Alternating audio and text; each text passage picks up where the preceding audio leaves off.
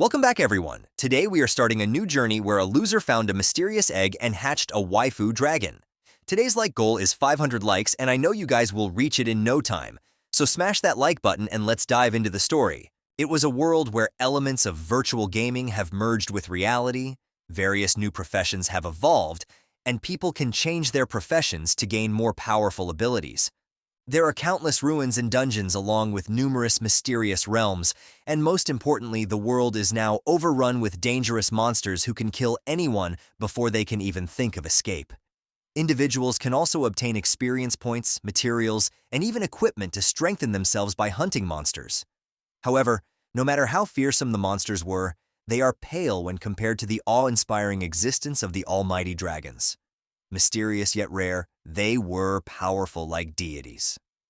We come to the third school of the Dragon Kingdom, where the teacher was slapping the board with all his might, on which it was written that the Junior Year Section 25 Professions Awakening orientation was happening. The teacher told the students that the Professional Awakening ceremony will not only affect their ability to pass the university entrance exam, but it will also relate to their future success. Some students were busy by themselves, while some were listening to the teacher, while he said that in theory, the result of Profession Awakening is randomly determined, but still everyone must have confidence in themselves. According to the teacher, as long as the students had strong determination, each one of them can awaken a combative profession.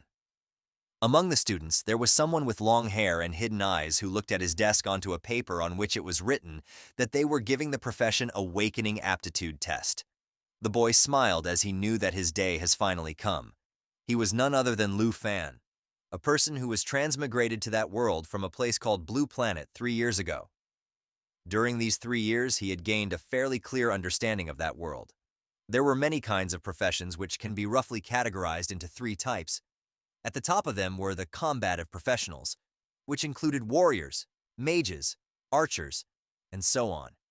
They had powerful abilities which they used to explore unknown realms, obtain equipment, and receive generous rewards.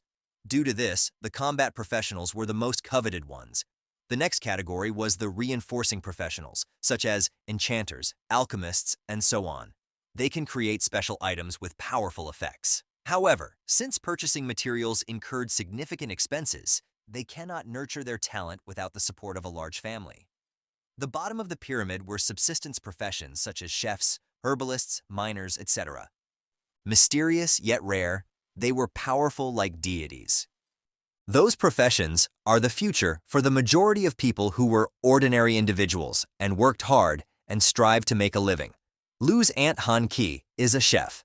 She toils hard daily, supporting Lu's education with her small steamed bun shop. Even when she was only 8 years older than him, she still supported him selflessly. Lu decided that in order to survive in the world and to provide better life for his aunt, he must awaken as a combative professional. Suddenly the teacher's phone rang, and he was now in a hurry, telling the students that he just received news that the awakening platform has been built. That meant that the awakening ceremony was about to begin. A cheer ran through the class as they finally knew that it was time for them to shine. Everyone was hurrying towards the awakening platform, but Lu was still sitting in the corner. The teacher came towards him and asked him if something was wrong. According to the teacher, as Lu was the top student of their section, there was no need to be anxious. But the reason was completely different. Lu has suddenly awakened a system which congratulated him and told him that he has got the Super Treasure Map system, which was finally activated. Lu was not able to understand what was happening, but suddenly the teacher slammed on the desk, surprising Lu and making the system disappear. Seeing that the teacher was worried, Lu ran towards the awakening platform while telling his teacher to not worry for him. While jumping down the stairs, he knew that it was about time for a transmigrator to get a system. But due to the disturbance of the teacher, he was not able to understand about the use his system had. He thought to think about it later, because right now, he had the carrier ceremony, which was more important for him. As the students reached the awakening platform, they were awestruck by looking at the crystal in the middle, which was used in the awakening ceremony. They were all nervous, but the teacher told them to maintain silence. As Lu entered the hustle and bustle of the students, he heard someone who was saying that it would be great if he would awaken a hidden combative profession, because then he will become a powerful person, admired by millions. But another one of his friends told him to wake up from his dream because hidden combative professions were rare in the entire school. Instead of that, he was just happy if he could end up with a subsistence profession by praying to his ancestors. The Grand Master stood onto the podium while telling the students that the awakening ceremony was about to begin. He signaled towards a priest who was there to host that year's awakening ceremony. The students were baffled by the domineering aura of the priest wishing to get to that power level as well. Lu was surprised by the aura of the combative professional, because it was truly on another level. Suddenly, the system popped up, telling Lu that he has acquired a new skill, the Eye of Appraisal. As he clicked into the icon which showed the priest, he knew that the priest was a level 29 professional with the skill of professional awakening, and he had a net worth of 5 million dragon coins. Seeing the net worth of the priest, Lu was shook to the core. But suddenly the headmaster screamed at the students to be quiet, as the awakening ceremony has already started. He told the students to come up to the stage as soon as their names were called. Meanwhile, Lu was still thinking that even if his aunt sold buns for their entire life, she would not be able to earn that much money. The headmaster started calling out the names of the students one by one. The first was Zhang Tao, who was the top student of their section. Lu wondered if Tao will awaken as a combative professional. The students started talking that, as his attributes were so freaking high, he would definitely awaken as a combative professional. Even when the awakenings were completely random, it was seen that the higher the attributes of the individual, the more chances he will have to awaken as a combative professional. All the girls were dying for Zhang Tao, telling him that they loved him. As Zhang got up to the stage, the priest started enchanting the spells, and as the orb started glowing, a fireball emerged from it, signifying that Zhang Tao has awakened as a pyromancer.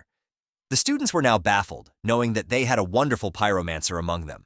They got so envious of him because he has now got a bright future ahead. Zhang Tao smirked as he materialized a fireball into his hands, while the girls somehow found him more attractive, screaming at him and asking him to go on a date with them. Following this, Lu understood that once he awakened as a combative professional, he can say goodbye to his distressed life. The headmaster was annoyed by all this chatter and screamed at the students once again to be silent while ordering the next student to come fast at the stage. As the professional awakening ceremony continued, students awakened professions like the herbalists, tailor, miner, and so on. Lu was experiencing firsthand that the combative professions were indeed a minority, and the majority of students still would end up with subsistence professions. Awakening as a combative profession signifies unlimited possibilities for the future of the students. While most people awaken as subsistence professionals and the movement they do so, they are destined to live an ordinary life. A student ahead of Lu told him that even if the students awakened the subsistence profession, it was still considered a good outcome. They looked at Li Ping from Section 3, whose family was already struggling, and now she had awakened as a reinforcing professional who would need a lot of money to practice. For her, it would have been better to awaken as a subsistence professional so that she could have at least gained some specialized skills. As Lu looked at the girl, he became nervous because his family was also struggling, and if he ended up with a reinforcing profession, he is done for. But as Lu turned around, he saw that the headmaster was calling his name, asking him to get to the platform fast. As Lu walked towards the pedestal, all the girls were noticing his looks, thinking that our boy was indeed handsome. They wondered about what profession he will awaken. As Lu reached the crystal, he knew that at that point, being nervous was useless. As he put his hands onto the crystal, the priest started enchanting his spells once again.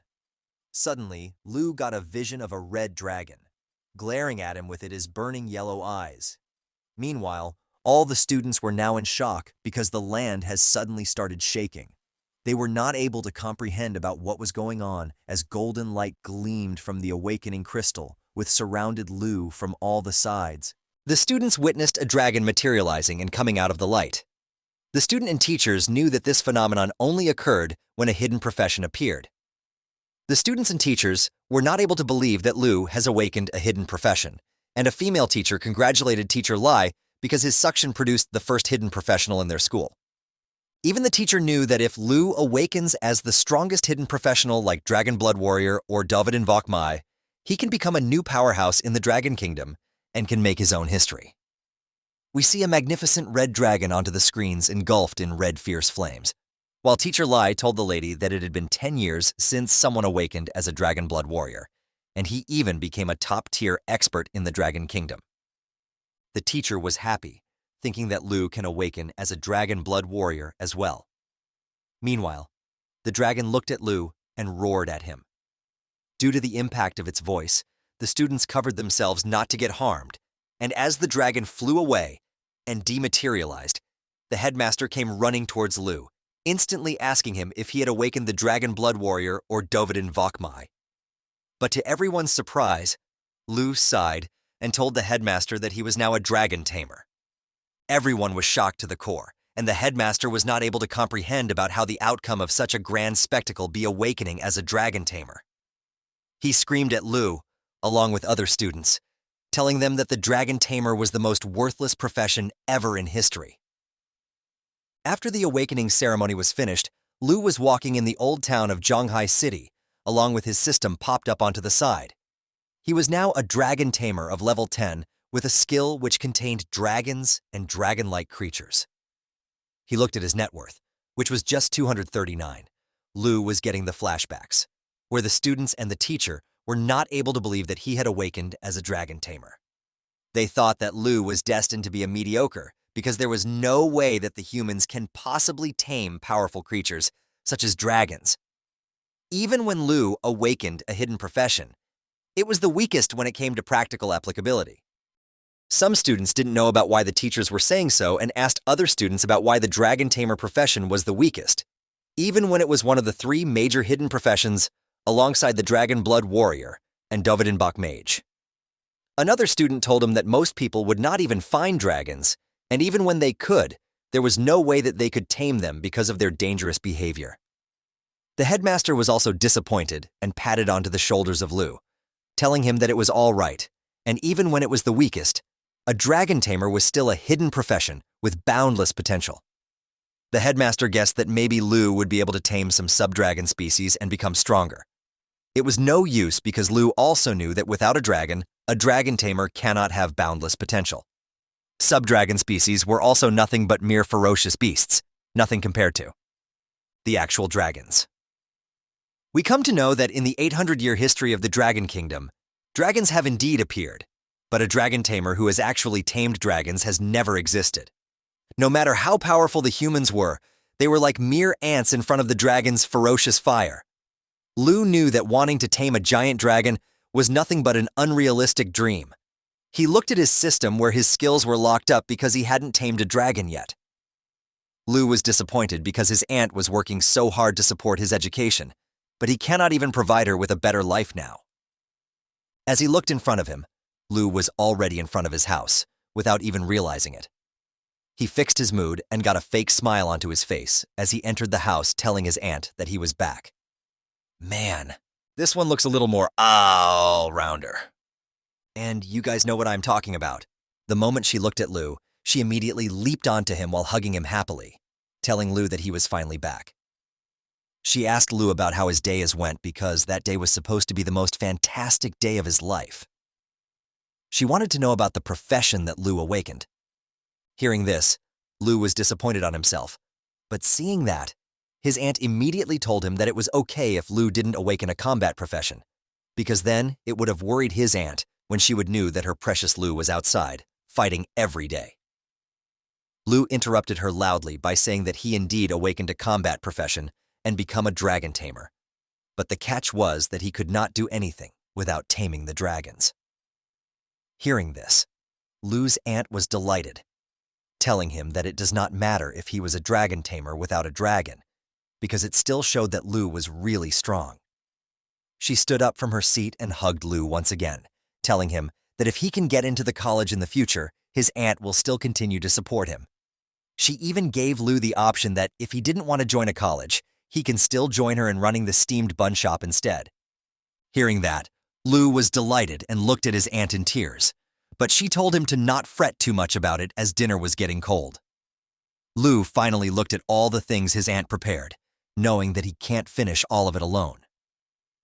After finishing the dinner, Lu slammed down onto his bed, while thinking that even when his aunt was only 26 years old, She was working in a livelihood profession for so many years. Lu remembered her aunt's hand full of cuts and bruises, regretting that he was not even able to change her ordinary life. He wanted to live a better life with his aunt, but there was no way that it can possibly happen if Lu did not do anything as the dragon tamer. He slammed his fists onto the bed multiple times, while thinking that just with a dragon tamer would really be a hidden profession. But he didn't know where to find a dragon now, did he? In the next moment, a notification popped up, congratulating Lu for receiving the first day's treasure map. As Lu looked at the screen, he was shocked to know that he has got a divine-level treasure map on the first day. But then something stuck into his mind, and he remembered that his system was called the Super Treasure Map System when it activated. Even at the awakening ceremony, Lu had only tried his appraisal function, but not the treasure map feature. As he clicked onto the treasure map icon, the system started telling him that a treasure map can be classified into 4 categories: beginner, intermediate, advanced, and divine level. The system can even be used to combine 3 identical low-level treasure maps into one high-level treasure map. A notification popped up, telling Lu that every day he will receive a randomly graded and randomly located treasure map. It even added that as long as Lu got to the location, he can find the treasure related to his corresponding profession. Something stuck into Lu's mind instantly as he read those words. Treasures related to corresponding profession meant that Lu can become a dragon tamer with a dragon.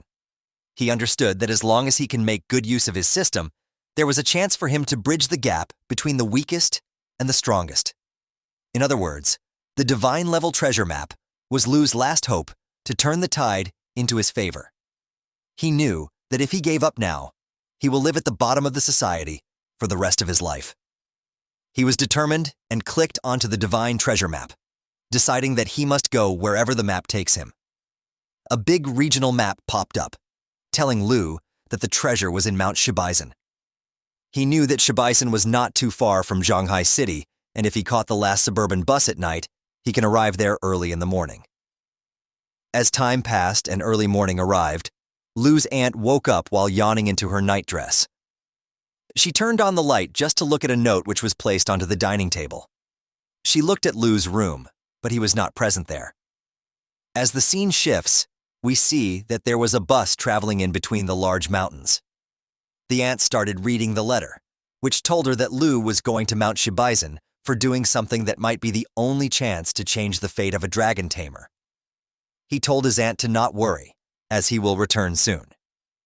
As the bus arrived at the train station and Lu climbed down from the bus, few suspicious individuals got behind him.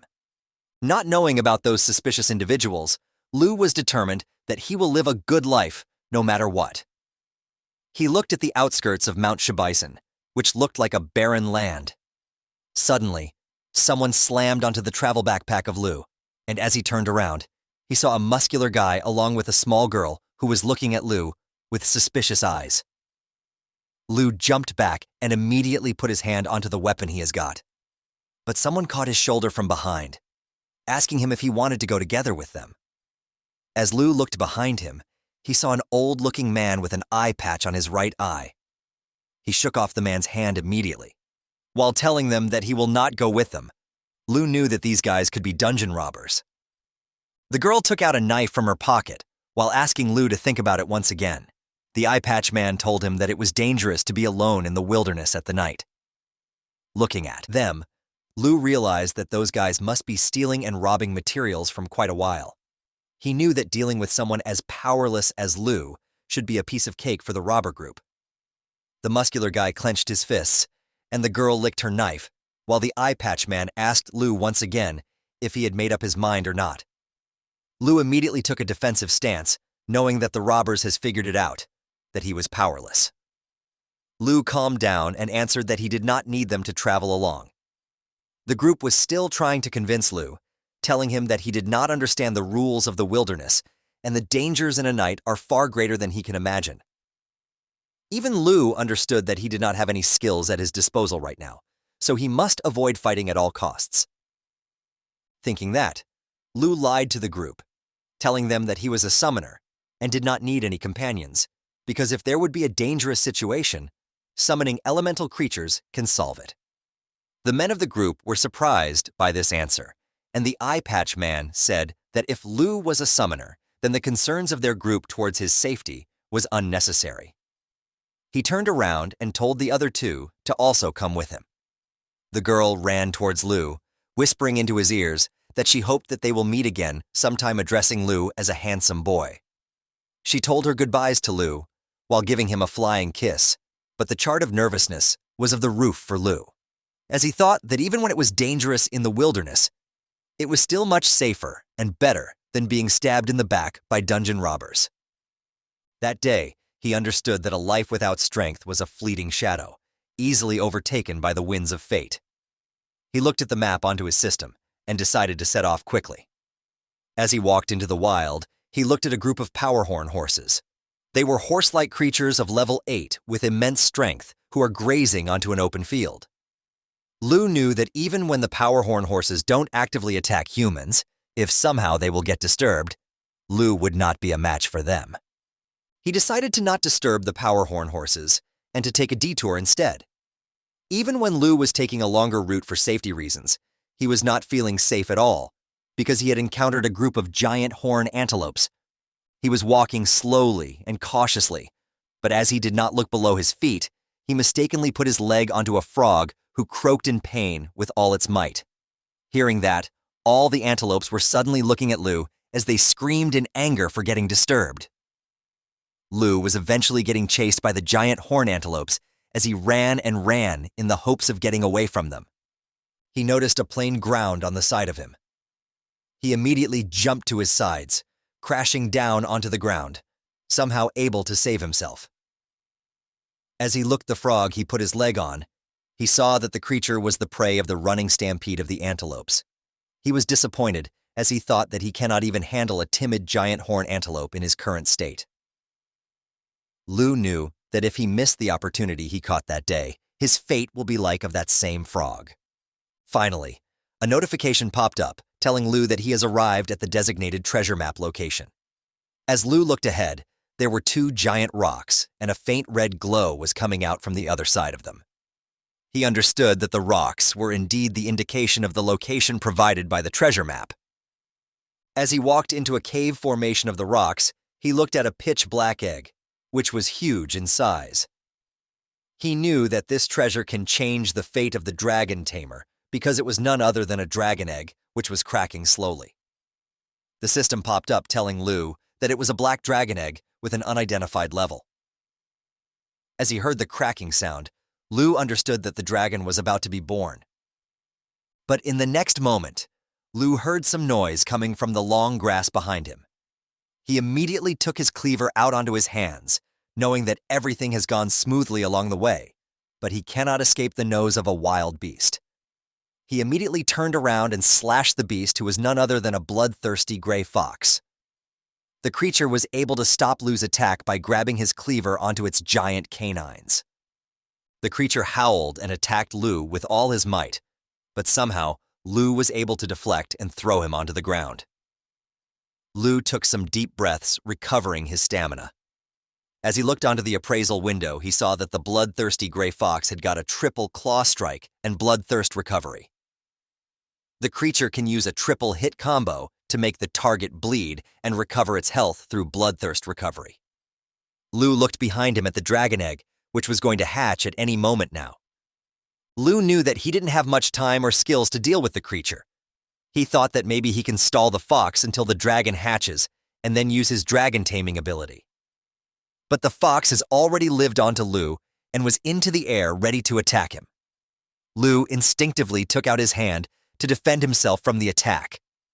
He realized that the fox was too fast and he can't wait for the dragon to hatch. Due to his hand onto the front, Lu was injured by the huge and sharp claws of the fox and decided that he cannot let the fox use the bloodthirst recovery. Lu had to deal with it when it prepares for the triple claw strike. Lu had already got 1 strike and 2 were still left. Lu blocked the second one with his cleaver and somehow dodged the third one by moving to the side. Now it was finally Lu's chance. He slammed his cleaver straight onto the head of the bloodthirst gray fox.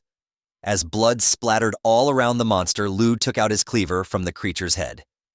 A notification popped up telling him that he had defeated a bloodthirsty gray fox and was rewarded 120 experience points for it. Lu was out of breath but was now calm because he got rid of the monster. But suddenly, 3 shadows appeared behind of him, laughing loudly and complimenting Lu for taking the beast down. They were none other than the group of robbers telling Lu that he was impressive. Lu took a defensive stance again, telling the group to stop following him since he had already said that he will not join them. The girl started laughing while telling Lu that there was no need to be so nervous. The girl knew that Lu deceived their group. The eye patch man made Lu remember that he told them that he was a summoner, but he didn't even use any summoning skills and got injured by a monster like this. Lu was now in a fix knowing that he was figured out from top to bottom by the robbers group. He immediately kicked the body of the fox monster towards the group, telling them that if they wanted the fox fur, they can take it and stop bothering Lu. But as the lifeless monster crashed at their feet, the eye patch man laughed while telling Lu that he was interesting. He picked up the fox fur, telling Lu that this was only worth 80 dragon coins, but they did not come here for just that small amount. They were actually after the divine treasure too. Lu immediately understood that the group had saw him looking for the dragon egg, but as he looked around, the muscular man and the woman were already running towards him with an intention to harm him. The muscular guy punched Lu with all his might, and he was slammed down with his cleaver thrown into the air.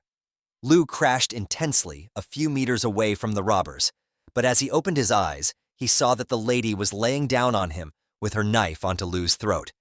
She told him to not move, or he will get scratched by her knife. The eye patch man told Lu that he underestimated the dungeon robber's sense of smell for treasures. The muscular man ran towards the dragon egg and asked the other members to have a look at what he found. Lu saw his plan failing in front of his eyes, and as the eye patch man was happy for getting the treasure, he ordered the girl to kill Lu instantly. The man ran towards the egg, while the girl told Lu that he was indeed handsome, but she would still have to bid farewell to him. Lu was still not ready to lose his hope. He saw that the dragon egg was almost hatched, and knew that he can't let the robbers take away the dragon from him. Suddenly, the dragon hatching was complete, and something flew out of the egg in an instant, surprising the group to the core. As they looked above their head, they saw a silhouette of a giant dragon, not able to understand about the kind of monster it was who came from the egg. The dragon came raging down at the robbers, and the eye patch guy threw a bottle of some kind of potion at the creature for his defense. The dragon was able to swiftly dodge the bottle and continued with his attack. The muscular guy readied his fists to punch the dragon, but as the creature opened his jaw, it decimated the muscular guy with his ferocious attacks and flames. The eye patch guy was deeply struck into horror as he saw the lifeless head of his muscular companion. He saw that the dragon was looking at him, knowing that his was finally the time for the guy to go to where his muscular companion was. He screamed and screamed for the girl to help him, but she was experiencing fear to her core by seeing the mysterious but dangerous creature. She lowered the knife which was put onto Lu's throat, and as Lu relaxed, he looked at the dragon. He never imagined that even a newly hatched dragon can be so powerful. It was now understandable to him about why people can't tame the mysterious dragons at once. Hearing Lu mentioning a dragon, the girl looked at him in fear, finally knowing that the monster was none other than one of the fabled dragons of the legend. As the girl turned around, she saw the creature who ate both of his companions in one go and was now looking at her in confusion. The girl immediately removed her knife from Lu and put it in front of her in a try to defend herself. But she did not realize that Lu was now free. He slammed the robber onto the side, telling her that the dungeon robber's sense of smell was too dull. He screamed at the girl for attempting to steal the dragon which was rightfully his. Lu immediately ran towards the dragon, even confusing the creature. As he screamed, dragon taming technique. Yellow light started emanating out of his hands. Even the dragon was surprised by what Lu was doing. But as he touched the dragon, the girl behind him asked Lu in fear about who he was. Lu smiled as he asked the girl in surprise if she finally wanted to know who Lu was.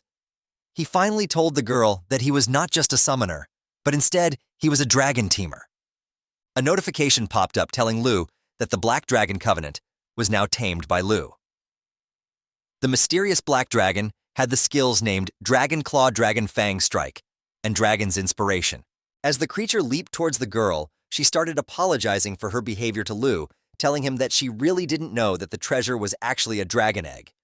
But all she saw was a red and black silhouette of Lu and his newly acquired dragon. Lu was furious at the girl for scheming against multiple innocent people. He told the girl that the only thing that she gets was a chance to go join her comrades in the other world. He ordered the dragon to finish her once and for all, and after everything was finished, Lu was finally sitting onto a cliff of the mountain bandaging the hand, which was injured by the fox monster, while the dragon was searching for something into his new master's bag. Finally, Lu picked the dragon up, not able to believe that he finally crossed the gap between the weakest and the strongest of the races. He raised the dragon onto his hand like a kid, telling the creature that it was way too lively. Lu was awestruck by knowing that the dragon was so powerful right after hatching, so it will get stronger and stronger as much as it levels up. Lu tightly hugged his newly acquired dragon, telling the creature that the title of Dragon Tamer will no longer be called the weakest class. But now an important question arose in the mind of Lu. What would he call his newly tamed dragon? He thought of names like Little Coal Ball and Black Diamond, but they were too lame. Finally, Lu noticed that the dragon was licking at his wounds. As the dragon drank, its master's blood-red aura started emanating from the creature. As the dragon opened up his elegant wings, it started transforming into a magnificent girl and was now standing in front of his master. The black dragon has now transformed into a human with a long tail and 2 elegant wings. All right, guys, the waifu is here finally. All hail the waifu Tamer. Lu Fan was shocked by seeing her into this form and understood that the dragon can also transform into a human. As the dragon did not understand human language, she just shook her head to agree with what Lu Fan was saying. The dragon lady was still behaving like a child and was flying here and there. While Lu Fan read about his new unlocked skills, they included dragon taming, which was the ability to tame dragon-like creatures, along with Dragon Claw, which transforms the player's arm into a dragon claw, and its strength depended on the current dragon pet. Another skill was the Dragon Fang Strike, which mobilizes dragon energy to deliver a powerful blow, and last but not the least, the Dragon Inspiration, which inspires the user and the dragon pet and increased all attributes and attack power by 30%. We come to know that the black dragon was a legendary creature. For Lu Fan, it was just as he thought. As soon as he had successfully tamed a dragon, all his skills were unlocked. Lu Fan immediately knew that even if he were to personally act for it, he could easily crush other combat professionals of the same level. Lu Fan clicked onto the black dragon's profile, and her stats were now in front of him. The dragon had the strength of 342 with agility of 267. She had a spirit of 359 with an endurance of 373 and was a legendary creature. She had multiple attacks, including the mighty jaw assault, which swiftly charges forward and tears into the target, causing continuous bleeding damage. She had lava flame, which continuously spurts flames, dealing damage while healing her. She had the Black Dragon Heritage, which reduced all damage taken by 50% and gave immunity to all debuffs, along with 500% increase in self-recovery ability. She had a special skill, which needed a blood pact. It was the Bloodline Connection, which provided a 10% attribute bonus to the Dragon Tamer. Lu Fan was shocked to the core by knowing that there was this much power inside a mere dragon hatchling. Even when he contracted just with a level 1 dragon hatchling, it had these powerful skills and nearly 400 points in various attributes. Even a skilled human expert, who is 20 levels higher than Lu Fan, would not stand a chance against him now, and he would never have to think about the ordinary humans at all. What was more was the Bloodline Connection, which directly doubled all of Lu Fan's attributes. He understood that the Bloodline Connection was the reason. He felt significantly stronger after successfully taming the Black Legendary Dragon. Lu Fan was now very happy, and with her smile onto his face, he thought that it was as expected from one of the 3 strongest hidden professions. No matter how strong a hidden profession may be, it had no chance of winning against the dragon race. And without a doubt, the Dragon Tamer was indeed the strongest hidden profession and not the worst. Just then, he saw the Dragon Lady, who was eating the eggshells from which she hatched from. Lu Fan guessed that although the hatchling can transform into a human, it still behaves like a dragon, and a newborn one at that. But the question was still remaining where it was. What should Lu Fan call the dragon? Suddenly his mind was struck by something, and he remembered that a little black dragon born during the night before dawn should be named Xiao Yi. Even the dragon was delighted when she heard the name and smiled cutely. Lu Fan understood that the dragon was liking her new name. He was happy that even when the treasure hunting was dangerous, it was all worth it. He patted the dragon's head and asked her if she was hungry. Xiao looked towards Lu Fan and nodded with a cute smile. As she finished the remaining eggshells, Lu Fan told her that it was time to go and hunt some monsters to fill her belly, while he was thinking that they cannot just go back home with an empty stomach. Lu Fan stood up and smiled, while thinking that the trial that determines whether he can enter the university is coming soon, and many students must be trying to hone their qualifications by seeking opportunities outside. The prestigious Southern Province's Top Scholar Award and qualification for the highest educational institution in the Dragon Kingdom that Lu Fan wanted to enter into was now within his reach. But he knew that even after what had happened, he could not take the entrance lightly, and leveling up and mastering skills should be the top priority for him and his dragon. Lu Fan started running with a smile, and Xiao was following him with a smile on her face. Lu Fan told Xiao that they were going to set off and head deep into the Mount Shi Basin, as there were monsters there that are even tastier than eggshells for the dragon. As they were advancing, Lu Fan and Xiao suddenly heard some noises. They saw that a group of creatures was running towards them with insane speeds. Lu Fan immediately popped up the system, which told him that they were the plains hyena, and they had the attack of Rending Bite, which inflicted continuous bleeding damage on the target, along with Putrefaction, which inflicted a disease debuff on the target. Once killed, they will drop the canine teeth, which was worth 95 dragon coins. Lu Fan knew that these bastards were more dangerous and tougher than the bloodthirsty gray fox. She also knew that even when he defeated the wild level 10 bloodthirsty gray fox, he also suffered a lot of injuries in the process.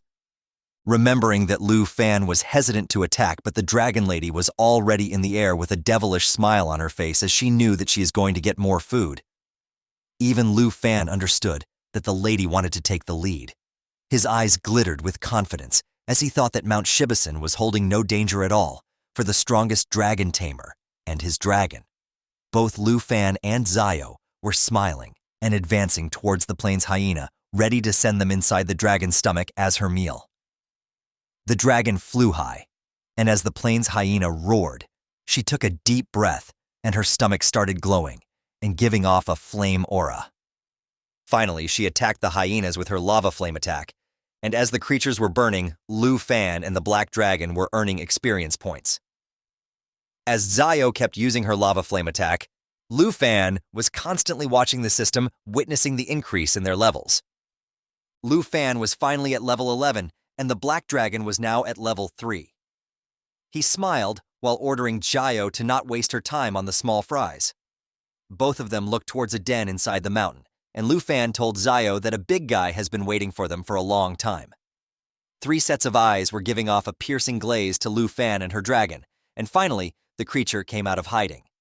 It had 3 heads, and they were clearly showing the killing intent of the monster. It was none other than the 3-headed blood lion, who was a level 25 lion-like creature with multiple attacks, including Roar, which increased defense and attack, Trample, which dealt significant damage within target range, and Triple Flame, which inflicts 3 instances of fire area damage. Upon defeat, the creature will give 23,790 experience points to the player, and will drop materials like Blood Lion's Tooth and Blood Lion's Skin. Lu Fan knew that for a level 25 elite boss typically, it would require a strong team of monster hunters just to approach. But he was a dragon teamer now, and he can do anything.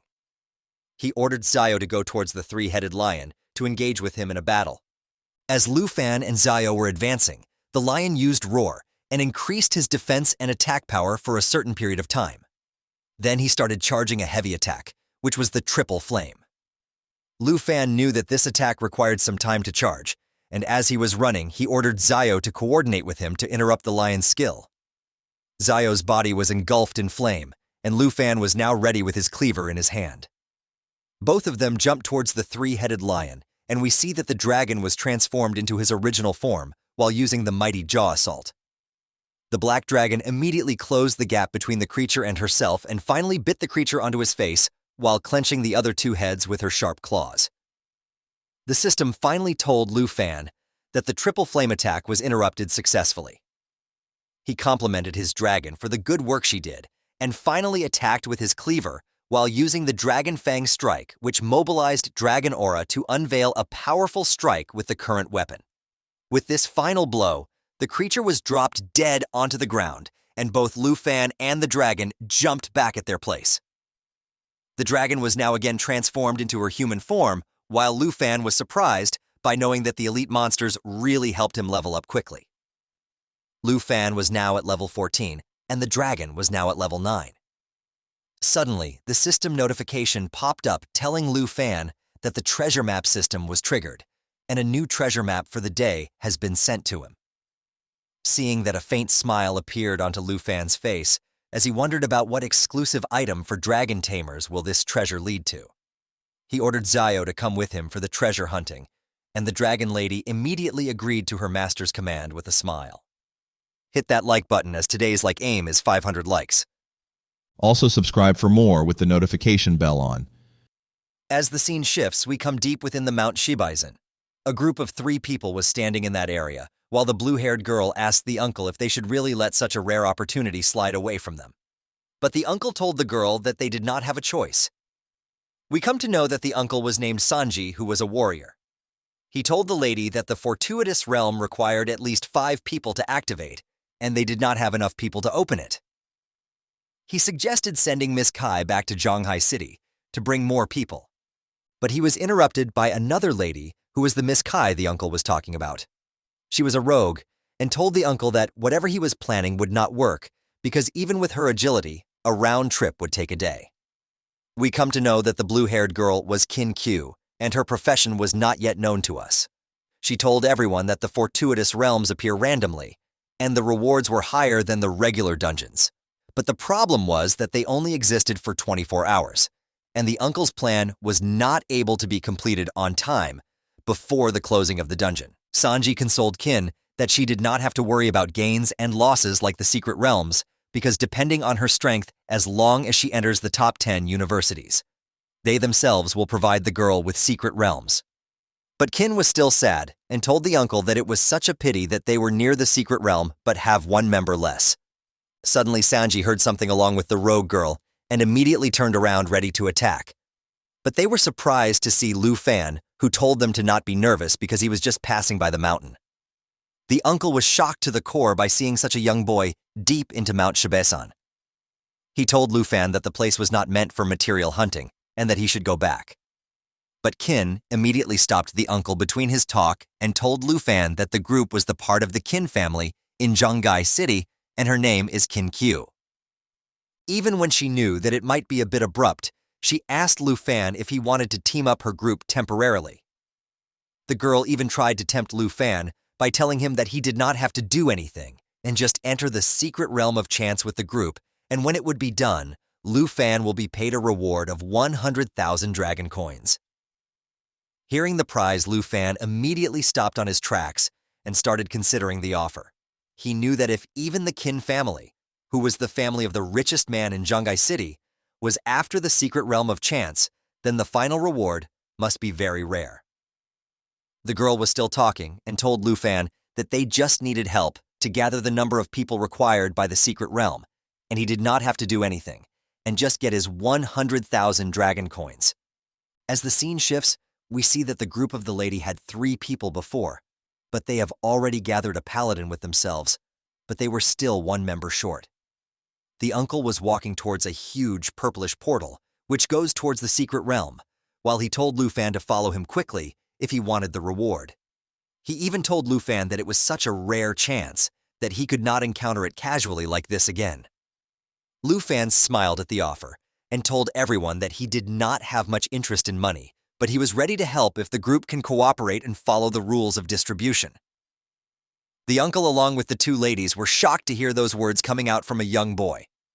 The Rouge Lady immediately understood that Lu Fan was trying to say that he wanted to distribute the rewards in the secret realm based on their strength, and hearing that even Lu Fan confirmed that this was what he wanted.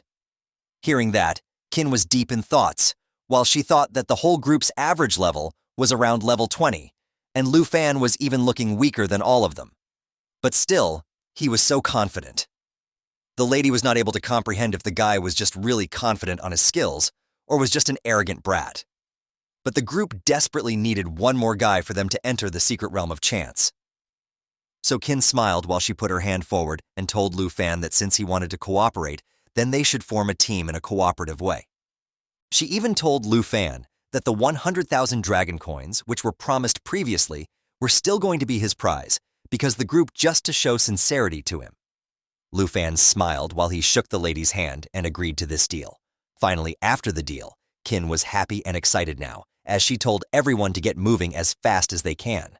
But Lu Fan was having something else in his mind. He thought that exposing his legendary dragon Zio's identity in front of strangers in the wilderness will only bring trouble to them. So he decided to summon the dragon lady out after he got the reward from the secret realm of chance. He even felt sorry for the dragon, but was not having any choice. Finally, Lu Fan got inside the portal behind everyone and arrived at the secret realm of chance. As soon as he set his foot inside the secret realm, he saw a dark and desolated place with lifeless trees and a dense fog of purple color, which was spread all around them. A system notification popped up telling Lu Fan that he was in the secret realm of chance and was standing in the Morning Village, which was a level 20 realm with solid difficulty and had a restriction that only people at least in a group of 5 can enter inside. Watching the eerie atmosphere all around them, Qin told everyone that this village was so quiet that they can hear only their own voices. The assassin lady analyzed the environment and told everyone that the air was so heavy and there was no sign of life in the fog which surrounded them. Meanwhile, Sun Ji was worried for Lu Fan, asking him to stay careful as he was empty-handed and did not have any equipment. But the uncle wasn't ready for a surprise. Lu Fan smiled while raising his hand up, and a kind of flaming aura started surrounding him. Suddenly, a big black machete with dragon scales materialized into his hands, and the system notification popped up telling us that it was an epic quality weapon with no level requirement for using it. It can only be used by dragon tamers and dragon blood warriors, and it even had the skill to give the user the dragon blood armor, which partially transforms the user into a dragon, increasing the power of dragon transformation.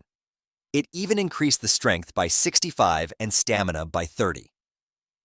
Lu Fan thanked the advanced treasure map that happened to be triggered after defeating the 3-headed bloodlion, as it gave him the opportunity to replace his novice machete into this legendary weapon.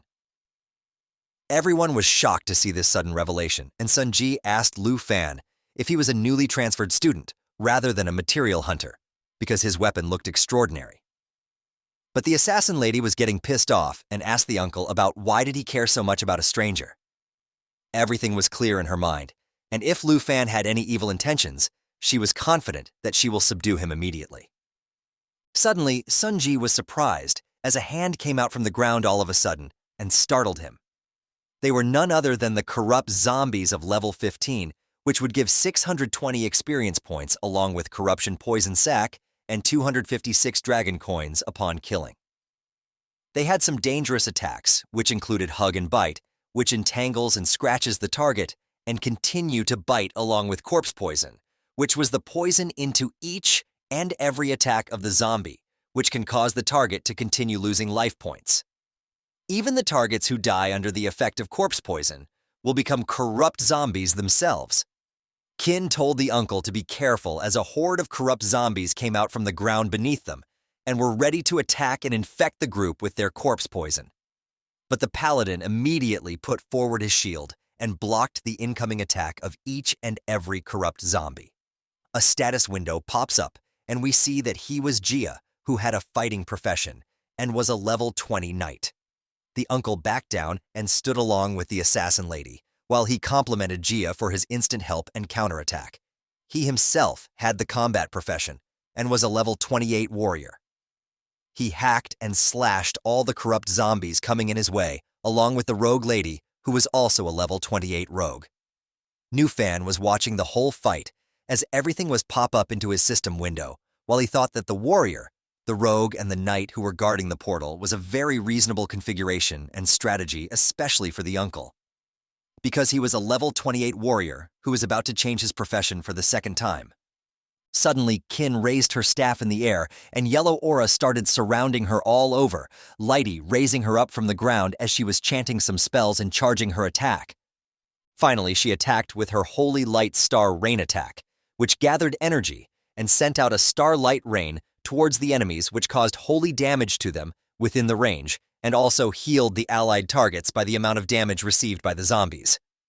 Everyone witnessed multiple meteorite-styled attacks, and Sanji, along with the rogue lady, immediately dodged the incoming attack, while all the zombies were now preyed to Kin's huge area of effect attack, which decimated them and left no trace. She smiled while she told Lu Fan that this was his profession. We come to know that Kin also had the hidden profession of the Holy Light Mage, which can combine attack and healing together. Even when the attack damage was lower than that of a mage, and the treatment was not as good as of a priest. It can do both of them at once, which was helpful for the team in many ways. The notification popped up telling Lu Fan that Kin was a white-level hidden professional, the Holy Light Mage. Even Lu Fan was surprised by realizing that he just met another hidden professional in such a short span of time. He even complimented the holy damage of the girl, which was very effective against the zombies. But the silence was short-lived as everyone felt an earthquake below their feet and somehow balanced themselves. Lu Fan realized that due to all the commotion, some elite monsters were alarmed and were now coming towards the whole group. Listening to the sounds of their steps, Lu Fan knew that they were quite a few in number. Suddenly, a blood-red hand came out of the ground, and the system notification told Lu Fan that they were blood zombies of level 20, which can give 840 experience points, along with blood corpse poison sac and 90 dragon coins upon killing. These zombies had blood-sucking bite, which entangles, scratches, and bites the target, causing damage to them and healing the zombies at the same time. They also had corpse poison, which was inside their each and every attack, along with a new attack of blood fury, which allowed them to enter a violent state and increase their strength and agility by 40%. Even these zombies started to slowly come out from the ground because they wanted to kill the whole group of living beings present in front of them. Sunji was alarmed when he looked at the elite monsters coming at him and told the rogue lady to protect Kin and Lu Fan while he ordered Jia to come with him because they can't let these pieces of rotten meats break through the front row. Even Jia stopped the fight he was taking on and immediately followed the leader's command. Both of them were ready with their heavy attacks, and Sunji used his full moon onto a blood zombie, splitting his hand from his undead body. Meanwhile, Jia also used his sword to thrust it where the zombie's heart should be, giving them lethal damage. Or at least they thought so. Sunji screamed at Jia, asking him if he can draw his weapon out or not, but both of them were now in shock as they saw that the zombies were smiling and were not even showing a hint of damage that they took. Suddenly, Jia saw that the blood zombies started to absorb both of their weapons inside them. They smiled and laughed frantically while growing big in size as they activated the corpse poison, which started infecting the group with the poison and healed the zombies in the process. Jia was not able to comprehend about how this was possible, and even Kin was in shock, telling everyone that the cop's poison requires the priest's clarity to remove it from the body, and she can't do so, thus meaning that she was unable to help anyone. Meanwhile, the zombie's growth was not stopping and was now engulfing the knight's hand inside of them, also inflicting him with the corpse poison damage, which was increasing by every second. Jia was now desperate and screamed in pain while asking all of them to come and help him. He told Sunji to release his weapon quickly, otherwise he will get infected too. And after doing just that, Sunji ran towards the knight in the hope of saving him. He ordered the rogue lady to come to the front row and defend him from the blood zombies, while he pulled out the knight from the grasp of the muscular blood zombie. But she was not able to help them because she was busy fending off zombies, which were trying to make her like them too. Suddenly, they heard Lu Fan's voice, who told Sunji and the knight to chill out and let the lady continue to fight. We see that one of Lu Fan's eyes was glowing with a crimson red color as he had the epic machete in his hand, ready to slay all the monsters. Sunji wanted Lu Fan to get out of the way of the red blood zombies, thinking that he will be brutally damaged if he did not do so. But Lu Fan has an intense determination in his eyes as he used his legendary ink dragon machete and immediately attacked the blood zombie's throat with yellow flaming aura surrounding him all over, along with his legendary weapon. Everyone was shocked to the core by seeing this phenomenon unfold, and the most shocked among them was Sunji, who was not able to believe that. Lu Fan was able to defeat the zombie. On the other hand, he was returning Sunji his sword while telling him to not back down and keep moving forward with a smile on his face. But the uncle ignored that and immediately asked Lu Fan about how high his level was, exactly because it was impossible for a newly transferred student to have such high attack power. But there were more important things in hand. The paladin, Little Gia, was gravely wounded, and Qin immediately came towards him while telling him to hang in there as he's going to get healed. Lu Fan and smiled with the dragon aura emanating from one of his eyes. While he told Sunji that he was a normal level 14 student, and there was no need for him to lie to anyone about that. He told everyone that he just came to Mount Shibaisan for doing some practice for the great exam. Qin was healing Little Gia while he heard these words coming out from the stranger, and realized that Lu Fan was a student from the same year as her. She was not able to comprehend about how a level 14 student actually had higher attack power than the uncle who was level 28. But suddenly, a red blood zombie attacked the lady from behind with a gruesome smile on its face. The rogue lady jumped in between their way with her crossbow while telling Qin to watch out. But to her surprise, the one he threatened to subdue was even faster than her and immediately got to the zombie, pinning it down to the wall with and lethally wounding the creature with his legendary machete. As he took out his weapon from the blood zombie, Lu Fan told everyone that the level of zombies in the village will only get higher and higher. He proposed an offer to them that he will fill the gap in the front row and ask them if they were okay with this decision. Sunji was thinking about this offer, while the ladies remembered a rumor about a person in the Jiangai city and wondered if that person was none other than Lu Fan. Qin smiled while telling him that they will count on him from this point on, and if he and the uncle lead the team in the front, the lady can take care of Little Gia and the rogue lady will cover the rear. She even informed Lu Fan that the secret realm guardian should be in the village. Hearing that Lu Fan told the group his name and started getting ahead of everyone while signaling them to come fast and go deeper into the realm. But hearing the name was a great shock to the whole group, as what they thought was indeed true, and Lu Fan was the rumored hidden class dragon tamer that recently awakened. But Qin was still not able to comprehend about how the dragon tamer was so strong when it was the weakest class. As the scene shifts, we see that Lu Fan and the others were now at the center of the village and were killing each and every blood zombie coming to their way. Lu Fan was fighting while he thought that Qin's profession cannot remove the corpse poison, and the teleportation gate only appears after defeating the secret realm guardian. Lu Fan realized that they have to hurry, or Little Gia will die in the secret realm as the corpse poison spreads, and then he might even turn into a zombie. But the rogue lady wondered about why there was no trace of the secret realm guardian even in the center of the village. Little Gia noticed that some zombies were circling Sunji from behind, and there was a rustling sound coming from the debris behind him. He mustered up all the strength he had and yelled at the uncle to watch out as he dropped down onto the ground and fainted. Seeing this, Qin ran towards him while yelling at him to hang in there. But then a red beam of light started shining above the group from the debris. As they turned around, they saw a huge iron-skinned zombie with multiple heads and one main red eye, which was coming towards them with insane speeds.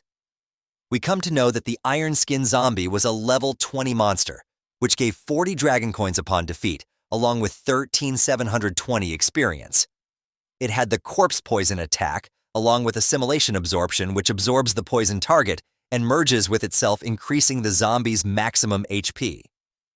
It even had steel skin, which made the iron zombie enter into an iron skin state, which increased its defense and endurance by 40%. The purple-head lady gasped as she knew that the secret realm guardian has appeared in front of them. Seeing the iron-skinned zombie, Lu Fan understood that Little Gia's corpse poison has worsened to the point where it can attract iron-skinned zombies towards him. He screamed at the group to quickly defeat the zombie before it tries to assimilate and absorb the paladin. Hearing that, Sunji immediately ran towards the zombie and attacked him with Moonlight Slash.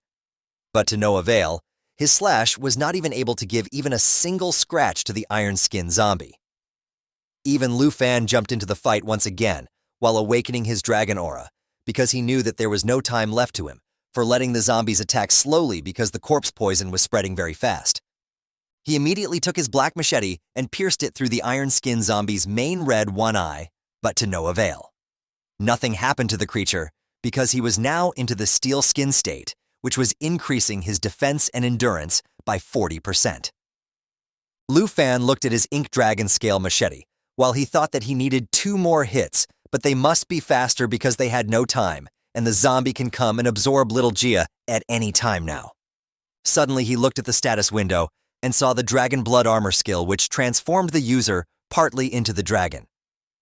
Meanwhile, the iron-skinned zombie finally ran towards the paladin while it was charging its assimilation absorption skill, ready to absorb the poor guy. But at that crucial moment, Lu Fan yelled at Qin to use her holy spells in coordination with him while he began transforming his hand by using the blood dragon armor. He told the uncle to protect little Gia with the help of the purple-head lady. We see that as Lu Fan's transformation was complete, one of his hand was now converted into a dragon hand. And listening to his commands, even Qin was ready and started chanting her holy spells with her staff up in the air. Lu Fan and Qin ran towards the iron-skinned zombie, and our boy jumped at the creature with all his might. While the Holy Light Mage also used her Holy Starlight Rain attack onto the undead creature in the hope to defeat it once and for all by giving it massive damage. The iron-skinned zombie boss was running towards Lu Fan and the group with insane speeds, while it screamed that it wanted fresh blood and flesh. Our boy Lu Fan jumped into the air, ready to attack the unshakable creature right during its movement. And we see that suddenly the monstrous iron-skinned zombie started disintegrating, and its skin started falling bit by bit. Looking at that, everyone was surprised, while the purple-head lady realized that the zombie was disintegrating as it increases its speed. Hearing that the uncle understood that the iron-skinned zombie always relied on constant fusion and absorption technique to become huge and to maintain its body. Lu Fan instantly realized that if the iron body was not the original iron-skinned zombie, then the original body must have been wrapped inside all the iron. Sunji Gave was too impressed with our boy's thinking capabilities and instant action.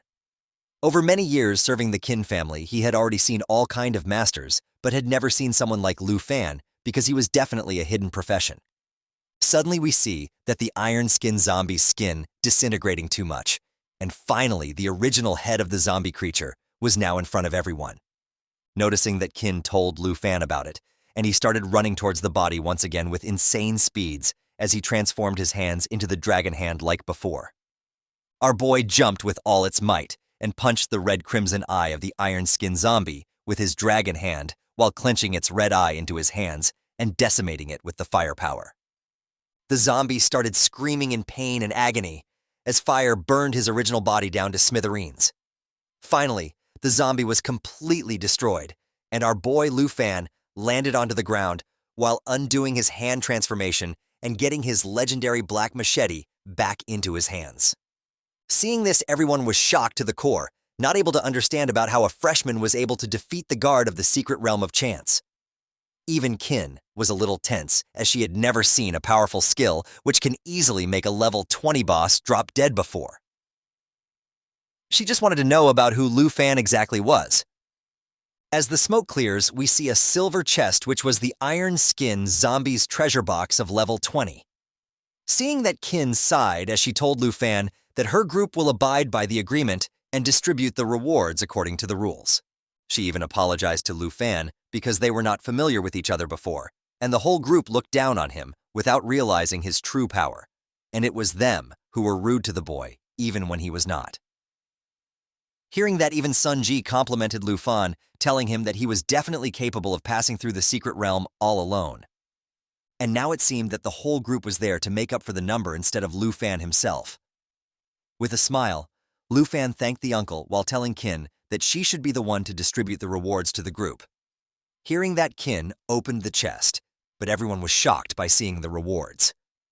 As the chest opened, it had multiple bottles of strength potion, which was the normal quality consumable, and increased strength by 2 points when consumed.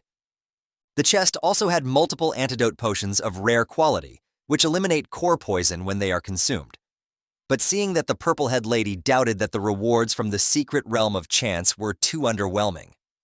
The chest also had the morning bracelet of excellent quality, which required level 10 to wear and increased strength points to 16 and endurance to 17.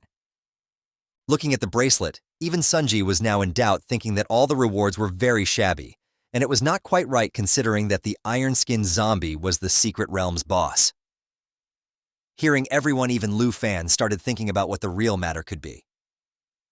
Meanwhile, the girl wanted the uncle to make little Jihad drink the antidote potion so that he can be cured as soon as possible from the deadly poison inside his body. After distributing all the rewards to everyone, Kin smiled as she gave the morning bracelet to our boy Lu Fan while telling him that he deserved it along with the strength potions and antidote potions. He smiled while thinking that the Kin family was really a very disciplined one. Sunji made Jihad drink the potion so that he could recover from the deadly poison which was infecting him. After giving all the equipment, Kin started wondering about how strange it was that she defeated the boss, but can't see the portal to get out of the secret realm of chance yet. Lu Fan was equipping the morning bracelet as he noticed something ominous coming towards their way, while the purple-head lady suggested everyone that they should start looking around for the portal. But hearing that, our boy screamed at the ladies to not move an inch.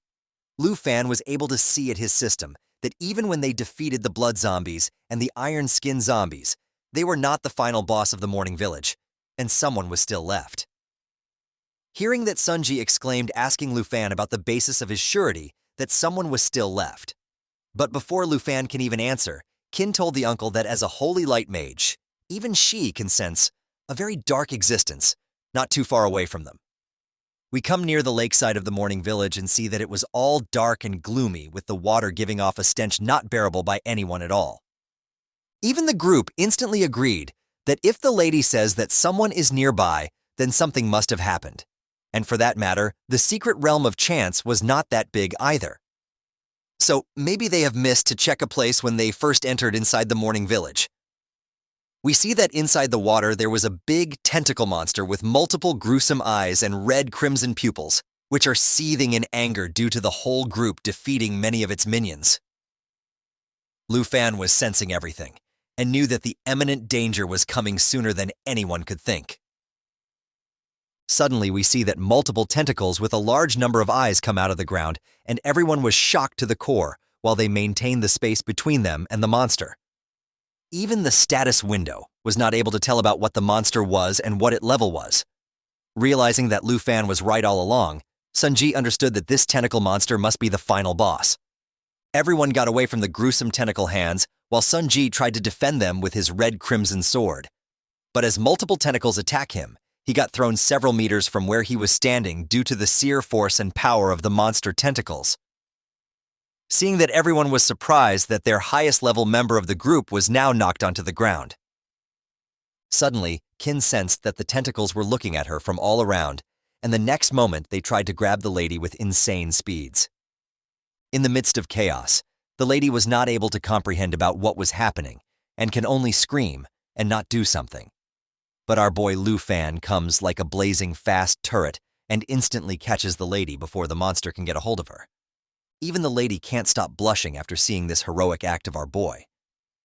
But we see that tentacles still attacked Lu Fan and threw him onto the ground along with the lady. The other group members immediately ran towards the couple, while the purple-head lady asked Kin if she was okay. Again, no one cares about the real hero in this story. But anyways. Suddenly we see a dark purple aura coming out of the river water in an instant, while the purple-head lady was stunned in deep fear. Everyone turns around and starts running towards the monster, and we see that the whole monster finally came out of the pond. While in the middle of the tentacle body, a lady with long hair and chained hands were looking at the whole group in anger and disgust. Let's call her Mommy Boss from now. I think it suits it more. The lady was the morning corpse of level 25, who was really the boss of the secret realm with a strength of 27 and agility of 183, along with spirit of 150 and stamina of 266. The lady was entangled with corpse aura and spreads it all the time, which decreased all attributes of all creatures in the secret realm by 20%. She also had the chain whip, which caused a lot of damage when it reached the target. She had resentment explosion, which exploded the accumulated resentment and drives back all approaching enemies and inflict corpse poison. We see that the grieving mommy boss with chains shackling her hand was now standing with the help of her tentacles, looking at Sunji along with the others, while the purple-head lady was surprised by looking at the real boss of the secret realm. As little Gia was now conscious, he wanted to fight the boss too, but Sunji calmed the paladin down, telling him that he can still fight and he will protect everyone including Gia until he fully recovers. But as Gia still wanted to fight, Sunji turned towards him, telling him to not force himself as soon as his body was just gaining some energy. But the uncle didn't notice that the tentacles of the mommy boss were going to slam him from above. Suddenly, the uncle looked at it and was somehow able to block the tentacle with his word. And Lu Fan ran towards the real monster with his big black legendary machete into his hand. He knew that the uncle and little Gia were barely holding on against the boss and that they can only rely on him to really defeat the boss. Lu Fan immediately realized that as long as the boss was still a zombie, there was only one way to defeat it. Lu Fan looked at the original body of the mommy boss, who was actually controlling the tentacles, and immediately jumped towards her. But seeing that, the mommy boss made a distorted face, and her mouth opened weirdly as she started screaming at our boy Lu Fan. The creature activated the Corpse Kai envelopment, which emitted Corpse Kai constantly, reducing all the attributes of creatures in the secret realm by 20%. Everyone was now affected by this attack, including our boy Lu Fan, but somehow he was able to still go on and reached one of the tentacle of the mommy boss while it attacked our boy ferociously. Lu Fan jumped onto the chain which was shackling the mommy boss and started running on it to reach the main body as soon as he can. Even the main body was shocked by this behavior of her boy, but Kin immediately warned Lu Fan to watch out from the iron shackles of the mommy boss. The main body immediately started using the chain lash attack, which whipped the chains from the sunken lake towards its targets, causing massive damage. Just after this attack, Lu Fan was not able to maintain its balance onto the chain and started falling off with the machete still into his hands. Now the main boss of the secret realm was so angry that it looked at the whole group in disgust and anger and started using its chain lash attack with an intention to kill all of them. Sunji immediately blocked the chain and told Kin to be careful while fighting the secret boss. The purple-head lady and little Gia were also defending from this attack, but the paladin's shield already broke from just one impact of the secret boss. Lu Fan was still on the offensive, trying to somehow reach the main body, but he immediately noticed that a tentacle hand swept through the air right beside him and straight away got to Sun Ji and the group, while the monster told Lu Fan that if he continued to resist its attack, the whole group is going to die. Knowing that, Lu Fan was not able to contain his anger and still continued going towards the main body of the monster, telling her to get out of the way and let them leave the dungeon. He even used his Dragon Strike attack once again, which mobilized the dragon energy to give a powerful blow to the enemy with the help of current weapon. The mommy boss was getting hurt and started doing desperate attacks of the chain lash, giving a continuous assault to the group and our boy Lu Fan. He finally used the Dragon Blood transformation and transformed its hand into a dragon glow, which helped him to break all the chains attacking him and the whole hunter group. After this attack, Lu Fan finally landed onto the ground after he broke all the chains of the lady which were attacking them. Sunji even told Lu Fan that the boss was not something that they can deal with right now, and he even advised Lu Fan that they should retreat first and strategize about dealing with this secret boss. Even Kin was worried about Lu Fan, and she told him that the whole group in bad shape and they were of no match of the secret boss. She even added that they will all be in great danger if they did not get out of the secret realm right now. But as the grieving lady was still looking at Lu Fan and was ready to attack once more, he told the whole group that they should retreat to the village first, where the zombies have already been eliminated. He gave the task to the uncle and the purple-head lady for them to make sure that the other two people of the group should be safe. Hearing that, even Kin was deeply worried, asking Lu Fan about what will he do by staying near the main mommy boss. Hearing that, Lu Fan dismissed the group with his hand while telling Kin that he will defeat the boss no matter what it took, and he once again told the whole group to retreat quickly. Hearing that, even the purple-head lady liked the idea of Lu Fan and asked Kin to retreat with them. The lady was deeply disappointed that they cannot help Lu Fan at all, and he had to deal with the monster alone. But on the other hand, Lu Fan raised his hand into the air, and a flaming aura surrounded the battlefield. While opening that portal, he thought that even without the debuff of 20% reduction in attributes, which was given to the group by the grieving mommy boss, the whole group would still not be able to help our boy Lu Fan that much. So instead of making them struggle, our boy wanted to have someone who can really cooperate with him and can really deal with the real boss of the secret realm. The mommy boss was still angry at Lu Fan and was looking at him with a killing intent, but even the creature was not able to comprehend about what was happening. Suddenly, Lu Fan told someone to come out of the portal and join our boy for some fun. Seeing that, the black legendary dragon came out of the portal and immediately grabbed the tentacles of the secret boss with her jaws. Everyone was shocked to the core by this sudden revelation of Lu Fan's secret. They were not able to believe that they were actually witnessing the presence of a mighty dragon in the secret realm. We see that even the dragon was way bigger than she was before. When Lu Fan got the dragon for the first time, the legendary dragon grabbed each and every tentacle coming at her with her sharp claws and huge hands. Meanwhile, the group was still in shock, seeing that the mysterious kid Lu Fan summoned a giant dragon into the secret realm. Even when Lu Fan had the plan to not reveal the dragon to the hunter group, there was no other way to defeat the secret boss without summoning her. Agreeing to every order of her master, the dragon immediately used the giant assault attack, which made the dragon rush at high speed and then bite the target, causing continuous bleeding damage. By doing this, the dragon broke multiple tentacles of the main body, causing the zombie mommy boss to scream in immense agony and pain, making her roar and to frantically attack. But even after all of this, the dragon was not ready to stop and gave a final attack to the secret boss of the secret realm, taking all the shackles of the mommy boss and making her submerge into the water once again. And with that, finally the secret boss of the realm of chance was defeated.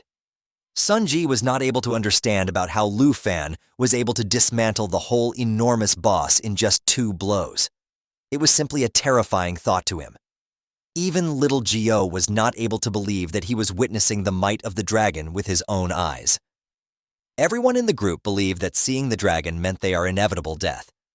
But that was not the case, and they were truly shaken and terrified while also being amused.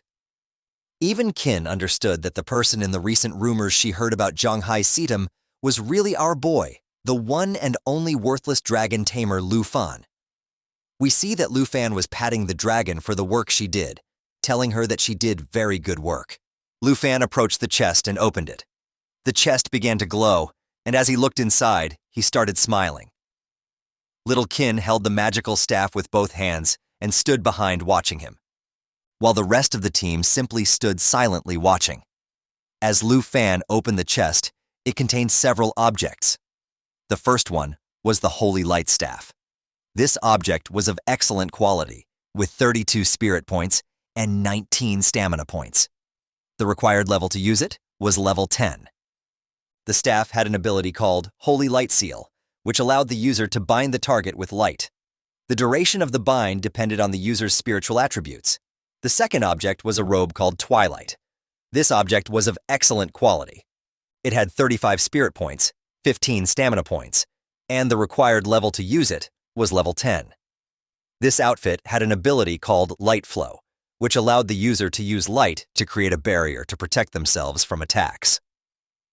The amount of damage that the barrier could absorb depended on the user's spirit attributes. The third object was the Ring of Mourning. This object was of rare quality. It had 57 spirit points, 21 stamina, and 12 strength points. The required level to use it was 15. This ring had an ability called Mourning Aura that allowed the user to assign any target to obtain the Mourning Aura. Any attack launched by the person with the aura would be added with a resentment value. When the resentment value accumulated, the attacking target would be affected by negative effects such as poisoning, bleeding, and dizziness caused by corpses. The fourth and final object was the Job Transfer Scroll. This object was of rare quality, and it had no points as it was consumable. The effect of this object was to induce a low probability that a non-hidden profession would be transferred to the hidden profession of the current profession. Without thinking twice, Lu Fan chose the job transfer scroll. He stood up, and while holding the scroll in his hand, he turned towards Little Chin and the others. As his body emitted a blue energy, he revealed to them that he was going to choose the scroll. A system window appeared to inform him that he had successfully obtained the job transfer scroll. Little Kin approached Lu Fan and explained that he didn't need to go out of his way for them at all. According to the rules, these items belonged to him. And Lu Fan replied saying that he wasn't pretending to be a gentleman, and all the equipment had spirit attributes. The spiritual equipment was more suitable for her. He also added that all he needed was this job transfer scroll. Little Kin approached the chest, and while looking inside, she explained to him that if she hadn't met him, then all of them could have died in this place. Lu Fan simply stood still, watching without saying a word, wondering what she was planning to do. Several seconds later, after looking into the chest, she took out the mourning ring from the chest. She extended her hand towards Lu Fan, and while looking into his eyes, she asked him to please accept this ring. Wait a minute, is this a proposal? Our Giga Chad boy has secured a second waifu, guys. Without thinking twice, Lu Fan grabbed the ring, and while he was holding it in his hand, he closed his eyes and imagined doing naughty things with her. With a smile thought that if she acted this way, then he couldn't do anything. Little Chin stood up, and while holding the magic staff, she started staring into Lu Fan's eyes and began to blush while imagining doing dirty things to him. Wait, what the? Stop it. Get some help. She started wondering what else he hadn't shown to her. He was a very difficult person to figure out. While the dragon lady was playing with the filler guy, Uncle Sunji approached them, and while looking at Lu Fan thought that he was a very interesting person. Purplehead also approached them, and while looking at Lu Fan, she smiled and explained to Little Kin that it was time to prepare to return. That same night, several hours later, Lu Fan returned to his Aunt Han Ki's bun shop.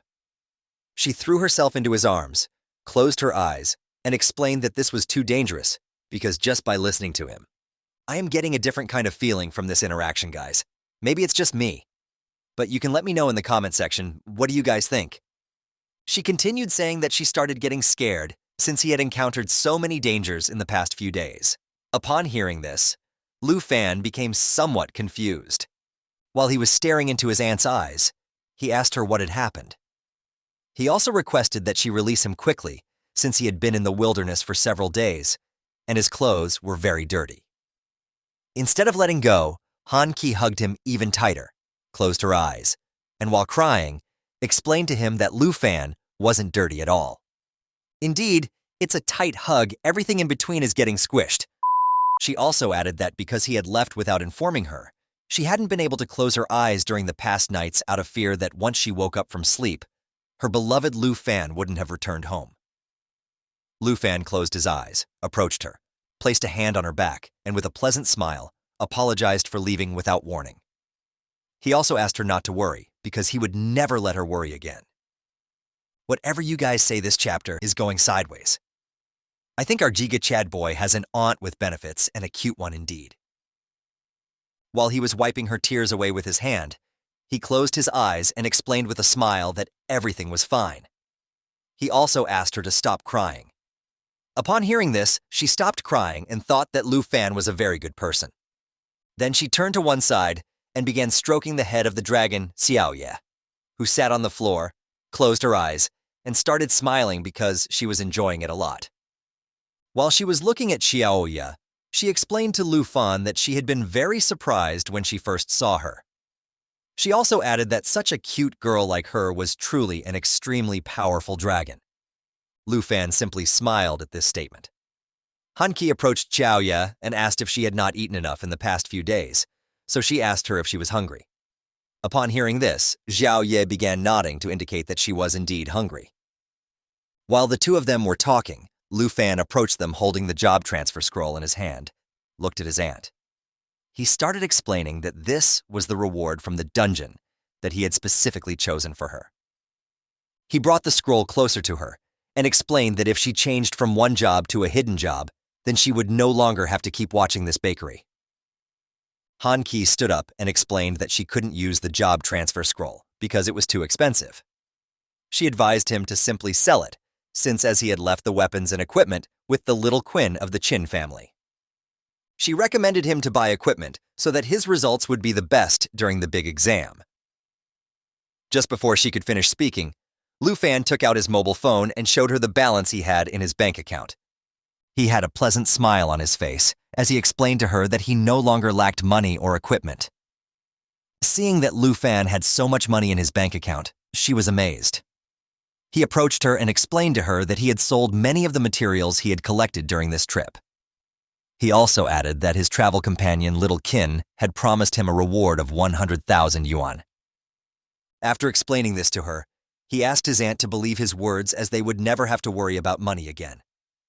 Upon hearing this, Han Ki approached him, clenched her fist, and while looking into his eyes, couldn't help but shed a tear of joy. Lu Fan began to bring the job transfer scroll closer to her and insisted that it was better to use it now. She simply extended her hands towards the scroll, and while looking at Lu Fan with a happy expression, she thought he was right. She opened the scroll, and it started to shine while her body emitted a blue energy. Her hair and dress began to float, leaving her surprised. Several seconds later, slowly the scroll began to disappear, and she was floating in the air with the help of 2 helium balloons. She started floating in the air and absorbed the energy from the scroll. Lu Fan was covering his face with his hand due to the intense light. He looked at Han Ki and asked if she had been successful. While her body was still surrounded by blue energy and her hairs were floating, she slightly turned toward Lu Fan and explained to him that she had succeeded as she had obtained the best hidden occupation of a chef called Enchantment Chef. Lu Fan was surprised and asked her if there was anything special about this new hidden profession. She explained to him that she had a skill called enchantment cooking that allowed her to prepare food with various buffs. Lu Fan praised her, saying that his aunt's cooking was very good, so the additional attributes were going to be very high. Upon hearing this, she started smiling and explained that he was just speaking highly of her. Lu Fan decided to change the subject and asked her where Xiao Yi had gone. Xiao Yi had taken advantage of the fact that the two of them were talking to go to the kitchen and eat all the food. After filling her stomach with all the buns, she fell asleep on the ground. That same night, in the study room of Qin's family villa, Qin Kuei went to her father's office and sat on a sofa. While her father was sitting in an office chair holding a champagne glass in his hand, he turned towards her and asked if it had really been a dragon tamer named Lu Fan, who had summoned a powerful black dragon that saved your lives. Qin Kuei closed her eyes and explained to him that her stubbornness had almost cost them their lives. She continued saying Lu Fan was too strong, despite both of them having hidden professions. The difference between her and him was like that between a firefly and the moon. While her father was swirling his wine glass, he started looking outside through the window and asked her if she had told anyone else about the dragon. She replied that she hadn't because she had made a promise to Lu Fan that the matter regarding the dragon would not be revealed outside by the Qin family. Her father Qin Shanhai turned his head towards her and praised her for doing a good job.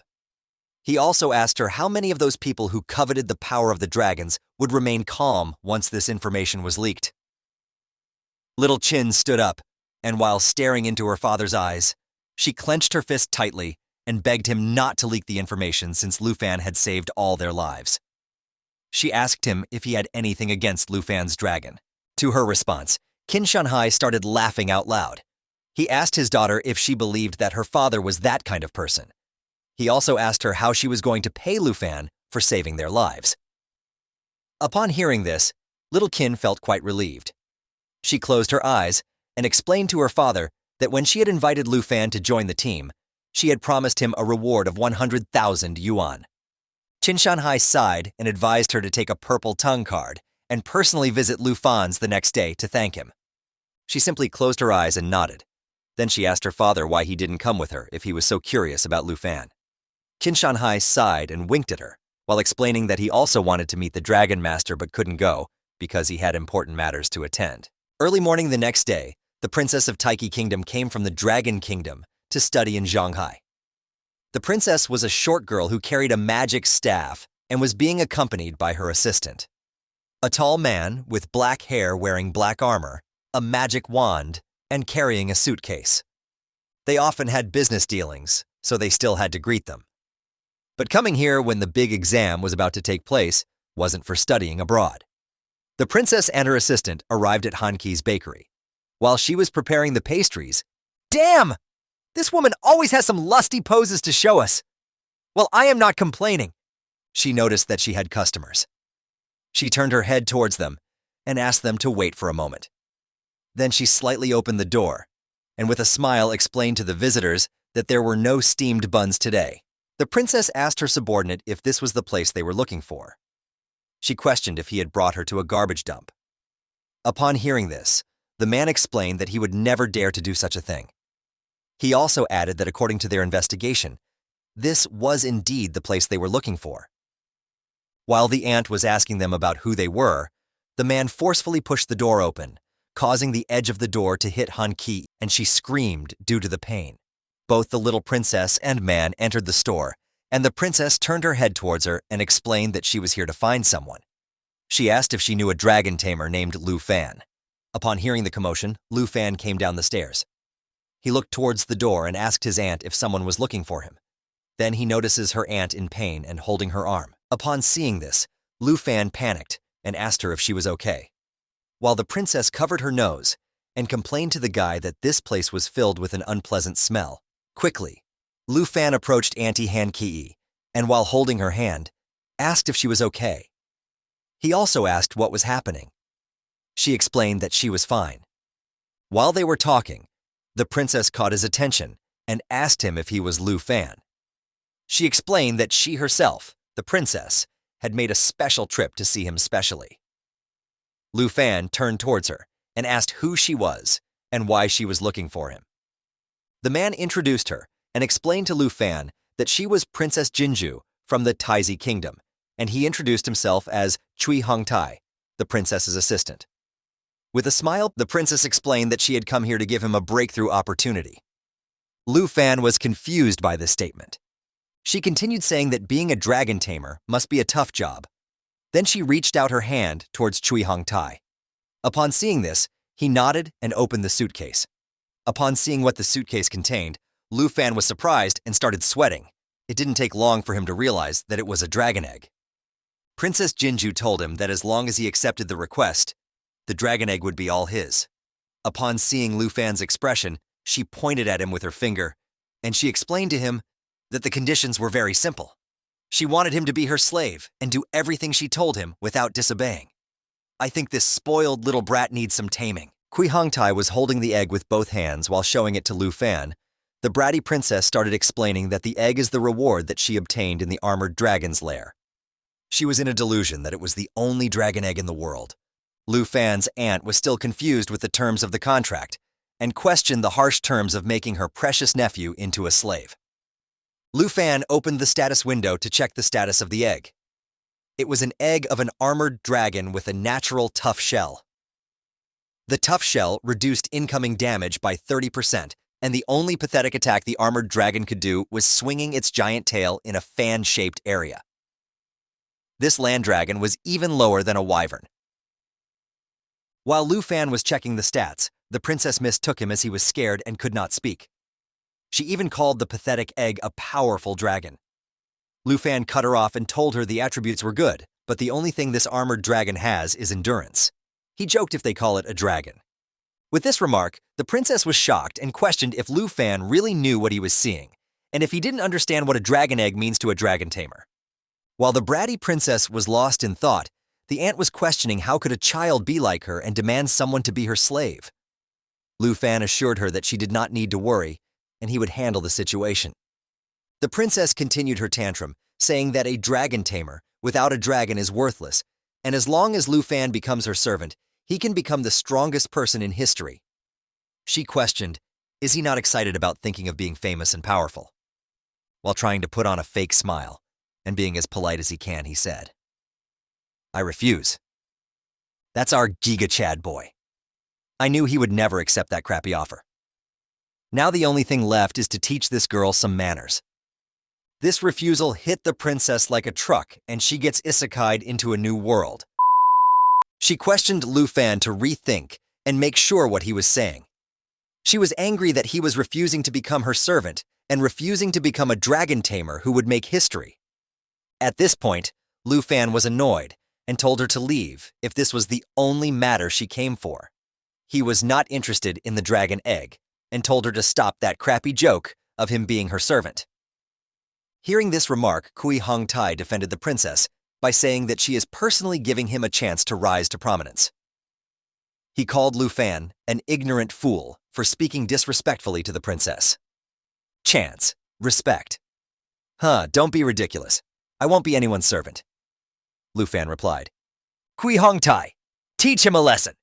The princess yelled angrily while pointing at Lu Fan. He readied his fists and replied in agreement. Hearing this, the ant came in front of Lu Fan while telling Princess and Kui Hong Tai to wait and not be angry. She explained that Lu Fan didn't want this, and they should just drop the matter. In an instant, Kui Hong Tai closed the distance and punched her aside while yelling that the princess had given her order, and she should stand aside. Lu Fan was too shocked in this situation and tried to help her stand up while asking if she was injured and let him help her. She was holding her swollen red cheek and replied that she was fine.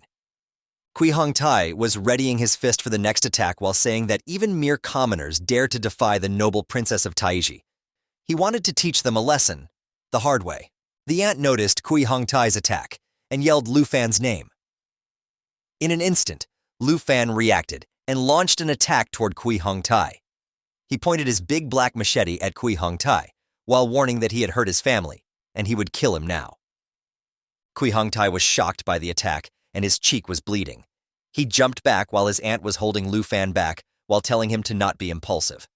The bratty princess had no idea what happened and questioned Kui Hong Tai about what he was doing and that she wanted to teach this guy a lesson.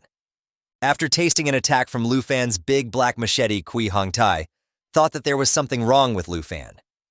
Lu Fan stepped toward bratty princess and delivered a super ultra special backhand slap right on her cheek.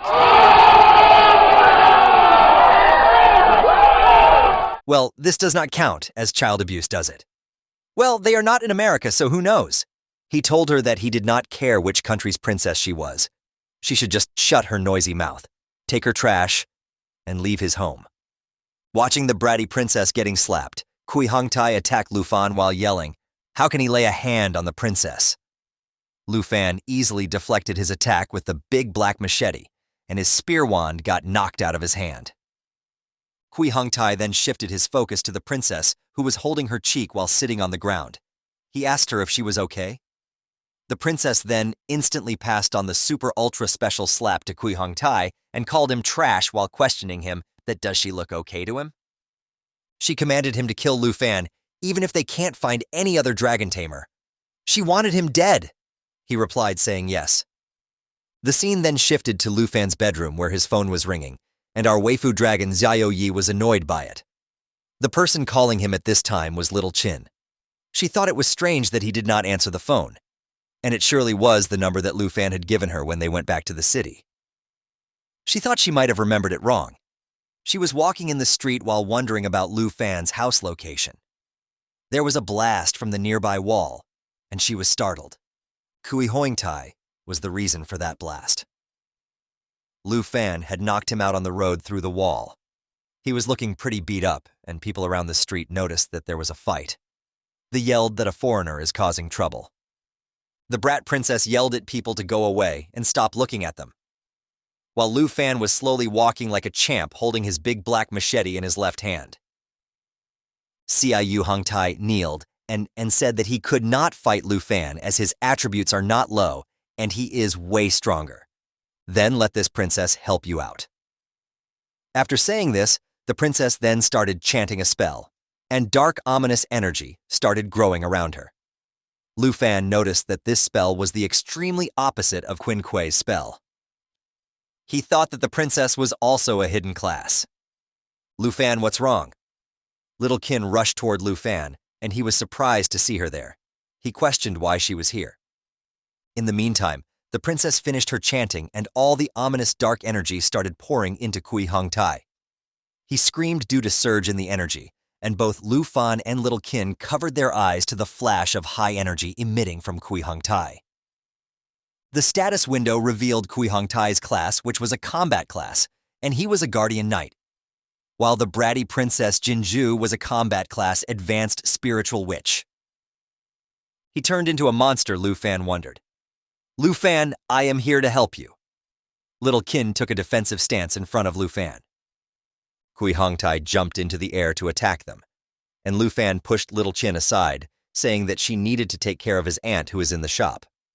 Kui Hongtai landed a heavy attack, but Lu Fan was able to dodge the attack on time, and the portion of the road where Lu Fan was standing moments ago was completely destroyed by Kui Hongtai's attack. While sliding back, Lu Fan thought that Kui Hongtai's attack power has become too high now, and he has turned into a monster. He will have to use Dragon Inspiration and Claw together to do some damage. The princess was standing with Kui Hongtai, yelling to kill Lu Fan to relieve her anger. Hearing this, Kui Hongtai pulled his staff, which was stuck in the road, and prepared to attack. But before he can attack our Waifu dragon Xiao, Yi jumped from the window and transformed into her original dragon form. This shocked both the princess and Kui Hongtai to the core, and the only thing they could mutter was, "It's a real dragon?" The chapter starts with the bratty princess holding her staff and calling Kui Hongtai useless, and to hold on a little longer as a skill charging notification shows that she is casting a spell. In the next instant, the dragon roared with such intensity that she was blown away and her spell got cancelled. The dragon Xiao Yi activated her own skill called the Dragon Bloodline, which reduced all damage received by 50%, provided immunity to all debuffs, and also increased self-healing ability by 500%. The dragon then slammed Kui Hongtai to the ground, and he was powerless and screaming like a little baby to let him go.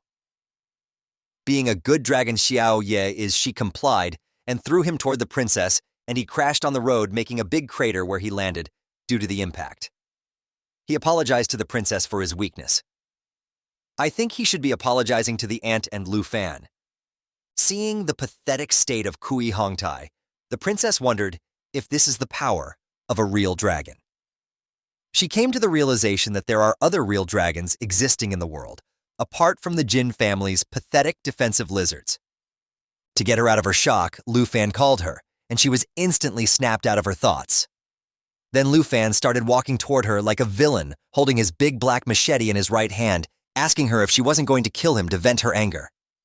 Hearing this, she took a step backward and in the process fell down in fear. "Don't come here! Stay away from me! You attacked my attendant and seriously injured him and humiliated me and threatening me." The bratty princess screamed in fear with teary eyes. She continued warning Lu Fan, saying that does he knew the consequences his action will bring, and now he has become the enemy of the Taiki kingdom. I think she is just blabbering at this point and trying to play the victim. Just like a typical Karen. To all this nonsense blabbering, our Giga Chad MC just flexed his big black machete and asked her if she was trying to scare him. He reached the bratty princess and with rage-filled eyes told the princess that she sent his men to harm his family. Don't say you are some kind of princess from Taiki Kingdom, and even if she is a god, he will repay it with interest. The little bratty princess was shitting her diapers at this point, and what he is going to do with her. While the dragon was charging a big fireball attack, Lu Fan raised the machete to attack the princess, and the instant he was about to attack somebody from the distance called his name. It was Little Qin's father, Qin Shanhai, flying toward him on a griffin. "Dad, it's dangerous!" Little Qin screamed to warn him of the situation. Xiao Ye took notice of Qin Shanhai and aimed the fire attack in his direction. But before she could attack, Lu Fan stopped her from attacking while cutting the staff of little bratty princess with his big black machete. The dragon canceled the attack, and Qin Shanhai landed on the ground. He urged Lu Fan to call the dragon back as the air is filled with residents, and they can get injured, while he was wondering that true dragons are indeed different from subtypes. The dragon was emitting immense pressure, and it was hard to stand even near her. The poor griffin was also scared due to the overwhelming pressure of Xiao Yi. Little Qin also urged Lu Fan to listen to her and believe that they are on his side. Being a Chad who listens to his girls, Lu Fan called back Xiao Ye, and she instantly transforms into her waifu form. Little Qin then grabbed Lu Fan from the arm and asked him to follow her, while her fur kin Shanhai was asking the little brat if she was right, and he went to the airport to pick them up and didn't expect her to be there. He told her that the Kin family driver would be here soon to take them to the hospital. The scene then shifts to inside the bun shop, where the aunt is explaining that little Quin's father knows the bratty princess, and he might be able to resolve the conflict. And that is the reason little Kin made the call to her father and told him about the current situation. To this, Lu Fan responded that he has a feeling that she won't let this go. While they were conversing, Kin Shanhai walked in and explained that he understood the situation, but Lu Fan caused trouble as soon as he met him. He joked that Lu Fan had a knack for it. Lu Fan apologized for the trouble and explained that this time he couldn't be blamed for it as the bratty princess was at fault. The aunt asked Mr. Kin how will today's incident would be handled. He explained that they have sent both the princess and Kui Hong Tai to the hospital. They mentioned that they needed to give an explanation to the Jin family. He further explained that the Jin family not only engages in business bit, also has considerable influence in upper echelons of the kingdom. At this statement, Aunt was concerned that Lu Fan had hit them, and he might face the punishment. Even if she has immense power, so what? I won't compromise my dignity for a dragon Ed, our Giga Chad MC replied. At this statement, Qin Shanhai was super happy and praised Lu Fan for his integrity and told him that he admired him. He further explained that Lu Fan does not have to worry too much about it, and he will ensure his safety. While smoking in style, he told Lu Fan that he can't do it alone, and he has a condition. What condition? Lu Fan asked. Achieve the position of South Province champion in the grand exam, he said while pointing his cigarette at Lu Fan. He further explained that he would do his best to hold back the bratty princess until the exam was finished. Hearing this, little Kin explained that it would not be easy as there are countless top students in the entire South Province. But only if you surpass them and become the champion, I will be able to help you, Qin Shanhai added. Suddenly, our boy Lu Fan had a determined face and told the man that he understood the situation and that he will accept this condition. The scene changes to the hospital, where the bratty princess was running around in anger, talking on the phone while screaming at the person on the other side, saying that Qin Shanhai was obviously favoring Lu Fan because that guy had not been caught yet. But the person from the other side tried to calm down the bratty princess, telling her that they will try to contact the high-level officials of the kingdom immediately and ask them to resolve the situation. But the princess was still not happy, telling the guy to put pressure on the high-ranking officials, saying that it was her order. She angrily stated that she was going to kill Lu Fan. Guess she still hasn't learned her lesson. I bet the whole empire can't beat our Giga Chad MC with the dragon waifu around. But what do you all think? Let me know in the comments section. The scene then shifts, and it is the next day before the grand exam of the 3rd middle school. All the students were gathered and a huge crowd was in the playground, as everyone checked each other's levels and tried to form groups with each other later. And suddenly everyone turned around as they saw Lu Fan back in the school. They even thought that Lu Fan got back home to sell the steamed buns.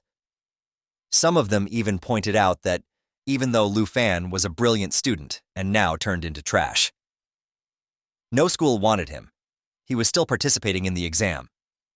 But Lu Fan is now different from the last time. Even when he felt nostalgic for the ideal gossip, he knew that he was too lazy to deal with them on any level. Suddenly, the Grandmaster shouted at all these students to calm down. He announced that the South Province Grand Exam was about to begin. Lu Fan was standing in the middle of all the students and thinking that after self-upgrading to level 15, the treasure maps he received every day were not used. The reason of not using the maps was because all of them were intermediate level. He was thinking of combining all 3 of these into a high-level treasure map, which can help him to prepare for the big exam. While he was in the middle of these thoughts, someone called him and asked if he is also participating in the big exam. When he turned around, it was his teacher, and he replied saying that he has to, and he has been working to increase his strength. The teacher then proceeded to hand him a teleportation stone while praising him for his good work. The teacher continued saying that he believes in his fighting spirit, which might not be worse than that of other professionals. Lu Fan just smiled and started checking the status window of the stone he had in his hand. The stone was of rare quality, and when used in the Trial Secret Realm, it teleports user to 1st floor of the Heavenly Tower. When used in the Heavenly Tower, it teleports user to the Trial Secret Realm platform. After he was done checking the stone, the teacher warned him that the importance of the profession in this world is too great. Although it was only an exam, but a mistake can lead to injury or a death. He advised Lu Fan to try and find a teammate for the trial. If things does not work out, he should use the teleportation stone to get out and not make things even more difficult for himself. Lu Fan smiled and said, "Okay, teacher." After the teacher left, some students started gossiping about Lu Fan. Why do all these background characters doubts our MC? I bet they haven't seen his big black machete just yet. Lu Fan ignored them and started thinking that in the team the scores are divided among the teammates. What he want is not just to pass the trial, but to be at the first place as he promised to Qin Shanhai. In the next moment, someone called Lu Fan. When he looked around, it was little Qin. She was walking toward Lu Fan with another girl. I guess this new girl is potentially Lu Fan's third waifu. What do you guys think? Let me know down in the comments section. If you guess correctly, I will pin your comment and mention you in the video when she officially becomes a waifu. Lu Fan asked her if the new girl is her teammate. She agreed and introduced her as her best friend. Her name is Jiao Man, and she is level 1 combat professional swordsman. She said hello to Lu Fan, and cutting her off, little Qin asked Lu Fan if he would like to team up with them for the trial. At this statement, Xiaoman was stunned. To little Qin's surprise, Lu Fan apologized and said that he is planning to participate alone in the exam. He further explained that he knows that she wants to help him, but this is the condition he has put up for himself. He waved bye to both the girls and said that he is heading to the exam site. Little Qin was a bit disappointed that she is missing a chance to work with the guy of her dreams, and she wished him luck. She thought that with his level strength, anyone who team up with Lu Fan at this point is going to be just drag him down. After Lu Fan left, Xiaoman questioned little Qin that why she invited the weakest profession to team up with them. To this question, little Qin replied that he is strong. She further explained that Lu Fan will be top scorer in Southern Province, whether she believes it or not. Xiaoman was surprised at this response and asked little Qin that what is she talking about and was she falling in love with the dragon tamer Lu Fan. Little Qin denied, saying that she is just imagining things while her cheeks were all red. Xiaoman teased her further, saying her cheeks are red when she was trying to deny the statement. The scene shift to the Grand Exam Trail Secret Realm. Lu Fan walked through the portal lake a Giga Chat and said, "This is where it all begins." On a big screen, the principal announced that the portals in the sky are divided into 4 levels: normal, hard, fear, and nightmare. When the portal opens, the selected candidates of that level can enter the Heavenly Tower using the teleportation stone which their teacher distributed earlier. The Heavenly Tower at the normal level is all projections and won't cause fatal injuries. The score multiplier of this reel is 0.9x. From hard level onwards, all the monsters are real, and when the student uses the teleportation stone to safely exit, their score will be saved. The hard level's score multiplier is 1.0. It seemed like everyone usually picked this realm. As the higher ones are usually chosen by the hidden professions, they are way too difficult for normal professions, and it is considered suicidal for the weak normal professions. The principal continued his explanation, saying that the monsters at the fear level are more ferocious, and this realm is not recommended for the solo challenges. He advised that not to care about score sharing as life is more important. The score multiplier to this realm was 3.0x. Someone instantly started laughing and screamed, saying his principal to watch him as he is going to set the highest score in the exam. This guy's name was Hongwu. He has his hidden profession of Qigong Master and is level 14. Looking at him, Xiaoman mentioned that he is the #1 expert at #1 middle school, and he ranks in top 5 in the province. Little Qin explained that Qigong Master is a versatile profession, whether attacking or defending. She mentioned that he is going to challenge the hard realm solo. After hearing Hongwu's declaration, other students said that they were doomed and can only aim for low rankings. Other student added that they are definitely no match for him and should have chosen a lower difficulty. The scene changes to the principal's office, where a bunch of screens were showing all the students. The principal of #1 middle school started laughing while stating that Hongwu is the most formidable student at their school. He added that it was a sure win for him, and he will become the top scorer. He mentioned that little Kin is also good, and in his opinion, she should be in the top 3 rankers. Lu Fan's principal thought that it was a pity. If Lu Fan had awakened to another hidden profession, he would have taken the first place. While he was lost in the thoughts, Mr. Win Shanhai said that for the first place, he has a quite promising candidate in the mind, and he is optimistic about him. The principal asked him, who is he referring to? He said, Lu Fan the Dragon Tamer from O3 School. At this statement, Lu Fan's principal was stunned, and the principal of number 1 school pointed that all the students have gone, but Lu Fan hasn't entered the Heavenly Tower yet. He questioned if he is giving up on the exam. While laughing, he asked Mr. Quinn to don't joke and questioned what can he expect from a dragon tamer. He pointed to the scoreboard saying that Hong Wu is already on the 4th floor, and if he is ranked first at the scoreboard. Lu Fan's principal realized something, and with a shocked expression explained that he is not giving up. He is waiting for the last difficulty level portal to appear. He is choosing Nightmare Trial. The Nightmare Trial is one way. This student is too overconfident. The principal of number 1 school shouted. The Nightmare Trial appeared in the sky, and the score multiplier was 9.9 for this realm. Lu Fan prepared to enter the trial realm, while the principal of number 1 school shouted that he will die in this and urged Principal Bai to stop him from entering. While Lu Fan entered the trial with a smile, the principal was concerned and mentioned that no one who has challenged the Nightmare Trial has come back intact. The last person who challenged the Nightmare Trial was 8 years ago, and he was eaten by the ferocious beasts, which was a miserable death according to the principal. The principal of number 1 school questioned that wasn't he educated properly about the rules of Grand Exam? He mentioned that this dragon tamer is doomed for sure. He continued saying that Mr. Quinn's judgment also needs improvement as Lu Fan can't be compared to Hong Wu at all. To this, Quinn Shanhai winked while saying that they should just focus on the performance of talented of Qigong Master. He mentioned further that it's still too early to draw conclusions, and why don't just observe for a little longer without making deductions. Principal Bai asked Quinn Shanhai why he trusts Lu Fan so much. While they were discussing, Lu Fan entered the 1st floor of Nightmare Trial. In the next moment, a paw stepped toward Lu Fan out of the dense fog. There were a couple more red eyes behind him, and he was surrounded by the monsters in an instant. Lu Fan quickly pulled out his big black machete and took a defensive stance. He thought that according to his knowledge, there should be at least 10 monsters around. From the fog, a couple of black-maned wolves stepped out. Their level was 10.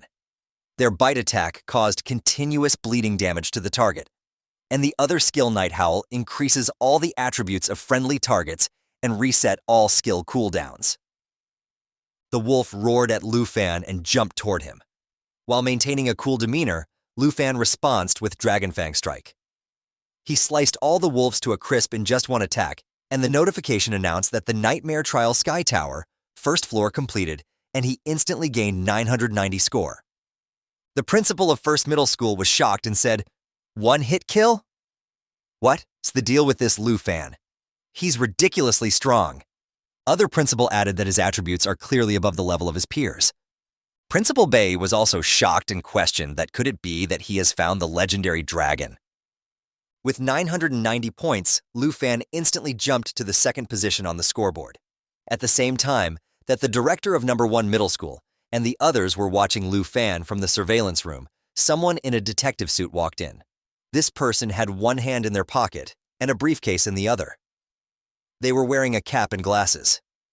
It was hard for the directors of number 1 middle school and Director Bai to believe that Lu Fan had only used one blow to defeat the Black Mane Wolves.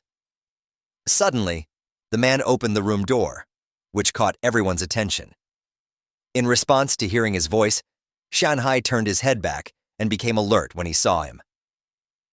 Upon entering the room, the man said his name was Kang Xing. He was a special representative from Longdu. He came here to investigate someone and then take them back to Longdu. He took off his cap and looked at Shanhai. He then asked where the Dragon Master, Lu Fan, was. A window with statistics showed up. Kang Xing was level 57 and in the combat specialization. At the same time, Lu Fan started using the big black machete to cut through the vines in the nightmare trial. He opened the system map with the other hand while holding the machete in the other. He felt good when he realized he had found what he was looking for. He saw a system window informing him that he had reached the right spot on the treasure map. After that, another window on the screen told him that a high-level treasure map had been made. Lu Fan couldn't help but feel excited as he looked at the system map. The high-level treasure map he had made before going into the trial realm was on the first floor of the Celestial Tower. As Lu Fan started to cut through the thorny plants blocking his way, he came across a book. He reached out and took it. An alert window showed up on his screen telling him that he had successfully acquired a skill book named Accelerated Growth. This book shined. It had several gems set into the cover. The statistics window said that this book was called Accelerate Growth and was very good. The skill book taught the user a passive skill that sped up growth after it was used. This skill made pets gain 100% more experience. Lu Fan opened the book right away, which made it give off a strong energy that started to surround his body. He gained the ability to grow faster as a result. He thought this skill would work well for small animals that come out at night while he was reading the book. As strong energy surrounded him, he clenched his fist tightly. When he left the morning village, he felt like Xiao Ye was leveling up too slowly. Now that she had this passive skill, she would level up a lot faster. At the same time, in the room where Director Bai, Shanhai, and Qiang Shang were present and watching Lu Fan through a screen, Kang Xing told Director Bai that because Lu Fan was a student at their school, Bai should immediately interrupt his trial and ask him to return here.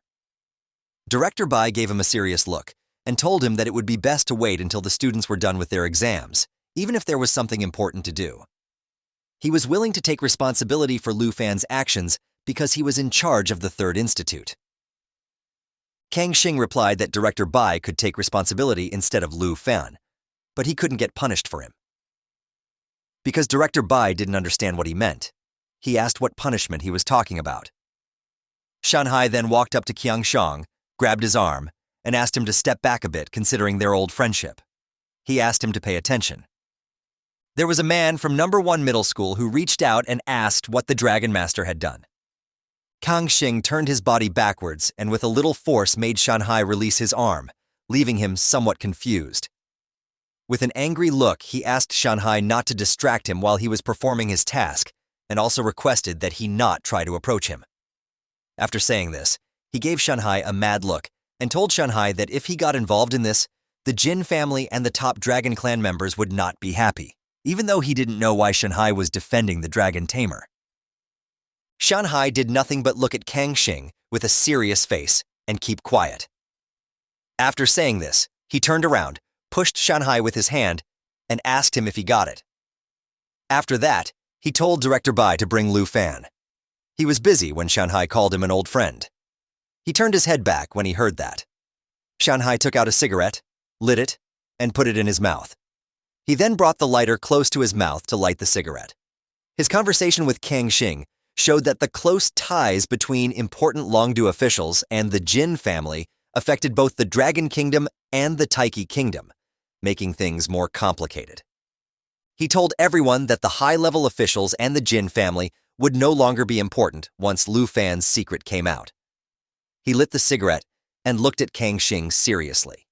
He told him that no one could take Lu Fan away today. Kang Xing got very angry when he heard this. When he looked at Shanhai, told him to stop talking trash because he didn't think Lu Fan was hiding something. He said, Shanhai is going too far as he is defying orders from an envoy. As Kang Xing was about to turn around, Shanhai grabbed his arm and said, even if he thinks he is going too far, he will accept it. The tension rose between them, and the system window informed that Qin Shanhai was a level 57 knight, and Kang Xing was level 57 swordsman.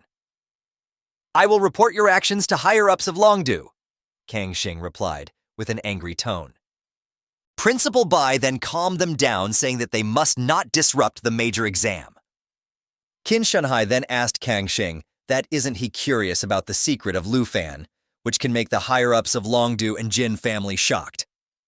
Kang Xing then realized that Lu Fan was currently in the nightmare level. This revelation shocked him. The scene changes to Lu Fan, who is standing in front of a gate while thinking that he wanted to see how far he can go by just relying on himself. And now that he has this passive skill, it's better to summon Xiao Yi early to gain more experience. The status window then showed all his stats, which included the new growth acceleration skill. This skill increased the experience gained by the pet 100%. Kang Xing then questioned that how Lu Fan dared to challenge the nightmare difficulty, and what is special about him. The principal of first school then replied saying, "Didn't you see him taking out multiple opponents in a single move earlier?" In the next instant, Lu Fan shouted, "Come out Xiao Yi," and summoned the dragon. And it appeared with the loud roar. Both the principal and Kang Xing were surprised at this sudden appearance of the dragon. Kang Xing was out of the words. The only thing he muttered was, This is a dragon." The dragon then raised its claw and attacked the door. Watching the dragon's attack, Qin Shanhai was sweating. He thought that although he has seen it once, seeing it again is still shocking. In the next instant, the dragon destroyed the door completely, and the entire area was filled with rubble. Qin Shanhai turned around and asked everyone that they have now seen Lu Fan's secret, and all the people in the room were sweating with the appearance of the dragon. Qin Shanhai then pointed toward the screen and announced that Lu Fan is the only dragon tamer in the history who has a real dragon. Principal Jin was also sweating. The only word he could speak was Lufin. Really came the giant dragon? They continued watching the screen where it was showing the nightmare trial second floor, and the dragon was using its flame breath to burn everything in the sight. There were huge flames everywhere, and Lu Fan was also cutting the giant plant monsters without any effort. In an instant, the notification announced that the second floor is now cleared. Looking at the massacre Lu Fan did at the second floor, the principal of the first middle school thought that this is the power of the real dragon race. A class, without the third transformation, will not be able to compete with him.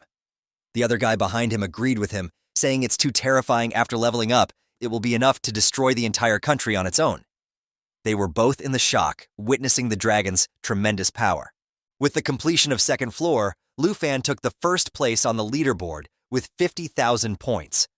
The second place was Hong Wu with 27,550, and the third place were Little Qin and Tao Xiaoman with 12,570 points each. Lu Fan kept climbing the tower and conquering all the floor easily with the help of Dragon. Now the scene showed him at the 13th floor of the Nightmare Trial, where Dragon was relentlessly killing all the monsters, and Lu Fan was also launching big slashing attacks with his big black machete. He was killing all the beasts without mercy, and the notification informed that the 13th floor was now cleared, witnessing the situation. The principal Jin then wondered not only the dragon, but Lu Fan has also gained strength miraculously. He guessed what that his various attributes must all exceed 100 at this point, and even without summoning the giant dragon, he can still easily rank first in the Zhenghai city. Qin Shanhai asked Kang Xing that after witnessing how powerful a real dragon is, does he still really wants to bring Lu Fan in front of the higher-ups? Kang Xing replied saying that today he really witnessed the power of a dragon, and he understood now that why can Shanghai dare to offend the Jin family.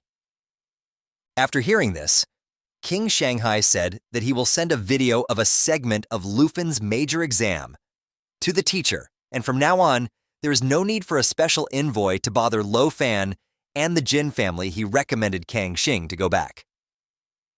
Kang Xing asked, "By teacher, you mean?" "Town North Marquis Tujing," Qin Shanhai replied. By this time, Lu Fan has already reached the 20th floor of Nightmare Trial. He was standing in the dark corridor, and there was a purple light at the end of the corridor. The purple light came toward him, and it was a magic spell casted by a dark sacrifice, which was level 15. The status window informed that it has various abilities, including Black Curse, which decreased all target attributes by 50% and increased all friendly target attributes by 25%. The other ability it had was Merge into Darkness, which pulls it and all the allies into the shadows and became immune to all the attacks for 15 seconds. The last ability it had was Dark Control, which helped it to command the Dark Knights behind it. This ability gave full control of Dark Knights to Dark Sacrifice. Looking at all the enemies, Lu Fan thought that with all the accelerated growth effect, Xiao Yi should be close to leveling up. He ordered Xiao Ye to use Lava Blaze and our Waifu dragon. Xiao Ye started charging the Lava Blaze attack in the next moment. The dragon released a massive fire burst, and the status window informed that the attack continuously spew flames forward, dealing damage while healing the dragon. The entire floor then got covered with the flames, and all the knights and menacing enemies were burned to crisp. The notification then informed that the 20th floor was now cleared. Several other notifications popped, which informed that the Black Dragon level has now increased to 11, and Lu Fan's level now increased to 16 with the completion of 13th floor. Lu Fan's scores reached 90,000, while the other players were way behind him. Lu Fan then smiled and told Waifu Xiao Yi to let together conquer the Heavenly Tower. The scene changes to a loud explosion on the 50th floor of the Fear Trial. It was Hong Wu's doing. A new notification appears, announcing that the 50th floor has been cleared. He thought that it was a misfortune that this year's grand examination was truly perverse. He wondered that these monsters should be at least on the 70th floor of the trial. He believed that regardless of the toughness of the challenge, he will be the first place and Qin Kui will be her only close competition, but she is in a team and her points will be halved. He affirmed that the title of the top scholar in the Southern Province examination is destined to be him. He started laughing while asking his principal to keep watching his performance. He continued saying that the principal should now contact the heads of top 10 academies to prepare for his admission. Wow. This guy is truly delusional and self-centered. The principals in the room were not even looking at him and continued watching Lu Fan. The principal Jin said that the Tower of Letters' 50th floor is a considerable hurdle. In the past, all the Southern Province scholars stumbled at this hurdle. The principal of the first middle school adds in saying that this level is watershed even if Lu Fan passes this level. His pace will be much slower for the next levels as the difficulty will rise from this level. The scene changes to Lu Fan standing at the 50th level of the Nightmare Trial. The area is filled with heavy snow. Lu Fan is checking the status window of Xiao Yi. The status window shows that she has learned a new skill. This new skill is called Shape Transformation. It will allow her to change into 4 different forms. The forms she can change are Young Dragon form. This form increases all the attributes and the consumption is reduced by 50%. The second form is called Dragon Maiden form. This form is changed due to the blood pact with Lu Fan. Damn. I like this phone, she should always stay in this one. I think this is the main Waifu form she always takes. The third one is Destruction Dragon Open form. This phone decreases this strength by 50%, but increases the spirit by 100%. In this form, she will also acquire new skills named Daylight Incineration and Lava Eruption. The last available form is World-Ending Water form. In this form, the spirit is reduced by 50%, but the strength is increased by 100%. The skills acquired in this form are Earthbend and Fearful Roar. While he was busy checking the status window, the stones around him started moving and formed a shape of big creature with a red glaring eye at him. There were total of 3 monsters. The status window informs that this entity is Amethyst Mountain Giant. Its level is 20, and it has many scales including Mountain Arm Landslide and Amethyst Rock. The Mountain Rock skill deals a massive amount of damage in front by swinging the rock arm. The Amethyst Rock skill reduced the magic damage received by 50%, and it makes the monster immune to armor-piercing effects. Looking at the situation, Principal Jin questioned that how is he going to fight 3 nightmare bosses at the same time? The principal of First Middle School also added saying that he knew that the 50th floor would slow Lu Fan's speed of climbing the tower. He thought that Lu Fan's score is already high enough that he is first in Jianghai City. According to him, it is very likely that this score will make him the top scholar of the Southern Province. He invades saying that Lu Fan is such a promising student, and why is he not from the First Middle School? The scene changes to the 50th floor, where the monsters were about to attack our boy, Lu Fan. The status window showed that the monsters are using Mountain's arm attack. The attack was about to reach Lu Fan, while he was thinking that reaching halfway up the Tower of Ladder, the difficulty has increased from previous floors. Since the difficulty is increased, he should also raise his power. In the meantime, Xiao Ye blocked the incoming attack with her left hand, and Lu Fan was standing in the middle of the attack without even breaking a sweat. He ordered Xiao Yi to try the World Ender form. She instantly roared in agreement, and in the next moment, the dragon's body was surrounded by the red flames. Looking at the transformation principal, Jin said that Lufin is preparing for something while the dragon was starting to emerge in her new form. Xiao Yi's new form was indeed a cool one. Her entire body was off pitch black color with menacing red eyes. The system then informed about the successful transformation. The dragon's strength was increased from 456 to 2912, and her spirit decreased from 1424 to 712. She also gained 2 new scales, Earth Shatterer and World Ending. All the people in the monitoring room were amazed by the dragon's transformation. Principal Jin questioned what? This dragon can also switch combat forms?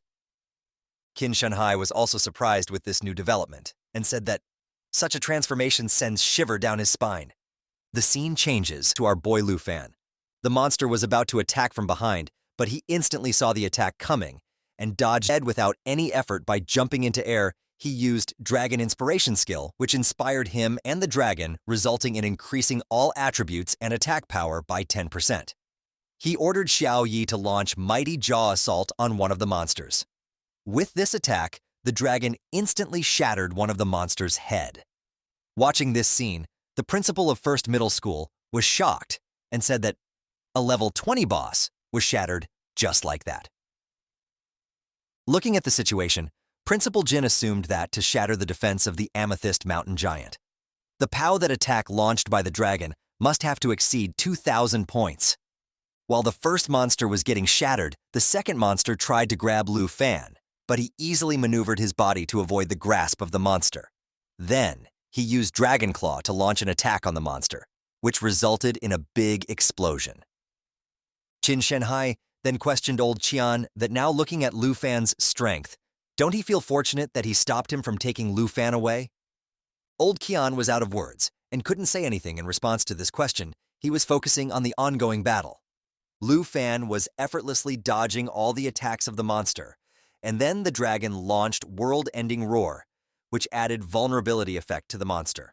Lu Fan then announced that he will deliver the final blow, but to his surprise, the dragon had already launched Earth Shatter skill, which caused a message damage to the entire area and opened a large black pit, and the monster fell into it.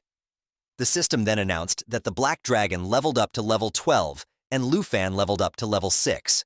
Lu Fan was extremely happy with this outcome and thought that choosing the nightmare level was indeed the correct choice. He continued thinking that the difficulty is easy for him as long as it rises with each level, because he will also grow stronger after clearing every level. Then the notification announced that the 50th floor was conquered successfully, and he started walking toward the portal to go to next floor, and the dragon was following right behind him. After witnessing the battle, Qin Shanhai said that it seems that so-called 50th floor watershed poses no difficulty for Lu Fan. The principal of First Middle School added saying the dragon's strength exceeded his understanding. Principal Jin then questioned Special Envoy Qian about his extensive experience in the Dragon City, to discern the terrifying numerical value of the dragon's strength attribute after changing the form. To this question, he answered saying that he has seen many big shots in Dragon City take action, and if he compared the power to those guys, the strength attribute of this dragon after changing form must be at least 2,500 points. At this statement, the principal of First Middle School was surprised and shouted 2,500 points. Aren't our levels and attributes not worth mentioning? Principal Jin then thought that as he previously anticipated, the attributes of the dragon will only be more, not less. The principal of First Middle School then said that since they have passed the 50th floor, the X+1 mode will gradually become apparent. X+1 Qin Shanhai questioned. Yes, the X+1 mode was established by the scholar who first designed the trial tower. Principal Jin started explaining. He continued saying that after the examinees boss the 50th floor, every floor with a large number of ordinary monsters will encounter one boss floor. This makes the trial more like a real secret realm. The examines will constantly be in mortal danger. However, in the nightmare level tower of the ladder, whether it's X or 1, all have been replaced with the nightmare level bosses. He continued his explanation saying in the nightmare mode X+1, where the boss is not singular but multiple at a time. the attributes of each boss will also increase exponentially. At this explanation, Qin Shanhai replied, saying that indeed it sounded formidable, but they should keep paying attention to Lu Fan. He said that for Lu Fan, there is no need to ponder over the intricacies of X+1 while the scene showed Lu Fan fighting fiercely and defeating another boss with his big black machete. The dragon was chewing another boss's head, and the notification window informed that the level 70 has been cleared. With this, the dragon leveled up to 13th, and Lu Fan's level rises to 18th. Qin Shanhai continued saying that it was evident that the ladder tower from the 50th floor onward has been designed with increasing difficulty. However, with the World Ender Dragon Xiao Yi by his side, there was no need for strategies to pass this grand test. Lu Fan started walking while wiping his mouth and asked Xiao Yi to follow his lead, and she agreed with the role while splitting the dead monster's head in half. Witnessing this spectacle principle, Jin said that in just a matter of minutes, Lu Fan has already reached the 78th floor. The principal of the first middle school agreed, saying that to be honest, this year's letter tower was the most challenging it has ever been. He said he had his doubts about whether anyone could break through the 80s with such a design, but now it seems he was thinking too simply, and the scene showed the rampage of world-ending dragon, which was spitting fire from its mouth, and the monster bosses were running for their life. Then the notification announced that the 76th floor was cleared. The next floor's boss was a giant worm, which was about to attack Lu Fan. He used dragon blood armor transformation and killed the boss instantly with the single attack while the dragon was holding its head with her right hand. After killing this boss monster, the dragon rises to level 14, and Lu Fan's level raised to 19. The system notification informed that 83 Tha floor was cleared successfully. Principal Jin then said that in the past, many geniuses pushed themselves to their limit for the reward of clearing the tower, but in the end, they only get exhausted and perished in the grand trial. In response to Principal Jin's statement, Qin Shanhai said that when the candidates reaches the 70s on 80's floor, just steps away from the ultimate reward of the grand test, they would obviously will not be willing to exit. Principal Jin then pointed toward the scoreboard and declared that Lu Fan is different. He might be the only candidate in the last decade or so capable of clearing all 100 floors. The principal of First Middle School cut off Principal Jin, saying that although the bosses of each level are not as powerful as in the original secret rooms, they should not forget the difficulty of the 99th floor is high. Then the other principal in the room pointed at the screens and announced that Lu Fan has reached the 99th floor. The scene that changes to the 99th floor of the Nightmare Trial. Lu Fan was walking in a broken building. He reached a point where the stairs were leading to a big throne, and it was surrounded by shadows holding weapons. A closer look revealed that there were 4 knights standing beside a broken throne. All of these knights were headless and were ready to attack anyone coming their way. When Lu Fan got a little closer, the candles in the room were lit all at once. There were also blue flames on the heads of all the knights, which indicated that they are aware of his presence and were ready to deal with him. The notification window then informed that the soldiers were called World Enders. The headless knight, they were all level 55. They had multiple scales including World Ender Penetration, in which the knight hit the target with a penetration effect and deals an additional 400% damage. The second skill was World Ender Counterattack. This killed was triggered when any knight takes any damage and the long sword knight counterattack is triggered automatically. The third skill they had were World Ender Thunder. The twin sword knight was imbued with lightning, which increased attack speed and added extra lightning damage to the attack. The fourth skill World Ender Beheading, in which the Great Axe Knight locks onto a target and instantly kills it when the target's health drops below 57%. The last skill they had was Night Oath. With the scale, all 4 knights shared their health and defense, which also resulted in boosted health and defense by 400%. Looking at the knights, Lu Fan thought that from the Shattered Kingdom, the Headless Knights, the secret room is quite famous. All the secret rooms were designed from real history, like the formation of the Morning Village.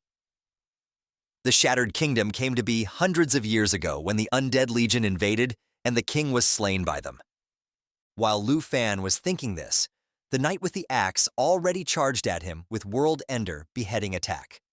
To counter all these attacks, Lu Fan thought that the most reliable method to clear this trial is to focus fire on one knight and control all the others. Without control skills at his disposal, he can only attack all 4 of them at once to clear the trial. He instantly jumped high in the air above all the knights and prepared to attack. The knights instantly launched a counterattack with the world and penetration, but Lu Fan deflected all the penetration attacks with his big black machete. Then, getting an opportunity, he attacked one of the knight with the slash, but to his surprise, a blue flame healed the knight. This attack triggered the world and the counterattack condition, and the knight with this word launched a heavy attack toward Lu Fan. But he successfully blocked the attack with his big black machete and yelled, "Now is the time." Hearing this, Xiao Ye sprang into action and launched a big fire attack which tore through the castle. The entire castle was in flames. Lu Fan and Xiao Ye was standing at the edge of the broken floor, which broke due to the attack of the dragon. Lu Fan praised Xiao Yi for the good attack. The knight with dual swords yelled, "For my king," and rushed toward Lu Fan while launching World Ender Thunderbolt attack. He demanded that Lu Fan should pay with his life, but Lu Fan was not a weakling. Our Giga Chad boy blocked this incoming attack with his big black machete. The spark from weapons colliding were covering the entire field. Taking advantage of this stalemate, all the other knight rushed to attack Lu Fan. He jumped away in time to avoid all the attacks. Lu Fan that he can't continue to linger and this floor, and he must quickly head to the 100th floor. He commanded Xiao Ye to get ready for the big attack, and the dragon started charging the skill. At Lu Fan's command, she launched lava blaze toward all the knights. The tale continues as Xiao Yi continuously showers the enemies with lava flames. The dragon continuously flew flames forward, dealing damage and healing itself. Soon, they incinerate all the demon soldiers to ashes. With their short time, all the demons and bosses of level 99 are defeated. The system then informs that level 99 has been completely cleared and Black Dragon has been updated to level 15. The system reveals that the Black Dragon has acquired a new skill. Lu Fan looks at the system and finds it impressive that Xiao Yi has gained a new skill once again, and he himself has been upgraded to level 20. Excited, he reflects that now only the final level trial remains. Meanwhile, everyone in the surveillance room gazes at the screen in stunned silence. The half-bald middle school principal is taken aback to see that the door to the final level of the nightmare-level Great Trial has been unlocked. Mr. Qin remarks that it seems they are about to witness history in the making. Even the principal Bai, who looks like cheap copy of Dumbledore, is surprised, noting that the trial has reached the 100th level. He questions how this could have happened so effortlessly and expresses concern, stating that he's afraid as they never intended candidates to pass this level. Lu Fan holds a sword in each hand and at this moment thrusts one into the wall before pulling it out. His dragon, Xiao Yi, stands behind him. A strong aura swirls around him, and as Lu Fan moves his sword forward again, it begins to melt in the air. He surveys the scene and realizes that he has reached the 100th floor of the Nightmare Trial, the complete Broken Kingdom's secret realm. In front of him, the Emperor is sitting on his throne, and there are about 500 demon soldiers, and below them lie many dead bodies, creating a frightening scene. The entire area is filled with skeletal remains.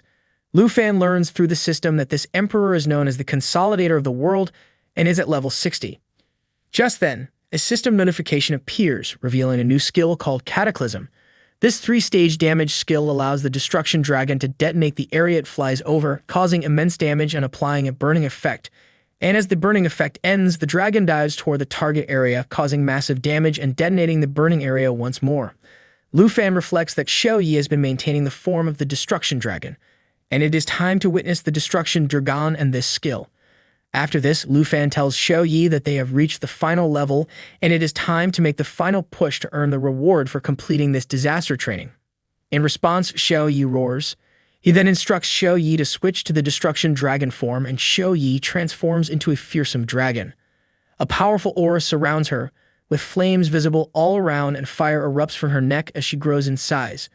The system window reveals details about the legendary Black Dragon, indicating its strength is 1484, power is 7202, agility is 2055, and endurance is 2903. Additionally, she has unlocked new skills called All Things Incinerate and Lava Burst. Everyone in the surveillance room is astonished by this transformation. Principal Bai questions if the dragon has adopted a third form. Mr. Qin is briefly stunned by the dragon's fierce flame form and remarks that Lu Fan still has a trick up his sleeve. Simultaneously, a demon commander approaches and orders the skeleton forces to protect the king and launch an all-out attack. The army is mobilized, with the current legion numbering over 500. Lu Fan instructs Xiao Yi to prepare for the challenge ahead. He then charges forward, declaring that it's the entire undead legion from the Shattered Kingdom. Approaching the skeletons, Lu Fan seizes one by the neck. He then commands the dragon that the time has come, urging it to swiftly unleash the cataclysm to eliminate them all. Simultaneously, the destruction dragon roars loudly and takes flight. While airborne, it engulfs the dead soldiers in flames. The system reports that the number of casualties has reached 558. After burning the soldiers for a while, the count is updated to 381.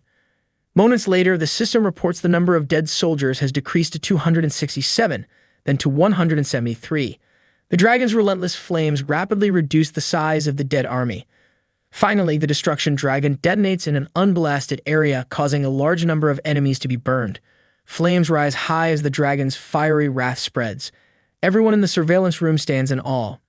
The Baldi principal marvels at how a student could possess such formidable skills, recognizing the immense danger and power of this terrifying ability. Mr. Qin remarks that the dead army has been almost completely wiped out. Just then, the system reports that the number of undead troops has dropped to 98. Seconds later, the system revises the count to 42. Meanwhile, the demon commander strides ahead, commanding Lu Fan to kneel before their king. Ripping his dragon sword, Lu Fan calls out the dragon Xiao Yi. Lu Fan's onslaught persists, his strikes finding their mark and dealing significant damage. The number of dead soldiers dwindles to 37, and the dragon returns once more, engulfing the entire area in flames and leaving behind widespread destruction. Observing this spectacle in the surveillance room, Principal Bai ponders if the four horsemen have already been vanquished. He contemplates that the toughest test level so far pales in comparison to Lu Fan's strength. Staring at the point screen above them in astonishment, the other Baldi principal notes that Lu Fan has amassed a staggering 989,120 points, edging closer to 1,000,000 points, a feat that no one has achieved in 30 years. He questions if Lu Fan is just one step away, and if he could truly attain the exam award. Glancing at the system screen, the Dumbledore's dummy remarks that this year's exam is the most challenging yet, suggesting that the reward should be substantial, proposing at least 3 rare pieces of equipment. Meanwhile, Lu Fan strides forward, declaring that all the trash has been cleared up and taunts that they should just now reveal the final boss. The only one remaining is the final boss known as the Emperor of Destruction. Moments later, once the smoke curtain clears, it emerges surrounded by suffocating and malevolent energy. Paying no heed, it stomps on the ground, unsheathes its sword, and fixes Lu Fan with a piercing gaze, accusing him of ignorance. Just then, a system window appears to inform Lu Fan that there is only one undead soldier remaining. The boss gains momentum, leaping forward to attack. In response, Lu Fan activates the ability called Dragon Armor. This allows him to transform his arm into a dragon claw, its power dependent on the black dragon. As the ability activates, his hands morph into dragon claws, and his body is surrounded by an intense aura. Extending his hands toward the boss with a smile, he orders Xiao Yi to prepare for the attack. In response, Xiao Yi extends her claws to the sides, fixing the boss with an aggressive gaze. The boss attacks Lu Fan with all its strength, intending to end his life, but with little effort, he blocks the attack using the dragon claws. While the boss is distracted attacking, Lu Fan commands Xiao Yi to attack. Upon hearing the command, Xiao Yi utilizes the ability called All Things Incinerate. This allows the destruction dragon to flap its wings, releasing 4 fire tornadoes that cause great damage to the affected targets. She spreads her wings to the sides and begins to flap them, creating intense and powerful flames that send the boss flying backward. Somewhat surprised, the boss couldn't help but wonder about this ability. Its body shoots backward, but quickly it plunges its sword into the ground to stop its motion. Once it halts its body abruptly, it looks at its hand and notices that its power is slowly leaving its body. Shocked, the boss wonders why its power is diminishing. The power leaving his body heads towards the ring that Lu Fan wears on his finger. Lu Fan smirks, pointing at the ring, and asks the boss if it has noticed that it is gradually weakening. At that moment, a system window appears, notifying Lu Fan that the Lament Aura is now in effect. He wears the rare quality Lament Ring, which requires a user to be at least level 15. This ring bestows 57 spirit points, 21 stamina points, and 12 strength points. As the Lament Ring slowly saps the boss's life force, it reaches out towards Lu Fan, calling him a scoundrel for resorting to such underhanded tactics. Lu Fan responds with a steely gaze and directs Xiao Yi to activate the second stage of her ability. Xiao Yi spreads her wings wide, gazes skyward, and unleashes a roar. Then she employs the ability known as All Things Incinerate, second stage. This enables her to flap her wings vigorously, generating several fire tornadoes that culminate in a violent explosion. The tornadoes surge towards the boss, detonating near it and hurling its body backwards towards the throne. Swiftly, the boss plants both feet firmly on the ground, halting his momentum and prepares to retaliate with a deadly strike. However, Lu Fan seizes the moment and in an instant, he unsheaths his dagger, grips it firmly with both hands, gathers momentum, emerges from the flames towards the boss, and launches a surprise attack. The boss tries his best to react and fend off the assault. It proves futile. Lu Fan forcefully plunges the dagger into the boss's chest, causing its body to crash against the throne. His attack is so potent that the dagger pierces through the stone throne within seconds. The boss succumbs to its wounds, and a system window appears to inform Lu Fan that the current number of undead soldiers is 0. As a reward, Xiao Yi reaches level 17, and Lu Fan reaches level 22. Approaching the throne, Lu Fan places one leg on the arm of the throne and one hand on the shoulder of the boss's corpse. With his other hand, he forcefully pulls the dagger from his chest. He gazes at the corpse, affirming to Xiao Yi that everything is over. Meanwhile, in the surveillance room, everyone is left speechless as they witness Lu Fan's victory. Principal Bai, with a surprised expression, reveals to the others that in the past 30 years, no one has managed to score 1 million points. The baldy principal remains silent, visibly shocked by the events. Mr. Qin crosses his arms and remarks to Principal Bai that their school's reputation is about to skyrocket. Meanwhile, Lu Fan turns his back on the boss's corpse and begins to move away from the area. He rests the dagger on his shoulder, slips his hand into his pants pocket, and turns his head towards Xiao Yi. He explains that they have already passed the trial, so now they can return home. He also asks her if she misses his aunt's food. Xiao Yi starts flying and follows Lu Fan. She approaches him, closes her eyes, and roars with a pleasant smile, affirming that she does. Just then, a system window appears, informing him that floor 100 has been successfully cleared. Then another system window appears, congratulating Lu Fan for successfully completing the night-level trial in the southern province. A chest materializes in front of Lu Fan. He simply puts his hands in his pants pockets and silently observes as the chest opens to reveal several objects. The first item is a blue book named The Wrath of the Ice Dragon King, a rare quality item categorized as a skill book. Only Dragon Masters and Linguistic Wizards can utilize this item, with the requirement being level 20. Upon using it, one can learn a magical skill called The Wrath of the Ice Dragon King, which freezes the area around the target, causing damage and adding slowing and freezing effects. The duration, damage amount, and range of the effect can vary depending on the user's proficiency. Lu Fan had initially assumed he would only possess control skills after reaching level 30 in the second transformation. However, he now realizes that he can coordinate with Xiao Yi's output skills. The second item is a ring named the Spirit Wind Ring, also of rare quality. The requirement to use it is level 20. This ring grants the user 77 agility points, 35 stamina, and 32 spirit points. It features an ability called the Language of the Spirit Wind, bestowing the bearer with the blessing of the Spirit Wind and increasing the agility attribute by 35%. While it's unfortunate that Xiao Yi couldn't receive the bonus effect, the ring remains incredibly useful for Lu Fan. The third and final item is a red cloak called Flames and Frost Cloak. This legendary quality item requires level 20 to use and grants 112 stamina points, 79 spirit points, 56 strength points, and 54 agility points. It possesses an ability called Frost and Fire Enhancement, which reduces damage received from ice and fire elements by 3%, decreases negative effects caused by ice and fire enemies by 50%, and increases damage inflicted on ice and fire enemies by 30%. This ability can be used by both Lu Fan and Xiao Yi. Lu Fan drapes the cloak over his shoulder, slips the ring onto his finger, and takes the book in one hand. With the other hand, he retrieves the stone to return to school. He glances at the book and, with a smile, thinks it's time to head back. Deciding to give Xiao Yi a rest, he temporarily dismisses her. Using the stone, Lu Fan creates a portal and heads to the surveillance room where all the teachers are gathered. Reaching there, Lu Fan asks Principal Bai if he can go home and wait for the results. Upon seeing Lu Fan, everyone is surprised. Principal Bai approaches him, looking at him with a proud gaze, and praises him for being impressive, mentioning that he is the pride of the school, and his photo will always hang on the school's wall of fame as a celebrity. The baldy principal approaches Lu Fan and then turns to Principal Bai, explaining that the wall of fame is filled with photos of heroes who fought against monster invasions and died in battle. He questions if by doing this, Principal Bai is not cursing Lu Fan. Irritated, Principal Bai turns towards the baldy principal and tells him to go away, adding that if anyone is cursed, it is him. He asserts that he doesn't care about these concerns since Lu Fan has broken the record in the grand exam and his future is immeasurable. The Baldy principal laughs it off, stating that no matter what, this grand exam has made Lu Fan famous. Meanwhile, Mr. Qin approaches Lu Fan and with a serious look explains that even though he had mentally prepared himself to see the grand exam, he still couldn't help but be surprised at Lu Fan's strength. Lu Fan, setting his emotions aside, looks seriously at Mr. Qin and reminds him that he had fulfilled the conditions. He asks if now the princess of Taiki Kingdom will not throw a tantrum again. Closing his eyes and smiling, he assures Mr. Qin not to worry because he will fulfill his part of the promise, adding that the teacher should have received it by now. Upon hearing this, Lu Fan becomes somewhat confused and asks which teacher he is referring to.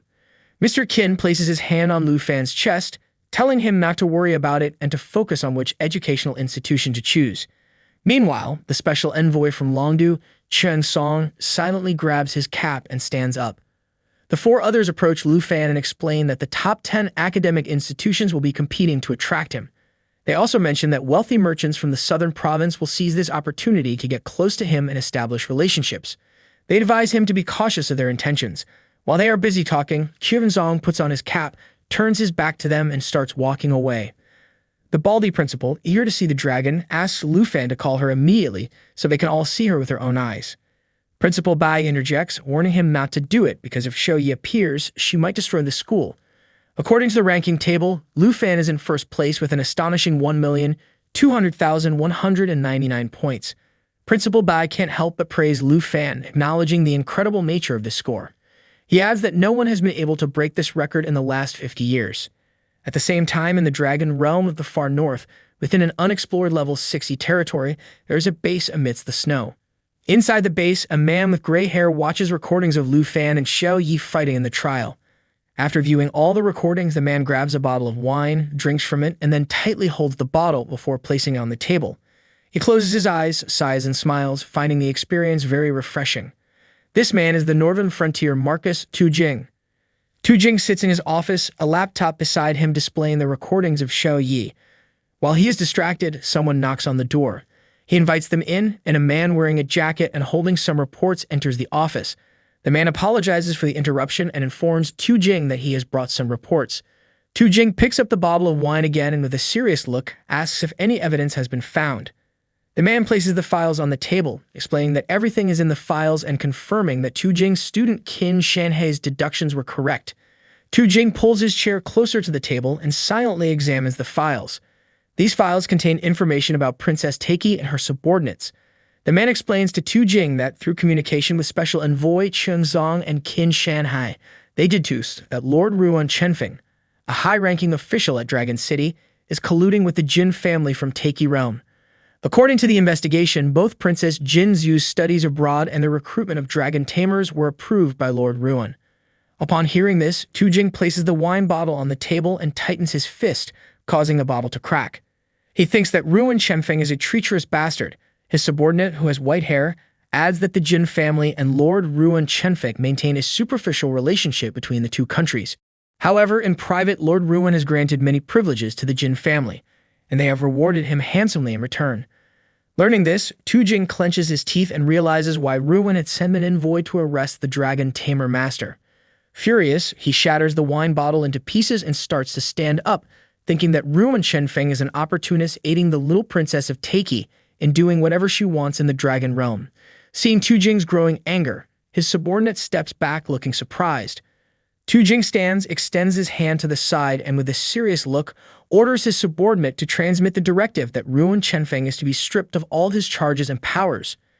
From now on, there will be no place for him in the high ranks of Dragon City. He instructs his subordinate to execute this order immediately.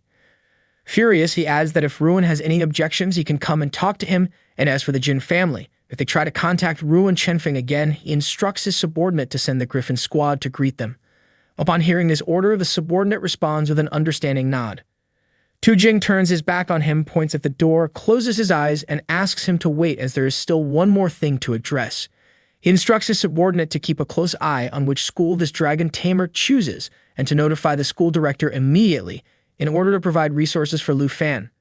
A subordinate acknowledges the command. Tujing places his hands on his hips, turns his head toward the window, and reflects that the Dragon Realm now has a legendary young man who truly brings joy to the people. To him, Lu Fan is someone very interesting, and he plans to find and meet this legendary young dragon Tamer after finishing his tasks in the Northern Realm. However, as the giant red moon hangs in the sky, he ponders the uncertainty of when he will actually be able to complete his mission and finally meet Lu Fan. At the same time in the city, the princess sits on her bed in a luxurious hotel when she receives a call. The caller informs her that Ruan Chengfeng has been dismissed by the Marquis of the North. Hearing this, she panics. The person on the other end asks her to calm down, assuring her that there is still good news. Sitting on the bed with one hand resting on it and holding her phone with the other, she inquires what the good news might be, expressing concern that without Ruan, they wouldn't be able to catch the Dragon Master. The caller explains that she no longer needs to waste her valuable time on Lu Fan. With the big exam results publication nearing, they have discovered that besides Lu Fan from Jianghai City, there is another dragon tamer in Kingzhou City. Upon hearing this, the princess's expression changes drastically from fury to surprise. She can't help but smile wickedly, thinking that this is indeed good news. This time, she hopes the other party will be someone with foresight. Lu Fan says goodbye to everyone in the surveillance room and leaves. At the same time, a portal opens and Hongwu steps out. The system announces that Hongwu has passed the South Province exam with 89,250 points, reaching the 72nd floor of the horror level. Feeling a surge of happiness, Hongwu thinks to himself that he will definitely become the champion of level 72, and that 10 universities will compete to accept him. He also anticipates a generous award and feels it might be time for him to reach for the stars. In his mind, Hongwu envisions the impending encounter with the principal. As he nears the half-bald figure, he imagines himself initiating the conversation, inquiring about the commotion. Imaginary praise follows as the principal acknowledges Hongwu's exceptional score, affirming that no one else deserves the champion title more than him. Excitement courses through Hongwu's thoughts. He perceives that they all are gathered here for him, and this is his moment to shine. While in reality, as Hongwu approaches the baldy principal and greets him, the principal turns around and questions if Hongwu has completed his training. Hongwu responds affirmatively, disclosing his score of 89,250, uncertain if it suffices for the champion title. The half-bald principal approaches Hongwu and places a comforting hand on his shoulder, assuring him that he performed exceptionally well and can easily secure admission to any of the top 10 universities. Hongwu, surprised by this encouragement, looks at the baldy principal with curiosity. The principal elaborates that the grades are important, but he should know his limits. He tells Hongwu that his injuries are serious, and he should get them treated first. Shocked, Hongwu tries to comprehend the situations. He wonders why the principal doesn't seem so impressed.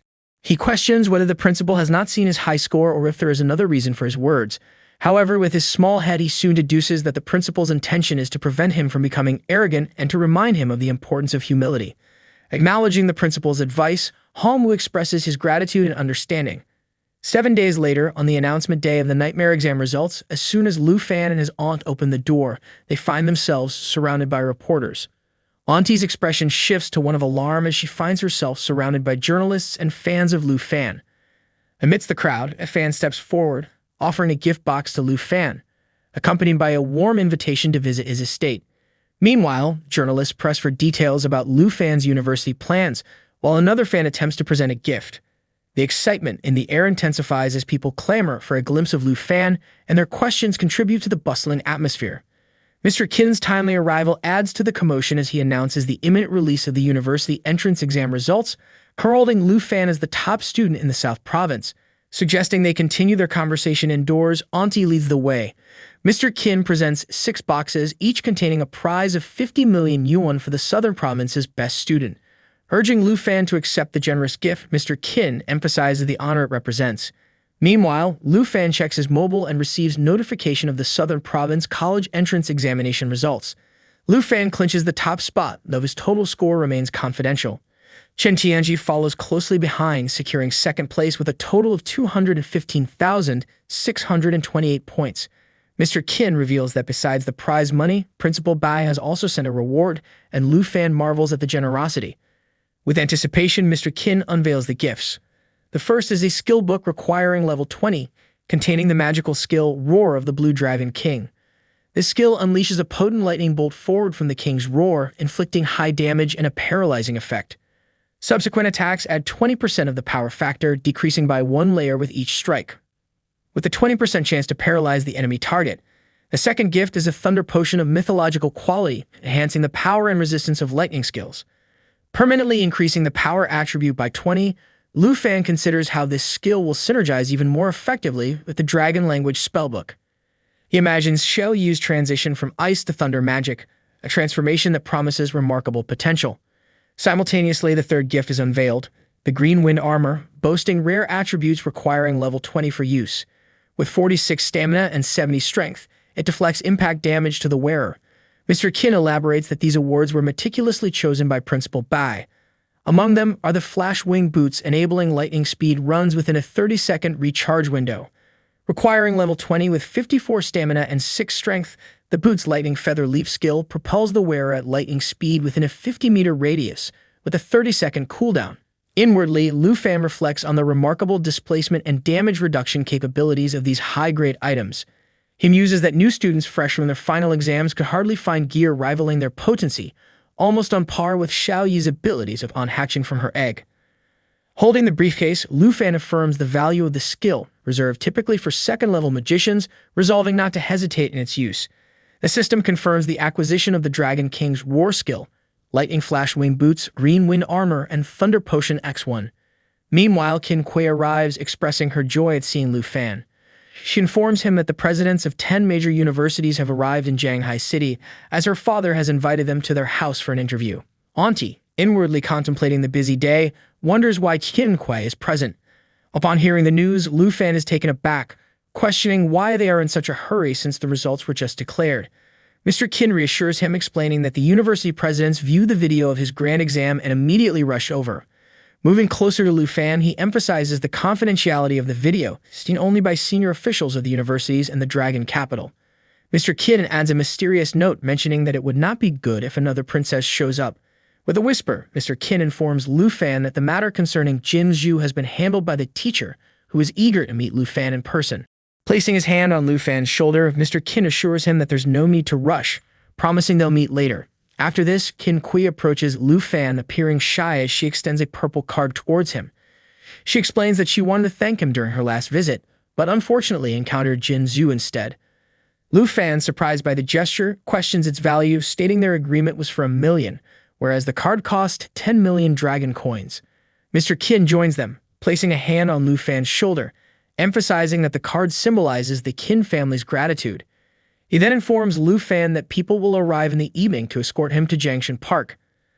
Amidst laughter, Mr. Qin jokes about Lu Fan's handling of the villa awarded by the city for being the top scorer in the South Province.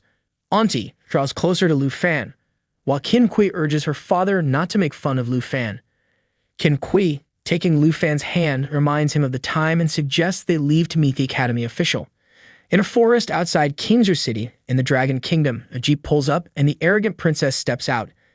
She turns to her subordinate, Kui Hongtae, inquiring about the Dragon Tamer's progress, specifically asking at what level he currently stands. Hongtae reports that the Dragon Tamer has reached level 19 and the Armored Dragon is already at level 14. Commenting on the swift advancement, she remarks on the peculiarity of Dragon Tamers, noting that achieving a level capable of defeating a level 30 boss in such a short time is impressive. Meanwhile, Chen Tianzi, the 19-year-old Dragon Master, confronts a wild bear. Sensing the imminent danger, he springs into action, leaping into the air with the intention of disarming the bear and launching a counterattack.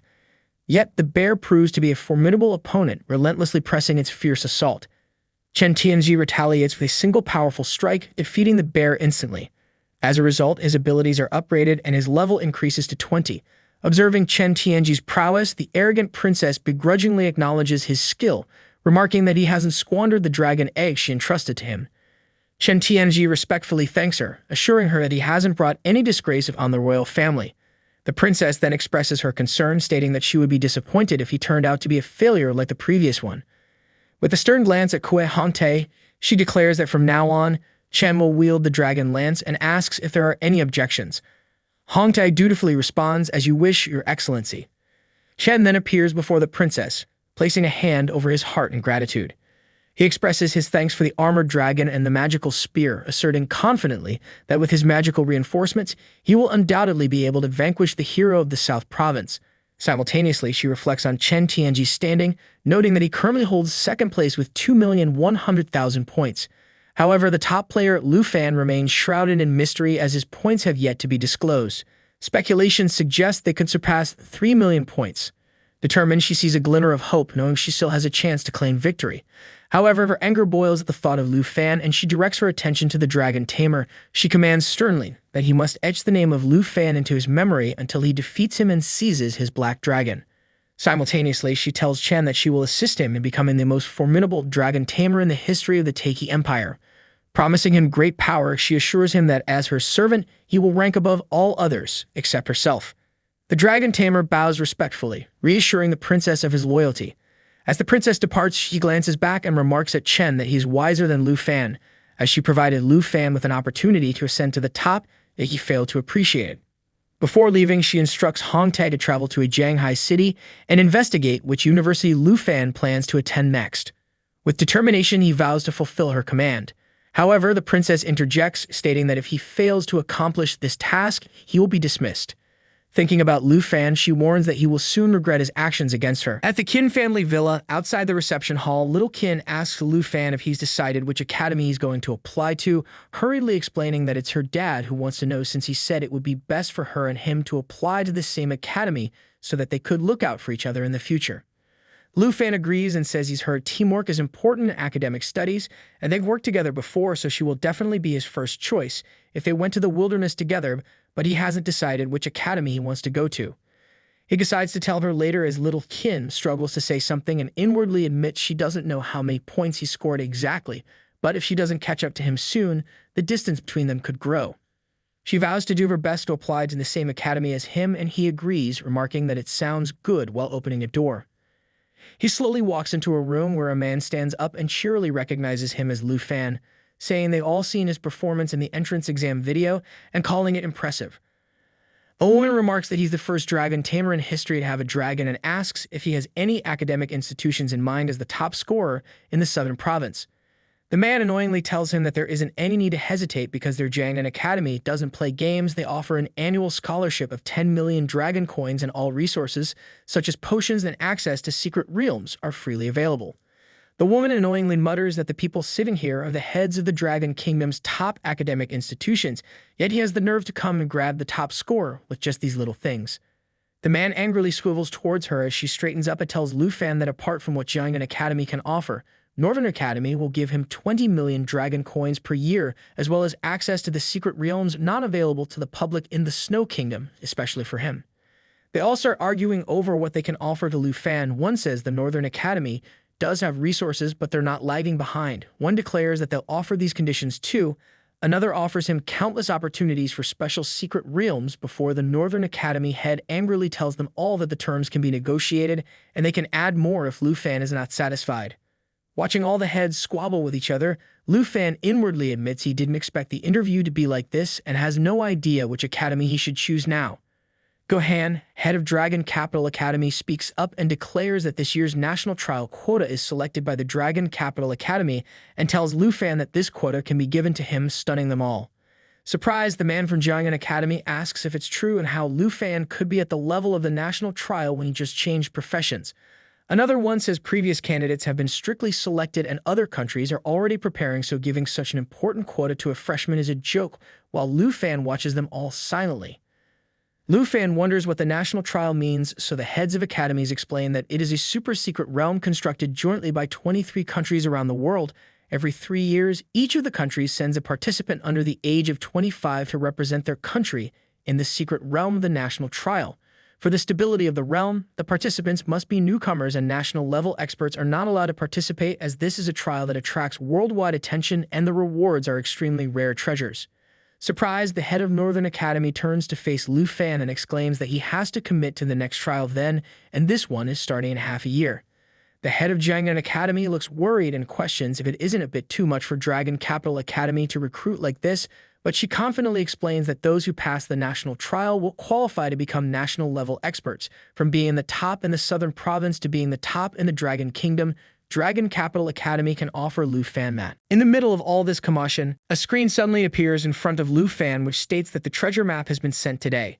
Surprised, he inwardly admits the second divine treasure map came after a long time. He remembers how the last map led him to the Black Dragon Egg, wondering what this one will give him, and decides that he has to go to Dragon Capital Academy since the safe zone is present in the academy.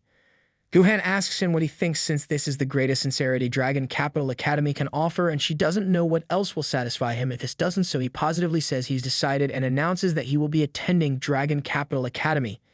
He wonders if she could help him apply for it, which she's surprised by. She inquires about what the issue is and agrees to help as long as it's not too difficult. 4 days later, as Lu Fan pulls the shutters down, On-Han Ki sighs and says she never thought she would leave this place one day, admitting that she's really reluctant now that she's lived here for so many years. Lu Fan gets up, dusting off his hands, and asks what there is to be reluctant about when they have a villa and savings now. She remembers how he moved in when he was just a kid and says time sure flies while motioning how small he was. Little Qin and Tao Xiaoman arrive in their car, announcing that they're here to pick her and Lu Fan up as Little Qin happily waves at them. Xiaoman says they're all going to be students at Dragon Capital Academy now, and Little Qin's family has chartered a plane, so they should go register together. As On-Han Ki happily waves to greet them, Lu Fan sees that Xiaoman has applied as well, so she brashly explains that she got the same score as Little Qin, so she decided to apply after seeing her go to Dragon Capital Academy for him. Little Qin hurriedly tries to cut her off while furiously blushing. On-Han Ki apologizes for troubling them all and admits she never expected that Lu Fan would help her, thinking about how he asked Gu Han for an application for her, explaining that she has the rare hidden profession of an enchantment chef, to which Gu explained it was possible, but whether or not they admit her will have to be decided after they go back and discuss it. She hugs Lu Fan and tearfully explains that she became a chef this year and said she dreamed of going to a higher academy like everyone else since she really wanted to live like she once used to when Lu Fan was young, but she never expected him to remember. He smilingly asks her to not cry, and Little Qin happily tells them to get in the car. As they're boarding the plane, Lu Fan remembers On-Han Ki's hard work for him and her dissatisfaction and loss after becoming a chef. He promised to bring her a better life and will do it because this is just the beginning. A while later, when they arrive in the Dragon Kingdom, On-Han Ki happily remarks that it's really lively here and the capital really is different, and Little Qin notices that they're selling really rare recipes here. Lu Fan notices the Dragon Capital Academy ahead of them. Bratty Princess walks out of a huge car with a pair of guards and annoyingly recognizes Lu Fan, who wonders why she's here and why she just won't go away. She annoyingly watches him as a guard dressed in discreet cloths recognizes him as the Dragon Tamer from Shanghai City and slowly approaches Lu Fan, remarking that it's better for him to handle it, but Xin stops him, explaining that without Ru and Changfeng, they'll be sent back to their country if they start a fight here, so it's not the right time yet. The man apologizes as Little Qin says she remembers her dad saying she originally came to the Dragon Kingdom study and wonders if he was actually talking about Dragon Capital Academy instead. Xiaoman asks what's wrong with them, while On-Han Ki tries to stop Lu Fan. Gu Han happily sees that both their groups arrive together and tells them to come in. Surprised, she asks if they really don't know each other when they're the first and second Dragon Tamers in the Southern Province, which is why the Dragon Capital Academy calls them the Twin Stars of the Southern Province. Lu Fan is shocked to hear that Chen Tianzi II in the Southern Province is also a Dragon Tamer before Chen tells Lu Fan that he's heard his name for a long time. Lu Fan tells Gu that they know Xin and Chen Mao and asks if they can rest now since they've had a long journey to the Dragon Capital, says they should leave quickly, and he turns around to go. Lu Fan and the others start to leave, and Gu decides to show them their accommodations and says she can change anything in advance if they're not satisfied with it. She informs them that she'll explain the freshman orientation tomorrow, so Bratty Princess says she'll walk herself. Hu shows Lu Fan and the girls the villa area for first-year students that contains a total of 30 villas. She explains that every year the teachers review the entrance exam videos to evaluate the freshmen's comprehensive ranking, after which the top 30 can live in the villa area. In the comprehensive ranking, since Lu Fan is ranked first, number 1 is where he will live. Chen Tianzi, the second in the Southern Province, is ranked 18th in the comprehensive ranking, so number 18 is his residence. She shows them the villa, and Lu Fan remarks that it seems Chen Tianji accepted Bratty Princess's terms and betrayed his dignity, so it's ridiculous that he and him are called the Twin Stars. Little Qin nervously says she and Xiaoman can't make it into the top 30 comprehensive ranking with their scores and asks if they should go to the student dormitory to check in. Who confirms this and says she'll take them into the dormitory area later, although the conditions are indeed better in the villa area. On-Han Ki cutely clutches Lu Fan's arm, asks if they can live with him then, surprising Little Qin and Xiaoman, who both start blushing.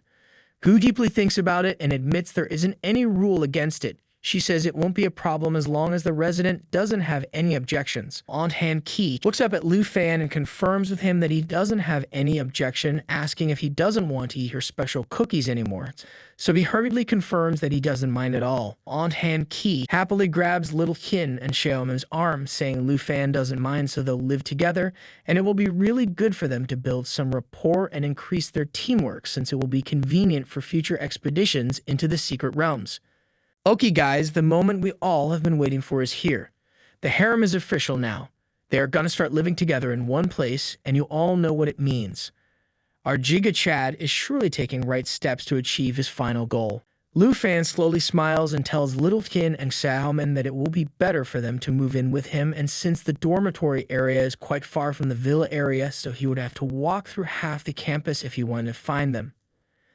Little Qin blushes and embarrassingly agrees to his offer as Xiaomen nervously says she'll go along with whatever Little Qin says and admits the conditions here are much better overall. Happily exclaims that Little Qin can taste her cooking too from now on while swinging around with her, as Xiaomen points towards Lu Fan and embarrassingly warns him that living together is fine and all for them, but he should not get any funny ideas about Little Qin since she'll be watching him.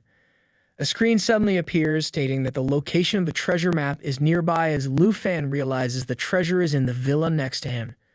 He asks Gu, who lives in number 2, which she explains that she only manages the southern province and isn't familiar with the freshmen from other areas, although she thinks there's only one girl living in the second villa. Lu Fan asks to go with Gu to their villa first while he goes to meet their neighbor. Happily agrees and tells him to remember to bring a gift to her while the girls stay silent. Lu Fan hurriedly tells her to not overthink it since he just wants to see what the second-ranked person is like. As he's walking off alone, Aunt Han Ki giggles and inwardly remarks that just hearing it's a girl makes him want to visit himself and says he's finally growing up, while Xiaomen gets annoyed, thinking that she really underestimated him since he's still trying to chat up the neighbor even after living with 3 girls at the same time in his villa. As he's going, Lu Fan embarrassingly wonders why it feels like he's being misunderstood. After ringing the bell, he hopes the neighbor will like cake and admits it would be best if he got invited in since they all just moved in, and he needs to get the treasure before the neighbor finds out. As the door opens, he positively starts introducing himself as Lu Fan from number 1, from Shanghai City in the southern province. The girl who's wearing fully black clothes remains silent, so he tries to break the ice between them by offering her the cake, pleasantly saying it's a gift for her. Since they're neighbors now, they should be friends and try to know each other. A screen appears stating that the cake's first use can permanently increase agility by 3 points as the girls still remain silent and they awkwardly stare at each other. She slowly takes the cake from him and turns around, introducing herself as Jian Yang from Yunbai province. Well, look at this new all-rounder babe. Possibly a new addition to our Giga Chad's harem. I would gladly accept her. What about you guys? Let me know in the comments section. Surprised after hearing her speak, Lu Fan nervously watches and marvels at her cute voice, but admits it's hard to talk to her, so he lamely asks if he can come and sit for a bit since he's a little bit thirsty and would appreciate a glass of water. He inwardly panics and admits it's a bad excuse, which makes it obvious that his intentions aren't pure. She moves aside to let him in, so he enthusiastically thanks her and slowly enters inside, but suddenly disappears as soon as she turns around to close the door. As he's rushing through the house with the map open in front of him to see where the treasure is, he decides to find it quickly since he can't stay here long. He opens her bedroom, but there's only her dress and underclothes lying on the bed inside, so he doesn't find anything there. Goes to the bathroom next, but to no avail before finally opening another door and finding the egg in an empty room she must not have entered yet. He happily recognizes it as the second jade egg as his screen appears, stating that he's arrived at the treasure map location. Once he's taken it, he rushes out her door, explaining that he'll be heading back now since he's suddenly not thirsty anymore as she brings out a glass of water for him. A screen states that he's acquired the second treasure. He says it's nice to meet her and hopes to see her at the freshman ceremony tomorrow before disappearing. When he leaves, she goes around her house and notices that her bedroom door is open with her clothes strewn on her bed, seeing which she confusingly wonders if he was a pervert. That night in Villa number 1, Xioi examines the jade dragon egg as Lu Fan remarks that it's just like when he found her egg. He uses his dragon taming skill and the egg suddenly starts cracking before a tiny dragon hatches out of it. Its stats and details state that it has an ability named Life Spring, which applies Life Spring to all friendly targets and continuously restores their life. Jade Light that applies 3 layers of Jade Blessing to the target, removing all debuffs and increasing all attributes by 30%. Each layer of Blessing can block 1 damage. Natural Assimilation can devour equipment, and Jade Dragon Bloodline doubles all effects for dragons and those with a blood connection, while increasing the power of self-healing abilities by 5,000%. Finally, Blood Contract provides a 10% attribute bonus to the Dragon Tamer for the dragon pet. Lufan sees that it looks like the Jade Dragon isn't a combat-type dragon and is clearly meant to be a support type with over 600 spirits. He notices that all effects are going to be doubled for him and Shoei since they share the same bloodline, and remarks that during the big exam, she had a 30% boost from Dragon's encouragement, and when releasing Cataclysm, her spirit attribute exceeded 7,000. So, if he adds the Jade Light from the Jade Dragon, it will double the effect, increasing attributes by another 60%, which would make it close to 12,000. As Shoei cheerily plays with the dragon, he says the Jade Dragon can also assimilate equipment effects, so if it upgrades or assimilates a lot of equipment, he can't even imagine how strong she will become. He adds that there's an important thing he needs to think about and wonders what name he should give it before seeing it chomping down on Shoei's thigh. He hurriedly tells them to stop it and decides to name it Xiofi, declaring that it will be Shoei's little sister from now. She angrily tries to intimidate it, so he tells them to cut it out if they don't want to wake up everyone in the house. The next day, as Lufan, Little Kin, and Xiaomin are walking through the Dragon Capital Academy campus for the freshman enrollment ceremony, Lufan notes that the life professions and combat professions don't attend the enrollment ceremony together, and Little Kin confirms this, remarking that Sister Hans has to go to a different place to attend hers. Xiaomin asks him why there was so much noise coming from his room last night, so he starts to explain what was happening, but is suddenly cut off when 2 boys realize Xiaomin and Little Kin, a priest and a swordswoman, are the 2 new beauties and exclaim at their beauty. One says they're definitely the campus belle level because of how pretty they are, and remarks that going into the secret realm with such beauties would make even dying and they're worth it. He dreams of becoming her boyfriend, but his friend points out the guy next to them, so he says there are 2, and they both can't be his girlfriends. In the auditorium, Lufan remembers how Little Kin told him that Teacher Yu said hidden professions have to sit in the front row, and Xiaomin decided to sit in the back row since she can't sit with her. He remarks that the weird-looking person in front of him looks familiar and remembers him as the loud martial artist from the entrance exam. He gives him a teasing smile, seeing which the martial artist angrily watches him, remembering how the principal asked if he really thought he was the top scorer and told him to check the rankings so that he could see the difference between him and Lufan. The guy furiously says he lost all respect the esteemed principal had for him because of Lufan and finally gets to meet him again. Xiaomin, who's sitting alone, nervously wonders why they're putting all the hidden professions together and if that means Lufan will be with Little Kin every day from now on. Lufan suddenly notices Jian Ying, who's silently sitting in front of them, and awkwardly greets her, so Little Kin confusingly asks if he knows her. He explains that she's their number who lives in the number 2 villa, which surprises Little Kin, who acknowledges that she's beautiful and strong since she ranks 2nd overall. Some students at the back enviously watch him and mutter that coming to Dragon Capital Academy is great since he gets to be surrounded by all the beauties. Someone else asks what that means and what it's got to do with him, even if there are a lot of beauties around him. One decides to be bold and ask for their contact info, but a tall, well-dressed man gets up on the stage and suddenly calls for silence. He introduces himself as Zhao Shengming, a level 78 Thunder Mage, the vice principal of Dragon Capital Academy and professor of the Combat Academy's magic department. He fixes his glass while welcoming all the students on the behalf of Dragon Capital Academy and says their teachers will distribute their ID cards since he doesn't like formalities or empty words, but will inform them of the school rules. As Lufan and Jian, who's sitting right next to him, receive their cards from Guhan, Zhao Shengmin explains that the ID card they receive now will be their all-purpose credential at Dragon Capital Academy. The card will store personal points, which are the Academy's universal currency, and they will need to access the secret realms provided by the Academy to buy weapons, potions, and so on. Lufan watches his card and sees that his points are 13,539, as Zhao says the initial points come from their entrance exam scores before a student raises his hand, stands up and says the difficulty of the entrance exam varies between provinces, and it's easier to get high scores in provinces with lower difficulties, so that's unfair. Zhang explains that the academy has obviously taken that into account. The entrance exam scores are divided by a difficulty coefficient based on the varying difficulties of each province's trials to determine the points, so the higher the difficulty of the trial, the smaller the difficulty coefficient. For example, this year's trial in the southern province was the hardest, so their scores will be divided by the smallest coefficient of 96. Lu Fan says it seems like this number is all the funds he has at Dragon Capital Academy before Zhao adds that these points are temporary and the freshman assessment in a month will determine their points once again, and the top 30 in the freshman assignment will be eligible to enter the blue class.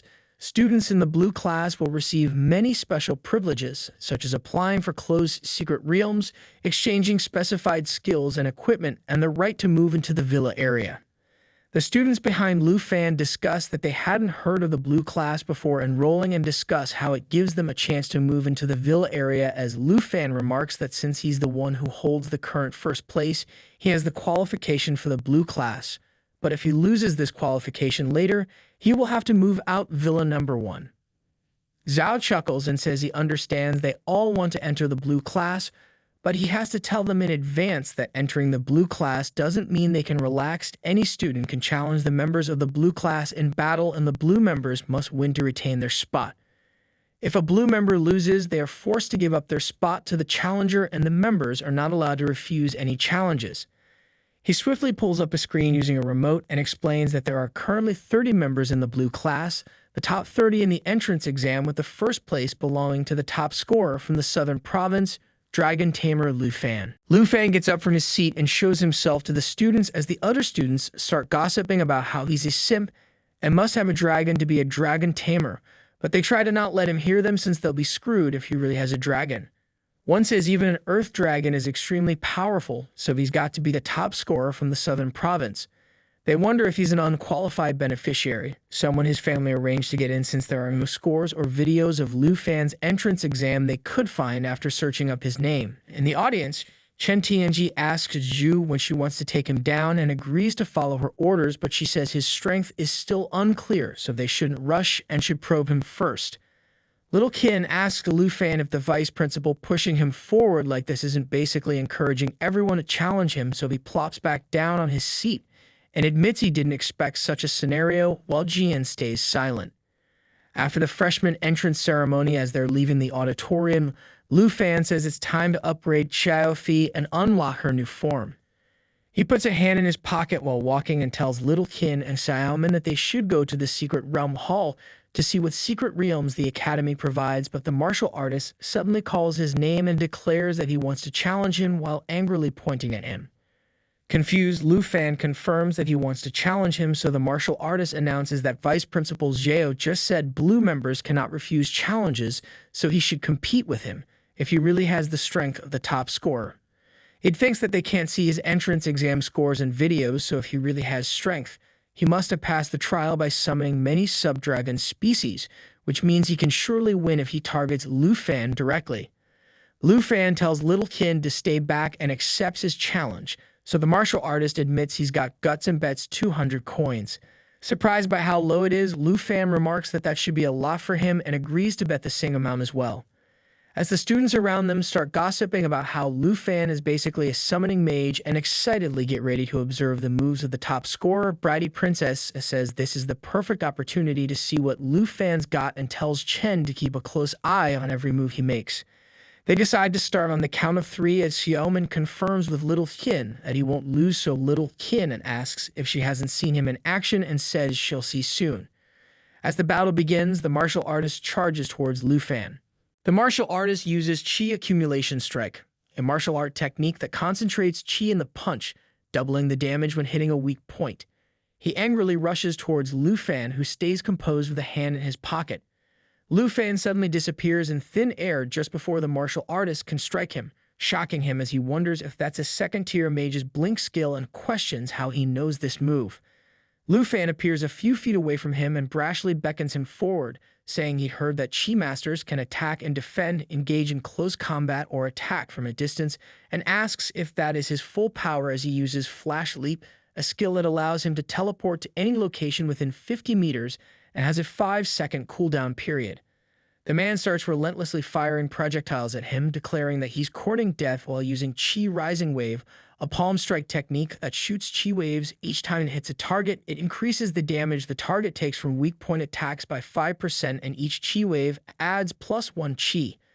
Lu Fan rushes forward and swiftly dodges his attacks, seeing which the man says he's completely powerless and believes he can defeat him once he shows a weakness as long as he keeps preventing him from summoning his dragon pet.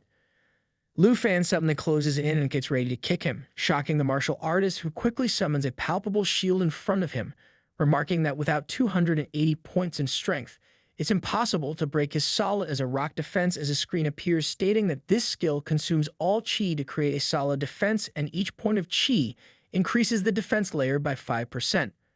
Regardless, Lu Fan effortlessly penetrates his shield and lands a solid kick on him as the man, in shock, questions if he lost and wonders how it's possible when he didn't even use a skill. He went flying while spitting blood in shock, questioning if he lost and how that's even possible. The students watch in shock and realize he defeated the Chi Master without even summoning his dragon, as one says he wanted to see it, and someone else wonders if the Chi Master is actually hurt since he's spitting blood. Standing over the martial artist, who's lying on the ground and wearily coughing, Lu Fan offers him a hand and tells him that his skills are lacking since he barely exerted any force and he's already on the ground. Bratty Princess asks Chen if he's been observing Lu Fan and asks how confident he's in beating him, so Chen says if Lu Fan doesn't summon his dragon pet, and just based on his personal abilities, he's 30% confident, but with the princess buffs, he's 70% sure. The princess admits that's actually quite high, as Lu Fan takes the guy's 200 points and remarks that a bet is a bet since he initiated it in the first place. The guy notices Lu Fan's ID and is shocked to see that he has 13,739 points.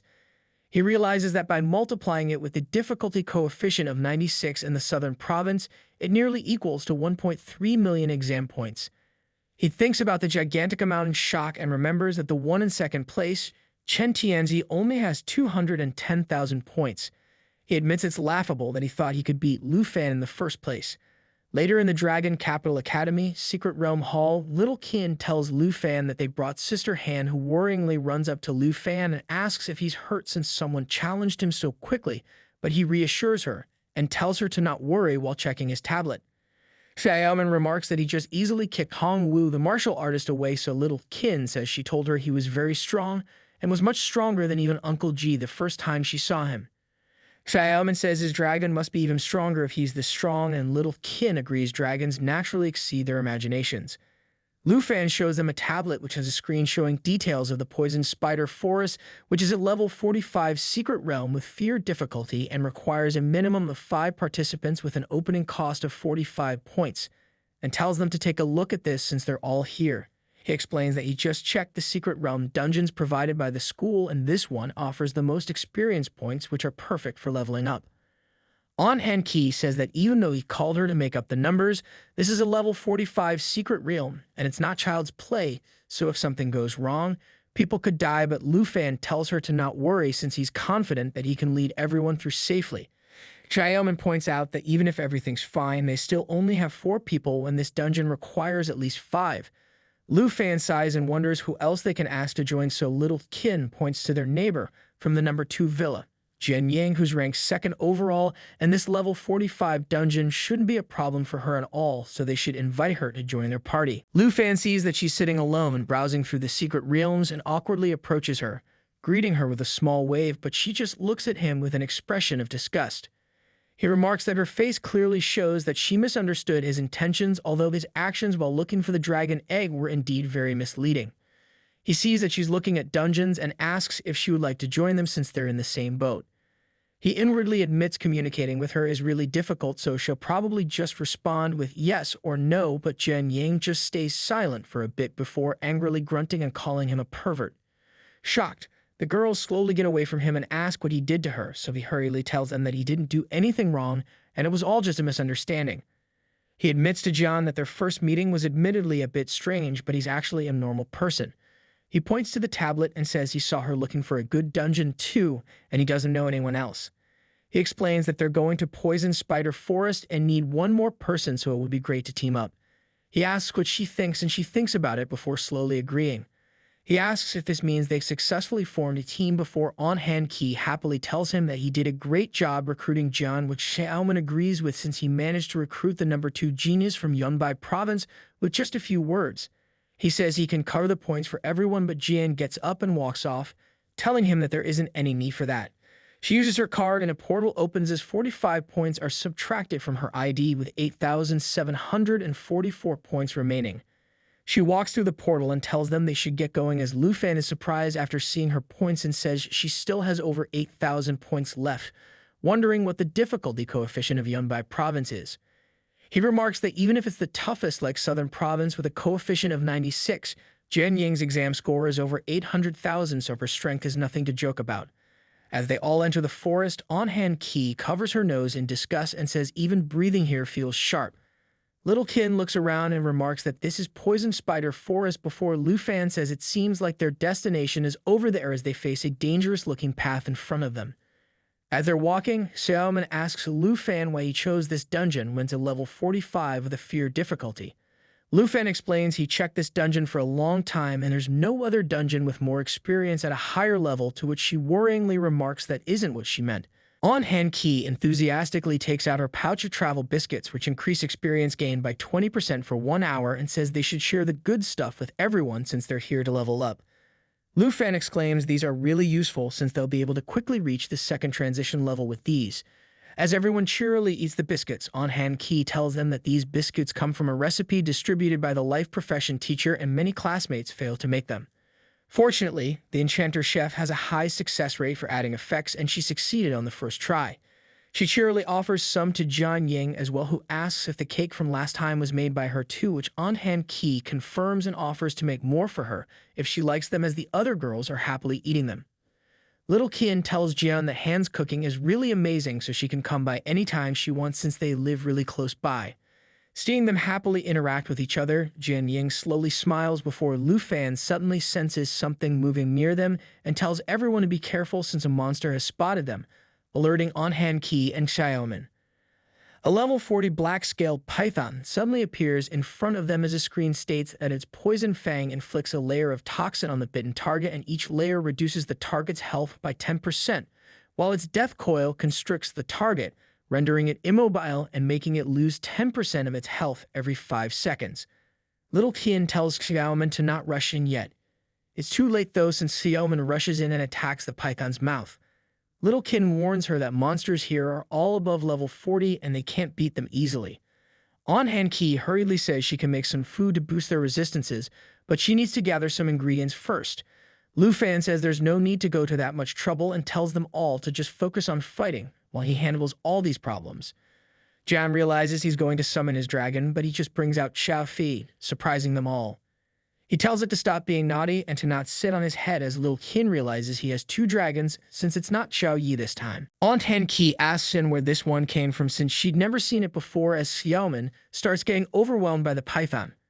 Lu Fan quickly orders Xiao Fi to use Emerald Light as Little Qin quickly hurries over to heal Xiaoman, who realizes the damage she took just now was nullified.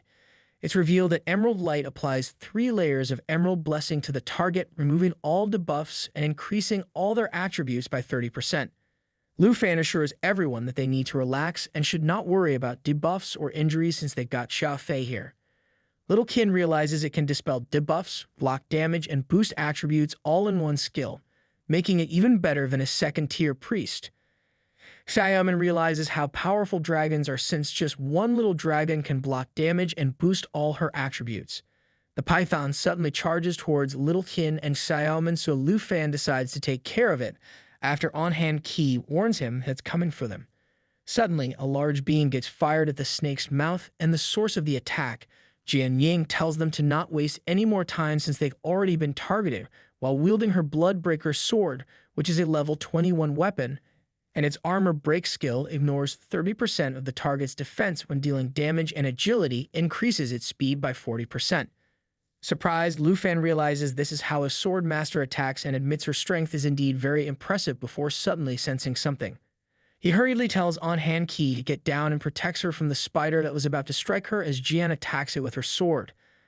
A screen explains that it's a silver-armored spider that has the same poison fang skill as the python, as well as its special skill, mandible piercing, which swings its forelimbs, piercing 2 targets simultaneously, but if it misses, it can use mandible piercing one more time. Silver armor makes it immune to armor break effects. Lu Fan realizes the silver-armored spider is immune to the shadow's armor break effect before Jian rushes forward and swiftly starts fighting it. It tries attacking it with mandible piercing 4 times, but Jian swiftly dodges its attacks. Lu Fan charges forward, warning her to be careful before striking the spider's face. Jian tells him to not let his guard down since there isn't just one silver-armored spider here, and it's not just silver-armored spiders. She uses 2 more swords and Breaking Army Greatsword, which deals 210% physical damage and spreads 21% of the damage to surrounding enemy targets with its Mountain Shaker ability, and a Water-Cold Sword with the Frost ability that deals ice attribute damage and reduces the target's movement speed by 3,000% as they see that Black Web Hunters that are level 45 and have the Poison Fang ability are here too. Lu Fan and Jian Ying started running toward the monsters, and Lu Fan asks Jian Ying that her weapons are class exclusive, and they don't seem like the ordinary weapons. While dodging the oncoming attacks, she explains that a sword master can forge their own weapons and each weapon level up with them from level 1. While casting a big attack at the spider, she tells Lu Fan that now is not the time for the introductions. Hearing Jian Ying's explanation, he thinks that it's pretty similar to the Dragon Master, where one upgrades the Dragon Pet and Squad Masters upgrade their weapons. The spider monster attacks Jian Ying, and Lu Fan orders Chia Fi to cast Emerald Light.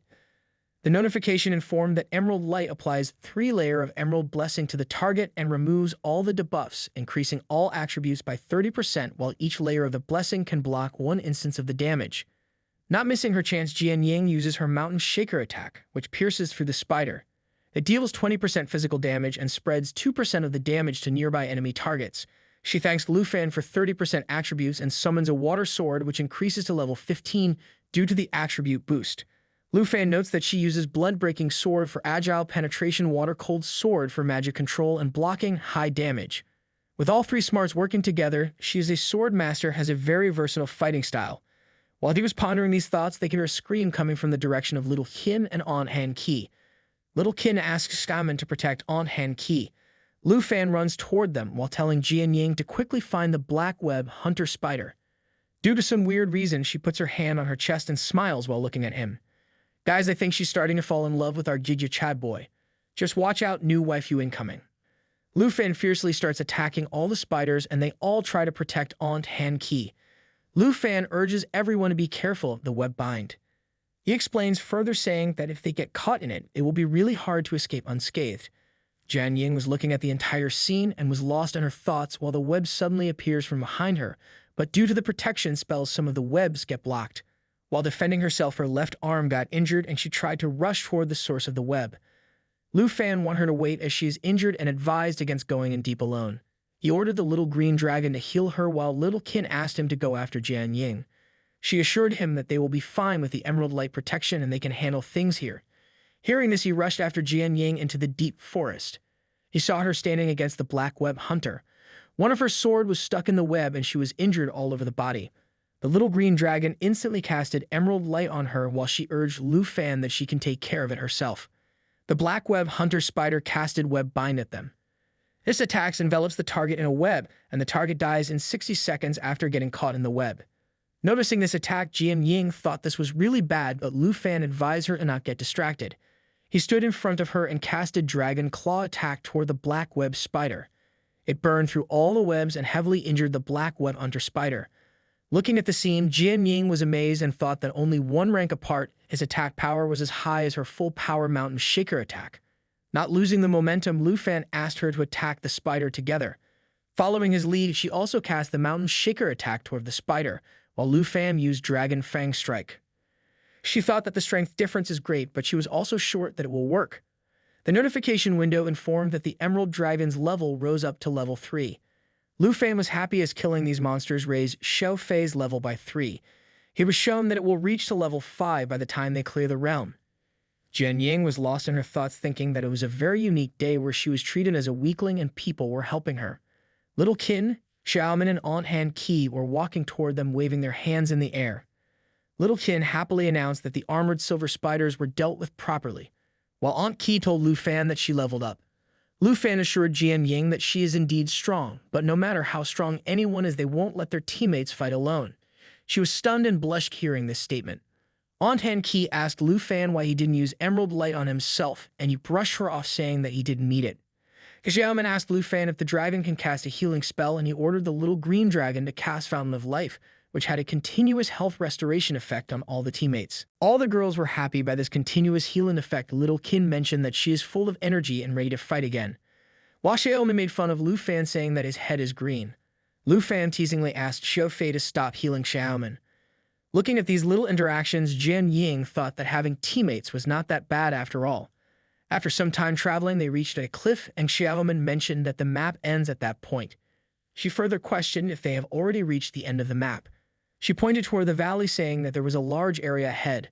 Little Qin asked Lu Fan what are they looking at, and he replied saying that this was the lair of Secret Realm boss. It was the den of a screeching spider mother, and it was level 45. The boss monster was surrounded by a lot of small spider monsters. Before reaching the boss, the team had to clear out all the small spider. Little Qin advised Aunt Han Qi not to look down the cliff, and Xiaomin added saying that the scene might be too much for her because she's not a combat class. Aunt Han Qi dismissed them, saying that even if she can't handle it, she have to learn. She mentioned that they all have been protecting her, and if she can't even look, she will be just more of a burden to all of them. She looked down the cliff, and there were massive amount of spiders gathered in the valley, and this scene made her puke instantly. Witnessing the state of Aunt Han Qi, Lu Fan thought that this is what people call the harsh reality of life. Jian Ying added saying that whether they approach or kill the boss, they need to clear out the small spiders first. Xiaomin said that she saw a strategy from another team, in which the team used ranged classes to kite and pull mobs to clear the area before approaching the boss. According to her, this strategy took 4 days to clear all the little spiders. Hearing this Aunt Han Qi question, that long? According to her, she only bought enough food for 1 day, but if everyone is willing to eat roasted spiders, she can cook it for them. Little Qin instantly rejected this proposal, saying that she don't want to eat the spiders. Putting a stop to all this, Lu Fan said that they don't have to follow the strategy of other teams. Jian Ying and Xiaomin questioned him, saying that if he had any better ideas. Noticing everybody's gazing at him, he instantly summoned Xiao Yi the Black Dragon. He ordered the Black Dragon to take Destruction Dragon form. Xiaomin and Jian Ying were stunned by the appearance of the Black Dragon.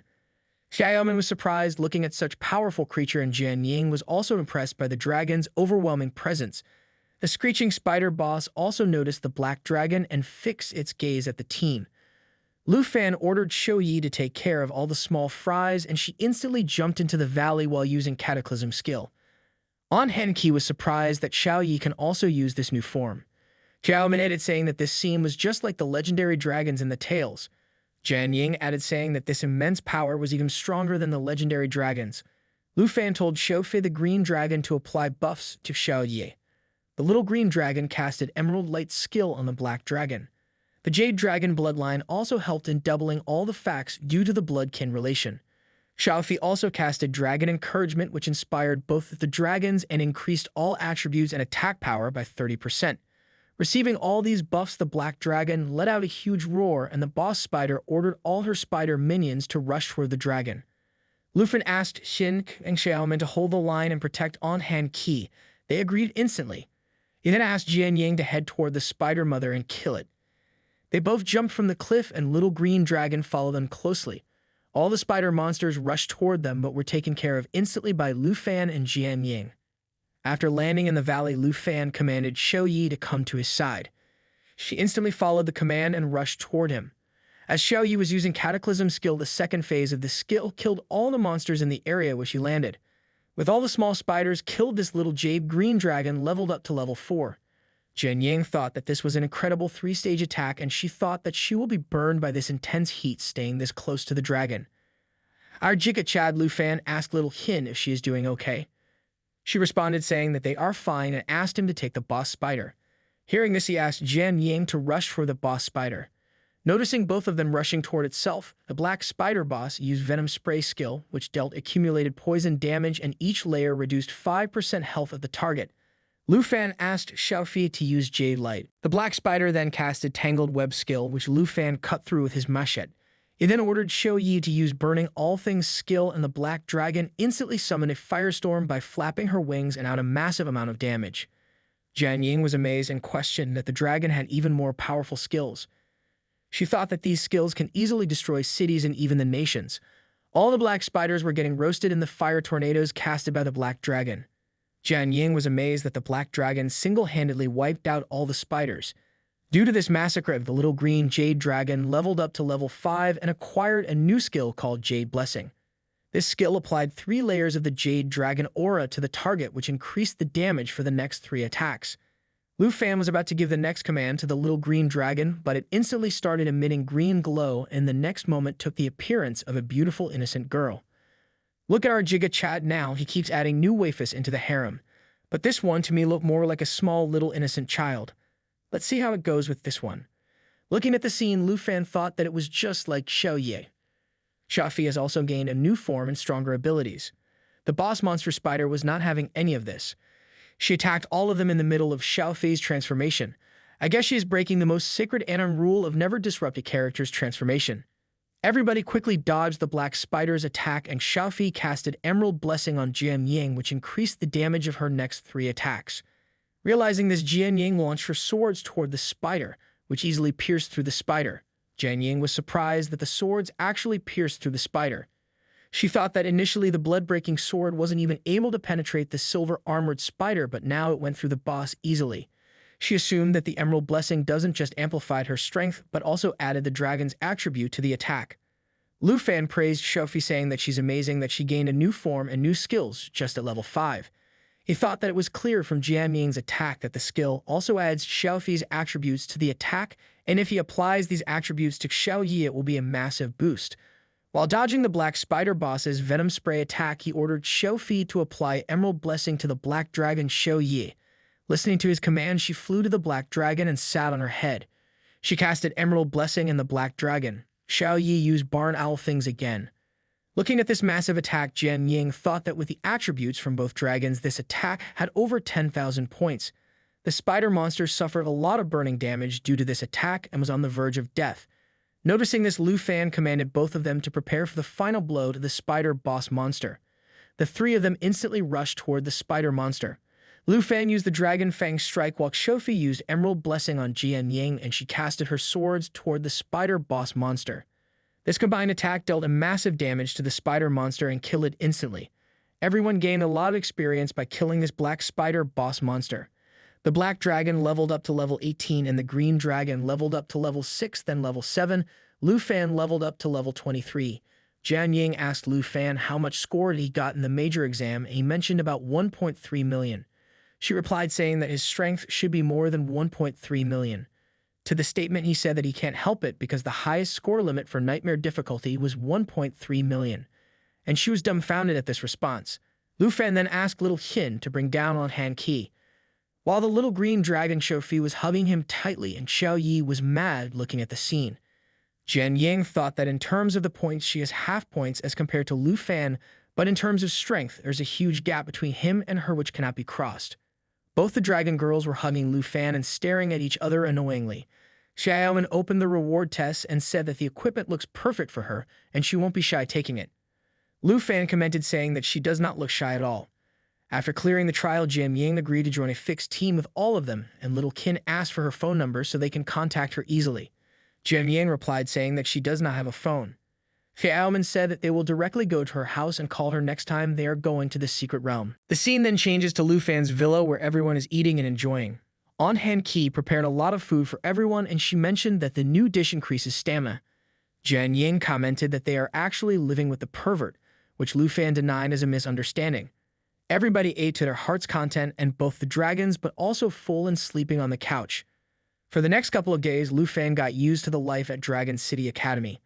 He occasionally went to Venom Spider for us to level up, which increased Xiaofi's level to 13 and his level to 24. He also studied convert theories. This routine continued for more than half a month, and there were only 2 days left before the freshman assessment. The Jade Dragon was level 14 and the Black Dragon was level 19 while he was level 25. It just finished defeating the Black Spider boss Xiaoman, and Little Kin's level rose to 22 and On Han Qi was level 18 now. Lu Fan thought that he originally planned to have Xiao Yi reach level 20 and Xiao Fi level 15 before the freshman assessment, but the plan was not successful. Jian Ying was also happy with her progress as her cold water sword was same level as her. Her level was 24 right now. Xiaomin opened the chest and she was really happy as after nearly a month she finally gathered the venomous spider set for the swordsman. Little Qin was happy for her, saying that now she can improve her ranking in freshman assessment. Aunt Han Ki suggested that they should head back home now and she will prepare dinner for them. Little Qin agreed with her, saying that indeed they should head back and there is no need to return to this realm anymore. Lu Fan also agreed because the freshman assessment event was next day and according to him, they should rest well and prepare for it. Xia Yaomen also agreed cheeringly. Coming back out of the portal, Teacher Gu was waiting for Lu Fan. She asked him to come with her.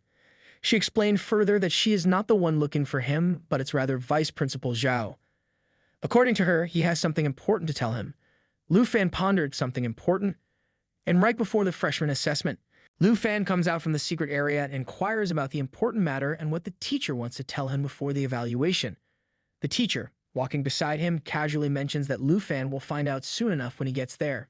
Just as they move forward, the student walking ahead of them comments that today another expert from the Azure class had a new evolution. The second student chimes, mentioning 73 Hong and confirming that he already knew. The teacher, hearing this, turns to Lu Fan with a hint of amusement and asks if he has a problem with what they're saying. Lu Fan, grinning, admits that he's been so engrossed in either class or the secret area lately that he's lost track of what his classmates are even talking about anymore. Without waiting for a response, the teacher begins climbing the stairs, remarking that it's all Lu Fan's fault anyway. The teacher explains that his point bet challenge with Hong Wu made freshmen realize that dueling for points is a way to earn them, a method they've affectionately dubbed the new evaluation. Lu Fan ponders the term new evaluation, recalling how duels between new players are a regular occurrence. The winners accumulate more points while the losers are left scrambling for basic necessities, barely managing to find food in the factories. But the number 73 mentioned earlier, that has him stumped. The teacher, with a sly grin, explains that using his battle with the Hong Wu as a standard, Hong Wu's strength is taken as a unit of measure.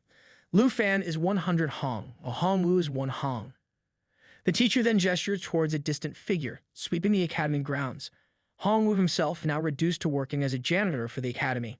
She mentions that by doing so, at least he can earn some points and not starve. Hong Wu, now mopping floors, sheds tears, clearly visible even from afar. Lu Fan, seeing this, can't help but feel a mix of surprise and pity. Soon after, they arrive outside Vice Principal Zhao's office. The teacher stops and turns to Lu Fan, instructing him to go inside as Vice Principal Zhao is waiting. With a nod, Lu Fan agrees, saying he'll head in now. He swings the door open and greets the Vice Principal with asking if he is expecting him. Vice Principal Zhao gestures for Lu Fan to come in. Once inside, Zhao wastes no time getting to the point. He reminds Lu Fan of the promise made to him about the national exam before he enrolled, confirming that it will indeed be the advanced level as promised. However, there's an unexpected twist. This year's national exam, originally slated to be held in Jinyu City within the Taichi Empire 5 months from now, has suddenly been rescheduled. The host country has moved the date up, and now the exam will take place just 2 months from now. Hijaba goes on to explain that Taichi has already announced its competition lineup, and the stakes are high. The eldest son of the Jin family, Jin Chenghen, is expected to reach level 60 and complete his 3rd transformation within the next month. Lu Fan, processing the information, remarks that it seems Taichi wants to start the national trials as soon as Jin Chenghen completes his 3rd transformation. Upon hearing this, Vice Principal Zhao's demeanor shifts dramatically. His face flushes with anger as he slams his fist on the table with a resounding thud. He practically growls his response, affirming Lu Fan's observation. Starting the trials when contestants from other countries are still stuck at the 2nd transformation level practically guarantees that Jin Chenghan will emerge as the winner. Lu Fan places his hand on his chin, deep in thought. He reflects on the significant difference between the 2nd and 3rd transformations. It's not merely about reaching a higher level. Each transformation unlocks new attributes that dramatically boost strength. This move by Taichi, orchestrated by the Jin family, is yet another cunning tactic to ensure their dominance in the trials. Vice Principal Zhao, with a tone of regret, admits that the qualifications they promised Lu Fan before his admission now seem unreasonably harsh. He explains that in just 2 months, Lu Fan is expected to reach a maximum transformation level of 30, while facing opponents who are already well beyond level 50. Zhao doesn't sugarcoat the reality. There's a very real risk that Lu Fan might not survive the trials. He places a reassuring hand on Lu Fan's shoulder, trying to soften the gravity of the situation. Zhao then reminisces about the past, noting that in previous trials, the Dragon Nation has consistently excelled, often dominating and winning the championship. However, this year is different. Other nations are specifically targeting the Dragon Nation, and with the reduced preparation time, the challenge is even more daunting. Lu Fan listens intently as Vice Principal Xiao speaks. The principal then directly asks Lu Fan if he wants to participate in the national trials. Lu Fan, with a serious expression, replies that this is his chance to join the ranks of Dragon Nation's experts. He firmly states his desire to participate, adding the confident thumbs up that he aims to win it. Seeing Lu Fan's determination, Vice Principal Xiao smiles approvingly. He tells Lu Fan that now that he's made his decision, he will need to arrange the necessary resources for him. Placing a supportive hand on Lu Fan's shoulder, Zhao encourages him to excel in the upcoming evaluation. Lu Fan confidently replies, assuring Vice Principal Zhao that he will do his best. He acknowledges that it won't be easy, but he's determined to face the challenge head-on. Vice Principal Zhao gives a nod, understanding the gravity of what lies ahead. The next day, the freshman evaluation conference begins. Vice Principal Zhao stands at the front of the conference room, his presence commanding attention. He keeps his speech brief, telling everyone to follow the rules. Without much preamble, he announces this year's evaluation format. Displayed on the board is the outline for a team evaluation arena battle. The stakes are high, with rewards clearly defined. First place will earn 5,000 points per person, second place 3,000 points per person, and third place 2,000 points per person. Everyone is taken aback by the sudden turn of events, and a wave of commotion ripples through the crowd. Conversations spring up in all directions, with everyone buzzing about the unexpected twist. One person throws their hands up in exaggerated despair, clearly not thrilled about the team battle setup. A few others start lamenting their choices, one regretfully reminding a friend that they should have teamed up as they originally suggested. The other one, with a resigned shrug, points out that as healers, they'll be nothing more than punching bags for the rest.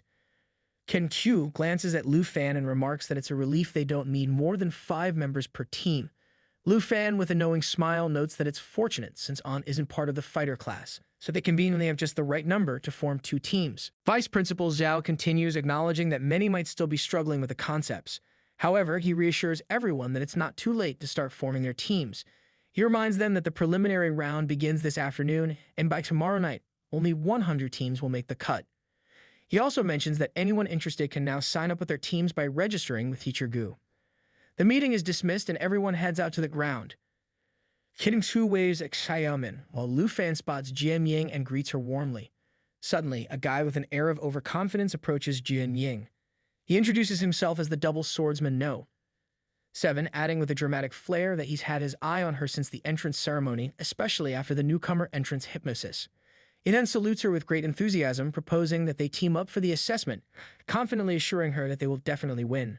But Jian Ying, unfazed by his theatrics, politely declines his offer.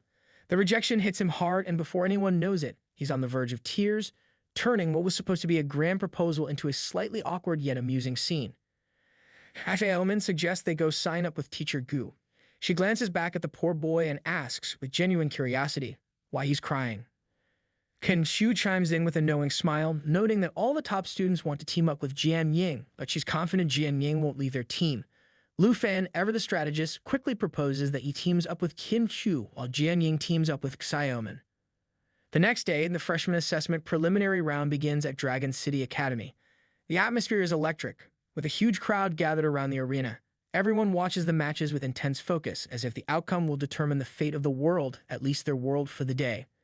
In the ongoing match, the Earth Dragon suddenly launches a fierce attack on its opponent, unleashing its sweep power. The dragon's giant tail spins with tremendous force, causing damage in a wide, wing-shaped area that leaves the target reeling. Not missing a beat, the dragon's tamer leaps into the air, spear in hand, and joins the assault with a precise strike. The dragon follows up with its lance strike, channeling its energy into a powerful blow that seals the fate of the opposing team. With their combined efforts, they secure yet another victory. Just as the match concludes, Jin Zhu approaches the victorious Tamer, her eyes sparkling with admiration. She praises him for his remarkable streak, noting that he has now won 28 matches in a row.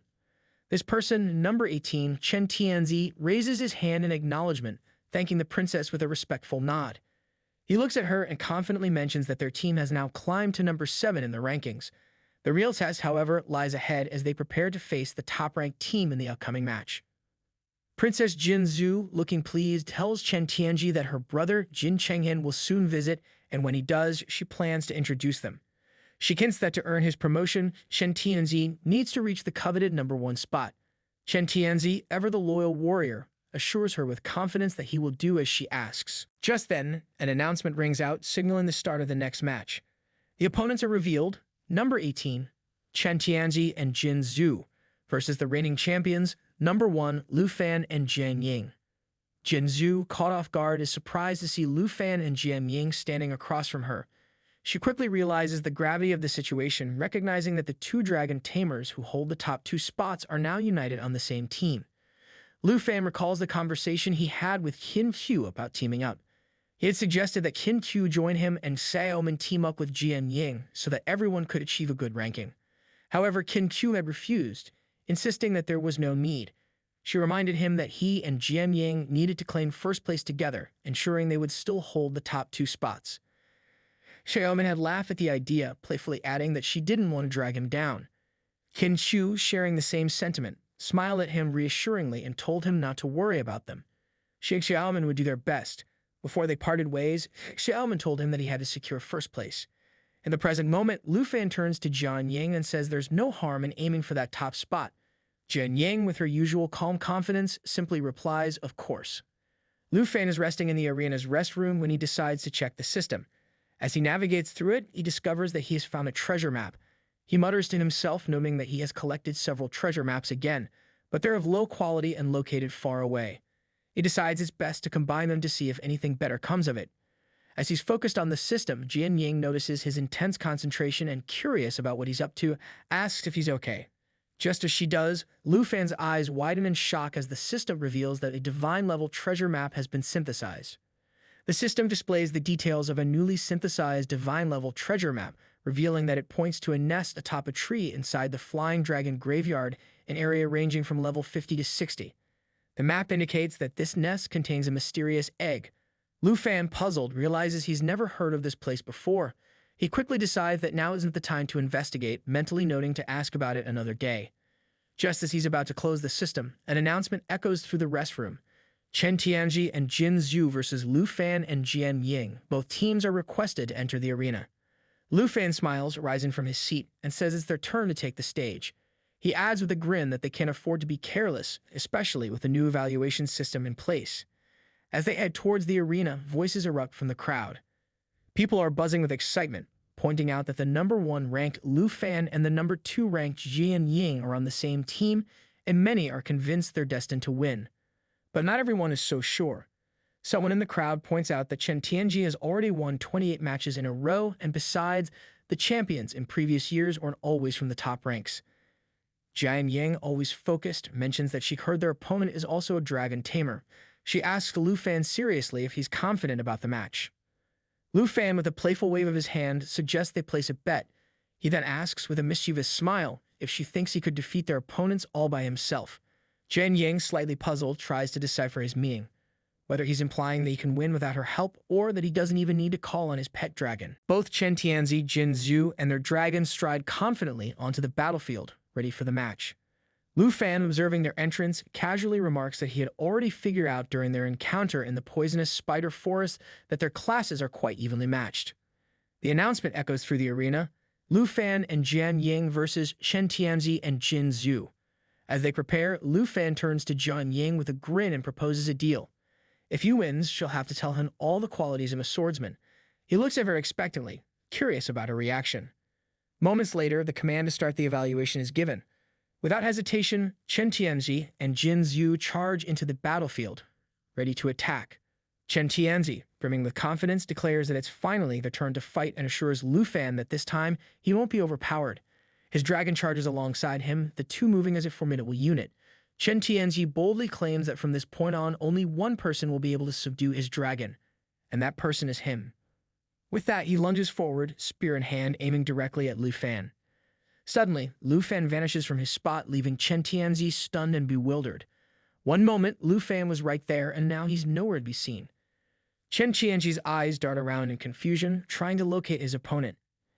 In an instant, Lu Fan reappears on the opposite side of the battlefield, casually dismissing Chen Tianzi's shock with a smirk and a cryptic "I refuse."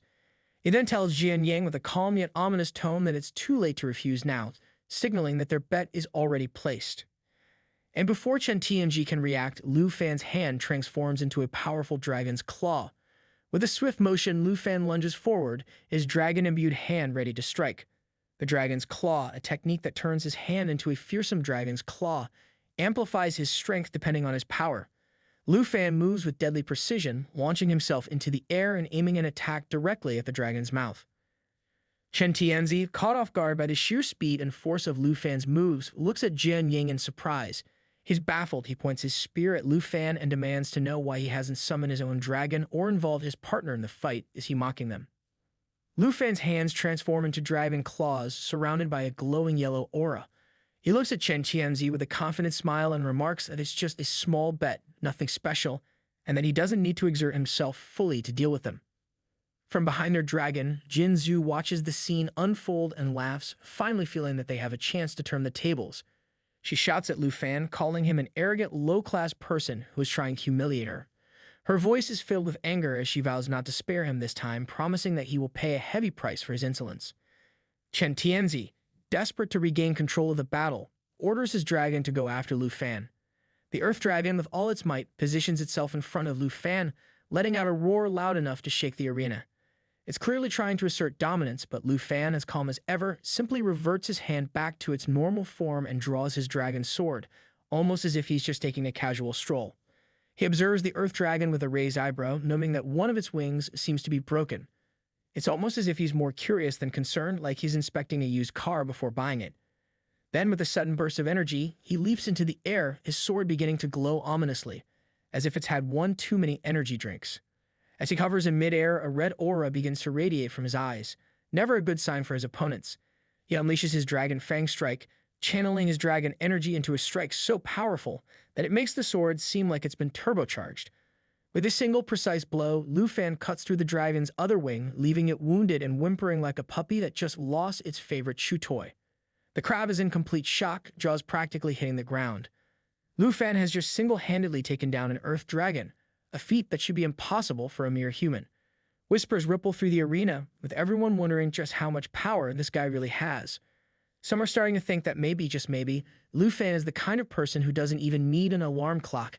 He probably just tells time when to wake him up. Princess Jin Zhu, growing impatient, points her finger towards the Dragon Master, clearly annoyed. She urges him to stop daydreaming and to bring down Lu Fan quickly. Flustered, the Dragon Master snaps out of his momentary daze, quickly assuring the princess that he will carry out her command. Chen Tianzi, feeling the pressure, orders his dragon to wake up and prepare for another assault. The dragon, responding to its master's voice, shakes off its previous defeat and readies itself for battle once more. Chen Tianji assesses the situation, convinced that Lu Fan must lack the speed to dodge an all-out attack from both the dragon and himself. He formulates a plan, deciding to use two skills simultaneously, believing there's no way Lu Fan can escape. He orders the dragon to unleash its Dragon Lance Strike, a powerful blow infused with its energy. Immediately after, the dragon swings its massive tail in a sweeping motion, creating a feather-shaped area of destruction. Confident in his strategy, Chen Tianji grips his spear tightly and charges towards Lu Fan, determined to end the fight. However, in a blink-and-you'll-miss-it moment, Lu Fan moves with blinding speed. Before Chen Tianji can even process what's happening, Lu Fan strikes down the dragon, and a thick cloud of smoke billows up from the impact. For a fleeting moment, Chen Tianzi is convinced he has won, believing his attack has finally overpowered Lu Fan. But as the smoke begins to clear, his confidence quickly turns to shock. There, perched casually on the dragon, sits Lu Fan, completely unscathed and looking as relaxed as if he were lounging in a hammock. In reality, Lu Fan had used the flash swing technique, a skill that allows him to teleport up to 50 meters in the blink of an eye. With a smile playing on his lips and the dragon's sword in hand, he looks at Chen Tianji and almost teasingly suggests that he make a move that might actually force him to take the fight seriously. Jian Ying, observing the battle, is impressed by how effortlessly Lu Fan is handling the situation. She reflects on the fact that the Earth Dragon's attributes are several times higher than those of beasts at the same level, yet Lu Fan is managing to suppress both the dragon and its tamer with apparent ease. Meanwhile, Chen Tianzi begins to sense that something is off. His unease grows when Princess Jin Zhu approaches him, a dangerous aura beginning to emanate from her. The air around her seems to crackle with intensity as she berates him, calling him useless and ordering him to back off. She doesn't mince words, pointing out that he's done nothing but embarrass himself. Lu Fan didn't even summon his black dragon or allow his teammate to step in, yet he single-handedly dismantled his efforts.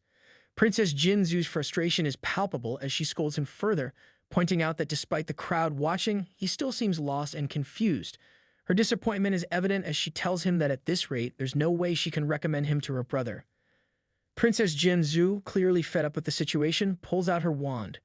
As she waves it, a portal opens, swirling ominously with energy. She turns to Chen Tianji, her voice dripping with disdain, and questions whether he still believes he can make it to the Taiki Empire or even dream of becoming the strongest dragon Tamer. She tells him to stop his delusions. With a dramatic flourish, she points her wand toward the sky, and immediately, a dangerous energy begins to radiate throughout the area. Princess Jinzhu, with a cold determination, declares that in order to regain her lost honor, she must take this drastic step. Lu Fan watches the scene unfold and quickly realizes what's happening. He recognizes the skill she's using. It's the same one that transforms her followers into monstrous beings. As the energy intensifies, the Earth Dragon, aided by Jinzhu's powers, begins to transform. Its aura becomes even more dangerous, pulsating with dark energy. The once powerful, yet manageable, dragon now evolves into something far more menacing. The crowd watches in horror as the Earth Dragon undergoes its terrifying transformation, turning into what looks like a demon straight out of hell. Everyone is acutely aware that this boost has made the dragon far more dangerous than it was before. Whispers ripple through the spectators as they remember that Princess Jinzhu hails from the Taiki Nation, a place known for its strange and powerful skills.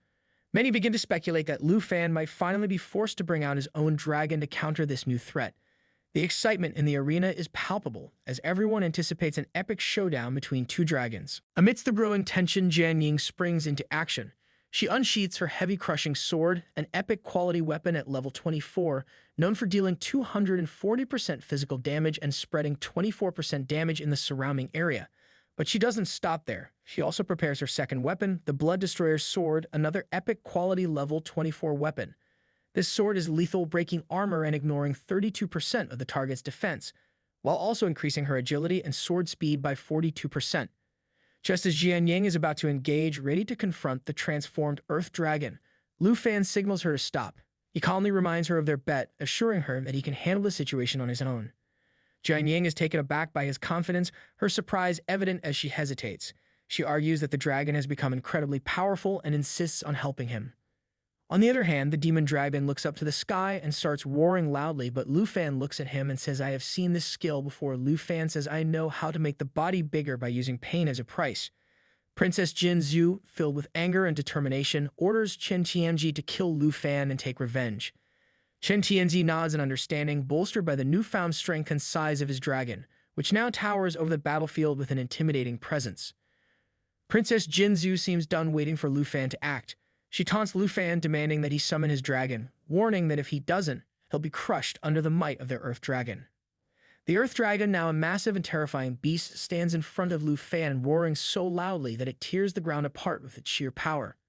Despite this, Lu Fan remains calm, standing firm in the face of the beast. The princess, confident in dragon's strength, laughs mockingly at Lu Fan, questioning whether his dragon could possibly be strong enough to conquer this Earth Dragon. But just as she finishes her taunt, Lu Fan raises his hand and a cold air begins to emanate from his mouth. In a sudden shift, Lu Fan unleashes a powerful skill called Ice Dragon Rage. The air around him chills as a black explosion erupts, spraying across the target area. The skill not only deals significant damage, but also adds a slow and steady freezing effect, effectively immobilizing the Earth Dragon. The damage area and duration of the skill can be adjusted based on how long Lu Fan cast it, showcasing his mastery of the technique. The Earth Dragon begins to freeze, its roars turning from fierce to desperate as the ice takes hold. The battlefield is suddenly silent, save for the crackling of ice and the chilling aura that now surrounds Lu Fan. The once mighty Earth Dragon is now encased in ice, and its movements are slowed, its power is diminished.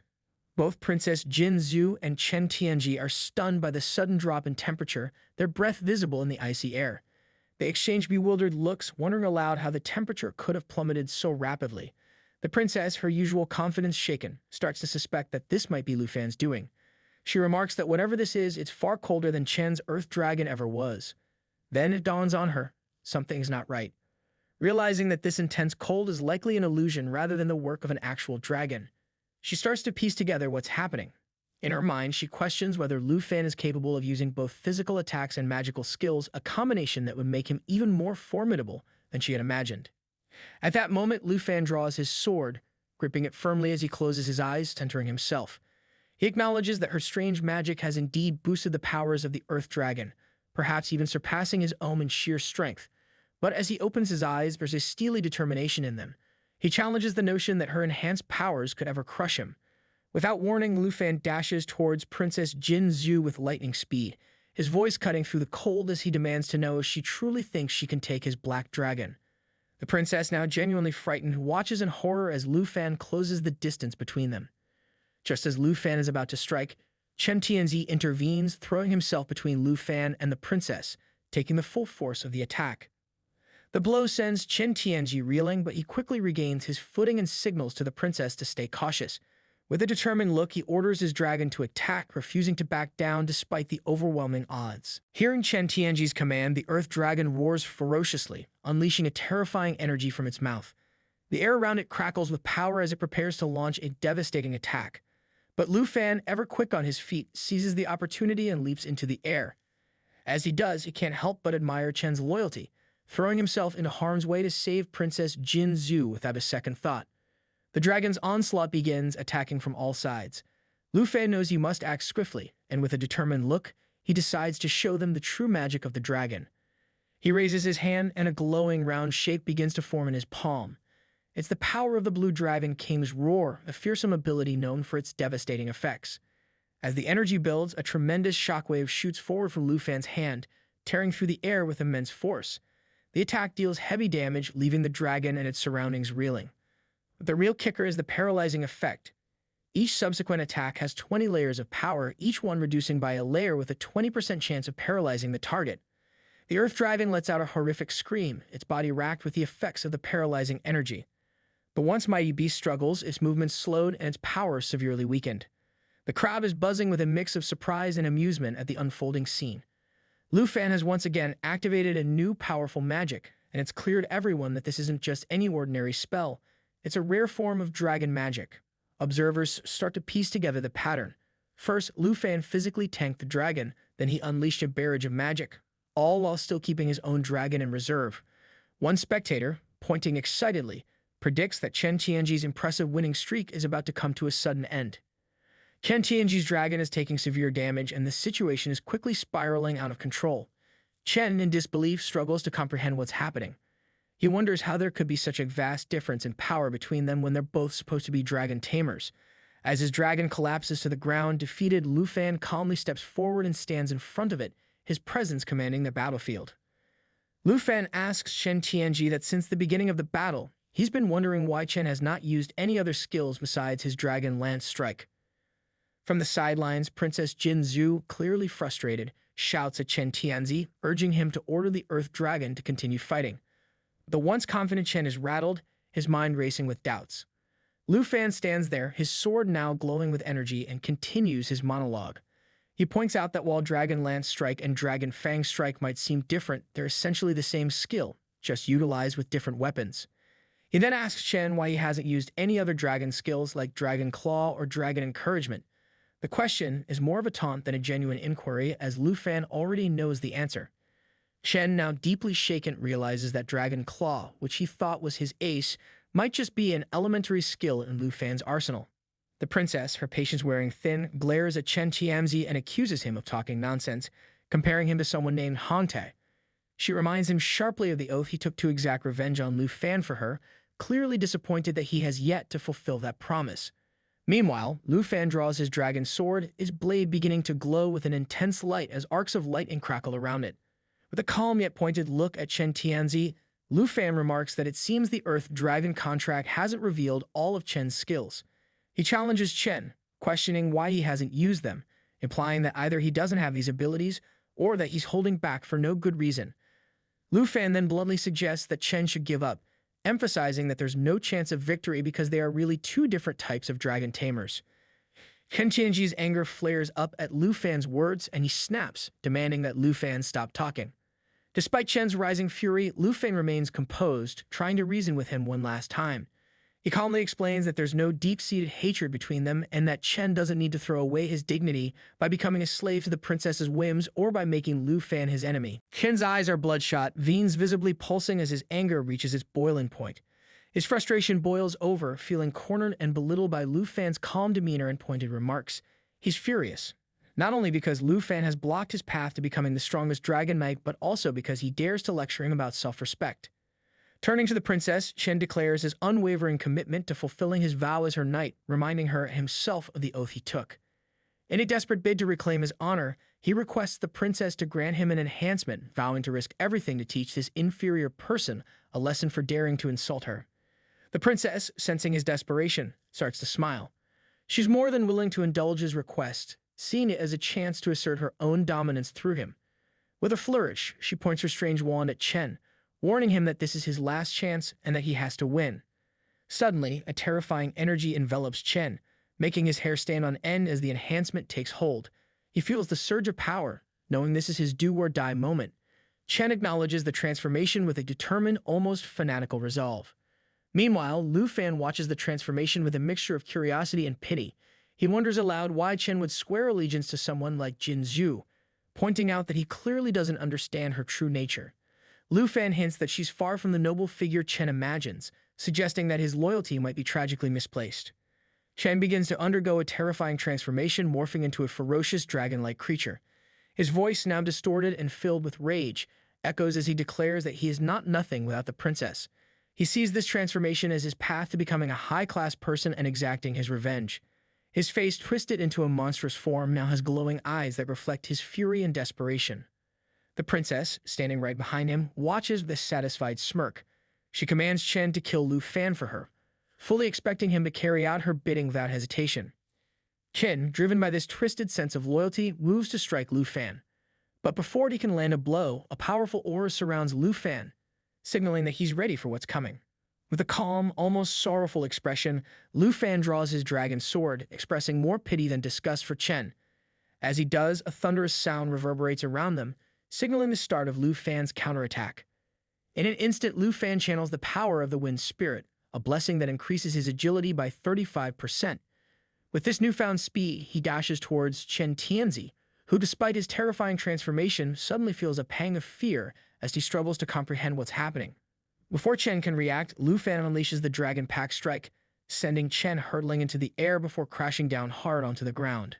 But Lu Fan isn't done yet. He follows up with the Blue Dragon Roar skill, ramping up his power attribute by 20% and adding multiple layers of attack.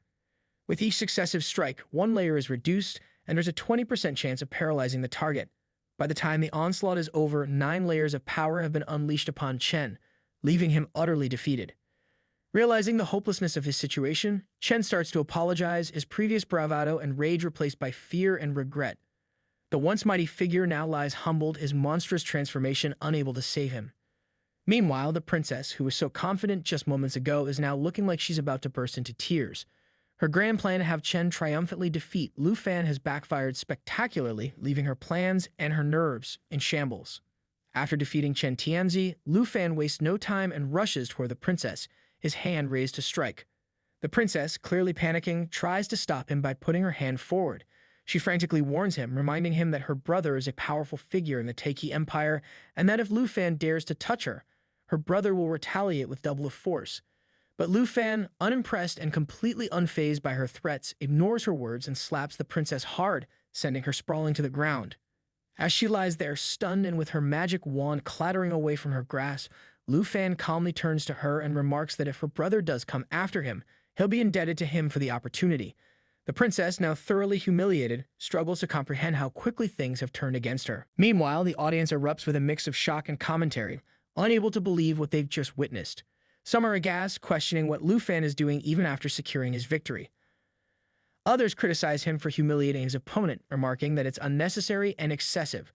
A few in the crowd even point out how the princess, despite her cute appearance, seemed to have no problem dominating Chen and using him for her own gain, hinting that perhaps she wasn't as innocent as she looked.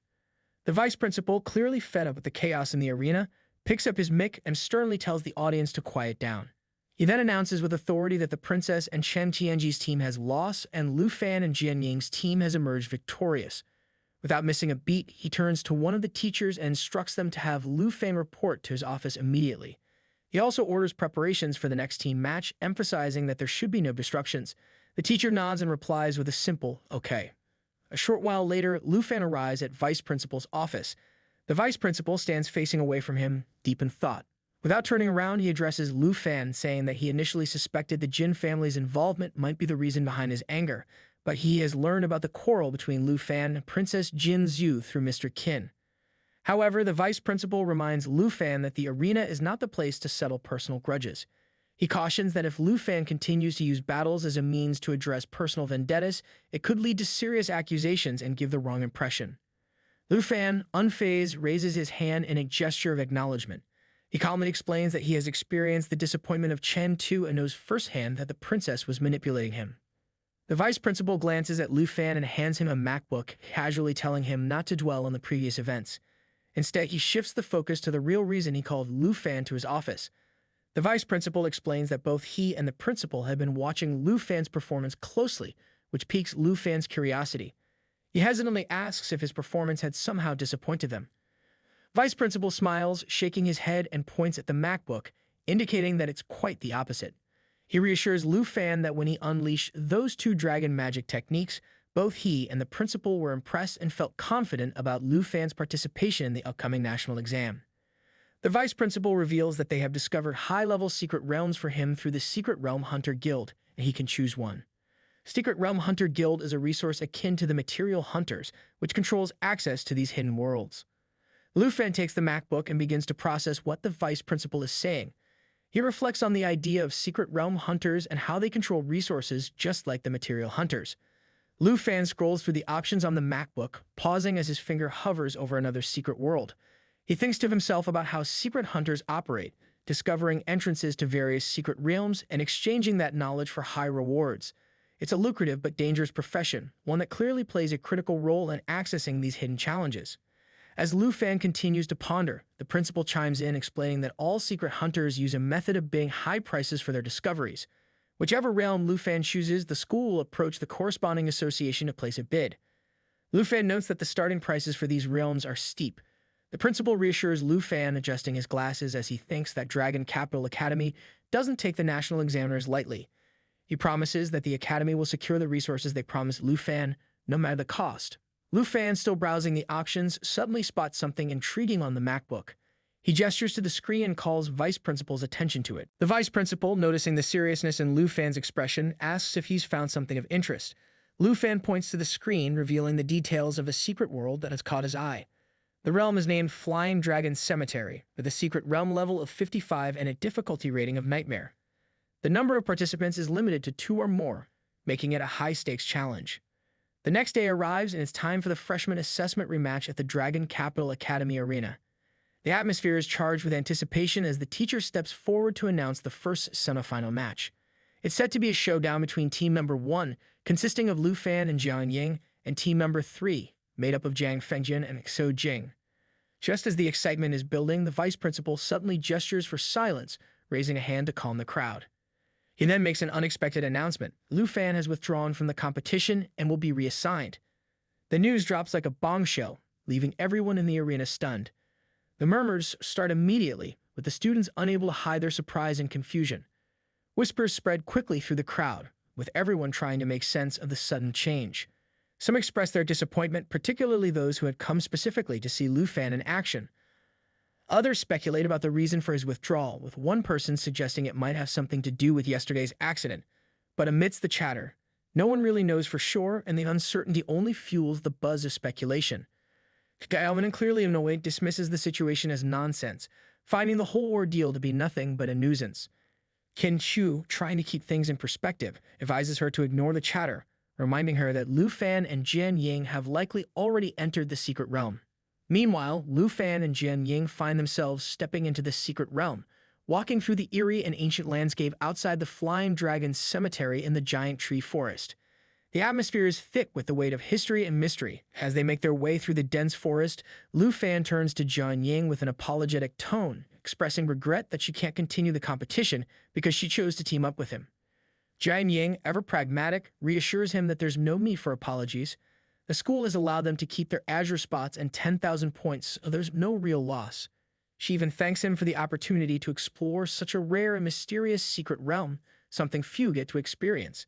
She generously offers him all the rewards within the realm, stating that the experience alone is enough for her.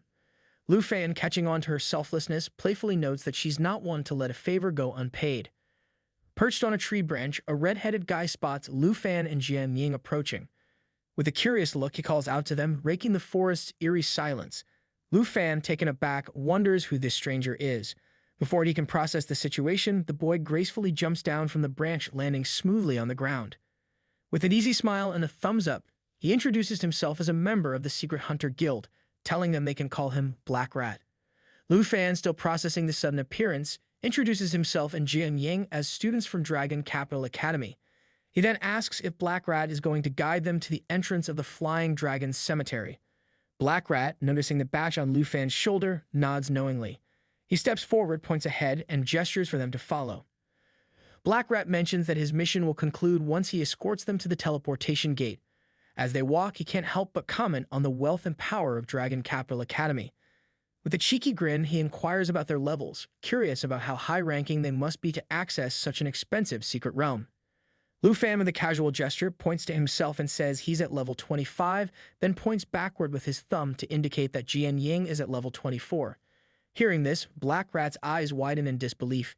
He's flabbergasted, thinking that a secret world above level 55, especially one with a nightmare-level difficulty, is no place for such low-level individuals.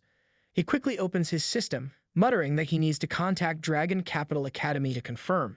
He's convinced that there's been a mistake, and that sending two people who haven't even reached their second transformation is tantamount to sending them to their deaths. Just as Black Rat fumbles with his system, Lu Fan interrupts, urging him not to waste any more time. A massive tree suddenly begins to topple nearby, snapping branches and sending birds scattering.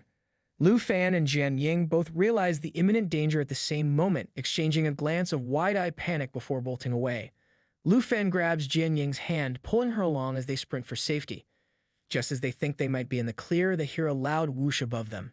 They look up to see a colossal dragon eagle swooping down, its talons outstretched and eyes locked onto them like they're the special of the day. Without missing a beat, Lu Fan shifts into action mode. His eyes narrow and a fiery determination sparks within them. A strong aura forms around him, crackling with energy, and his hands begin to glow with an intense light. He channels this power into a fierce attack, launching it directly at the dragon eagle. The beast screeches in surprise, flapping its enormous wings and taking to the sky. But Lu Fan isn't done. With a swift, almost theatrical motion, he raises his hand and calls upon the power of the blue dragon roar. A bolt of lightning bursts forth, hurtling towards the dragon eagle with a sizzling crackle. The attack slams into the creature, sending a paralyzing shock through its body and reducing its flight to a wobbly mess. As if that wasn't enough, the power adds a lingering effect, ensuring that any follow-up attacks pack a bit of extra punch. Black Rat stares at Lu Fan, his eyes wide and his mouth slightly agape. He's absolutely stunned by what he just witnessed. Lightning-like lights crackle around Lu Fan, illuminating the area in a way that seems almost otherworldly. Black Rat can't wrap his head around it. Lu Fan is only at the 25th level after all. This level of power just doesn't add up. Just then, the dragon eagle, once fearsome and dominant, crashes to the ground with a heavy thud. Its massive form goes limp, and its mouth opens in a final silent gasp before it succumbs to its injuries. It's all over in an instant. Black Rat blinks in disbelief, mumbling to himself about how that was a level 50 dragon eagle. There's no way it should have been taken down so easily, or so quickly. Lu Fan, his hand still radiating that powerful aura, turns to Black Rat with a calm smile. With a casualness that belies the epic showdown that just occurred, he tells Black Rat not to worry about their levels. Then, with a touch of humor in his voice, he adds that they should probably get to the entrance, preferably sooner rather than later. Black Rat is utterly flabbergasted by Lu Fan's words. The fact that someone at the 25th level just took down a level 50 dragon eagle with such ease is almost too much for him to process. He stands there for a moment, mentally running the numbers and coming up with nothing that makes sense. Finally, after a bit of internal recalibration, he nods frantically and agrees to show them the way. After walking for a while, they arrive at a colossal tree that seems to reach up into the heavens. Black Rat pushes aside some dense bushes to reveal a massive trunk, and he gestures towards it with a bit of dramatic flair. This, he explains, is the entrance to the Flying Dragon Cemetery. A soft light filters down from the sky above, and within the glow, a portal shimmers suspended in the air just in front of the sacred tree. The whole scene feels almost surreal, as if they stepped into another world altogether. Black Rat points out the teleportation gate embedded in the ancient tree, confirming that this is indeed the way forward. With his task complete, Black Rat starts to back away. He gives a quick, almost nervous farewell, mentioning that his work here is done. Lufan watches as Black Rat begins to scurry away, and he quickly reaches out, extending his hand with a friendly smile. He calls out, suggesting that since they've crossed paths, maybe they should consider becoming friends. After all, it's not every day you meet someone who knows the ins and outs of so many places. Lufan mentions that he might need to ask for some location information in the future, hinting that their encounter could be mutually beneficial. Black Rat pauses, his mind racing. He's still trying to wrap his head around the idea of becoming friends with someone who just wiped out a level 50 dragon eagle like it was nothing. The thought is both surprising and intriguing to him. Seeing the hesitation, Lufan extends his hand again, adding with a sly grin that he's more than willing to pay for this information. Black Rat's ears perk up at the mention of payment, but confusion quickly follows. He blurts out, asking if Lufan really means to buy location information from him, not secrets of the realm, but just basic geographical details. Lufan nods, explaining that while the Secret Realm Hunter Guild would never allow private transactions of Secret Realm information, sharing general location details doesn't break any rules. He reassures Black Rat that they're on perfectly legal ground here. Black Rat listens to Lufan's proposal, mulling it over with a shrewd expression. After a moment, he comes up with a figure minus 100,000 dragon coins for each location. He's quick to add that this is the special friends and family rate, and if it's not acceptable, he's more than ready to be on his way. Lufan, unfazed by the steep price, extends his hand with a grin and seals the deal with a firm handshake. The agreement is made, and Black Rat can't help but wonder if everyone from Dragon Capital Academy is as wealthy as Lufan. Maybe he should have asked for more. Just as the handshake concludes, Jian Ying steps into the secret realm, casting a glance back at Lufan. With a hint of impatience, she remarks that he talks too much, and that they shouldn't waste any more time. Her focus is already ahead, eager to move forward. As he follows her into the realm, a notification system chimes in announcing their arrival. Welcome to the Rotting Corpse Dragon Graveyard. Level 55. The secret realm is a nightmare difficulty. Talent limit, 2 people. Lufan reflects that this is the Flying Dragon's sacred tree, the very one mentioned before, and the divine treasure platform is said to be at its top. The thought of reaching that treasure keeps him focused, but it's not long before Jian Ying interrupts his musings. She suddenly pauses, a look of unease crossing her face, and mentions that it feels like there might be an earthquake. Lufan stops and concentrates, trying to sense what Jian Ying is feeling. Moments later, he catches sight of something that makes his eyes widen in shock. His voice tightens as he alerts Jian Ying, pointing out that there's a herd of dragons on the other side. As if on cue, the dragons let out a series of bone-chilling roars and start advancing toward them. The system chimes in with an all-too-timely analysis. These are rotting corpse dragons, each one at level 50. The system also provides some grim details. Their pack bite ability allows them to physically damage their target, and when one dragon bites, it summons its companions to join in the feast. To make matters worse, they have a corrupting breath that can blanket an area, reducing the attack power of anyone caught in its range by a debilitating 50%. One of the rotting corpse dragons lets out a deafening roar and lunges toward Jian Ying, its jaws wide open, ready to strike. But just as the dragon is about to make contact, Lufan intervenes with lightning speed, blocking the attack. He quickly orders Jian Ying to prepare for battle. Without hesitation, Jian Ying springs into action. Hearing Lufan's command ignites her focus, and she grips her sword with determination. With a swift and powerful motion, she unleashes her mountain shaker technique. The force of her attack is so immense that it cleaves a dragon cleanly in half, the beast's severed halves plummeting to the ground in a grisly display. But the battle is far from over. Another dragon, undeterred by its fallen comrade, roars loudly and charges at Lufan with terrifying speed. Lufan, however, is ready. He calls out for his dragon companion, Xiao Fei, and she materializes instantly, perching on his shoulder like a loyal sentinel. Flames begin to swirl around Xiao Fei, her presence radiating intense heat. In an instant, a protective ring of fire forms around Lufan, crackling with energy. Xiao Fei unleashes her burning flame ability. She looks upward, and the fire spreads rapidly in all directions, igniting everything in its path. The flames roar with intensity, consuming several dragons and reducing them to ashes. Remarkably, the fire not only deals damage but also seems to strengthen Xiao Fei, her flames burning brighter as she draws energy from the destruction. Meanwhile, Jian Ying is locked in combat with the remaining dragons. She leaps into the air with incredible agility, her sword flashing as she cuts through her foes. She activates her second power, Armor Break, which allows her to bypass 32% of her target's defense, delivering devastating blows. Each strike lands with precision, further tipping the scales in their favor. As she ascends to a great height, her mind races. In the heat of battle, she suddenly realizes that her heavy broadsword, a crucial weapon, is nowhere in sight.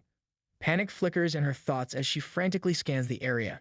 Before she can fully process her next move, a dragon comes hurtling toward her from below, its eyes locked onto her as it closes the distance with alarming speed. Jian Ying's heart pounds as she realizes she's running out of time. The dragon is seconds away, and without her broadsword, her options are limited. She braces herself, thoughts racing as she searches for a way to turn the situation in her favor. Suddenly, Lu Fan charges toward Jian Ying, his dragon sword in hand, ready to intervene. With precise timing, he unleashes his Dragon Fang Strike, a technique enhanced by the blood pact that channels dragon energy into a devastating blow. As he closes in on the dragon, his sword slices through the air and cleaves the beast cleanly in half with a single powerful strike. The dragon lets out a final gurgling roar as green blood pours from its wound, staining the ground below. Meanwhile, Jian Ying is still plummeting, gravity doing its best to remind her that heights are not her friend. Lu Fan, ever the hero, extends his hand toward her, offering a lifeline. Despite the chaos, there's a moment of shared determination as Jian Ying reaches out to grab hold. However, Lu Fan's own momentum drags him downward as well. Thinking quickly, he drives his dragon sword into the trunk of the massive tree, using it as an anchor to halt their fall. With one hand gripping the sword and the other holding onto Jian Ying, Lu Fan glances over at her, a mix of concern and relief in his eyes. He reminds her to be careful, as if dangling from a tree by a sword while holding onto someone isn't the very definition of precarious. Jian Ying gazes into Lu Fan's eyes, a mix of gratitude and exhaustion evident as she acknowledges that he has saved her yet again.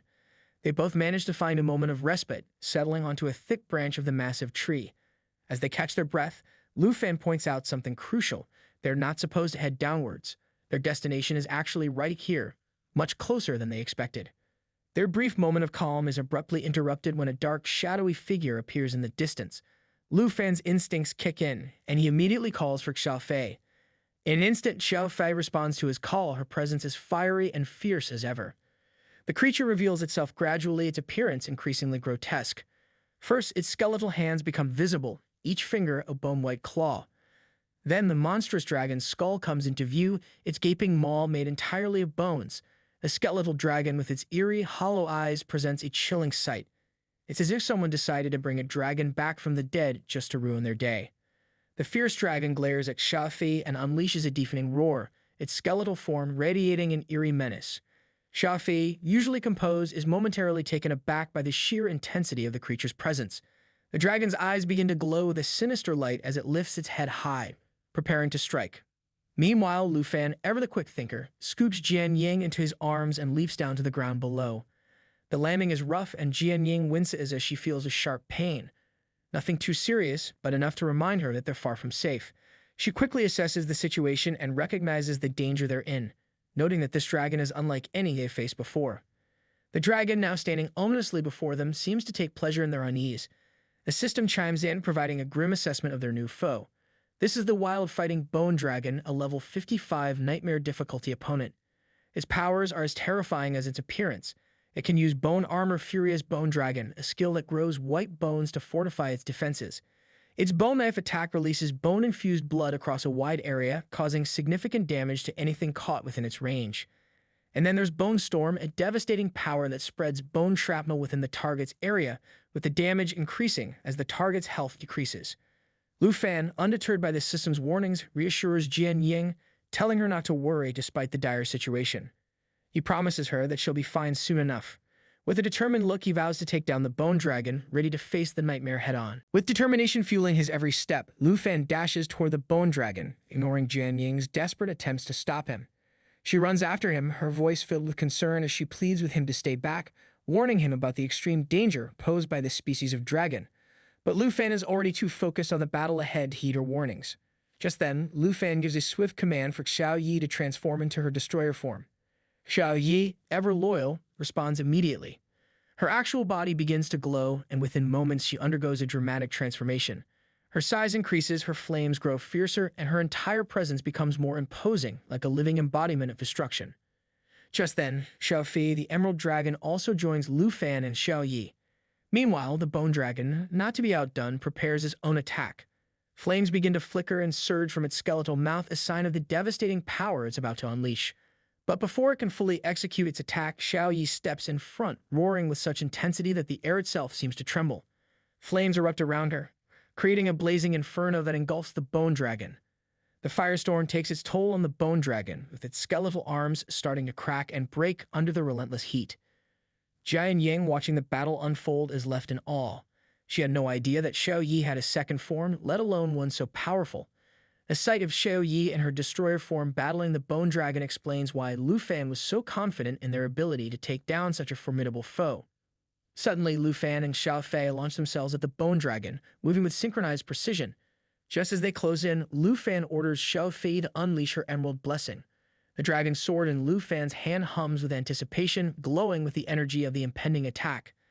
Emerald Blessing releases a potent aura around Lu Fan, amplifying the power of his next strike.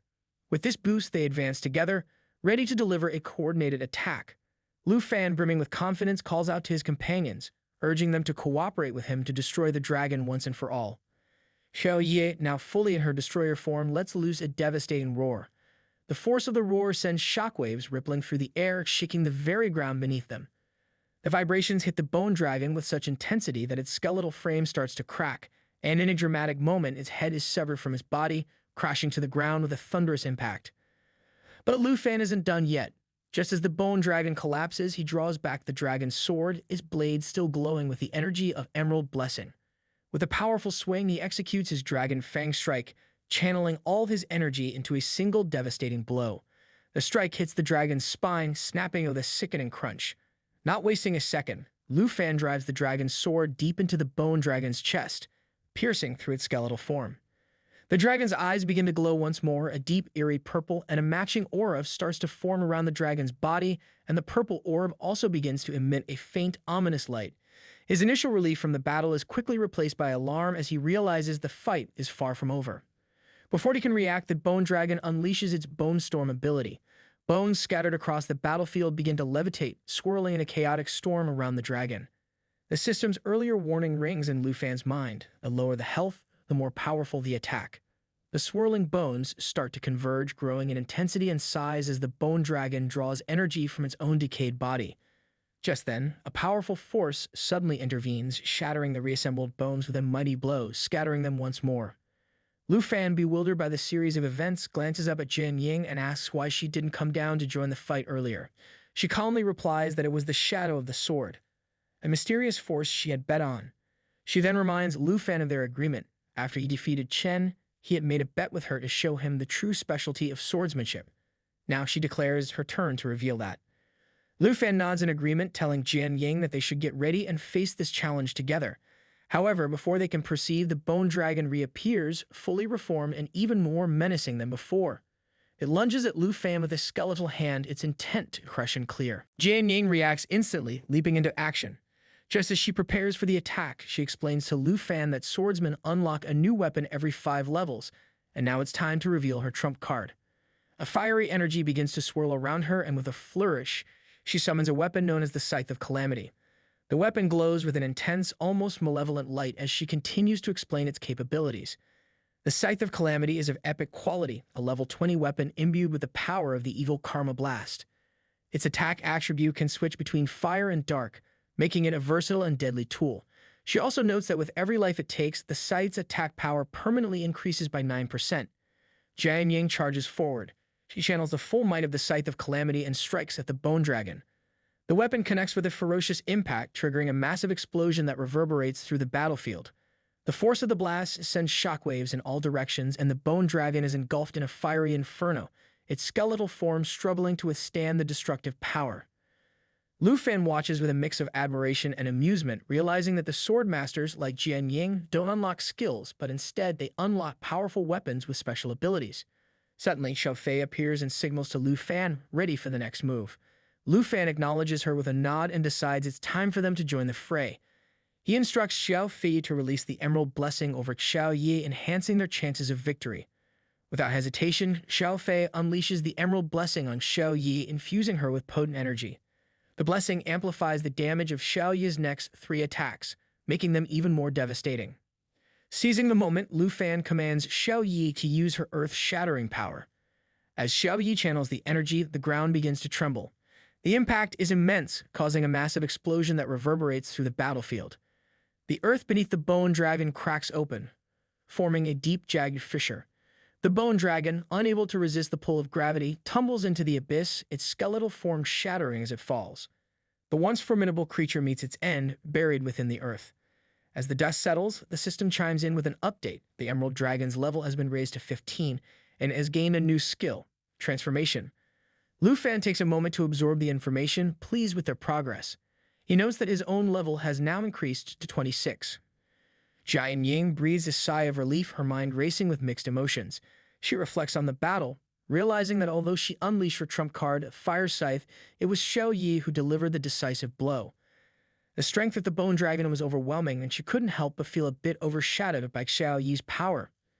As Jian Ying stands there, Xiao Fei suddenly grabs onto Lu Fan, clinging to him in a way that stirs a pang of jealousy within Jian Ying.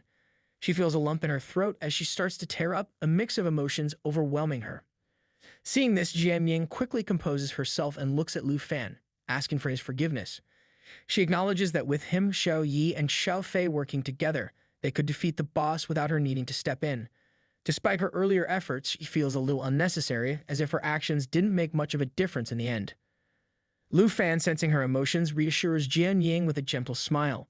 He thanks her for saving him from the bone storm earlier, reminding her that every effort counts in a battle like this.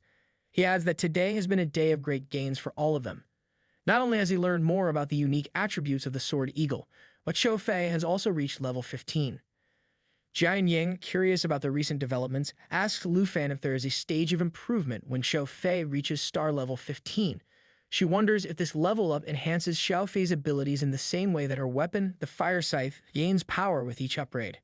The system promptly provides the details of Xiao Fei's new abilities. Xiao Fei, now level 15, has undergone significant enhancements. Her strength, spirit, and stamina has increased significantly, and she's got a set of new amazing skills. She can now enter the evolution stage and switch between forms at will. She can also form a blood pact, a blood relationship that provides a 10% attribute bonus to the Dragon Master. All of her attributes and energy consumption are reduced by 50%. She can transform into the Eternal Guardian of the Tree of Life, gaining new skills Life Pulse and Eternal Guardian. Moreover, she can abandon the physical body to transform into Soul Light, connecting with a friendly target and gaining new skills Soul Refuge and Soul Influence. Lu Fan, with a sense of satisfaction, explains to Jian Ying that reaching level 15 has unlocked Xiao Fei's ability to change her appearance and take on new forms similar to Xiao Yi.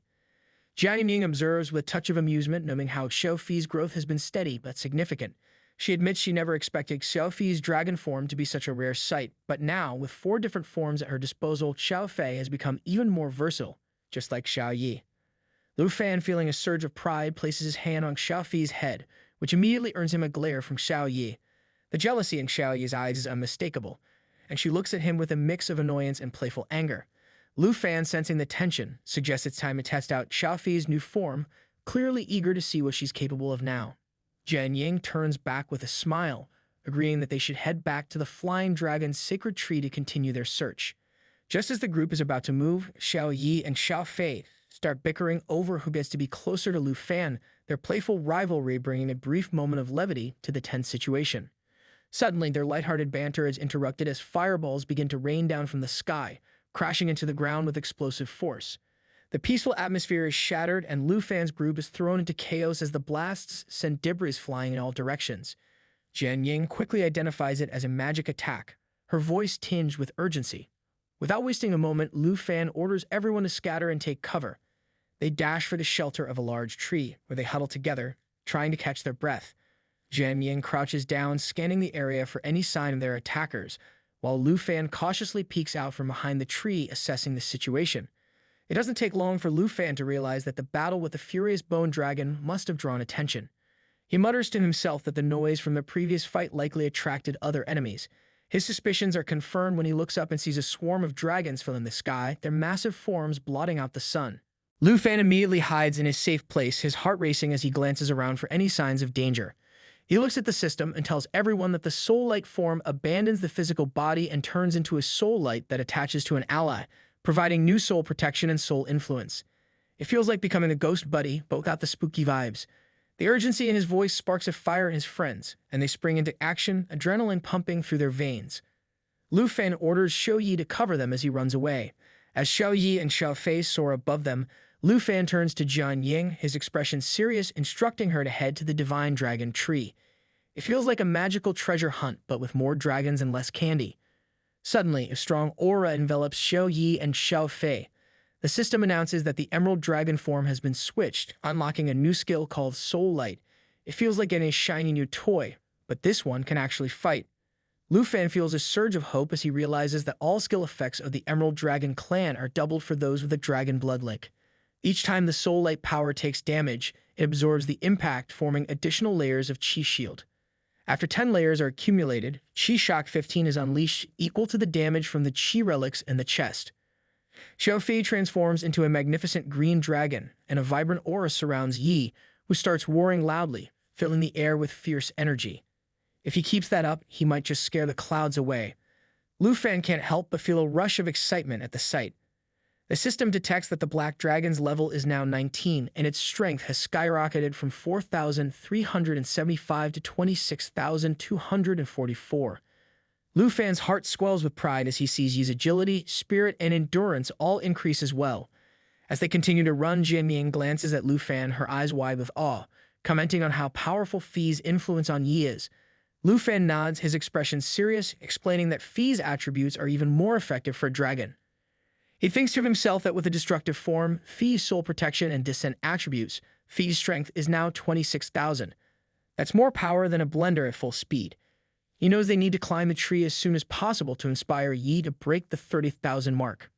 Suddenly, fireballs rain down from the sky, and Lu Fan's heart sinks as he looks up to see dragons appearing, surrounding them in a menacing formation. It feels like they're throwing a dragon party, and they didn't send out invites. Panic flares in his chest, but he quickly regains his composure. He orders Yi not to counterattack and tells Fi to keep moving forward. He explains that it's not the right time to fight back and instructs Yi to let Fi absorb the damage. The green ball appears on Xiao Fei's head, glowing with energy. He turns his head and looks at Fei, urging her to activate Qi Shock. Now's their chance. Fei immediately activates Qi Shock upon hearing him, and a wave of energy pulses through the air. With its help, it releases damage equal to the total absorbed damage, and the total residual damage is doubled, causing a massive counterattack in a large area. The brilliant green aura surrounds Fei, and the dragons start flying in the air, roaring fiercely as they close in on them. Jian Ying looks at Fei in surprise, her eyes wide, marveling at the display of power. Lu Fan glances back, a proud smile spreading across his face, agreeing with her that the soul protection not only shields Fei, but also accumulates damage for a counterattack, doubling the effect for the dragon. It's like having a shield that also throws a punch. Jian Ying's eyes sparkle with excitement as she realizes the potential of their teamwork. Leveling up dragon beasts feels like enhancing her own weapon, but it turns out to be a whole new style. It's like upgrading from a toy bow and arrow to a full-on catapult. A sense of determination fills her as she anticipates the battles ahead, knowing they are stronger together. Then suddenly, a very strong wind blows toward them, shaking them like a leaf in a storm. Lu Fan's heart races as he realizes they are very close to the boss. A massive dragon appears in front of them, its scales glinting ominously in the light. They soon recognize that the boss is a steel dragon, and the system confirms its level at 60. The boss difficulty is rated at level 9. Its main power is named Rapid Storm, which allows the steel dragon to flap its wings and create a fast-moving storm that causes damage and slows down anyone caught in it. Great, just what they needed. More wind. The second power is called Steel Thrust, which thrusts the target and shatters anything with less than 1 point of endurance. The third power, Steel Reinforcement, reduces all incoming damage by 50% and gives a massive boost to defense. Lu Fan feels a chill run down his spine as the steel dragon starts roaring loudly, its voice echoing like thunder. The steel dragon then takes to the air, preparing to unleash the Steel Thrust skill. Lu Fan watches in horror as the dragon heads straight for Yi. Concern flashes across Jian Ying's face as she realizes the danger. The steel dragon is a fearsome species, a subspecies like the berserk bone dragon. Lu Fan quickly reassures her, telling her not to worry. He then instructs Fi to get ready to release Soul Impact. As Fi activates the power of the Emerald Dragon Clan, a surge of energy fills the air, doubling all skill effects related to dragons and blood. It's like turning on a supercharged battery. The impact channels dragon energy, charging in sunlight. Dragon energy builds up with every second, and Xiao Fei prepares to release all the energy with a maximum charge of 30 to 60 layers when attacking. Light begins to radiate from within Fi, illuminating the area, and then that light falls on Yi. She stands defiantly in front of the steel dragon, ready to roar her challenge. Lu Fan extends his hand, ready to use the dragon inspiration skill, telling Yi that it is all up to her now. With a fierce determination, both Fi and Yi rush toward the steel dragon to attack. Fi unleashes the power of soul influence, releasing all the dragon energy to strike the target, and the current charges reach 8. They attack together, causing heavy damage to the steel dragon. The creature roars in pain, but then it shifts its focus, deciding to eliminate the weaker targets first. It turns its attention to Lu Fan and Jian Ying. Dragons start roaring at them, and Jian Ying shakes with fear as she realizes the dragon is going to attack. At the same time, she pulls out her sword, feeling a surge of determination. She thinks about her lesser contributions to the team compared to Lu Fan and decides she won't sit this one out. With newfound courage, she springs into action using her sword and ballast power. She shouts to switch to deep quality, urging everyone to get ready for a sinful explosion. Her voice rings out, filled with confidence. Jian Ying attacks the steel dragon with her weapon, aiming for its neck. The impact causes heavy damage, and smoke starts to billow from the dragon's neck. The system detects the hit, noting that the steel dragon can deal with all incoming damage by 50%, which boosts its defense even further. Jian Ying looks at the dragon with a triumphant smile, but that quickly fades as she realizes the truth. Lu Fan smiles and replies that it's okay, understanding her desire to contribute to the team. Just then, the dragon charges toward Lu Fan, intent on making him its next meal. Looks like lunch is served, but Lu Fan is now on the menu. Without hesitation, Lu Fan springs into action, pulling out his dragon sword. He orders the sword to combine Fei's powers with his own. With a fierce determination, he attacks the steel dragon using the power of Dragon Fang Strike, transforming dragon energy into a powerful blow. His single attack knocks the steel dragon to the ground with a resounding crash. At that moment, the system notifies them that the black dragon has reached level 20. Finally, Lu Fan defeats the boss dragon, and Yi also reaches level 20, feeling a rush of pride. Fei hugs Lu Fan in excitement, making Yi feel a twinge of jealousy. After a moment, they all start walking deeper into the forest. Jian Ying comments on how strong Xiao Fei is at level 15 and how Yi is now at level 20.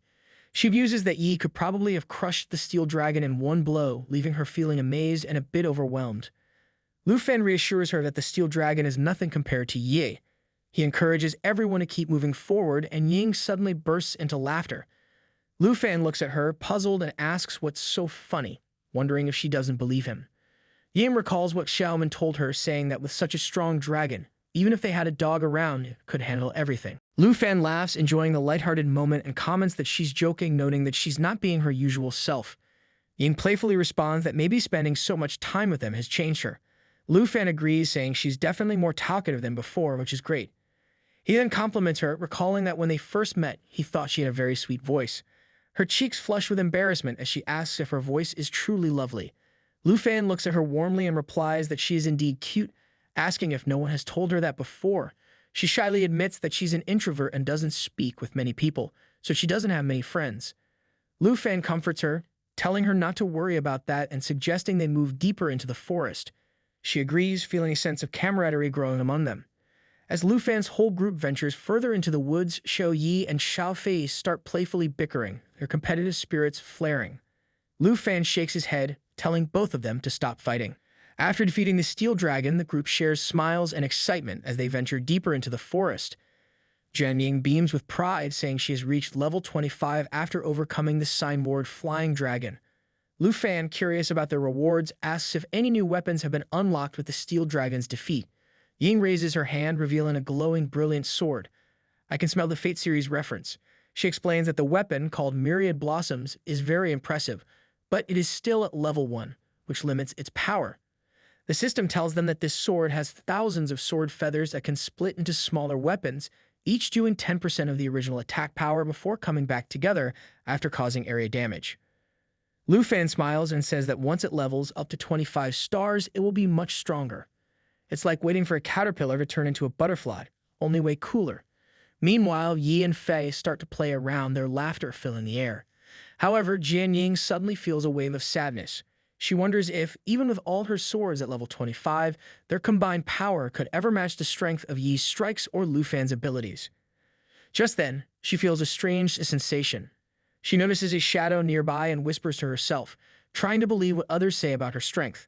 Lan, sensing her worry, walks over and reassures her that when she reaches Manhwa level, she will find strong opponents at Londo Academy, armed with that sword. Jian Ying feels a bit better and agrees they should move quickly, noticing that he has already run far ahead. As they continue, Lu Fan spots something ahead, a man lying injured on the ground. The group gathers around and Lu Fan sees that the man looks like he has been dead for a long time. Kneeling beside him, Lu Fan thinks about the tough life the man must have had, like a fighter who faced many challenges. He wonders if there are more dangers nearby. Suddenly, Lu Fan's instincts kick in. A dragon's hand and a glowing eye appear, signaling danger. He quickly grabs his dragon's sword and warns Ying that they might be in a monster's territory. Jian Ying jumps at Lu Fan's words, her heart racing as she thinks there could be a trap ahead. Just then, a dragon bursts out from the bushes, its scales shining brightly. The system identifies this dragon as Bronze Dragon, with a star level of 60. It is an elemental dragon, and its main power is bronze armor, which makes its defense much stronger. Lu Fan jumps into action as the dragon takes to the sky. Fei is surprised when another dragon appears, a three-headed dragon. The system reveals it as a three-headed elemental dragon level 65 with a boss difficulty rating of Nightmare. Its main power, triple magic, lets it deal fire, ice, and thunder damage all at once, causing huge damage to its target. If one of its heads is revived, the others will come back too, even after being defeated, and can be brought back multiple times. Lu Fan and Jian Ying stare in shock at the sight of two bosses at once. The tension in the air is thick as they prepare for the biggest fight of their lives, knowing they must work together to overcome this huge challenge. Seeing the dragons, Jian Ying realizes they belong to the same group hiding in the camp. Great, just what we needed. More skelly roommates. The three-headed dragon suddenly unleashes its triple magic attack on Lu Fan. At the same time, he leaps into action, charging forward to strike. The system shows that bronze armor has combined its defensive power with the three-headed elemental dragon. Jian Ying stands her ground, staring back at the three-headed dragon. She notices that Bronze Dragon is reinforcing the three-headed dragon with glass armor. This makes the dragon's defense incredibly strong. These attempts to harm it are useless until the dragon turns its attention to Lu Fan. Looks like someone's on the dragon's menu. Jian Ying urges everyone to focus on Bronze Flying Dragon first. Lu Fan smiles confidently. His dragon sword glows with power. He tells Jian Ying to relax and hints at a special plan. He instructs her to summon Manhwa and wait for the upgrade. Curious about Lu Fan's intentions, Jian Ying watches as he begins to run. Lu Fan shouts for Fei to switch to her emerald dragon form. A bright light surrounds Fei as she transforms. Lu Fan continues running, telling Fei to add Soul Light to him and prepare to release Soul Square. He then instructs Yi to switch to destruction form, saying the next move depends on him. As Lu Fan attacks with his dragon sword, the three-headed dragon takes to the air. It unleashes a fierce attack with fire and ice from all three heads. Lu Fan notices Fei and tells her to prepare to release the Soul Impact skill. He then calls out for Yi to use his new skill, Tremendous. He springs into action, transforming into his destruction form. He roars loudly, filling the area with power. If he keeps that up, he might just scare the stars out of the sky. The system reveals that the Black Dragon is putting pressure on the surrounding area. This affects all enemies and targets, causing paralysis and fear. The three-headed dragon is disrupted and begins to tremble. Even Jian Ying feels the overwhelming pressure. She realizes that the Black Dragon's power is a control skill beyond her expectations. Lu Fan reassures her that it will end soon and urges her to stay calm. Lan draws his dragon sword and charges in to attack the dragon. The soul effect is released, combining all the dragon energy for a powerful strike. Lu Fan follows up with Dragon Fang Strike, using dragon energy to amplify his attack.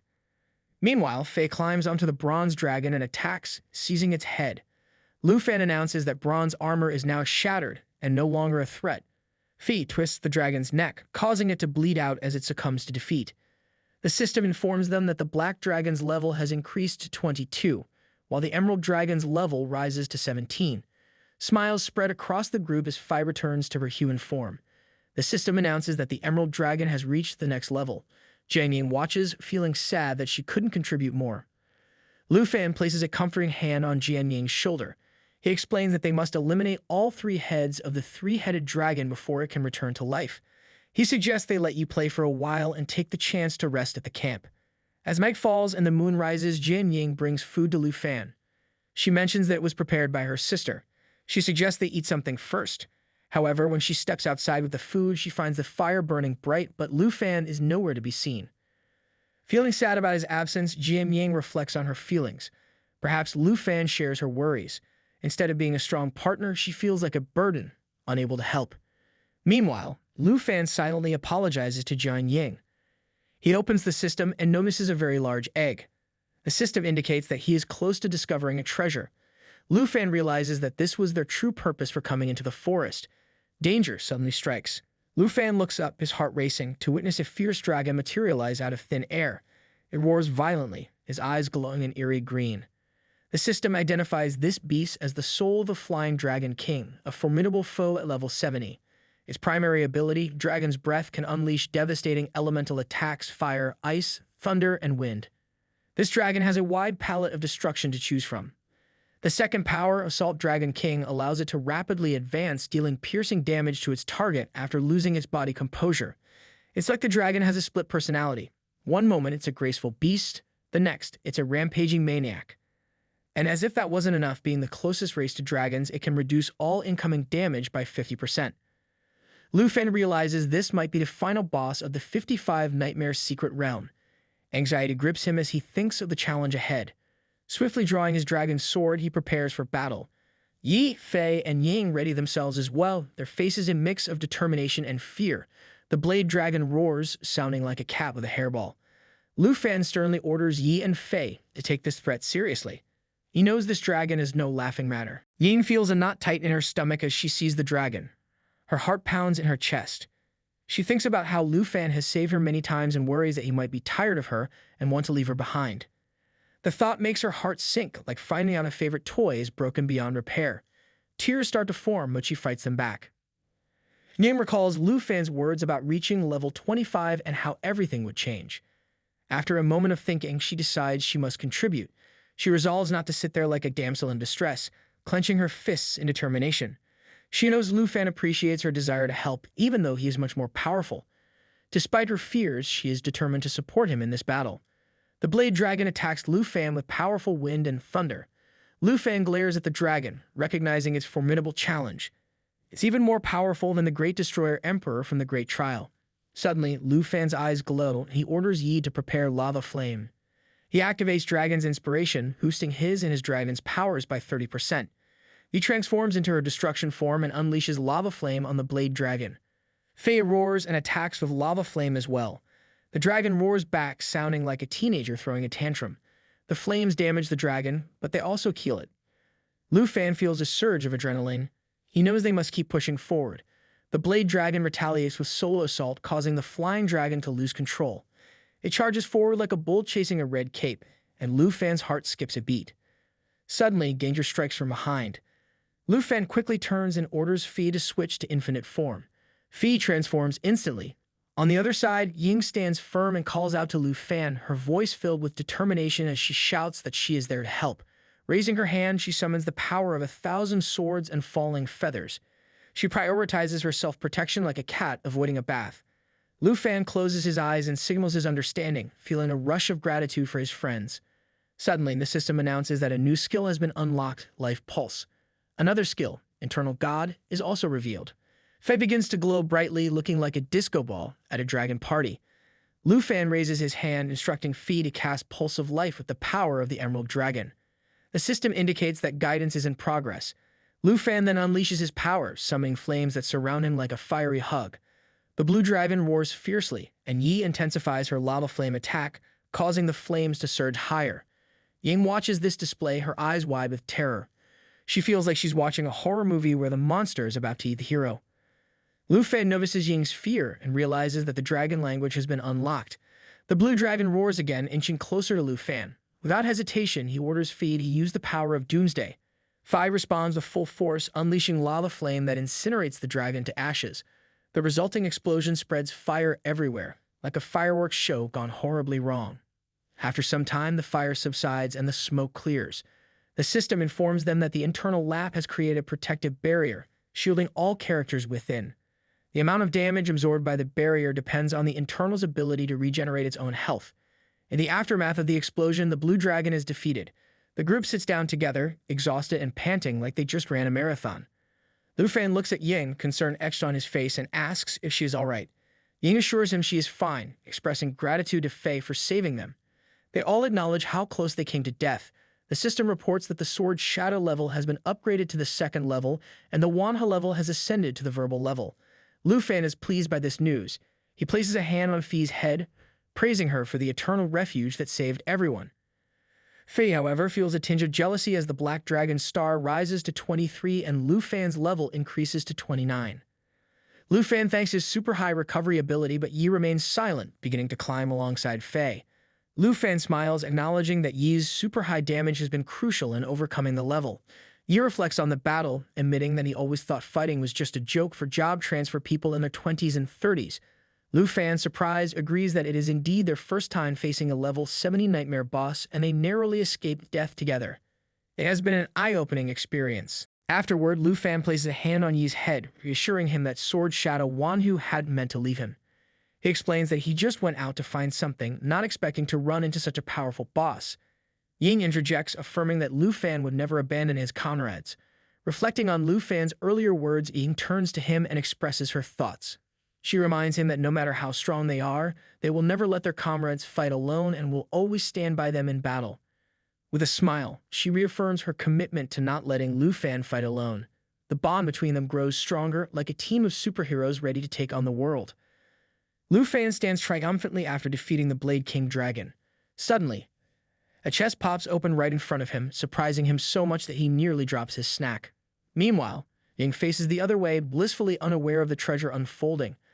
Lu Fan takes a moment to reflect on the legendary items that have just been unlocked: the Flying Place, Dragon Language, and Magic. The first power emerges from the chest, called the Solving of the Flying Dragon King. On its left side, it boasts 60 agility, 356 strength, 291 spirit, and a whopping 246 as its main power. Whoever wears this magical item gains the ability to fly, zooming through the skies. Plus, if they know Dragon Language magic, they can cast spells and receive them too. Lu Fan sighs, realizing that flying isn't just about flapping your arms and hoping for the best. Next, a shiny level 30 artifact pops out of the chest. This one lets its user ride a pet as a mount. When riding, the rider's specialties combine with the pet's, boosting dragon energy and unleashing long-range damage. Lu Fan grins, imagining his dragon pet as a mount. I can just picture it, me riding a dragon into battle. He wonders if, once he reaches level 30, he can transform into a dragon during the state trial. The third item, the Late Nail Flute, emerges next. This magical flute allows the user to summon the spirits of the twin flying dragon kings, matching the user's level. But there's a catch: it can only be used once. He considers it a fantastic support item, but wishes it didn't have such a limit. Holding the flute, Lu Fan opens a portal to leave.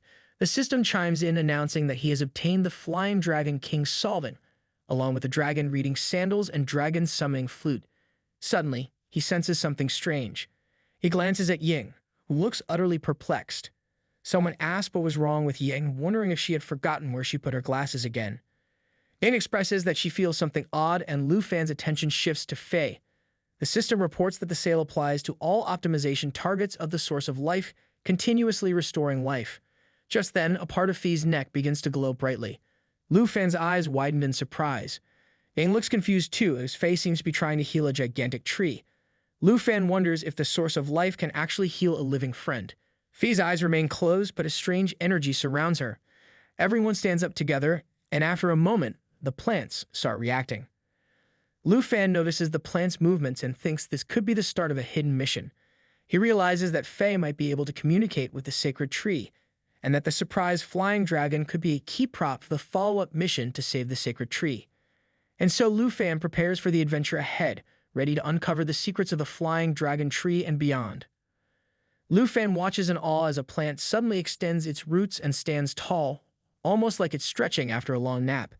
The system chimes in, announcing that the Flying Dragon's secondary mission item has been added. It turns out that the Flying Dragon's secretary has been destroyed by the monster Bakshi Dragon, and the properties of the mouth of the ABC have slowly disappeared after being occupied. Well, that sounds like a job for not me. Just kidding. I'm totally in. A new hero must rise to save the dried sacred tree. If he can defeat the Bakshi dragon, retrieve a piece, and soak the seed in his blood as proof, he will succeed. Lu Fan grins as he sees Bronze regain consciousness and start flying around like a hyperactive kite. He picks up the seed and studies the mission description, realizing that he must slay a dragon king known as Dragon Mouth, a demon-eating creature from the lower plane. It is just what she needs, a dragon with a mouth bigger than her last pizza, and it probably has a 3-digit level too. The Dragon King's existence level is much higher than Nightmare, likely reaching 3 digits. There's no problem limit for the task yet, so Lu Fan decides he'll tackle it when he reaches level 60 and level 3 or level 90 and level 4. The system confirms that the Flying Dragon's Sacred Tree seed has been obtained. Ying holds Lu Fan's hand and beams, realizing they've discovered the secret to healing the Sacred Tree. Another mission to add to their list. Next, Lu Fan starts feeding Fei like she's a small child, making airplane noises as he does. Open wide. Here comes the Dragon Food Express. He turns to Yi, prompting everyone to ponder whether the item can be eaten. Lu Fan, still smiling, insists, saying of course it should be eaten. If it's not edible, then what's the point? He quickly approaches and Lu Fan explains that Fei has a natural assimilation skill that allows her to gain skill attributes by eating. He then feeds it to Yi too. Everyone watches in surprise as Fei gobbles it up like it's the last cookie in the jar. The system confirms that Yi's skill now grants epic abilities. After some time, Fei enjoys her meal and Lu Fan thinks she looks quite beautiful. With her new powers, Fei can now summon 2 Flying Dragon Kings and the effect has transformed into a skill with no limits on uses.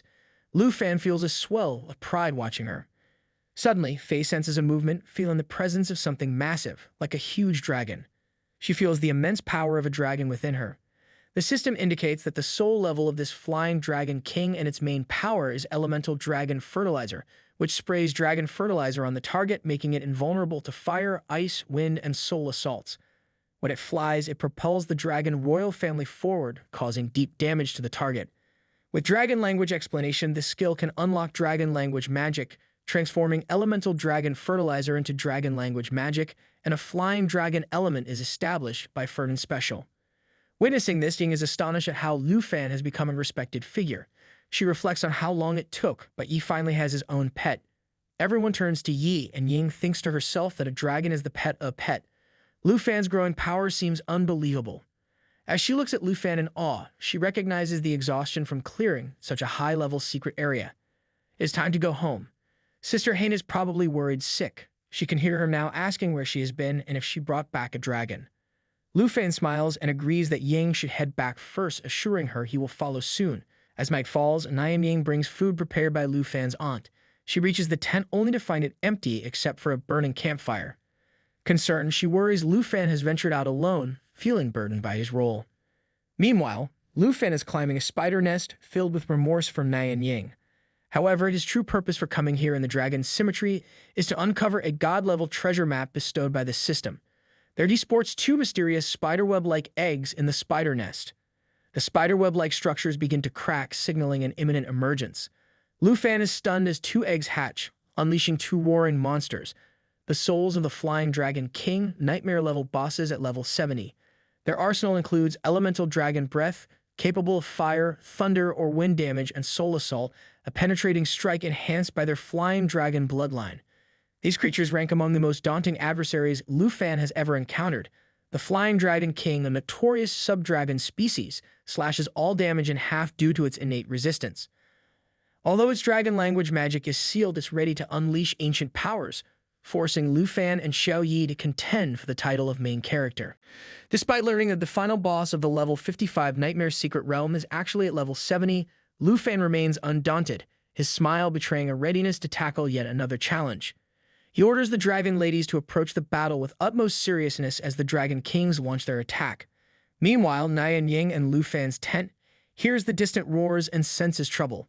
Recalling Lu Fan's numerous rescues, she debates whether her presence hinders his progress, questioning her desire to assist at all. Back at the front lines, Lu Fan grapples with the immense pressure from the Dragon King, wielding his big black mashite for protection. Facing this level 70 Nightmare boss proves even tougher than the Great Destroying Emperor from the Grand Selection Examination. His exhaustion is palpable, his eyes flickering with the strain. Lu Fan directs the legendary Black Dragon to initiate the Lava Flame attack and engage Dragon's inspiration, boosting her attributes and attack power by 30%.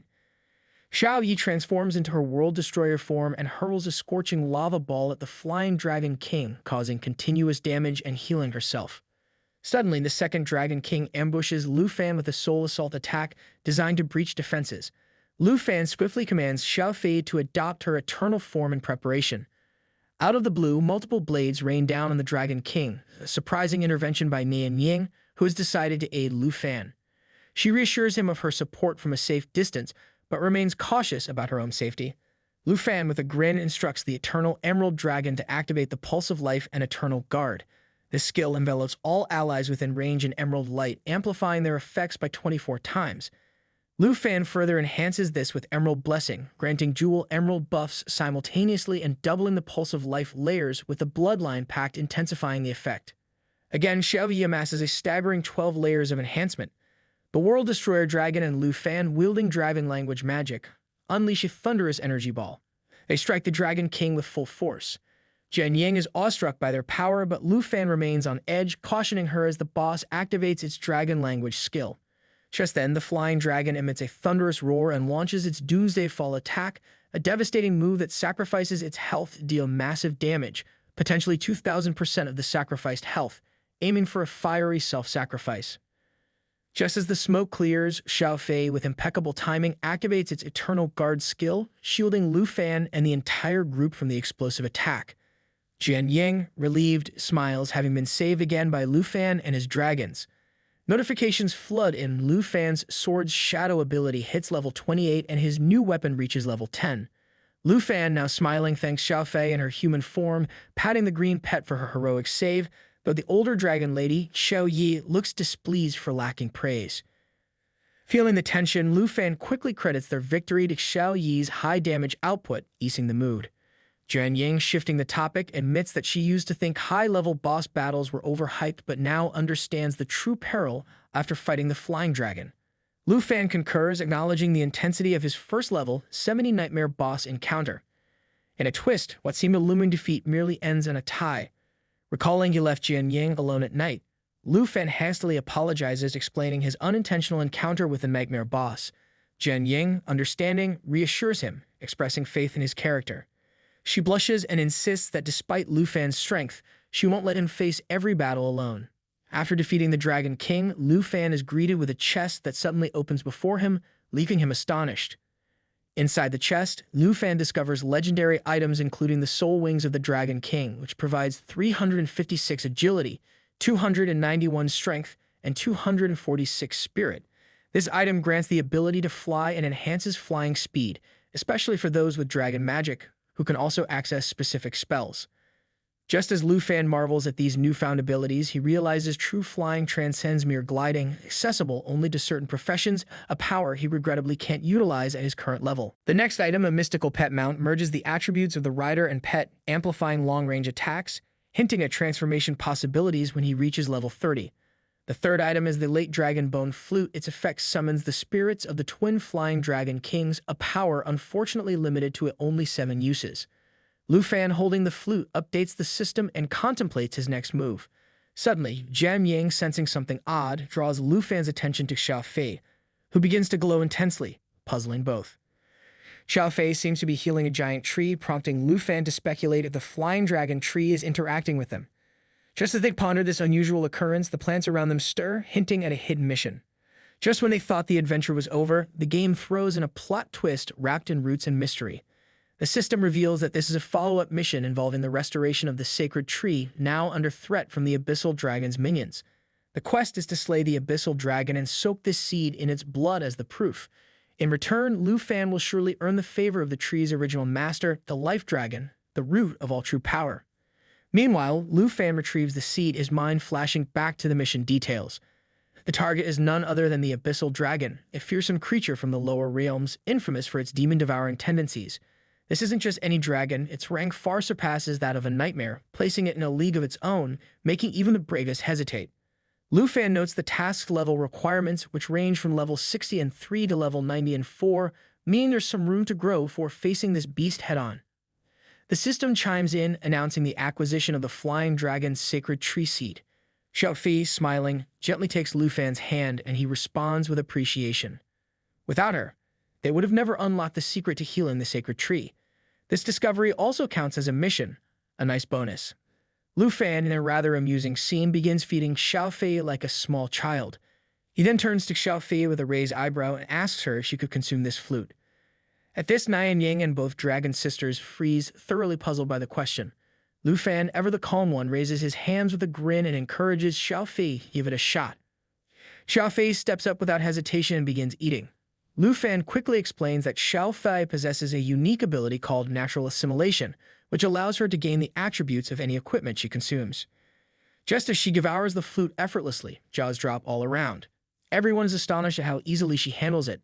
Lu Fan, in disbelief, can't help but ask if she really just ate that without any trouble.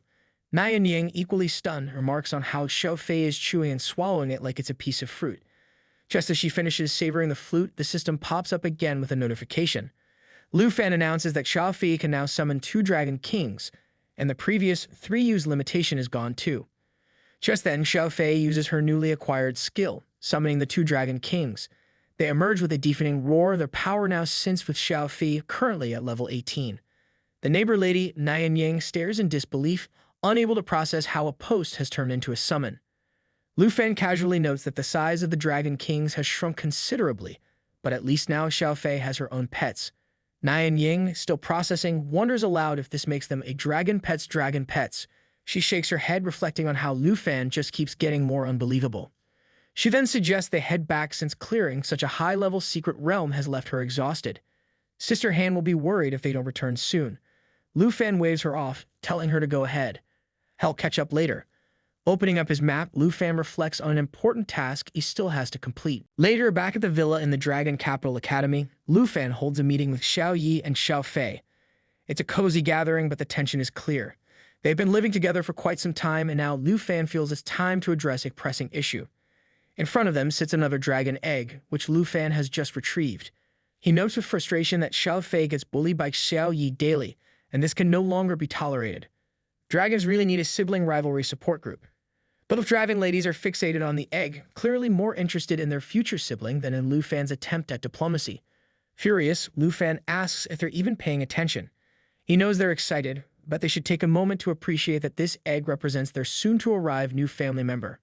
The egg is a star dragon egg, and while trying to tame it, Lu Fan decides to have some fun. He asks the dragon ladies if they can guess whether it's a brother or a sister. However, his dragon-taming efforts fall flat, and the system bluntly informs him that at his current level, he can only tame 2 dragons at best. If he wants to add another to his collection, he'll need to hit level 30 first. Lu Fan sighs and tells them they'll have to head to the poison spider forest to level up. The next morning, there's a knock at Lu Fan's door. When he opens it, he finds 2 ladies standing there looking slightly panicked. Confused, he asks what's going on. Kim shows Lu Fan a post and explains that it has gone viral across the school. Lu Fan, rubbing his eyes with one hand while clutching a book in the other, grumbles about being woken up so early just to see a post. Kim, undeterred, continues explaining that the post is about Lu Fan withdrawing from the fresher exam. Someone posted it on the school forum yesterday, and now it's the top trending topic. The post boasts that Fengyun Pavilion has made it to the final round of the freshman 2-of-2 competition, and there's apparently no one left to challenge them. Kim elaborates further, clarifying that Fengyun Pavilion, originally a team of 4 ranked between numbers 3 and 6, has now expanded to nearly 30 members, evolving into a powerhouse across several classes, led by Jiang Fengyun and Xiu Jing. Lu Fan, still half amused, reminds them that he's the school's designated number 1. Hearing that Jiang Fengyun has suddenly declared himself as the new number 1 makes him chuckle. It's cute how some people crown themselves so quickly. The ladies inform him that Jiang Fengyun has boldly announced he will clear out the number 1 villa after the finals tomorrow.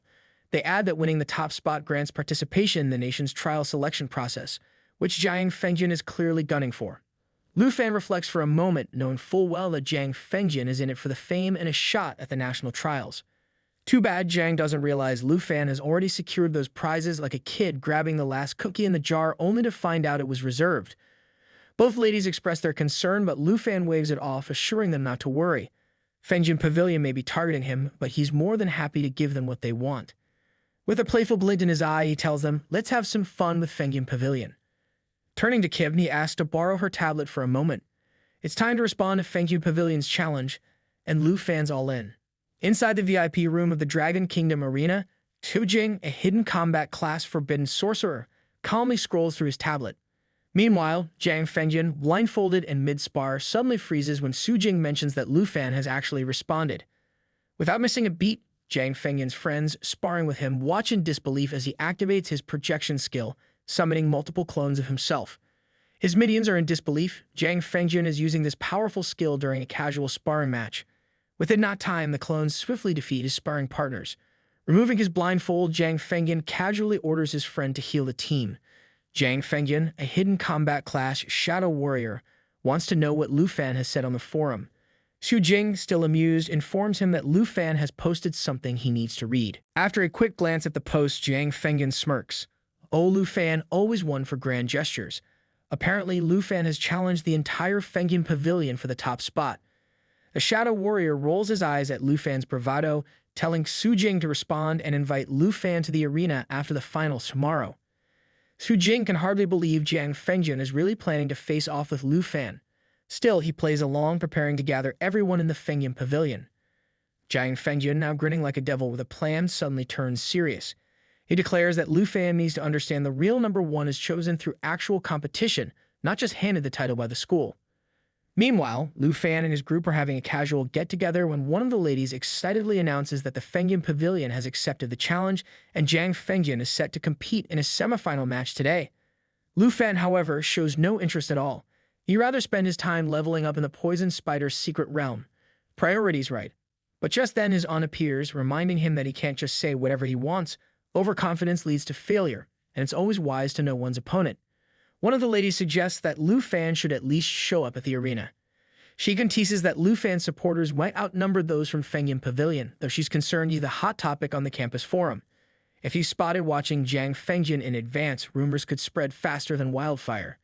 And who needs that drama? In response, Lu Fan's aunt suggests maybe her boy could go in disguise. Soon after, the two ladies accompany a fully disguised Lu Fan, dark hoodie, mask, the whole undercover look, to the arena to watch Jiang Fengyun's semifinal match. Even Lu Fan's aunt is pleased with his choice of disguise, confident that no one will recognize him under that shadowy attire. It's like stealth mode, but fashionable. Just as the master Guhan announces the start of the semifinals for this year's freshman assessment, Lu Fan suddenly gets up from his seat and starts heading out. His aunt, surprised, asks where he's going since the match hasn't even begun. Lu Fan casually replies that the match is too boring for his taste, so he's going for a walk. He instructs her to call him when it's over. Meanwhile, the vice principal watches the disguised Lu Fan as the crowd welcomes the semifinal teams. Lost in thought, the vice principal drifts into a flashback. He recalls standing outside the principal's office, slamming the door and asking if the principal had heard about the latest posts on the campus forum, specifically the challenge between Lu Fan and Jiang Fengyun. Without opening the door, the principal calmly replies, saying to let Guan handle the minor issues among the freshmen. But the vice principal is concerned. Given Lu Fan's strength, the school should intervene before the challenge escalates beyond campus. After all, Lu Fan might not even realize how powerful he truly is. Ken Tianzi is still recovering in the infirmary after his match with him. The principal, however, isn't fazed. He reminds the vice principal that the Dragon Capital envoy is arriving in a month to assess whether Lu Fan qualifies for the national trial.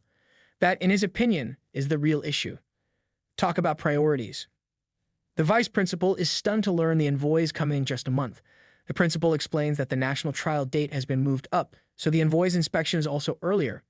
Curious, the principal asks what Lu Fan is currently preparing for, and the vice principal mentions that Lu Fan is about to undergo his second-class change. The vice principal reflects on the envoy, Qiangshang, notorious for his arrogance but generally fair. However, the principal quickly corrects him. Qiangshang is no longer the envoy. The current Dragon Capital envoy is Ruan Changfeng. Cue dramatic twist. The vice principal recalls hearing from Mr. Qin that Ruan Changfeng's downfall was tied to an incident involving Lu Fan and the princess, leading him to believe Ruan might hold a grudge. The principal confirms that Ruan had once held a high-ranking position, but after multiple demotions, he's now just an envoy. Sensing the vice principal's silence, the principal asks why he's suddenly so quiet. Apologizing, the vice principal expresses concern that Lu Fan could face serious challenges if Ruan Changfeng is in charge of the national trial selection. The principal, however, reassures him not to worry. Lu Fan is his personally approved candidate for the trial. Nothing like having the boss's seal of approval. Relieved but still determined, the vice principal vows to find more resources to help Lu Fan complete his second-class change as soon as possible to offset the level gap. Before leaving, he wonders aloud if the principal plans to watch the battle between Lu Fan and Jiang Fengjin. With a hearty laugh, the principal responds that he wouldn't miss such a lively event for the world. And with that, the flashback ends. Meanwhile, in the points room of the Academy's arena, professionals are lined up, stunned as they drop out one by one. They can't believe how many have already been defeated. A 100-point arena shouldn't be this tough. Reading the board, they suspect it must be a second-class job holder pretending to be at level 29, trying to cheat them and steal their points. Gotta love a sneaky arena trick. Outside the room, they're warning others not to enter, claiming anyone who goes inside will definitely lose. No one seems to know who the mysterious arena master is, and when they ask around, people agree he looks familiar, but no one can quite recognize him. Inside the room, the arena master is none other than Lu Fan himself. He's reflecting that instead of wasting time on a lifeless match, he should be out leveling up in the poison spider forest. Suddenly, someone steps into the points arena. At first, it seems like just another challenger, but as Lu Fan looks closer, he sees it's a beautiful lady with long white hair and a striking black dress. She greets him with a smile, asking if he has time for a match. Lu Fan greets her, respectfully calling her a senior, but the lady only smiles, playing with her hair. She teases him, saying he'll need to show a bit more respect if he wants her to spare him. Lu Fan, however, keeps a serious look behind his glasses, telling her there's no need to hold back. Hearing that, the lady's enthusiasm kicks in. She begins to float fierce flames, suddenly engulfing her entire body. With excitement, she tells Lu Fan that she's going all out. Okay, so maybe she's not just here for a friendly spar. Even Lu Fan realizes that this lady isn't as simple as she first appeared. But just like it's simple to hit the subscribe button and leave a like, yes, shameless plug, but it helps the channel. The situation escalates. Her lady's dress burns away, and in its place, some kind of sexy armor materializes, suiting her perfectly. Lu Fan knows now that this opponent is serious business. Before Lu Fan can react, the lady vanishes into thin air. Suddenly, she appears behind him, playfully announcing that this senior sister is not like the classmates standing outside. She materializes a large fire trident, and yes, it looks totally epic as she smiles at Lu Fan, warning him that holding back would be a mistake. She immediately attacks, thrusting the fiery trident toward him. Lu Fan manages to defend himself by materializing his big black mashite, but the force is so overwhelming that he's pushed back, sliding several meters across the ground. He can't help but wonder what level of power this woman possesses. The lady, surprised that Lu Fan blocked her attack, starts teasing him. She asks if he's too scared to strike a pretty lady, then seductively licks her finger, taunting him further. She tells him if he's still holding back, he's being far too timid. But her mind is already made up. She's determined to teach him a lesson. Lu Fan, with a calm yet fierce look, replies that he understands and prepares for his counterattack. Their eyes meet, both filled with passion and the fire of competition. The fight intensifies as Lu Fan's big black mashite clashes with the lady's flaming trident. Blow after blow, they exchange attacks, their battle growing more heated with each passing moment. Meanwhile, outside the arena, the students are in disbelief. The beautiful lady who just entered the ring is proving to be incredibly strong, but they sense something unusual about her. She's overly excited, unlike the others who barely lasted 2 minutes. Some students even think she might be struggling just to hold on. At that moment, an announcement is made. The battle between Jiang Fengjin and his opponent is over, and Jiang Fengjin has emerged as the winner. The crowd erupts into cheers. His friend approaches, telling him that word has spread. Lu Fan sneaked into the auditorium to observe the battle. Jiang Fengjin only smiles, dismissing it as useless. He hadn't even faced a formidable enemy and didn't show half his strength in the entire round. Suddenly, Jiang Fengjin points toward the audience, shouting at the top of his lungs.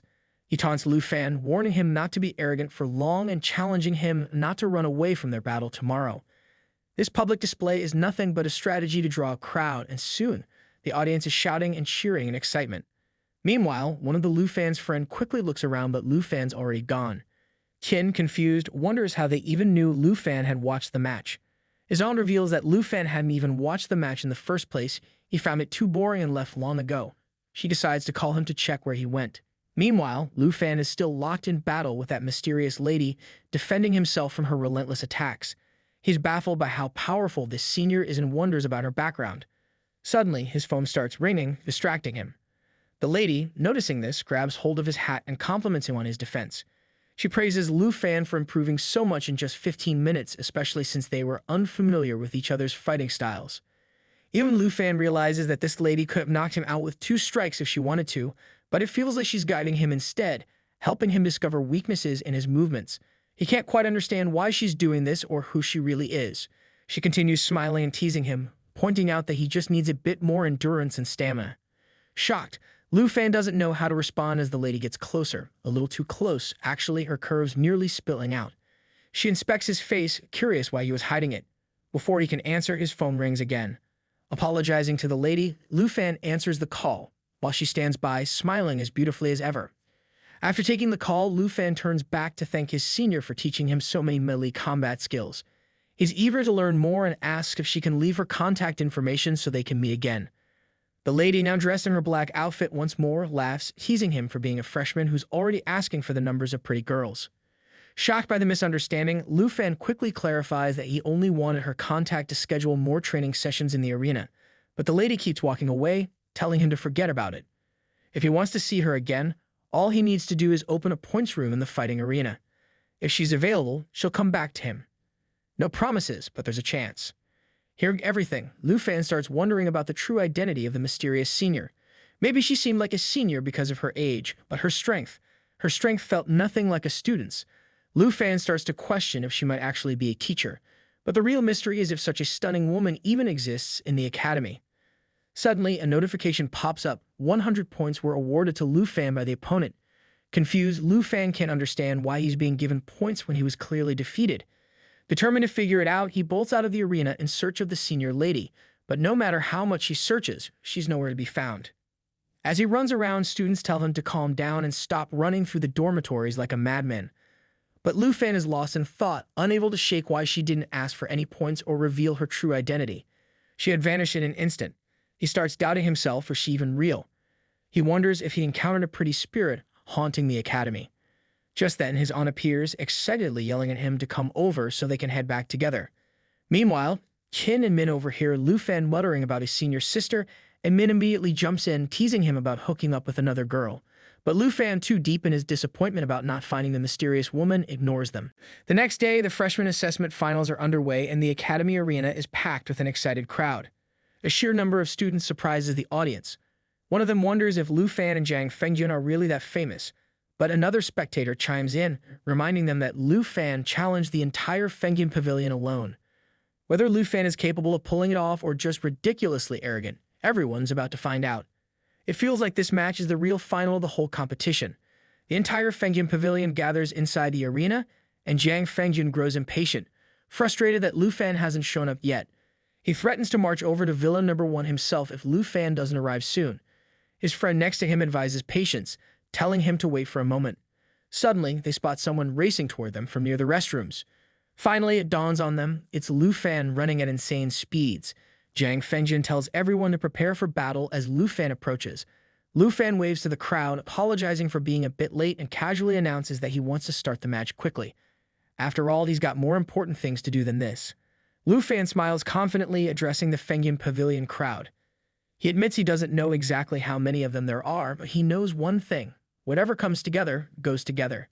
He makes a cutthroat gesture, and it's enough to intimidate one of the giants from the Fengyun Pavilion. Furious, the giant begins hurling insults at Lu Fan, demanding how he dares to speak to Jiang Fengjun like that, claiming Lu Fan is asking for death. But before the man can continue, Jiang Fengjun steps in, stopping him. Fengjun declares that since Lu Fan isn't taking them seriously, there's no need for idle chatter. Jiang Fengjun immediately wagers 7,000 points on the match. Lu Fan, momentarily forgetting about the point system, searches his pockets and pulls out his card, declaring he will bet 17,000 points. He checks his total minus 17,643 points. Fengyun's friend protests, saying they don't have enough points to match that. But Fengyun, driven by his desire for revenge, silences his team, thinking that if he wins, those 17,000 points will set him up for years of carefree spending. He rallies the entire pavilion, telling them to wager all their points and trust in his judgment. Bold move, but overconfidence is a dangerous game.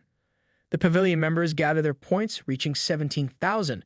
Some of them warn Fengjun that if they don't get their share of Lu Fan's points, they won't follow him anymore. With the bets placed, Lu Fan begins to warm up, clearly excited for what's about to unfold. Jiang Fengjin, realizing Lu Fan must have a plan, assumes he will summon his dragon pet. He orders Su Jing to cast a spell, and Su Jing agrees, shouting for everyone to prepare for battle. Meanwhile, Lu Fan stands calmly, observing the chaos with a grin. Cool as a cucumber, as always. The battle begins. Su Jing casts his confinement lock spell, sending crimson-red chains toward Lu Fan, binding him from head to toe. The spell prevents movement and skill usage for 5 seconds. Confident that Lu Fan won't be able to summon his dragon, Fengjin lunges forward with his comrades, aiming to land a powerful blow. But to their utter shock, Lu Fan effortlessly breaks free from the chains and blocks the attack with his big black mashite. Fengjin is stunned, unable to comprehend how Lu Fan broke the spell so easily. Before he can react, Lu Fan grabs him by the collar and performs a 360-degree flip, slamming him into the ground. The crowd goes wild, cheering as they witness Lu Fan effortlessly take down Fengjin with his bare hands. Even Su Jing's control spell is rendered useless. The Fengjin Pavilion is left in disbelief, unable to process what's happening. Refusing to back down, the pavilion's mage sneaks behind Lu Fan and casts the stiffness spell, hoping to slow him down. The spell reduces movement and attack speed by 75% for a second. The mage signals the other long-range attackers to fire everything they've got at Lu Fan. As the dust and smoke clear, Lu Fan emerges, smiling, asking if this is really their plan to defeat the top freshman. He slams his foot into Fengjin's face while Fengjin, in disbelief, asks what happened to the spell. Su Jing, baffled, explains that the spell is working. Lu Fan's speed has indeed been reduced by 75%, but even at 25%, he's still faster than anyone else. Lu Fan, smiling, looks down at Jiang Fengjin, telling him not to blame his friends. It's just that Lu Fan has a few dragon pet bonuses, and his attributes are a bit too high. Skills that are lower level simply don't work on him. Fengjin, feeling the pressure, puts on his blindfold and immediately activates his afterimage skill, a trick he practiced before. The Fengjin Pavilion cheers, thinking their leader has finally pulled out his trump card. This was Jiang Fengjin's special move, and they believe Lu Fan is finally in trouble. But Su Jing can't understand just how wide the gap between their abilities is. Despite Fengjin's skills being active, they have no effect on Lu Fan. One by one, Lu Fan easily defeats all the mirages Fengjin creates. He even compliments Fengjin's move, admitting it was pretty cool, but it's time to end things. Lu Fan begins to materialize a massive fireball, large enough to obliterate the entire arena. He tells Fengjin that since he claimed to be number 1 in the freshman assessment, Lu Fan won't hold back. It's time to show his true power he didn't even reveal to Chen Qianzi during the competition. Fengjin, realizing something serious is coming, watches in disbelief as Lu Fan summons the legendary Black Dragon in its World Destroyer form through the fireball. The dragon, engulfed in intense flames, instantly burns away the remaining mirages. The entire Fengjin Pavilion starts running in terror as the massive dragon rises, covering the sky and blocking out the sun. One of Fengjin's teammates pulls out a phone to record the chaos, while the others scream for help, terrified because they've never seen a real dragon before, let alone one this powerful.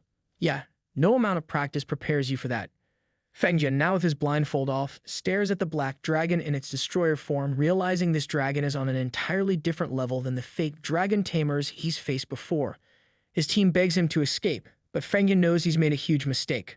Lu Fan warns him to brace himself and not fall down just yet, as his counterattack is coming.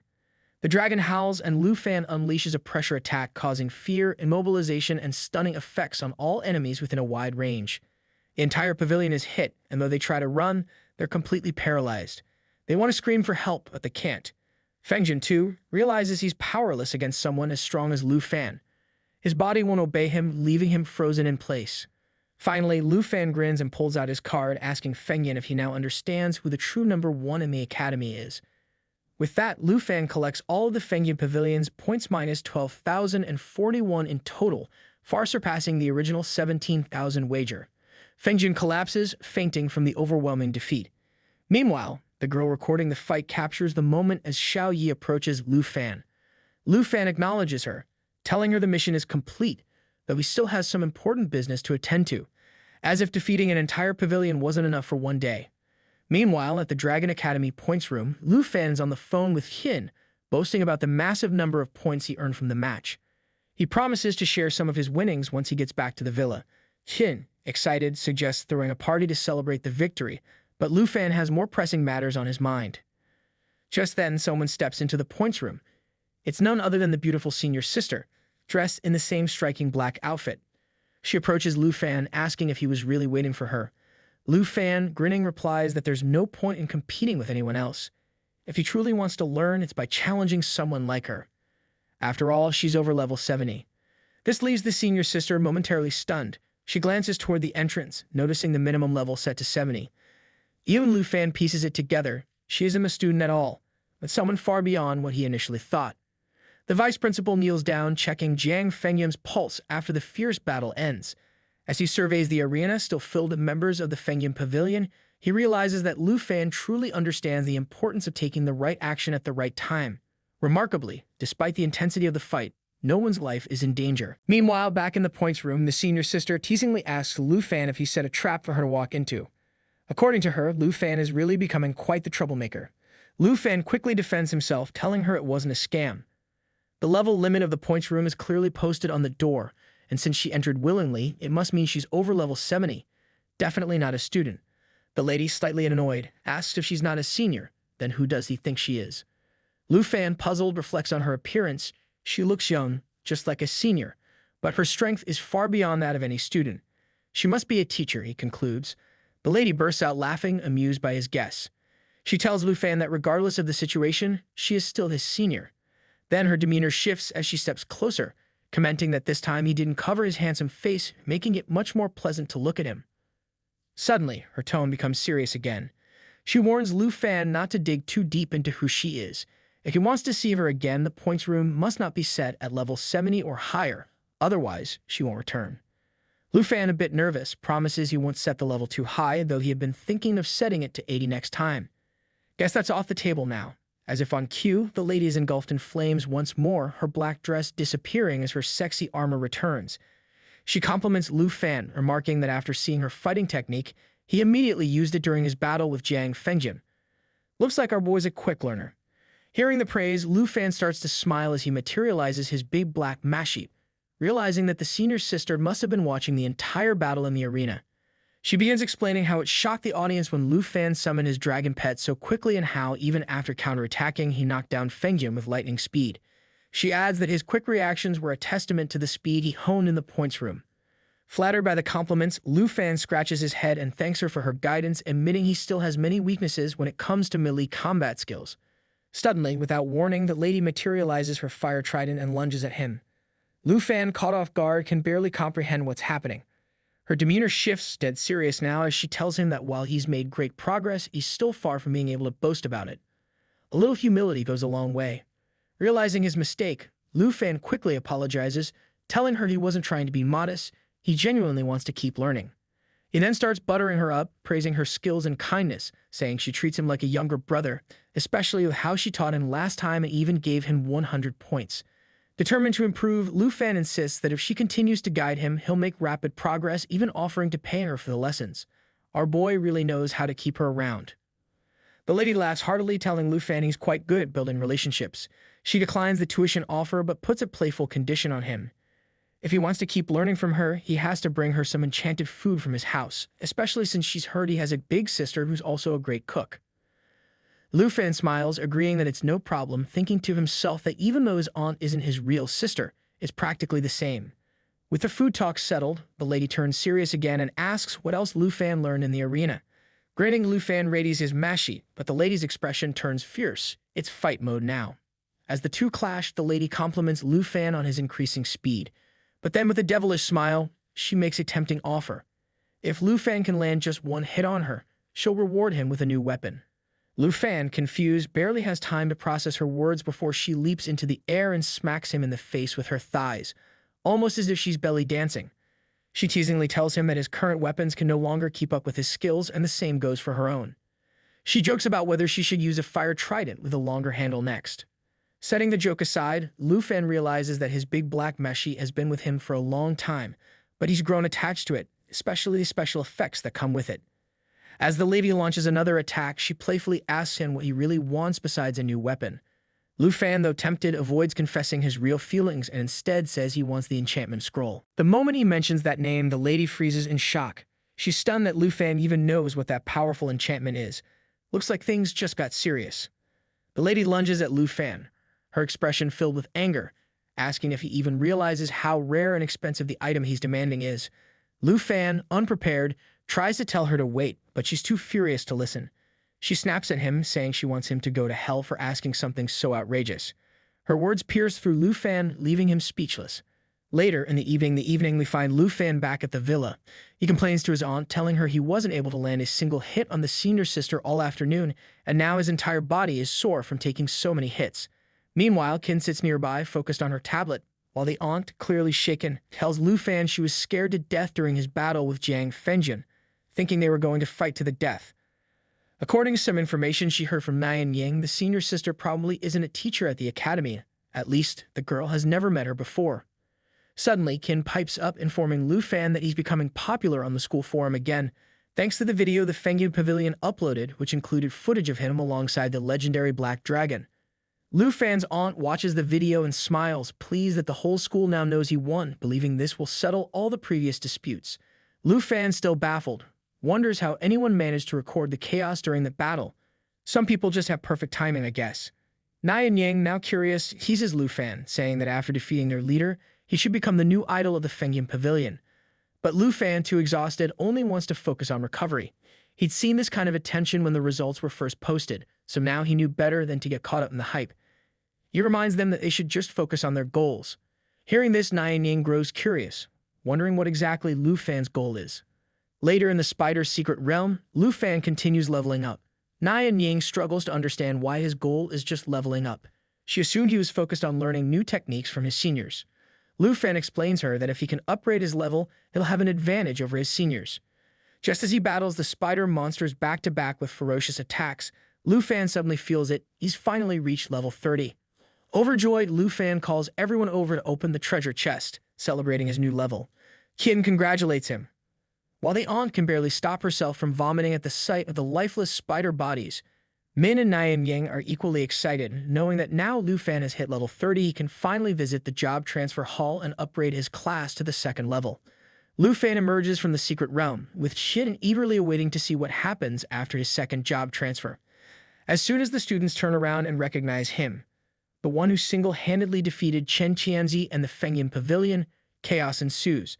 Boys and girls alike swarm him, eager for selfies, autographs, and handshakes. It quickly becomes overwhelming, separating Lu Fan from the rest of his group. Nian Yang and Min step out to witness the spectacle, with Nian Yang burning with jealousy and Min in disbelief at how popular Lu Fan has become with the girls because of his success. Lu Fan's aunt, seeing no other option, quickly hatches a plan to disguise him again. 10 minutes later, Lu Fan is once again dressed in his regular undercover outfit, mask and goggles included, as people frantically search for him, hoping for a photo op. The disguise works like a charm. Qin breathes a sigh of relief, grateful they've escaped the mob, but Lu Fan feels a little down, lamenting how he has to go out incognito every time now. Min, feeling a bit envious, jokes that she wishes she had a bunch of handsome guys chasing after her. Meanwhile, Nian Yang, also visibly jealous, changes the topic, pointing out that there's no historical record of a second job transfer for Dragon Tamer. This means there's no reference material to guide Lu Fan through the process. Qin, ever the optimist, reassures Lu Fan, saying he's about to make history. Even Lu Fan realizes this is uncharted territory. He'll have to rely solely on himself to navigate the job transfer. Finally, Min pats him on the shoulder, announcing they've arrived at the job transfer hall. All the ladies give Lu Fan encouraging smiles, reminding him that the ceremony must be conducted alone. Though they can't join him, Lu Fan reassures them not to worry, saying he'll figure it out somehow. He taps his student card onto the podium and enters a circular chamber where it's announced that the second stage transfer is ready. While many branches are available, there's no existing information about a Dragon Tamer's job transfer. Lu Fan realizes that typically job transfers are recorded for future reference, but no such record exists for Dragon Tamers. Despite the challenge, he decides to explore the system and understand his options. A blue light envelops him and 3 multicolored notifications appear before him. The first is Dragon Priest, a path focused on healing, recovery, and major enchantments. It emphasizes buffing dragon pets to increase their output, but the user's own abilities take a backseat. The second option is Dragon Spellcaster, which is closer to a mage's path.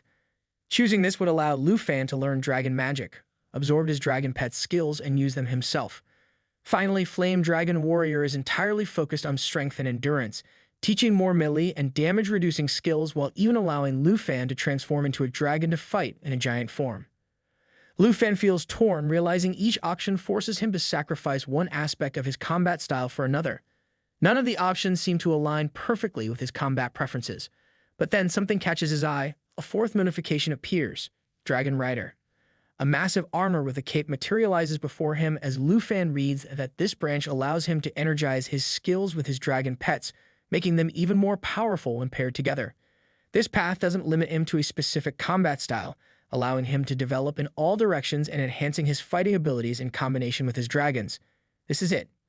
Lu Fan realizes this path perfectly fits his style. He's always liked to fight alongside his dragons, relying on both himself and his pets to take on challenges. Finally, he makes his decision. Dragon Rider it is. Meanwhile, back to the ladies waiting outside the hall. They're growing more nervous by the minute. Min wonders why it's taking so long, and with each passing moment, their anxiety only increases. The aunt turns to Min, trying to calm her down, telling her not to be nervous. But it's clear she's more anxious than anyone else. Min notices, unable to hide her concern. Nian Yang, calm and composed, reassures everyone that Lu Fan is exploring new possibilities and his choice might even change the rules of this era.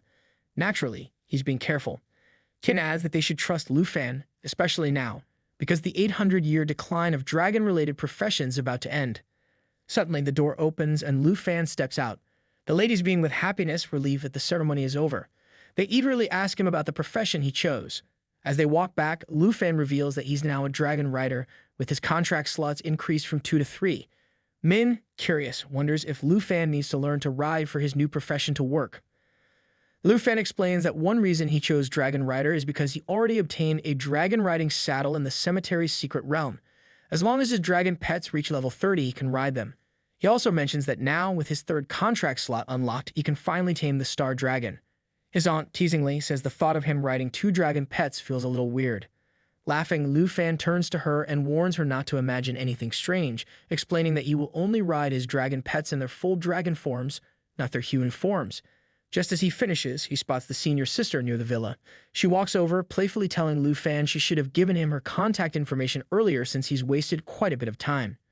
Min quickly realizes this is the senior who trained Lu Fan until exhaustion, and she, like everyone else, can't help but be mesmerized by the lady's beauty. The senior sister smiles, assuming Lu Fan has told them a lot about her. She then approaches his aunt, asking if she's the enchanted cook. The aunt confirms, and the senior sister asks if she can borrow Lu Fan for a while. Everyone is momentarily stunned, but the senior sister clarifies they need to run errands in Dragon City and tells them not to get any strange ideas. The aunt quickly agrees, saying that after all the guidance Lu Fan has received from her, there's no need to ask permission. She even invites them to dinner once they're done. With a grin, the senior sister grabs Lu Fan's hand, accidentally brushing against her chest, and thanks the aunt before taking him along. Lu Fan is shocked that no one cares about his opinion in all of this. He feels a bit down, especially since he was just about to tame the Star Dragon, but now this unexpected turn of events has him following her instead. The senior sister casually tells him to change into something more stylish before they head off. Later, Lu Fan joins her in her speeding car, most likely breaking all the speed limits. He reads a message warning him to be cautious around the senior sister, as she isn't even a teacher at the academy. His unease grows. The camera zooms out, showing Lu Fan looking sharp but still silent. The senior sister notices and asks why he's so quiet and what's bothering him. Lu Fan hesitates before asking where they're going. Smiling slyly, she reveals they still need to buy the super rare consumable he requested as a gift. Realizing what she's talking about, Lu Fan's excitement quickly returns. This ride just got a whole lot more interesting. After a long drive, Lu Fan and the senior sister arrive at the Longdu auction house. Just as the auction is about to start, Lu Fan quickly realizes why they're here. The enchantment scroll he's been eyeing is up for auction. The senior sister encourages him to seize the opportunity and buy the scroll, but Lu Fan can't help but remember the ridiculous bid the vice principal placed during the secret realm of the cemetery auction. He's sure this rare scroll will be just as expensive, if not more. Worried, Lu Fan suggests they forget about it. The senior sister, smiling as always, reassures him not to worry. She confidently tells Lu Fan that she's far richer than he could ever imagine. However, Lu Fan feels uneasy. He doesn't want to owe her anything, especially before knowing her true identity. He insists that somehow he'll find a way to pay for it himself. But before he can think any further, the auction begins. The first item up for bid is indeed the rare enchantment scroll, which can remove level restrictions on equipment. The starting price is an astounding 95 million dragon coins, and within moments the bids soar to 200 million. Lu Fan's hope of paying for it himself starts to crumble as the price skyrockets. Then the senior sister makes a bold bid of 230 million dragon coins. She leans in, telling Lu Fan that this is a good lesson in bidding, but before he can process it, a voice from behind announces a new bid of 300 million dragon coins. It's none other than the bratty princess of the Heike Kingdom, who also has her eyes on the enchantment scroll. Lu Fan is baffled as to why the princess needs the scroll, while the senior sister recognizes her immediately. She explains to Lu Fan that the princess's family is extremely wealthy and bidding against her might make more enemies. Lu Fan, still confused, asks how she knows so much about the princess. The senior sister simply replies that she's a well-informed woman and is also aware of what happened between Lu Fan and the Chen Tianzi. Determined to help Lu Fan vent his frustrations, the senior sister assures him that he shouldn't even think of paying for the scroll. It's her gift to him. Without hesitation, she raises the stakes and bids 400 million dragon coins. The princess, annoyed and unwilling to back down, tries to maintain her composure as her minion informs her they brought 500 million dragon coins to the auction. The senior sister, not missing a beat, immediately changes her bid to 500 million, shocking everyone in the auction house. Even the announcer declares there's no higher bid possible, and the scroll is sold to the senior sister. The princess is furious, unable to comprehend who would dare challenge her. But she doesn't realize the world doesn't revolve around her, and this time she's not getting her way. As the crowd applauds the senior sister's successful bid, the princess's minion finally recognizes Lu Fan standing with her. The princess, filled with contempt, dismisses him as low-class trash trying to interfere with her business. Little does she know that she'd be in for another rude awakening if Lu Fan heard her words. The minion tries to calm the princess, suggesting they can buy an identical enchantment scroll elsewhere. But the bratty princess, ever defiant, flexes her older brother's power, bragging that he'll teach everyone a lesson since she knows she can't handle it herself. At least she's got some self-awareness. Later, Lu Fan and the senior sister are now seated in the VIP lounge of the auction house. A lady in a red dress enters the room and immediately recognizes the senior sister. The red dress flatters the woman's figure, and the senior sister warmly hugs her, apologizing for not telling her in advance that they were coming. Looks like this auction just got even more interesting. The lady playfully scolds the senior sister for not at least saying hello when she arrives at the auction house, noting that the senior always spends a lot of money on small things each time. It's part of the lady's job to cater to her. As she speaks, her attention shifts to Lu Fan, a new face in the auction house. The senior sister introduces him as her junior, and adds that the enchanted scroll she bought was a gift for him. The lady, with a curious expression, introduces herself as Sister Du Yaqiu, the boss of the auction house. She warmly tells Lu Fan that if he ever wants to buy something unusual in the future, he's welcome to come by and browse. Lu Fan introduces himself as well, still processing the surprise that the senior sister knows the auction house owner so well. The bigger shock comes when Sister Du Yaqiu reveals that the senior sister is actually her sister-in-law, and she runs the auction house with her brother. This revelation catches Lu Fan off guard, suddenly making sense of the senior sister's seemingly endless spending ability. Realizing how deep the connection runs, Lu Fan insists on repaying the money for the scroll someday, although the amount minus 480 million dragon coins is overwhelming. The senior sister, unfazed, tells him to come and check out his new gift. Lu Fan, grinning like a kid, is excited at the possibilities. With this enchantment scroll, he can finally eliminate the level 60 requirement on the soul wing of the Flying Dragon King, allowing him to equip it immediately and take to the skies. While Lu Fan is wrapped up in his excitement, Sister Du Yaqiu and the senior sister chat among themselves about rare item donations and something called an illustrated book. Jokingly, the senior sister tells Lu Fan that he now has to think about how he's going to repay the 500 million dragon coins, as there's no escaping it. Sometimes it's hard to tell if she's flirting or just teasing him, Lu Fan thinks. Curious about their conversation, Lu Fan asks what they're talking about. The senior sister explains that this was part of the reason she brought him to the auction house. She picks up a tablet and shows him something. She reveals the secret to why she can buy expensive items from the auction house without a second thought. It's the treasure book collection system. As long as Lu Fan collects items that aren't already listed in the illustrated book of the auction house, he can earn money just by adding them. The price of truly rare treasures is often hard to estimate, but entering them into the book guarantees a payout of 3% of their estimated value. As Lu Fan scrolls through the tablet, he spots a treasure weapon with a level 80 requirement. He realizes he doesn't need to sell these rare items. Just submitting them into the book will earn him 3% of their value. This scheme promotes the auction house, but it's also pretty profitable for treasure holders. Lu Fan understands that with this method, he can pay back the 500 million dragon coins fairly quickly. A sudden idea strikes him. He immediately pulls out the soul wing of the Dragon King and asks Sister Du Yaqiu to appraise it. She instantly recognizes it as a legendary level 60 flying wing, the best of the best. She estimates its value to be at least 2 billion dragon coins. Lu Fan, without hesitation, decides to enter it into the treasure book, securing himself a cool 60 million dragon coins from the 3% cut. Easy money, he thinks, though he knows it's still far from the 500 million he owes. With confidence, Lu Fan tells Sister Du Yakyu that he has an even rarer treasure to offer. At first, the lady is skeptical. What could be rarer than the flying wing? But when Lu Fan pulls out the blue dragon egg, both Sister Du Yakyu and the senior sister are left speechless. The senior sister and Sister Du Yakyu stare in awe as they realize it's none other than the legendary star dragon egg. In shock, Sister Du Yakyu quickly pieces everything together. This boy in front of her is none other than Lu Fan, the dragon tamer from the southern province. Seeing the dragon egg, the senior sister turns to Lu Fan and asks if, aside from the black dragon, he now has another dragon. Lu Fan, after a brief moment of thought, realizes that if he counts the 2 dragon kings summoned by his bone flute, he now has 5 dragons. It's too bad he fed the bone flute to the emerald dragon. He could have recorded it in the treasure catalog and made some money. The sister-in-law, still in shock, acknowledges that while the soul wing with no level restrictions was a supreme treasure, this dragon egg is truly unprecedented.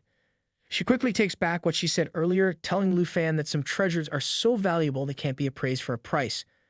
Lu Fan wonders aloud if the dragon egg can't be recorded, but the sister-in-law clings to him, practically begging him to record it in the treasure catalog. With this dragon egg, their auction house's reputation would spread across the nation or even the world. This was their chance to go down in history.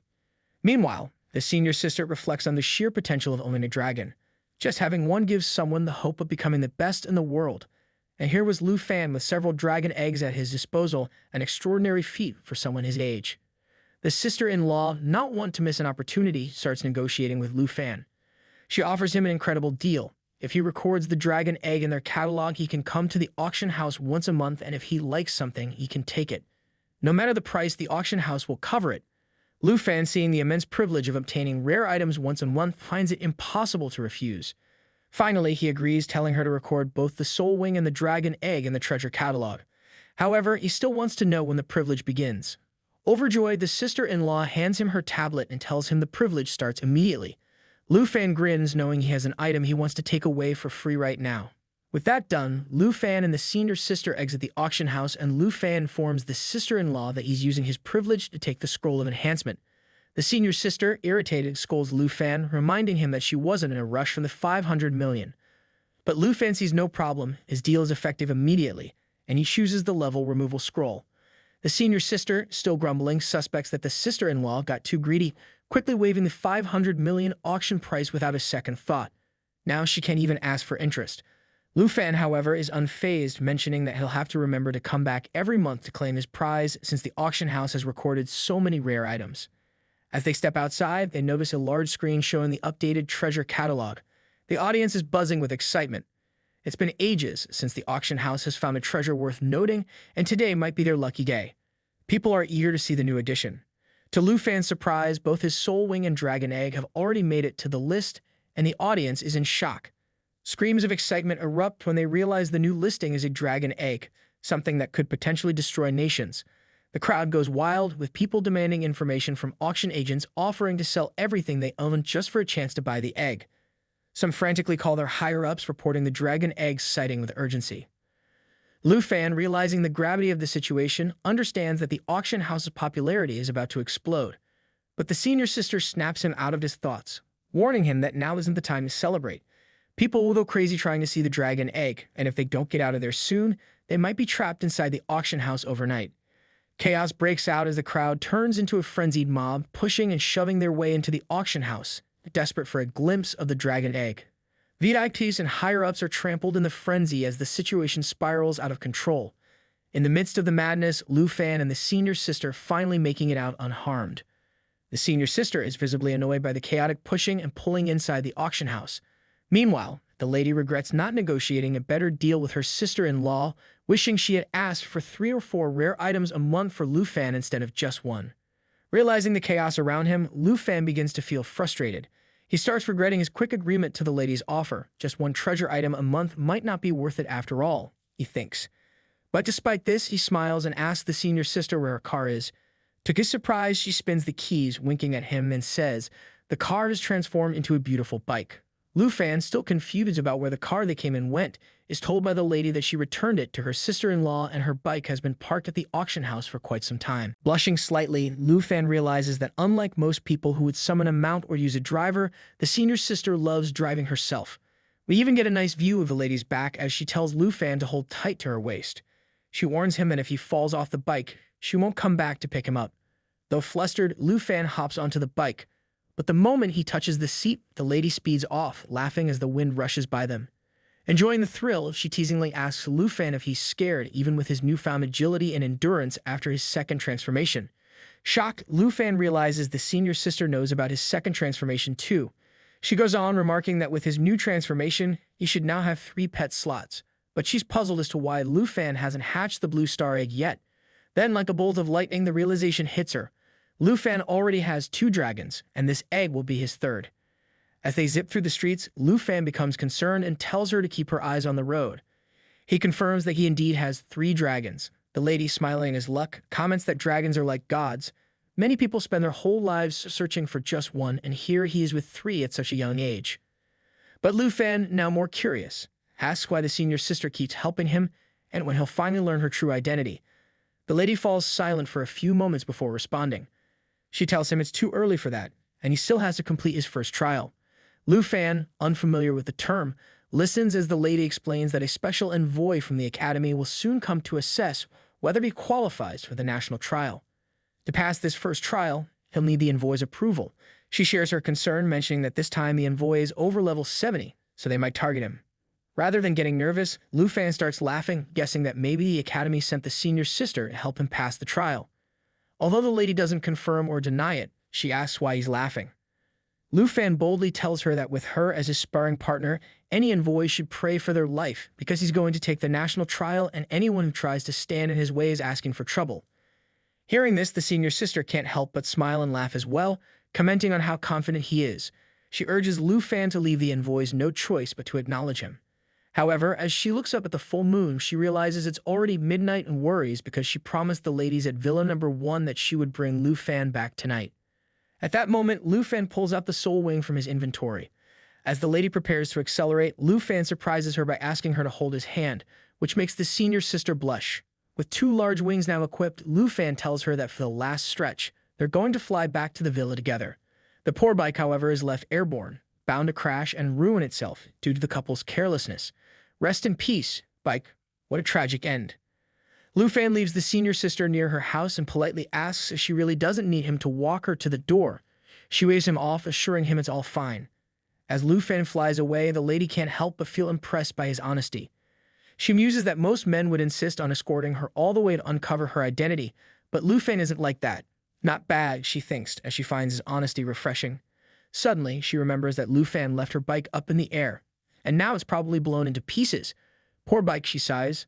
Back at the villa, Lu Fan sits between the 2 dragon ladies, feeling tired after the long flight. However, he's now more proficient with his soul wings. Finally, with nothing holding him back, he tells the dragon ladies to prepare. He's about to hatch the star dragon egg. The black dragon looks surprised, and the emerald dragon stirs from her nap. Lu Fan reminds them that despite their previous disagreements, they'll need to live in harmony from now on. With that, he begins channeling his aura into the star dragon egg, summoning the 3rd dragon to take the final contract slot. As he uses his dragon Tamer skill, a brilliant blue light radiates from the egg, blinding Lu Fan and the dragons. Meanwhile, the emerald dragon happily munches on the cracking eggshells. Suddenly, stars fill the room, and a new dragon appears, a black dragon with blue wings and a starry aura. It's the star dragon in its baby form. At level 1, its stats are already impressive: 795 strength, 276 agility, and 109 spirit. Its skills include Broken Star, which generates a star that crashes into enemies, dealing massive area damage. It also has Starlight Scale Armor, absorbing damage for 60 seconds and then reflecting it back at enemies. Another skill, Star Surge, increases endurance over time, making it stronger in prolonged battles. And of course, the Star Dragon Bloodline reduces all attribute damage by 50% and enhances self-recovery by 500%. Lu Fan picks up the new dragon, realizing it's a physical combat type. With an initial strength of 795, it's as strong as Sha Fei, but twice as powerful as Xiao Yi's initial attributes. He's excited, thinking that once the Star Dragon reaches level 20, its strength could easily surpass tens of thousands, even without buffs from the Emerald Dragon. As Lu Fan contemplates the dragon's abilities, the Star Dragon notices the Emerald Dragon eating the eggshells and rushes over, slapping them out of her hands. Lu Fan chuckles, still thinking about the Broken Star skill and how lethal it could be. He plans to test it in a dungeon soon. Turning his attention back to the dragons, Lu Fan notices the Star Dragon eating her own eggshells. Then he realizes this dragon is female. Following tradition, he prepares to give her a name. After some thought and many attempts, he settles on Xingqian, meaning star. However, both dragon ladies are unimpressed, and the Emerald Dragon even starts crying, feeling sorry for the lack of creativity. Defending himself, Lu Fan explains that it's just a name and there's no need to be upset. But before any more arguments can erupt, he notices that Xingqian has already fallen asleep. Perfect, Lu Fan thinks. With the two dragon ladies constantly bickering, it's good to have someone who just wants to nap. In the Taiki country, within the Wanli Sand area, a region notorious for its level 60 to 70 challenges, a chilling scene unfolds. Multiple skeletons are tied to crosses, with two large cars parked nearby and a bonfire flickering in the wind. Several people camp at the site, and among them stands a man in a long cape. His name is Chenghen. Staring intently at his phone, Chenghen looks troubled, and someone asks him what's wrong. He replies that he just received a call from his little sister. It turns out his bratty younger sibling had been urging him to take revenge on someone. The conversation reveals that Chenghen is none other than the brother of the bratty princess, a formidable level 60 individual and a newly ranked top professional in the kingdom. Two female professionals nearby inquire if his sister is struggling with her studies abroad, but Chenghen dismisses the idea, explaining that she has been pestering him about a trashy boy who had the audacity to hit her more than once. As Chenghen continues recounting his sister's complaints, a massive monster with a gaping mouth emerges from the lake behind him. Unfazed, Chenghen explains that his sister has always been spoiled since childhood. One man in a lab coat asks Chenghen if he plans to go to the Dragon Kingdom now. Chenghen agrees, and at that moment, with a flick of red energy, he effortlessly slices the massive centipede-like creature in half. Gleaming with a red aura, Chenghen declares that as a loving brother, he is determined to rid his sister of all her troubles. Additionally, with the preparations for the national trial underway, he plans to pass through the secret realm of opportunity one more time. Chenghen adds that once he acquires the final piece of the cursed equipment set, he'll head to the Dragon Kingdom. There, he'll not only help his sister, but also scout out the competition for the national trial. His ambition is clear. This year's #1 must be him. His companions assure him that he'll undoubtedly win the national trial as the lifeless body of the giant creature lays shattered into pieces on the ground. A week has passed since Lu Fan obtained the Star Dragon. With no disruptions, his life has returned to normal. Lu Fan continues training with the senior sister, sparring with her regularly. She teases him, saying if he ever manages to land a hit on her, she'll take him to Manhwa. During the weekdays, Lu Fan's team continues to level up in the Poison Spider Forest, and the progress is impressive. The Emerald Dragon reaches level 22, the Star Dragon hits level 11, and the Black Dragon is now at level 29. Lu Fan himself is now at level 32, with Xin at level 30, Nai and Ying at level 31, and Min also reaching level 32. They are all ready for their second-class transfers, and Min is particularly thrilled about the prospect of entering the advanced dungeons. However, Lu Fan's aunt, even though she's also level 32, doesn't share the same enthusiasm. Watching everything unfold, Lu Fan smiles, knowing that his entire team is about to become even stronger. Together, they'll be able to take on areas above level 30 with ease, and the future looks more promising than ever for his group. Lu Fan and the rest of the group stand together, exchanging thoughts on their newly acquired powers. Jian Ying, always eager, raises her hand first. She proudly announces that she chose the Sword Dancer class because it inherits the Sword Master skill. Clearly, twirling swords in style was too good to pass up. Then turning to Xin Chu with a curious glance, Jian Ying mentions that she thought Qin would lean more toward a support role. At this, Qin Chu chuckles and explains that she had considered it, but with Xiao Fei handling healing, there's no point in her tiny, I'll patch you up with this band-aid healing skills. So instead, she switched to a damage-dealing role, choosing the hidden combat class, Holy Light Judge. Her light attribute magic attack is now leagues stronger than before. Lu Fan can't help but smile at this, pointing out that now their team has plenty of physical, magical, and support abilities, making them a well-rounded force to be reckoned with. It's like a buffet of powers, something for everyone. Just then, Talik Xiaoman bursts onto the scene, practically glowing with excitement. She raises her hand with immense joy, clearly ready to announce something big. Qin Chu, curious, asks what's got her so worked up. Tao Xiaoman, practically bouncing, asks them to guess which class she changed to. Jian Ying, eyes widening in realization, blurts out if it is that hidden class from the second-level change. Tao Xiaoman, grinning from ear to ear, proudly confirms, yes, that's right. Hearing this, both Jian Ying and Qin Shu are visibly surprised. Tao Xiaoman, not one to miss a dramatic moment, swiftly pulls out her sword and announces with pride that she's chosen the Water Ripple Swordsman class. She can now control water element magic, marking her as part of the Magic Swordsman group. Lu Fan, intrigued, asks if hidden classes really can appear during the second-level change. Jian Ying, ever the encyclopedia of knowledge, nods and explains that while it's possible, the probability is very low, like finding a needle in a haystack, but the needle's invisible and you're wearing oven mitts. It's even lower than the chances of obtaining a hidden class at the first-level change. Tao Xiaoman turns to Jian Ying, smiling, and admits that she knows she's always been of average talent, but being with the team, she finally feels more balanced. Lu Fan, in his usual teasing manner, suddenly remarks that it's amusing how Tao Xiaoman, once the team's slacking weakling, has somehow landed a unique water-something swordsman class. Tao Xiaoman's face turns red with fury. She's so livid that it looks like she's ready to throttle him on the spot. Yelling at him with pure frustration, she clenches her fists, practically vibrating with anger. If looks could kill, Lu Fan would need to respond. But before the situation can escalate into a full-on murder attempt, Lu Fan's phone buzzes. It's a call from the Vice Principal Zhao. Lu Fan answers, and his expression shifts from playful to serious in an instant. The Vice Principal Zhao informs him that the envoy is coming. Lu Fan tells the Vice Principal that he will head over immediately. Tao Xiaoman, still fuming, is left standing there mid-yell. It's hard to stay mad when the universe interrupts your revenge plans. Later, at the Combat Class Hall in Dragon Capital Academy, students are seated along with Lu Fan and the lady teacher, their attention focused on the auditorium stage. Teacher Gu leans over and informs Lu Fan that the envoy's name is Ruan Changfeng, and he is a level 76 powerhouse, a 3-tier Holy Shield Knight. She also reminds him that Vice Principal mentioned the envoy has some opinions about him, the kind that make you wish you could suddenly blend into the wallpaper.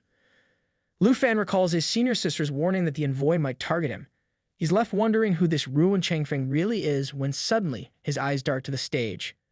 There, 3 individuals stand, and one of them, draped in a white robe, catches his attention. What really surprises Lu Fan, though, is the sight of the Brahma Staff, the legendary item that once ranked #1 in the treasure book of the auction house, before the Dragon A came into play. And now, this famous item is casually held by the hooded figure on stage, as if walking around with priceless treasures is just another Tuesday for this guy. Curiosity piqued, Lu Fan turns to Teacher Gu and asks about the identity of this mystery person. With a calm smile, the teacher reveals that the figure in the white robe is none other than the new principal of Dragon Capital Academy, who has held the position for the past 2 years. Guess they don't give that fancy robe to just anyone. To top it off, Teacher Gu whispers that the principal is rumored to be an expert above the 4th tier, the kind of person who could probably blow out candles from the next continent over. Lu Fan, still curious, wanted to know if anyone had any information about the principal's abilities. However, Teacher Gu replied with a shrug, explaining that apart from Vice Principal, no one really knows. The principal never attends events, their voice is magically altered, and to top it off, no one even knows their gender. It's like trying to get to know a ghost with a really impressive wardrobe. Lu Fan ponders the significance of the envoy's visit, quickly realizing that if the elusive principal is showing up, this envoy must be a pretty big deal. Just as Lu Fan puts 2 and 2 together, someone in the hall shouts that the envoy has arrived. Both he and Teacher Gu turn to see Ruan Changfeng stride into the room, radiating the kind of authority that immediately demands attention. It's the kind of presence that makes people instinctively check if their shoes are clean. Wasting no time, Ruan Changfeng commands everyone to cut to the chase. He isn't here for small talk or pleasantries. When Vice Principal politely steps forward to introduce himself, the envoy waves him off like he's brushing aside an overly eager intern. Ruan Changfeng makes it clear that the only person in the room who matters is the principal. Everyone else is completely irrelevant, like extras in a drama who aren't even getting paid. He bluntly tells the Vice Principal Zhao that Zhao doesn't have the authority to decide on national trial candidates and shouldn't waste his time. It's one of those I run the show moments that makes you wonder why anyone else even showed up with snacks. Growing impatient, Ruan Changfeng asks if all the candidates have arrived. The hooded principal gives a simple nod. The Vice Principal Zhao, doing his best to keep the tension down, informs the envoy that Dragon Capital Academy has only recommended one candidate, the one and only Lu Fan. The envoy's expression tightens in clear annoyance. Teacher Gu leans toward Lu Fan and quietly explains that the vice principal Zhao knew the envoy wanted to choose the candidate himself, but to prevent that, the academy nominated only Lu Fan. It's a bold move, the kind that says, take it or leave it. With only one option before him, the envoy is clearly displeased. Lu Fan studies Ru and Changfeng closely, realizing that this old man isn't just any figure. His very presence suggests a person who survived countless life and death battles. Even Teacher Gu senses the tension, but despite this, both the principal and vice principal Zhao remain firm, fully prepared to risk displeasing the envoy to push Lu Fan forward. Ruan Changfeng turns his gaze toward Lu Fan, unimpressed, and bluntly states that it seems the choice has already been made, making his opinion irrelevant. But the vice principal Zhao doesn't back down. He corrects the envoy, asserting that if he thinks Dragon Capital Academy is unprepared, he's overestimating the situation. The academy has full confidence in Lu Fan, and the principal firmly believes that Lu Fan will certainly impress the envoy. It's a diplomatic way of saying you might want to hold off on the eye rolls until after the show. Ruan Changfeng, still clearly displeased, finds it hard to believe what the vice principal Zhao is saying. Yet, begrudgingly, he skims through the file handed to him, taking note that Lu Fan is indeed a standout student. A level 32 Dragon Knight, Lu Fan is the reigning champion of the Southern Province and ranks #1 among new students. Tales of his heroism resonate from Shanghai City to Dragon Capital, even reaching the Qin family and the Northern Duke. Not exactly the kind of resume you can just toss aside like a bad flyer. However, the envoy remains skeptical. In his eyes, Lu Fan's journey has been too smooth thanks to his hidden profession. He doubts that Lu Fan truly understands the struggles the other candidates have faced. With a smirk, he questions whether Lu Fan can really hold his own against third-tier experts from other countries, many of whom are at level 50 or 60. It's the kind of smirk that says, nice story, kid, but can you actually back it up? Lu Fan immediately senses the bad vibes. Something about the old man's demeanor feels off, like he's already made up his mind about Lu Fan, and it's not favorable. The sneering expression on Ruan Changfeng's face only confirms it. Without warning, the envoy draws his long sword and lunges at Lu Fan. Deciding that if Dragon Capital Academy has so much faith in him, he'll be the one to assess Lu Fan himself. Because apparently nothing says assessment like an unprovoked sword swing. Lu Fan, fast on his feet, blocks the sudden strike with his big black mashite, his instincts kicking in just in time. Apparently, the envoy's version of a chat involves a sword to the face. Everyone in the hall watches in disbelief as the envoy attacks Lu Fan, and they immediately protest. They point out that it's blatantly unfair for a level 76 envoy to pick a fight with a level 32 student. It's like sending a heavyweight boxer into a pill fight, clearly biased. But the old man, being the scumbag he is, simply shrugs it off and tells them that if Lu Fan doesn't want to fight, he can withdraw from the national trial altogether. His level, according to the envoy, has nothing to do with it. Like trying to crush an ant with a hammer is totally fair game. Lu Fan finds himself in a tight spot. The envoy smirks, explaining that his job is to select individuals strong enough to compete with other nations. If Lu Fan can't pass his tests, then he's not worthy of representing the Dragon Kingdom. Lu Fan realizes that engaging in close combat with someone on the envoy's level is a losing battle, but the limited space prevents him from summoning his dragon ladies. Doing so could harm everyone else around, and let's be honest, no one likes collateral damage at a school event. Sensing Lu Fan's hesitation, the old man grows even cockier, demanding that Lu Fan show his full strength. His mocking tone makes it clear that he expects Lu Fan to fail. Lu Fan braces himself, expecting another attack, and just then the envoy delivers a crushing blow, one so powerful that it knocks the big black mashite from Lu Fan's hands. Lu Fan is on the brink of taking a brutal hit when, out of nowhere, the principal steps in, wielding the Brahma staff. With an altered voice, the principal casually tells the envoy that he seems quite enthusiastic, so perhaps they should relocate for the assessment, because apparently destroying students inside an auditorium is frowned upon. Suddenly, a crimson-red magic circle appears beneath their feet, and in the blink of an eye, the principal, vice principal Zhao, Lu Fan, and the old man are all teleported away. Meanwhile, the remaining students in the auditorium are left slack-jawed, watching as all four vanish without a trace. One moment they're witnessing a brawl, and the next, it's like a magic trick gone too far. The scene shifts to an outdoor arena where there's plenty of space for Lu Fan and the envoy to go all out. The old man, a bit surprised by the sudden change of scenery, quickly shrugs it off, claiming it doesn't matter where they are. What matters to him is seeing Lu Fan's true strength. Finally, in the midst of the envoy's madness, Lu Fan realizes exactly who he's dealing with. This old man was the official who allowed the bratty princess to run wild. No wonder the entire assessment had felt off from the beginning. It's like realizing the referee at your match is also the one who lets the star player throw tantrums. Now with enough space to unleash his full strength, Lu Fan wastes no time. He uses Flash Leap, teleporting to the head of his legendary Black Dragon, who's already transformed into her World Destroyer form. Even the envoy, smug as he was, recognizes this dragon. It's the same one despised by the bratty princess, the very one seen in that infamous video from a while back. The envoy, not one to back down, immediately materializes his golden shield, confident that no matter how impressive Lu Fan's dragon might be, a so-called newbie is no match for a level 76 Holy Shield Knight. In his mind, it's like bringing a tank to a water balloon fight. He's ready to dismiss Lu Fan as another overhyped rookie. But Lu Fan, never one to be underestimated, is more than ready to turn the smug old man into a holy shielded pancake. He doesn't back down and makes it clear to the envoy that he better pay close attention to what's about to happen. His legendary World Destroyer dragon, Xiao Ye, roars with all her might, her presence radiating power as she prepares to unleash absolute chaos. It's the kind of roar that practically screams, "I didn't come here to play, old man." Xiao Ye's thunderous roar sends chills down the spines of everyone nearby. The sheer intensity of her presence is so overwhelming that it freezes those around her in place. It's the kind of roar that doesn't just demand respect, it demands immediate reevaluation of every life choice up to this moment. The raw power in the air is palpable, and even the most seasoned fighters feel their knees wobble. It's as though the dragon, without uttering a word, commands the battlefield. In the midst of this overwhelming chaos stands the envoy, his bravado beginning to crack under the dragon's immense power. His body trembles under the weight of it, his face contorting between pain and sheer effort to stay composed. Yet through all this, he forces a confident smirk onto his face, because nothing screams, "I'm fine," like gritting your teeth while your legs are threatening to give out.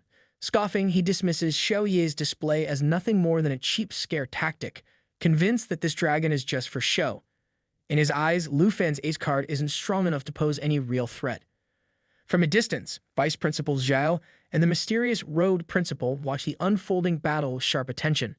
The Vice Principal can't help but recall the last time he saw this Black Dragon's power, the very same move that had once demolished the Fengyun Pavilion, leaving a mark on all who witnessed it. His gaze is full of concern, knowing just how serious things are getting. Meanwhile, the Road figure shakes his head lightly, a small gesture that suggests the real spectacle has yet to begin. It's the calm before the storm, the kind of look that says, "You see nothing yet." Still brimming with arrogance, the envoy continues to smirk at Xiao Ye, utterly convinced that the dragon's display is just a flashy trick designed to scare off lesser opponents. In his mind, this is all for show, like fireworks at a festival. Little does he know, the real challenge is just beginning, and he's in for a much bigger surprise than he ever expected. Because there's one thing worse than facing a dragon, underestimating one. Suddenly, an unexpected attack barrels toward the envoy. Instinctively, he raises his shield, glowing with a powerful emblem, ready to block the strike. But as he does, a wave of fear crashes over him, something he has never felt before. For a shield knight known for unbreakable resolve, this sensation catches him completely off guard. He trembles, surrounded by symbols of fear, and before he knows it, he's on his knees, overwhelmed by bursts of energy. Nearby, Lu Fan stands calmly beside his towering black dragon, Xiao Ye, a mocking smile tugging at his lips as he observes the envoy's weakened state. It's the kind of look that says, "Didn't see that coming, did you?" Despite the fear gripping him, the envoy takes a deep breath, forcing himself to regain composure. He activates his special stance, nullifying the fear, and grips his weapon tightly with renewed determination. Now, with his aura blazing with defiance, he charges forward, sword raised, fully intent on overpowering his opponent. But Lu Fan doesn't even flinch. The energy around him seems to bend to his will, as if responding to his command. It's like the battlefield itself is choosing sides, and it's not looking good for the envoy. Vice Principal Zhao gasps, his eyes wide with disbelief as he witnesses the sheer control Lu Fan holds over the chaotic forces around him. Two portals suddenly open, and the envoy, drenched in sweat, stares in horror and amazement. He wonders what is Lu Fan summoning now, fearing something even more powerful might emerge. Lu Fan, with a playful smile, watches as two more dragons step out from the portals, joining the Black Dragon. The envoy stares, utterly dumbfounded as he tries to process the impossible sight before him. 3 dragons. It's as if his disbelief is trying to keep up with the sheer spectacle, but it's failing miserably. The Vice Principal is equally stunned, his mind struggling to wrap around the reality of the situation. It's like watching someone casually pull an ace out of their sleeve, except this ace has scales, claws, and probably breathes fire. But Lu Fan isn't done. With a calm demeanor, as if summoning dragons were just another day at the office, He commands the Emerald Dragon, Xiaofi, to summon her own 2 dragon pets. Now, a total of 5 massive dragons stand surrounding him. The vice principal, absolutely speechless, can only stare in awe. 5 dragons? Is this even legal? Even the mysteriously robed principal, who up until now had maintained an air of calm detachment, is visibly rattled by the sheer magnitude of Lu Fan's power. No one had anticipated that this level of mastery was even possible. Standing tall among his 5 dragons, Lu Fan radiates unshakable confidence. His control over these enormous beasts is undeniable, their strength directly tied to him, making them just as formidable as Lu Fan himself. The envoy, now completely overwhelmed and visibly shaken, stares wide-eyed at the dragons. His bravado crumbles, leaving nothing but raw fear in its place. The twin souls of the flying dragon kings, now at level 22, loom menacingly.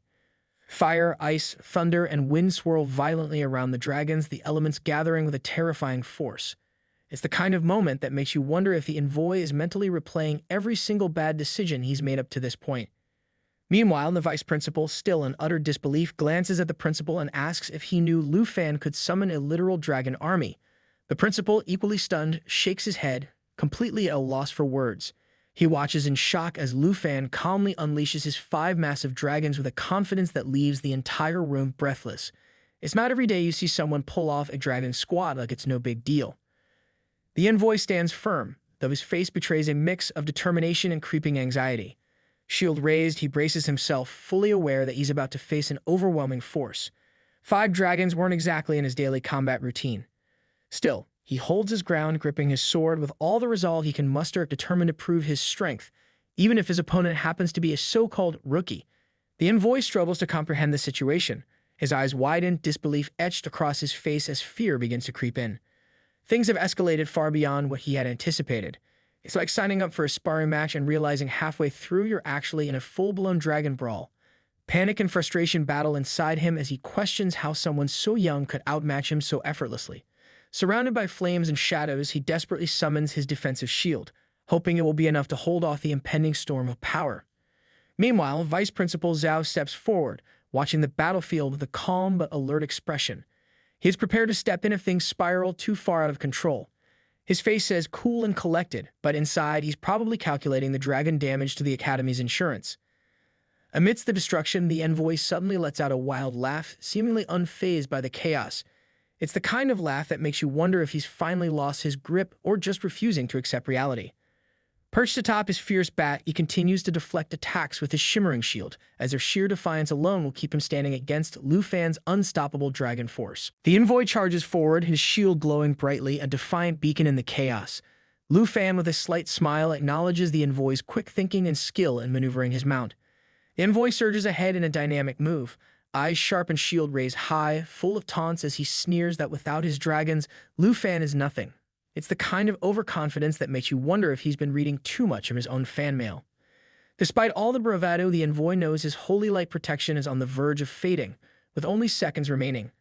Determined to make the most of it, he charges forward, his mind racing, trying to plan his next move before his protection fades. Lu Fan, however, remains calm, dismissing the envoy's taunts with a mere glance, his eyes cutting through the chaos like a blade.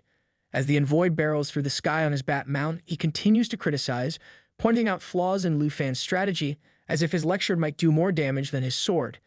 It's almost like he's hoping to win the battle through sheer, constructive criticism. With just 2 seconds left on his shield, the envoy summons every ounce of strength into one final decisive attack. His weapon glows with radiant light as he invokes Holy Light Judgment, a powerful strike meant to turn the tide of the battle. The battlefield lights up, radiant with the energy of his holy attack as he swings with all his might, aiming straight for Lu Fan. The move is loaded with immense power, and the confidence in the envoy's eyes suggests he's banking on this as his game-changer. But Lu Fan remains completely unfazed, his expression calm, almost bored. Each layer of his emerald light shield, summoned by his emerald dragon, stands more than capable of withstanding multiple strikes. It's as if Lu Fan is politely waiting for the envoy's tantrum to end so they can get back to more serious matters. Riding atop his bat, the envoy weighs his options, realizing that while Holy Light Judgment might partially break through Lu Fan's defenses, dealing with the dragons is an entirely different beast altogether. Meanwhile, Lu Fan channels the mighty Blue Dragon King's roar, and a towering spectral dragon crackling with energy appears swirling around him. The envoy seems to falter and retreat. Lu Fan delivers a final warning, remarking that he won't hesitate to treat the envoy like the rookie he's acting like. Suddenly, the Star Dragon appears behind the envoy with such speed and precision that it leaves him completely stunned. His expression shifts from arrogance to pure shock as the full weight of the danger he's in hits him. It's the kind of realization that says, maybe I bit off a little more than I can chew. With a fierce gaze, Lu Fan closes in, ready to end the battle. The Blue Dragon King roars, sending purple lightning crashing down on the envoy. Knocked from his mount, the envoy hits the ground hard, his once confident posture reduced to desperation. Lu Fan approaches him. A mocking smile plays across his lips, reminding the envoy of how cornered and helpless he's become. The envoy, now fully aware of his impending defeat, commands Lu Fan to stop. But even in the face of certain loss, his stubbornness knows no bounds. However, Lu Fan remains resolute. This fight, started by the envoy's arrogance, will be finished by Lu Fan's hand. The entire arena fills with dust and smoke as the final clash unfolds. Vice Principal Zhao and the robed figure observe from a distance, their expressions tight with anticipation. After what feels like an eternity, the smoke clears, revealing Ruan Changfeng lying on the ground, coughing intensely, his body weakened from the overwhelming attack. His bat mount lies lifeless beside him, the once fierce creature now just another casualty of the envoy's overconfidence. It's clear now that all that swagger led to one very bad day. Yet despite this crushing blow, the envoy still refuses to give up. With visible effort, Ruan Changfeng tries to rise once again, his body trembling under the shockwaves of exhaustion and damage. Lu Fan watches him calmly, almost amused, and comments that he's sorry for killing his mount. Of course, his apology comes with a sly reminder that in the ruthless competition of the national trials, taking out an opponent's mount is perfectly within the rules. Lu Fan adds that he's sure the envoy put a lot of effort into seeing how he handled the situation.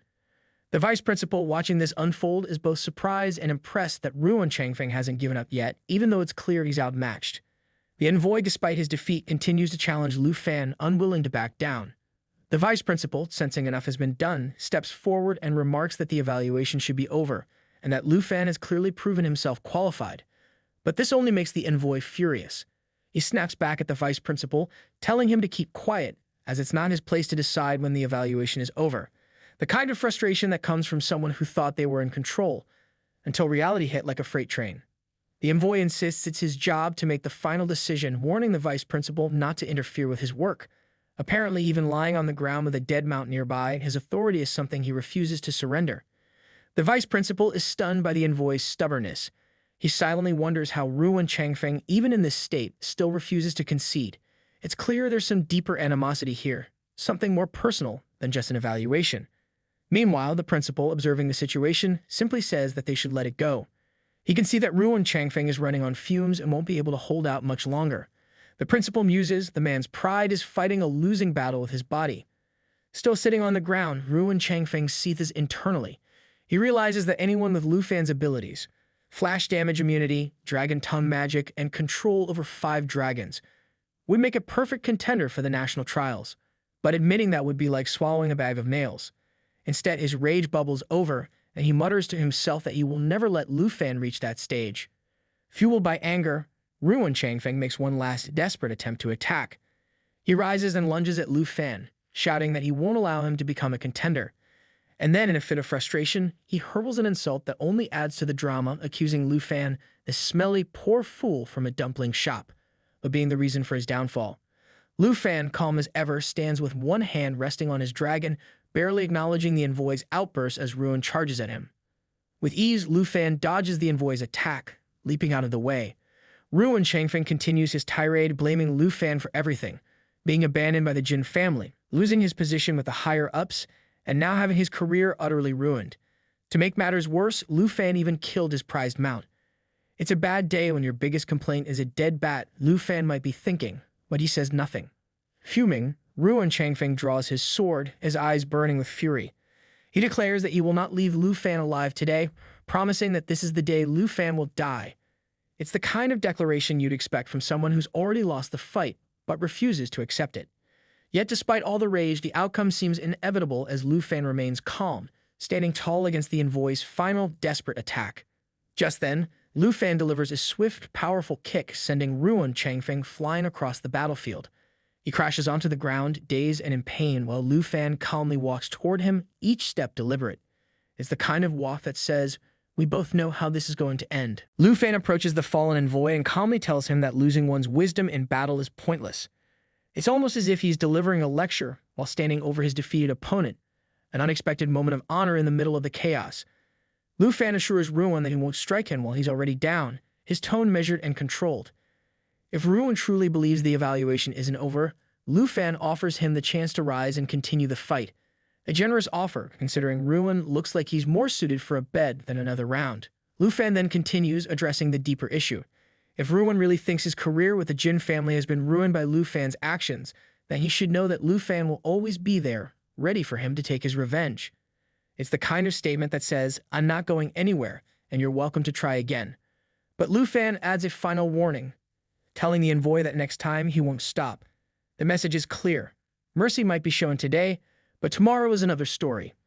Hearing this, Ruin calms down a bit, perhaps accepting his defeat, if only temporarily. As if on cue, all of Lu Fan's dragons come to stand by his side, towering over the fallen envoy like silent sentinels. Ruin's condition worsens and he collapses further, unable to rise. Seeing this, Vice Principal Zhao, who had been watching anxiously, immediately runs over to help. He calls out to Ruin Changfeng, promising to arrange a priest as quickly as possible, recognizing that the envoy's health is rapidly deteriorating. It's one of those moments where even the audience can feel that things have gone from bad to worse. The principal, still observing from a distance, turns to Lu Fan and with an impressed look remarks on how well he hid his abilities. 5 dragons? That's not exactly something you keep under your hat. He admits he never expected Lu Fan to be capable of such power. Curious, the principal asks just how much of his strength Lu Fan has used in this battle. Lu Fan, a bit surprised by the question, responds humbly, revealing that he hasn't even used 1% of his strength. It's the kind of answer that makes you wonder what chaos would look like at 100%. The dragons, he explains, barely moved and none of them had to use any skills.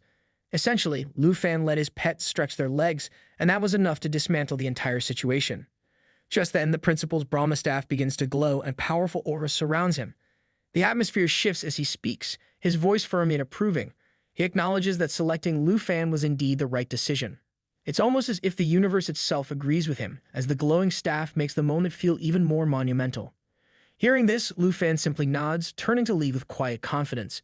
Xiao Ye and Xia Fei, his loyal dragons, come to his side as he begins to walk away. But as he moves, something catches Lu Fan's attention. A strange familiarity tugs at him and he pauses, thinking to himself that the principal looks oddly familiar. It's one of those moments where you feel like you've seen someone in a dream or maybe a past life. Lu Fan can't shake the feeling that he has known the principal before, though the memory remains just out of reach. Meanwhile, far away in the northern region of Dragon Country, within an unknown area at level 60, Duke Shenbai chuckles as he reviews Lu Fan's file. It's clear to him that this kid is something special. The fact that Lu Fan is now the official representative of Dragon Country? Well, that's just icing on the cake. Shenbai imagines Ru and Chengfeng probably signed off on the file with tears in his eyes, grudgingly accepting his defeat. It's not every day you picture a seasoned warrior crying into paperwork. As Zhenbai enjoys his moment, someone knocks on the door, asking to come in. Zhenbai gives the go-ahead, and the man steps in, dutifully asking what orders are needed. Zhenbai, with the smoothness of someone preparing for an epic journey, throws his coat over his shoulder and instructs the man to prepare the griffin. Because why ride a horse when you can ride a giant mythical creature? The young man, looking a bit concerned, raises his hand to ask if Lord Zhenbai really plans on leaving the northern border camp, especially since there have been attacks on their routes recently. The attacks, of course, all seem to be coming from the same side, and if Zhenbai leaves, things might get even worse. It's the kind of situation where you're half expecting a disaster movie soundtrack to start playing in the background. Zhenbai, unfazed by the concern, assures the man that he isn't leaving forever and calmly orders him to inform the Griffin team. Because when you've got Griffins on call, you don't sweat the small stuff. He adds that the other routes should continue as usual and that he's heading to Longdew Academy to meet Lu Fan, the new Dragon Country representative. Apparently, meeting the star of the show takes priority over the whole border under attack situation. He promises to be back in 2 days, as if it's a quick trip to the grocery store. Before the young man can leave, Zhenbai asks if he fully understands the instructions. The man nods quickly, confirming that he does. It's clear that when Lord Zhenbai speaks, you don't just listen, you take notes. Meanwhile, Lu Fan sits in his room staring at his system screen with a worried expression.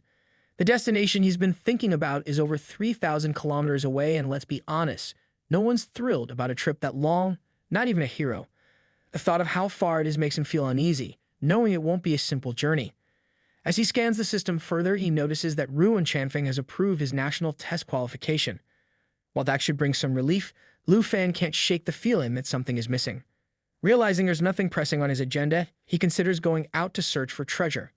But again, that 3,000-kilometer distance looms large in his mind. This is definitely more than a casual treasure hunt. This feels like a bring extra snacks kind of adventure. Suddenly, his phone rings, snapping him out of his thoughts.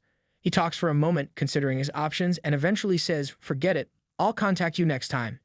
He's offered help with a wizard for teleportation, though it comes with an extra cost. Lu Fan shrugs, agreeing that of course it's going to be expensive, because who knew fast travel came with surge pricing? Just as Lu Fan is about to hang up, his attention is drawn back to his system, and there's a surprise waiting for him. The system congratulates him with a message. A treasure map has been sent to him today. A smile spreads across Lu Fan's face as he realizes what's just arrived. It's one of those "oh my god, Christmas came early" moments. Finally, after such a long wait, a divine-level treasure map has been received. His excitement bubbles up, but before he can fully process it, the voice on the phone asks if he's still there. Lu Fan responds quickly, saying yes, but he's got more questions now. As he continues his conversation, he remains completely unaware of the giant fireball hurtling toward his house. Because, naturally, why worry about flaming doom when you're caught up in treasure excitement? He casually talks about a far northern region, but the impending disaster doesn't care. The fireball speeds toward Longyu Academy's Villa No. 1, and within moments it hits, causing a massive explosion that rocks the entire area. That's one way to interrupt a phone call. A cloaked figure hovers in the sky, watching with smug satisfaction as Villa No. 1 goes up in a fiery explosion. In his hand, he clutches a mysterious stone, probably thinking he's really nailed it this time. But before he can even start his villainous monologue, the flames are suddenly sliced apart by the claws of the legendary Black Dragon.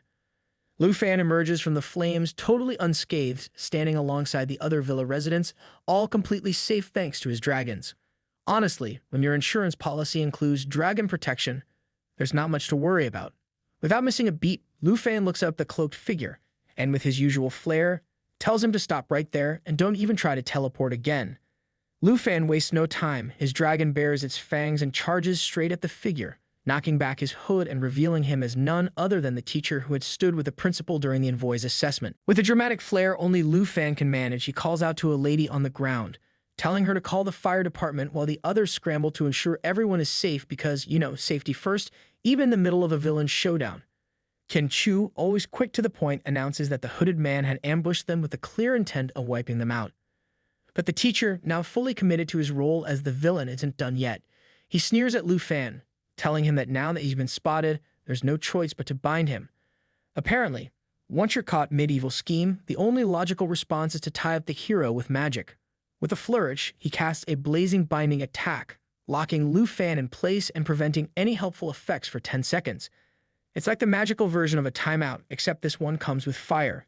If Lu Fan breaks free, his speed and casting abilities will be slashed by 90% for 4 seconds, a real buzzkill. Meanwhile, the teacher's body begins to bulk up like he's preparing for a superhero movie, except this is more of a villain's last stand. He's using the ultimate blaze skill, which is basically a self-destruct button for those days when you're losing so badly you decide to go out with a bang, literally. The skill burns his own life force to create a detonating core, capable of dealing a scorching 50% of his mental attributes as fire damage. Because if you're going to lose, you might as well do it with enough firepower to make everyone remember. Even Lu Fan, with all his confidence, realizes that the flame core is the wildest, most dangerous trick a fire mage can pull. The old man isn't just trying to win, he's ready to blow everything sky high, including himself. Meanwhile, Qin Chu and Jian Yang spring into action, raising their whatever they have, assuring Lu Fan that they are there to help. However, the system notification chimes in, delivering some bad news. The flame core is charging with every second, because what's an epic battle without a ticking time bomb? The charge is already at 59%, and the man, now puffing up like a balloon that's gone way past its limit, taunts Lu Fan, saying that there's no escape and that death is inevitable. Nothing says confidence like turning into a fire-filled piñata. As the charge hits 72%, Lu Fan quickly commands the Emerald Dragon to cast Eternal Guardian and protect everyone. The Emerald Dragon, as loyal as ever, immediately casts a protective barrier around the ladies and the legendary Black Dragon, because even in the face of fiery doom, you've got to protect your squad. But while everyone else is shielded, Lu Fan remains bound by the crimson chains, unable to move. The flame core continues charging, now at a terrifying 96%, and even Lu Fan knows the old man is about to blow any second. He materializes his big black mashie, glaring at the man and calling him crazy, which frankly seems like an understatement for someone about to self-destruct. Just when it looks like everything is about to go up in flames, something unexpected happens. The Brahma staff suddenly pierces through the old man's stomach, interrupting his ultimate blaze skill. Lu Fan's eyes widen in shock as he sees the principal's staff coming in at the last second to save the day. Because when your principal shows up wielding a magic staff, it's less school discipline and more epic rescue. Even the old man in his desperate attempt to detonate himself can't quite grasp what's happening as the Brahma staff keeps interrupting his plans. He's visibly frustrated, determined to go out with a literal bang, but the principal's staff intervenes again, delivering a final blow. The old man falls to the ground, his plan crumbling along with him. Because nothing says bad day like trying to self-destruct and failing spectacularly. Lu Fan lands on the ground gracefully just as Teacher Gu comes running toward him. His aunt also rushes over. Tears are streaming down her face. She is clearly terrified that her nephew might have been hurt. It's that typical family moment, dragons and explosions aside, when an aunt's number one concern is making sure you're in one piece. But Lu Fan reassures her, telling her not to worry at all. Kim Chua races over, concern etched on her face, and asks who the hooded mage was. Lu Fan replies that it was the same mage who was present during the envoy assessment. Vice Principal Zhao, now standing over the burnt remains of the old man, looks genuinely shocked. He admits that he never expected someone to attempt murder in the middle of the academy, especially not an honorary professor who had been at Longyu Academy for so long. It's like finding out Professor McGonagall secretly ran a dark arts club. Even Lu Fan struggles to understand why such a respected figure would resort to this. His aunt, however, is not having any of it. Furious, she demands that Vice Principal Zhao investigate the matter thoroughly, reminding him that her nephew's life was on the line. Qin Chu, equally outraged, can't believe the professor was willing to detonate himself and take Lu Fan with him the moment he realized escape was impossible. It's not every day you face a teacher who'd rather blow himself up than hand in his resignation. Vice Principal Zhao, clearly nervous, tries his best to reassure everyone, asking them to stay calm and take a deep breath. He promises he'll investigate the situation thoroughly and get them some answers. The next morning in the principal's office at Longyu Academy, the mysterious principal sits deep in thought, still shaken by the murder attempt. He knows that while this attack failed, it's only a matter of time before another, even more dangerous, attempt is made. It's like when Voldemort didn't quite get Harry the first time but came back with more dramatic flair later. The trashy professor had been part of the academy for many years, and no one around him had even the slightest suspicion of his dark intentions. The principal reflects on how he had barely managed to teleport in time to save everyone, thinking that if he had been just a second too late, the consequences would have been unimaginable. Because there's no reparo spell from acid explosions. Suddenly, the principal is jolted from his thoughts by a strange voice. A man is asking if the principal is even listening to him. It turns out to be the Duke Shenbei, who has come all the way to Longdu Academy.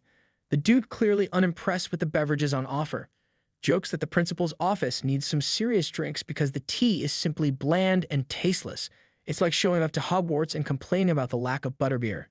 Noticing the principal's growing irritation, the Duke quickly changes the subject, laughing and assuring him that he's been listening to every word. Nothing like a bit of tea shade to lighten the mood. He then adds that since they haven't seen each other for so long, he figured the principal might want to know why he's here. Because apparently nothing says urgent business like a casual drop-in and a complaint about tea. The principal snaps back to reality, realizing he's been going on about Lu Fan for far too long. He apologizes to the Duke, and then shifts the conversation, asking if the Duke has completed his mission in the far north. The Duke, however, waves off the question, explaining that the mission is still incomplete, because apparently even Dukes have to deal with never-ending tasks. But he quickly adds that with the recent attempt on Lu Fan's life, and with both the principal and vice principal Zhao busy investigating, he's willing to take some of the burden off their shoulders. At first, the principal doesn't quite get what the Duke is implying, so the Duke spells it out for him. He plans to take Lu Fan to the far north, even though Lu Fan seems unfazed by assassination attempts because clearly dodging death is just part of his daily schedule. Trouble seems to follow him around like a particularly clingy shadow. The Duke insists that taking Lu Fan with him will not only ensure his safety before the national trials, but will also keep those around him out of harm's way.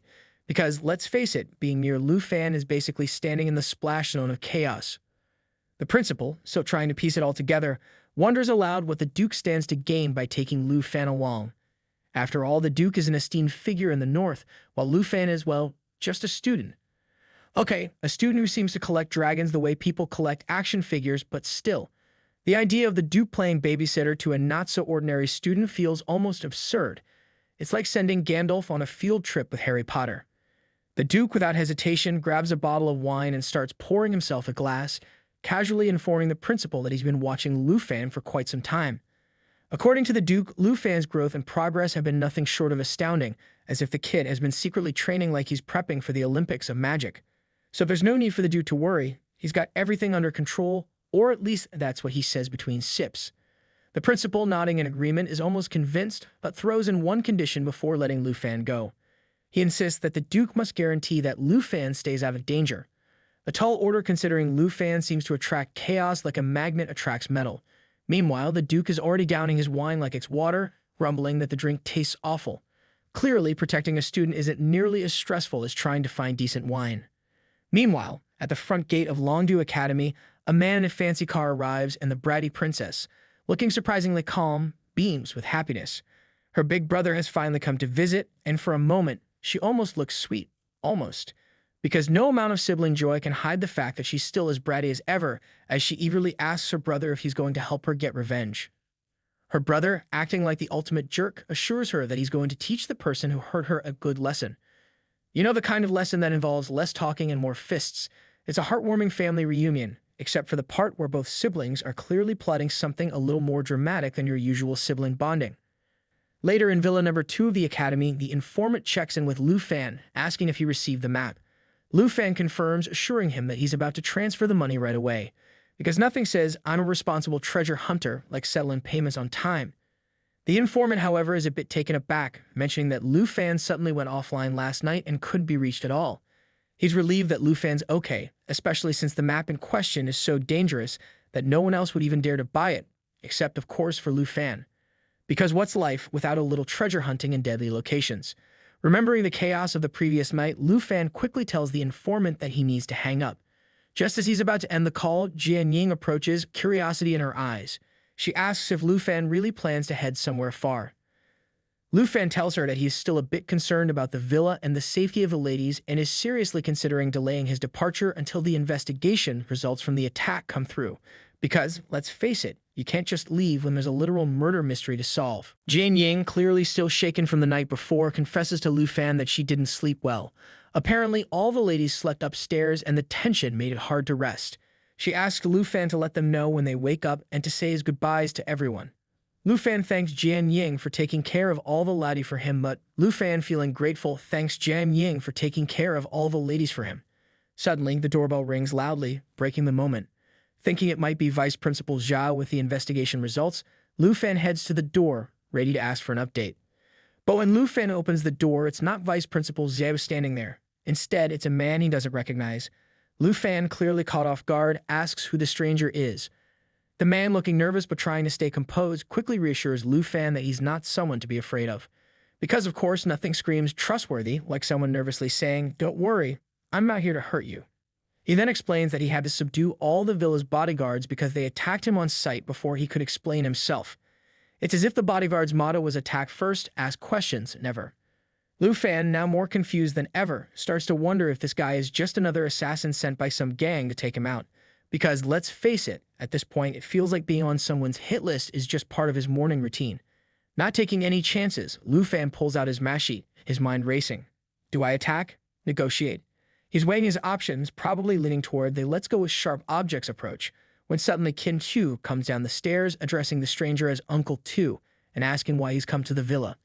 Lufan's confusion deepens as Qin Chu's casual tone clashes with the fact that the bodyguards are scattered around the property, looking very worse for wear.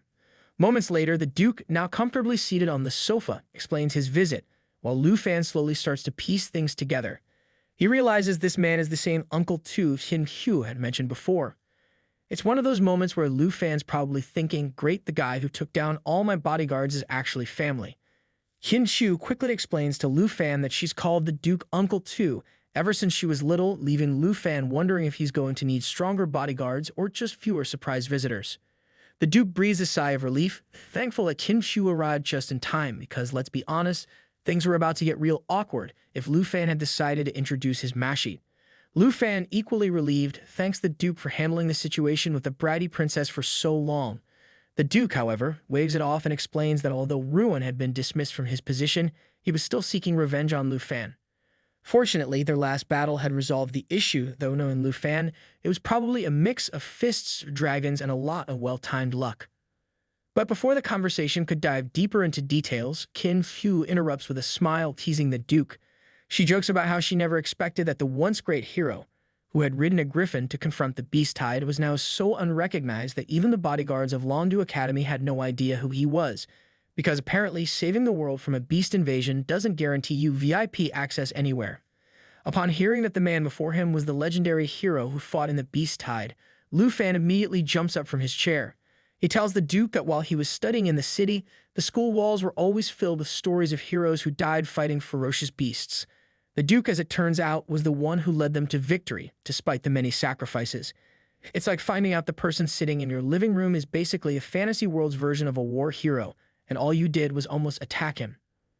The Duke, with a modest smile, downplays the praise, telling Lu Fan that every era has its own outstanding figures, and right now one such figure was Lu Fan himself. Because, sure, leading dragons and surviving constant assassination attempts kind of puts you in the outstanding category. The Duke then informs Lu Fan that he specifically came to find him, not just for a casual chat, but to take him to the extreme north for some serious training. Because, naturally, what's next on the agenda for Lu Fan? More chaos, of course, but this time the training montage. The Duke explains that he has already informed the principal about his plan. Taking Lu Fan to the extreme north wouldn't just help him level up, it would also be the perfect preparation for the national trials. Oh, and let's not forget, it's a solid way to dodge any future assassination attempts. But when the girls hear this, they're understandably shocked. Qin Shu points out that the extreme north is uncharted territory and incredibly dangerous, because, it's not exactly a weekend getaway spot. Jian Ying adds her concerns, reminding everyone that Lu Fan is the representative of the Dragon Kingdom, and they can't afford for him to have any accidents before the national trials. No pressure, right? But the Duke reassures them, explaining that the harsh conditions of the extreme north are exactly what Lu Fan needs to build his strength. Plus, leaving the academy would mean any further attacks would be aimed at him and not those around him.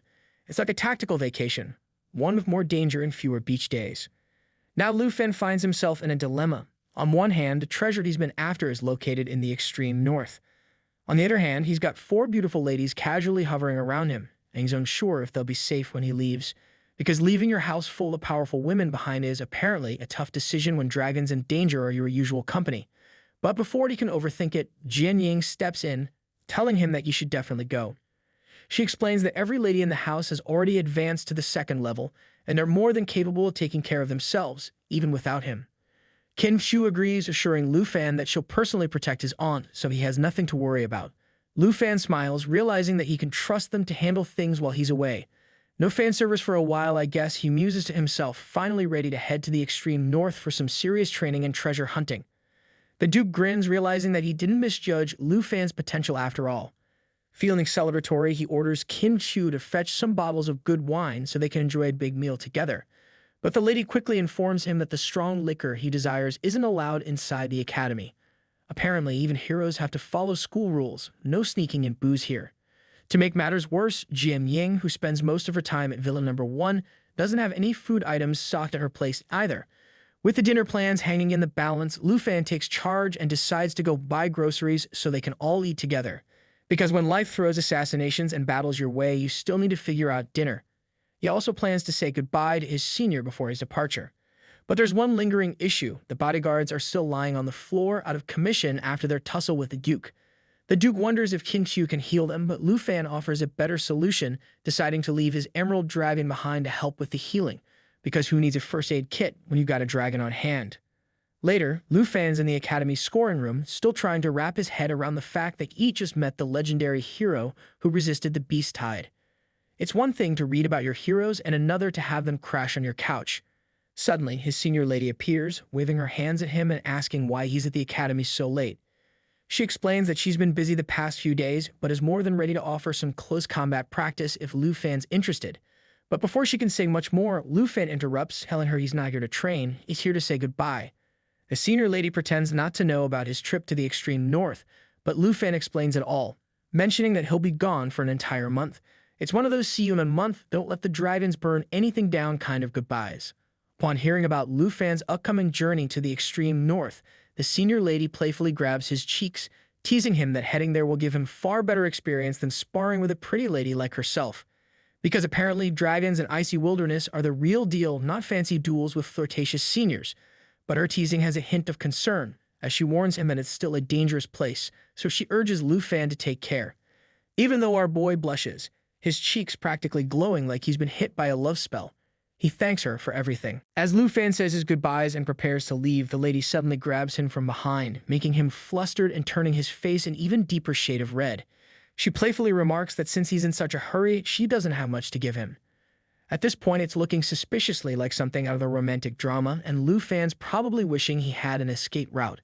But before he can get too embarrassed, she surprises him by pulling out a band, placing it in his hand, and telling him it's for his safety. With a grin, she quickly steps away, encouraging Lu Fan to do his best in the extreme north and at the national trials. Even when Lu Fan tries to stop her, she just smiles, telling him to bring back a piece of unmolten ice as a souvenir. Then, in true dramatic fashion, she disappears into thin air, leaving Lu Fan standing there, holding the band and a few strands of her hair. It's not every day you get goodbye wrapped in mystery and magic, and maybe a tiny bit of flirting. Later, Lu Fan is on his way to the villa after grabbing groceries for the big meal, but he soon notices something off. Someone's following him. Without hesitation, he calls out, telling the hidden figure to show themselves. To his surprise, it's none other than the bratty princess's older brother, who seems shocked that Lu Fan managed to spot him, because clearly stealth isn't the family's strong suit. Not knowing who he is, Lu Fan asks the man for his name. The stranger, putting on his cape dramatically, like he's about to announce himself as some dark wizard, tells Lu Fan that while he might not know him, he knows Lu Fan quite well. He introduces himself as Jin Chenghen, the bratty princess's older brother, and informs Lu Fan that he's come to personally thank him for all the care his little sister has received. Though, judging by the way he says it, Lu Fan can't be sure if this is a thank you or a veiled threat. Lu Fan, caught off guard, eyes Jin Chenghen suspiciously. He quickly asks if this arrogant prince is the top newcomer from the Taiki Kingdom. Knowing that this big head is here just to stir up trouble, Lu Fan doesn't waste a second. He materializes his big black mash sheet because nothing says let's talk this out quite like summoning a massive weapon. Lu Fan knows the bratty princess must be lurking nearby with her brother, so he demands she come out. Sure enough, in true princess fashion, she arrogantly steps forward, ready for the show, saying she's eager to see how her brother will teach the dragon Tamer a lesson. It's like she's front row of the Lu Fan takedown show, popcorn in hand. Jin Chenghen, clearly as cocky as his sister, remarks that whether or not he steps in depends entirely on Lu Fan. He boldly suggests that if Lu Fan lets the princess slap him a few times to even the score, the whole situation could be resolved peacefully, because nothing says diplomacy like asking for a few casual slaps. But Lu Fan, always quick with a comeback, mockingly asks if memory loss runs in their family's DNA. After all, last time the princess tried this kind of stunt, it ended with her getting slapped back, and it wasn't exactly a memory she wanted to cherish. At the mention of her past humiliation, the princess visibly flinches, reliving the moment when Lu Fan had slapped her face. She quickly tells her brother that negotiating with Lu Fan, the dragon tamer, is pointless. She urges him to take action without a second thought, because apparently thinking things through is overrated when you're royalty. Obeying his spoiled sister's command, Jin Chenghen squares up to Lu Fan, his arrogance palpable. He tells Lu Fan that if he doesn't have any respect for the Jin family, then he has no choice but to teach him a lesson. Because in their world, teaching a lesson definitely doesn't involve chalkboards. It involves fists, dragons, and a whole lot of bad decisions. Jin Chenghen raises his hands into the air, and Lu Fan immediately recognizes the summoning spell, its sinister nature matching the arrogance of the princess herself. Purple, poisonous gas begins to swirl ominously from Jin's hands, and he smugly informs Lu Fan that he's about to send him straight to his death, because clearly nothing says family bonding like attempting to poison your enemies with style. A mysterious, gooey creature emerges, spewing toxic sludge all around. Lu Fan doesn't waste a second, leaping out of the way and tossing the groceries aside. Rip to those snacks, guess dinner's going to be delayed. As he glances down, he notices the green acid melting through everything it touches, realizing that his immediate priority is to avoid the corrosive goo, because no one wants to end the day as a puddle of melted hero. Things get weirder when Lu Fan sees the shapeless monster begin to morph, taking on the face of Jin Chenghen himself. Because one arrogant Jin clearly wasn't enough, now there's two. Both the real Jin and the monstrous imitation start walking toward Lu Fan, their matching expressions of intimidation as poisonous as the goo they summoned. As it turns out, this grotesque creature is called the Abyssal Crawler, a name fitting for something that looks like it crawls straight out of the worst nightmare ever. But just when things look bleak, a loud screech pierces the air. Lu Fan spins around to see a massive, legendary quality mount swooping down, the extreme cold Griffin King. It's the kind of dramatic, last-minute rescue you only see in epic tales, complete with an icy bird of prey. The Griffin King attacks the Abyssal Crawler with all its might, leaving Jin Cheng'en staring in utter disbelief. Even he has no idea what's happening to his prize summon as the Griffin tears into it. Suddenly, someone leaps off the Griffin King, landing with a dramatic flourish in front of Jin Cheng'en. It's none other than the Duke himself, staff in hand, ready for action, because apparently if you want to make an entrance, arriving on a legendary mount is the way to go. The Duke, with no patience for formalities, immediately demands to know what Jin is doing outside his domain. Hearing the Duke's voice, Jin Cheng'en instantly recognizes him, realizing that talking things out isn't going to work with someone as dangerous as this. Without hesitation, the Duke elongates his already formidable staff, and Jin Cheng'en, knowing exactly what's coming, shouts at the bratty princess to get out of the way. Because when the Duke is ready to attack, even her spoiled tears won't save her. But before the princess can even begin her usual routine of whining, the Duke's staff impales Jin Cheng'en's chest with pinpoint precision. Apparently, even censored, it's a brutal day to be a villain. Black blood pours from Jin's mouth, and even with all the magic censorship in play, it's clear he's in a bad way. The Duke, ever calm, raises his staff and glances down at Jin with a look that says, "This was over before it even started."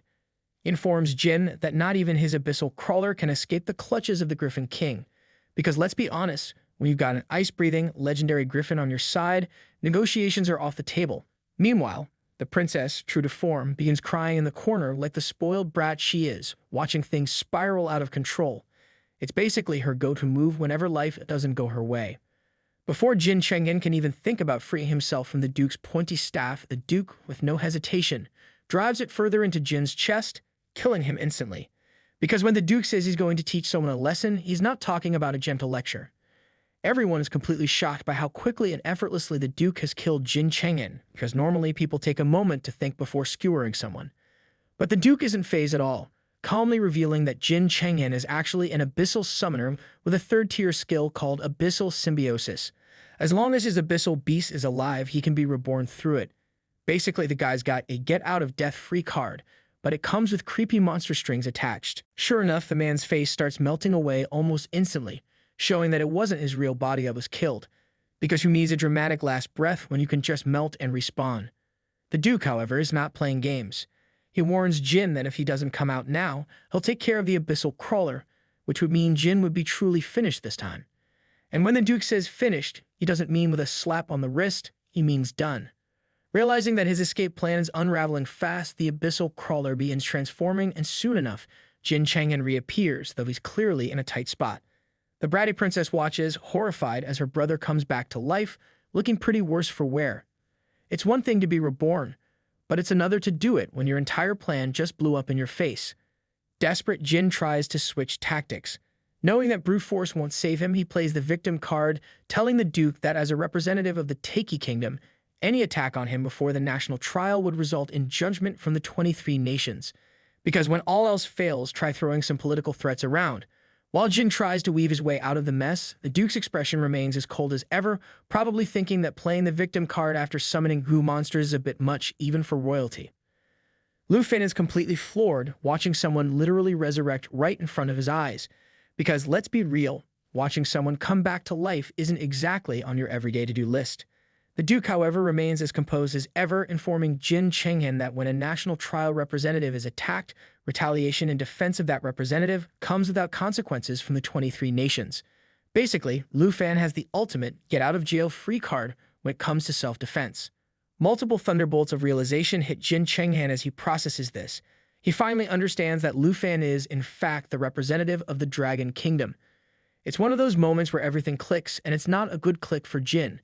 It's a bitter pill to swallow, especially since his useless sister had completely failed in her attempts to stop Lu Fan from joining the national trials in the first place. Meanwhile, the Duke, clearly frustrated but maintaining his calm, points out to Jin Cheng'en that he's not some psychopath who enjoys random murder. Because sure, he just skewered someone, but that doesn't mean he enjoys it, right? He adds that since this year's national trial is being hosted by the Taiki Kingdom itself, it's probably in everyone's best interest to avoid any further trouble. With no options left and realizing he's cornered, Jin Chengyan reluctantly agrees. But the Duke isn't about to let him off without a final word. He makes it very clear that he's never liked the Jin family, which, let's be honest, wasn't exactly a mystery at this point. Then, in one swift motion, the Duke hurls his staff toward the abyssal crawler, landing a final blow, and warns Jin Chengyan to never come near Lu Fan or himself again. Because when the Duke says, "Stay away," it's not a polite suggestion. It's a life or death command. The brother, not wasting another second, grabs the crying princess by the arm and tells her to leave immediately. Because when all else fails, it's time to make a dramatic exit.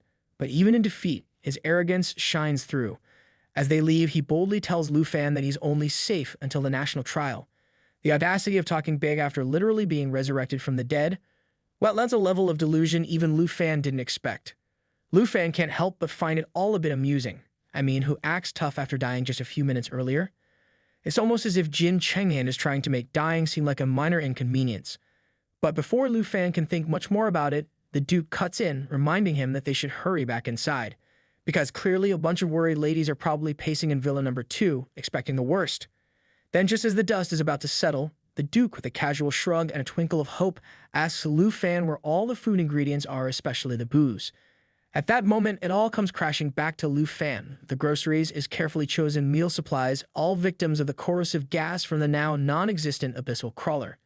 Dinner, drinks, everything had literally melted away. The realization hits the Duke like a ton of bricks. His face transforms into an expression of sheer devastation, as if he's just lost something truly precious. Because apparently surviving near-death battles with monsters is fine, but losing the booze, that's where the real tragedy lies.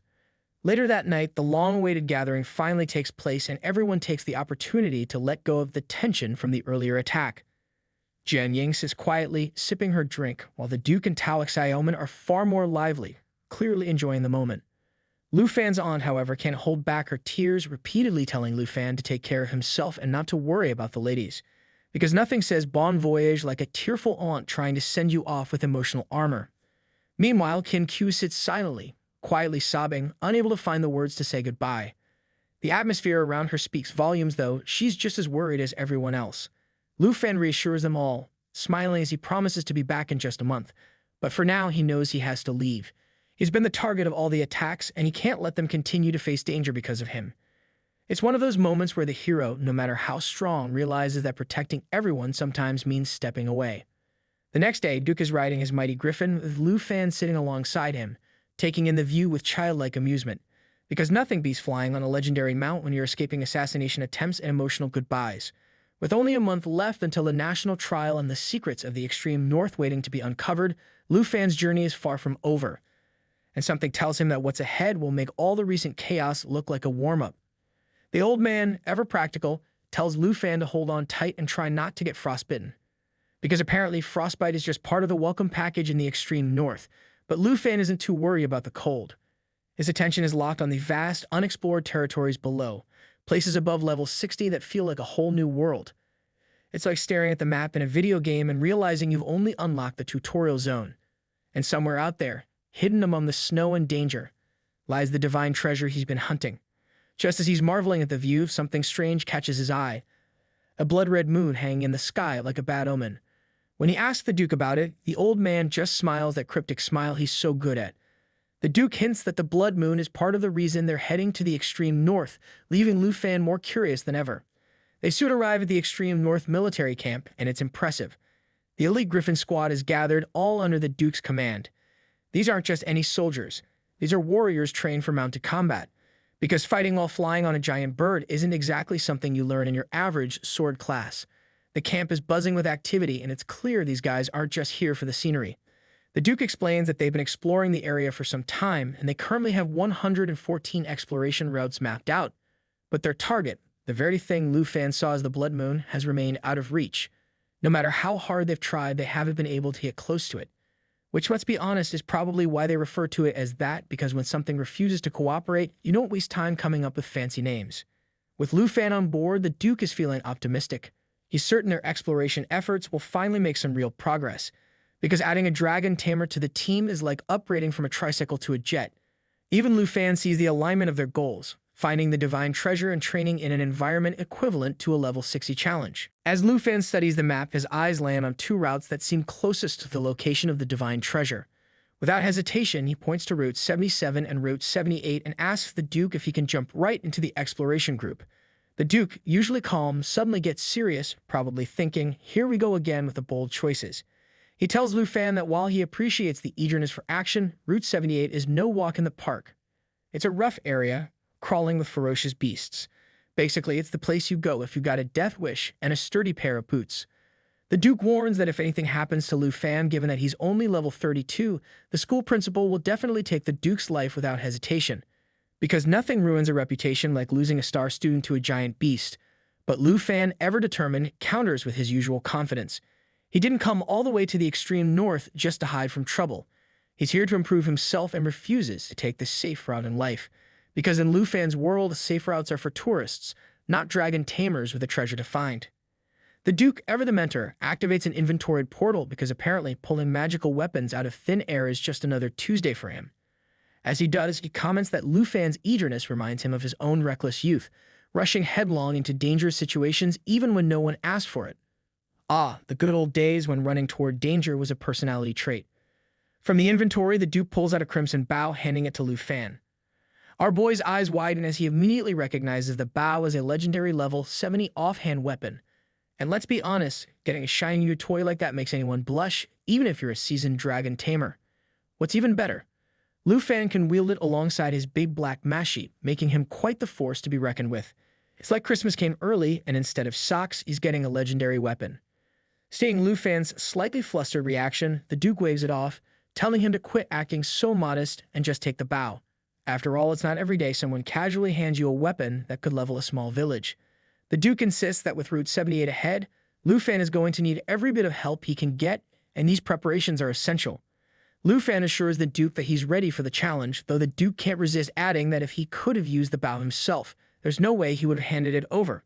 So really, Lu Fan's just lucky the Duke's too old for this level 70 gear. Just then, a soldier appears behind the Duke, informing him that the military uniform is now ready. The Duke, always the strategist, steps behind Lu Fan and insists he put on the uniform before they get any closer to the Blood Moon. Because nothing says we're taking this seriously like a fresh new uniform to match your new legendary weapon. The Duke adds that if Lu Fan still insists on exploring Route 78 after seeing what lies ahead, then they'll set off with a full team tomorrow, because at this point it's less about exploration and more about survival with style. Lu Fan, brimming with excitement, quickly dons the military uniform, telling the Duke he can't wait any longer. He's ready to go, eager to dive into whatever challenges lie ahead. Because when you've got a new uniform and a legendary bow, who wouldn't feel ready to conquer the world? Later, while riding on his legendary griffin, the Duke can't help but poke a little fun at Lu Fan, asking why, despite being a dragon rider, he's not actually riding a dragon. Lu Fan explains that his dragon's level isn't high enough yet, so he hasn't unlocked the necessary skills. It's like having a fancy car but not knowing how to drive it, slightly embarrassing but full of potential. The Duke, ever the jokester, takes a swig from his drink and teases that he might make an exception and recruit Lu Fan into the Griffin squad once he figures out how to actually ride his dragons. But before the banter can go on much longer, Lu Fan spots something ominous in the sky, demonic flying creatures known as owl demons. These level 60 beasts are known to drive their targets insane after just seconds of hearing their eerie calls. It's like dealing with a nightmare crossed with a bad concert. Even as these terrifying creatures attack, the Duke remains calm, sipping his drink without a care in the world. Clearly, getting attacked by demons is just another Tuesday for him. Before Lu Fan can even get a warning out, he notices that the Duke has already materialized his staff completely unfazed. The Duke, in his typical gruff fashion, tells Lu Fan that he is the one who needs to be careful. The reaction speed required for Route 78 isn't something to joke about, and Lu Fan's current performance isn't exactly blowing anyone away. All the elite Griffin squad members are well above level 70, and while the Duke had teased about recruiting Lu Fan, it's clear he's not quite there yet. Lu Fan, knowing he's no longer in the comfortable environment of the academy, quickly realizes the gravity of the situation. This isn't just another practice fight, this is serious business. If he's going to prove himself, he's going to have to step up. Because when you're facing owl demons and a slightly tipsy Duke, things are bound to get intense. The Duke informs Lu Fan that they've arrived near the so-called Blood Moon. But as they get closer, Lu Fan is stunned to see that what he thought was a move is actually a giant eye. because nothing says welcome to the extreme north like a colossal eyeball staring at you from the mountains. This eye is opened out of nowhere, embedded deep within the harsh landscape of the extreme north mountains. The Duke explains that somewhere within this very mountain lies an enormous beast, though even his team has no clue what it is.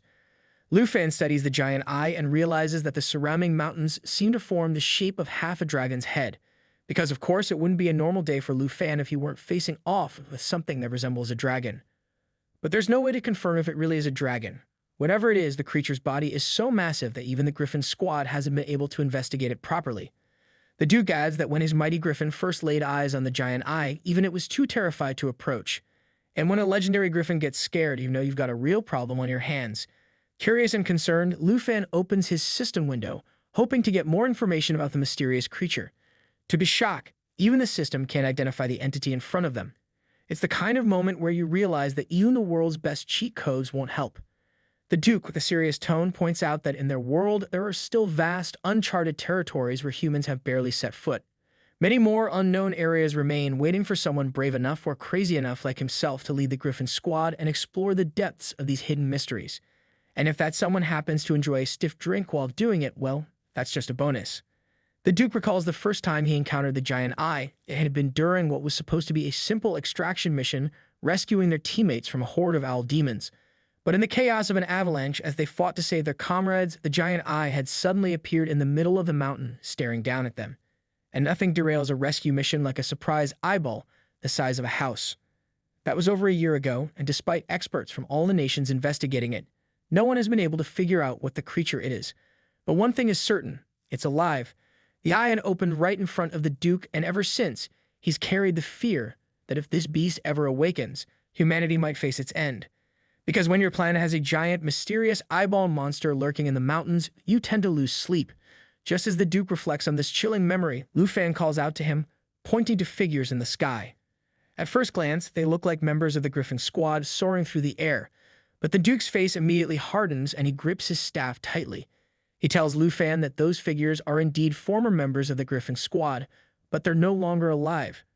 It turns out these flying creatures are fallen corpses, twisted monsters of level 65, destined to fight endlessly despite their lack of life. Because apparently even in death, the extreme north doesn't give you a break. Now the once proud Griffin squad members are reduced to flying horrors, ready to battle until the end of time. Lufan finds himself clashing with one of the fallen corpses, its twisted form still bearing the remnants of what was once a proud warrior. He wonders if this creature had once been a member of the Griffin squad, a life lost near the Blood Moon. When he turns to the Duke for answers, the old man remains silent, his usual humor nowhere to be found. Instead, the Duke simply turns his Griffin around, avoiding the question, and informs Lufan that the fallen corpses are indeed troublesome. But rather than killing them, the Duke opts for a less violent approach. He uses his Griffin mount to cast a web of extreme cold, because when you've got a giant freezing bird on your side, why not get creative? The icy net spreads out, dealing freezing damage to everything it catches. Somehow, Lufan manages to avoid the icy clutches of the fallen skeletons, though he can't shake the chill of what they once were. Curiosity still gnawing him, Lufan presses the Duke again, asking if these creatures were once his subordinates. The Duke, however, stays tight-lipped, simply shaking his head as he orders Lufan to follow him. Clearly, this is one part of the Duke's past he's not ready to talk about, at least not between battles with the undead. As they begin to fly away, the fallen corpses hit the ground with a thunderous impact. Lufan's eyes catch the familiar sight of the capes they're wearing, the very same Griffin squad capes that had been given to him upon joining. It's a grim realization. These creatures were once the Duke's soldiers, loyal members of the Griffin squad. What had once been proud warriors were now mere shadows of their former selves, trapped in an endless cycle of battle even after death. The next morning, Lufan is sitting in the Duke's office, confidently telling the old man that whether it's fallen corpses, colossal creatures, or who knows what else standing in his way, he's still determined to head to the front lines. Because when you're on a quest involving dragons and mystery eyes, backing down isn't an option. It's just bad storytelling. The Duke, impressed by the fire in Lufan's eyes, calls for the other members of the 78th Griffin squad to join them. Soon enough, the team arrives, and the first to report in is an old man who looks uncannily like the Duke, almost like the universe ordered a second Duke but accidentally hit clone instead of twin. This man is Luffy, a level 16 Divine Punishment Knight and the captain of the first squad. He's seen enough action to make the Duke look like a spring chicken, which says a lot. Next up is Lu Changkong, a blonde-haired, level 10 Holy Shield Knight. He steps forward and asks the Duke what the mission for the day is, probably hoping it's something less crazy than fighting giant eyeballs and reanimated squad members.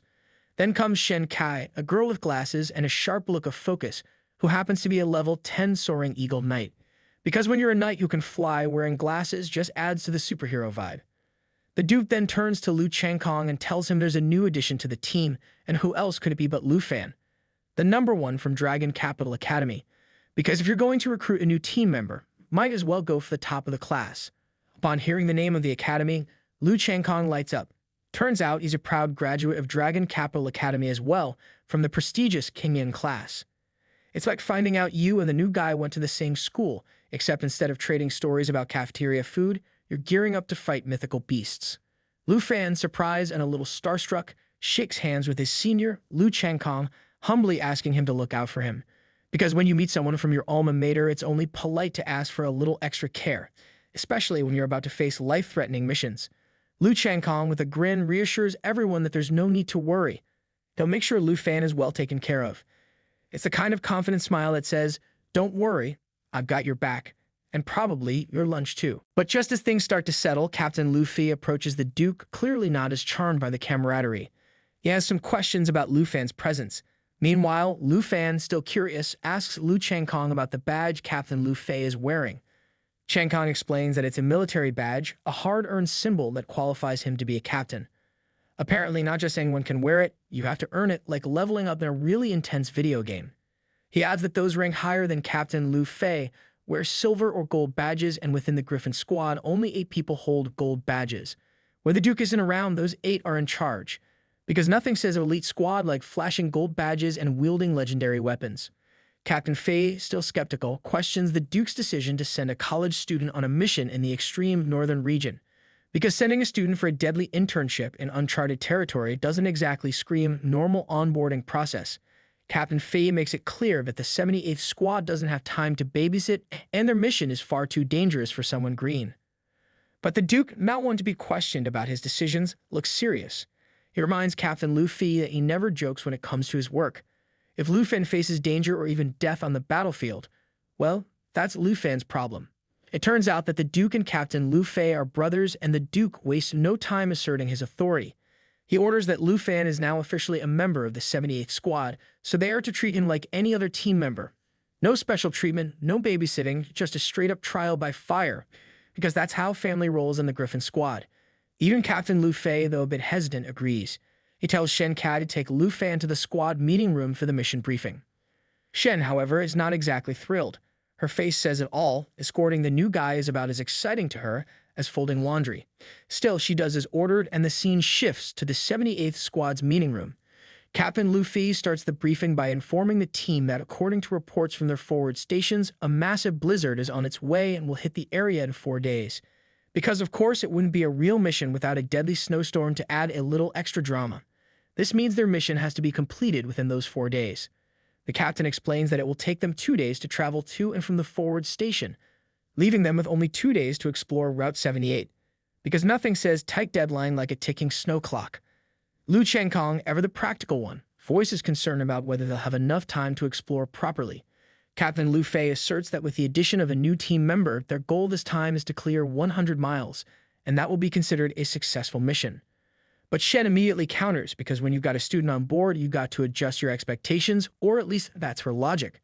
She argues that 100 miles might be a bit too much considering they now have a student in tow, and they'll have to take it easy on him while exploring. Because clearly she doesn't realize that Lu Fan's idea of taking it easy involves dragons and near-death experiences. Even as Lu Changkong tries to keep the peace and stop Shen from making things worse, she continues acting like she couldn't care less about Lu Fan's situation. Clearly, her welcoming committee skills need some work. Meanwhile, Lu Fan is quietly focused on the map, mentally plotting his path. He realizes that if he can successfully push through the unexplored areas, there's a real chance he'll find the divine-level treasure map, because nothing says team mission like secretly planning a side quest. Suddenly, Captain Lu Fei interrupts the tension by ordering everyone to prepare their griffins and get ready to depart in 15 minutes. No time for bickering, adventure calls. But Shen, never one to miss an opportunity to complain, grumbles about how they're being treated like robots, heading out into the wild without even waiting for the blizzard to pass. Because why wait for safety when you can march headfirst into danger. The captain naturally ignores her complaints and turns to Lu Fan, instructing him to leave his mount in the squad's stables so they can take care of it. But Lu Fan, ever the realist, informs him that his mount isn't leveled up enough to be a proper ride yet. Both Shen and Lu Changkong look at him in shock. It's like showing up to a car race without a car. Shen, unsurprisingly, takes this as another opportunity to express her frustration, declaring that she's not about to carry him just because he doesn't have a ride. Because if there's one thing she's not signing up for, it's giving piggyback rides. Lu Changkong, ever the practical one, asks how Lu Fan is planning to fly without a mount. But Lu Fan just smiles, the kind of smile that says, "You're about to see something cool."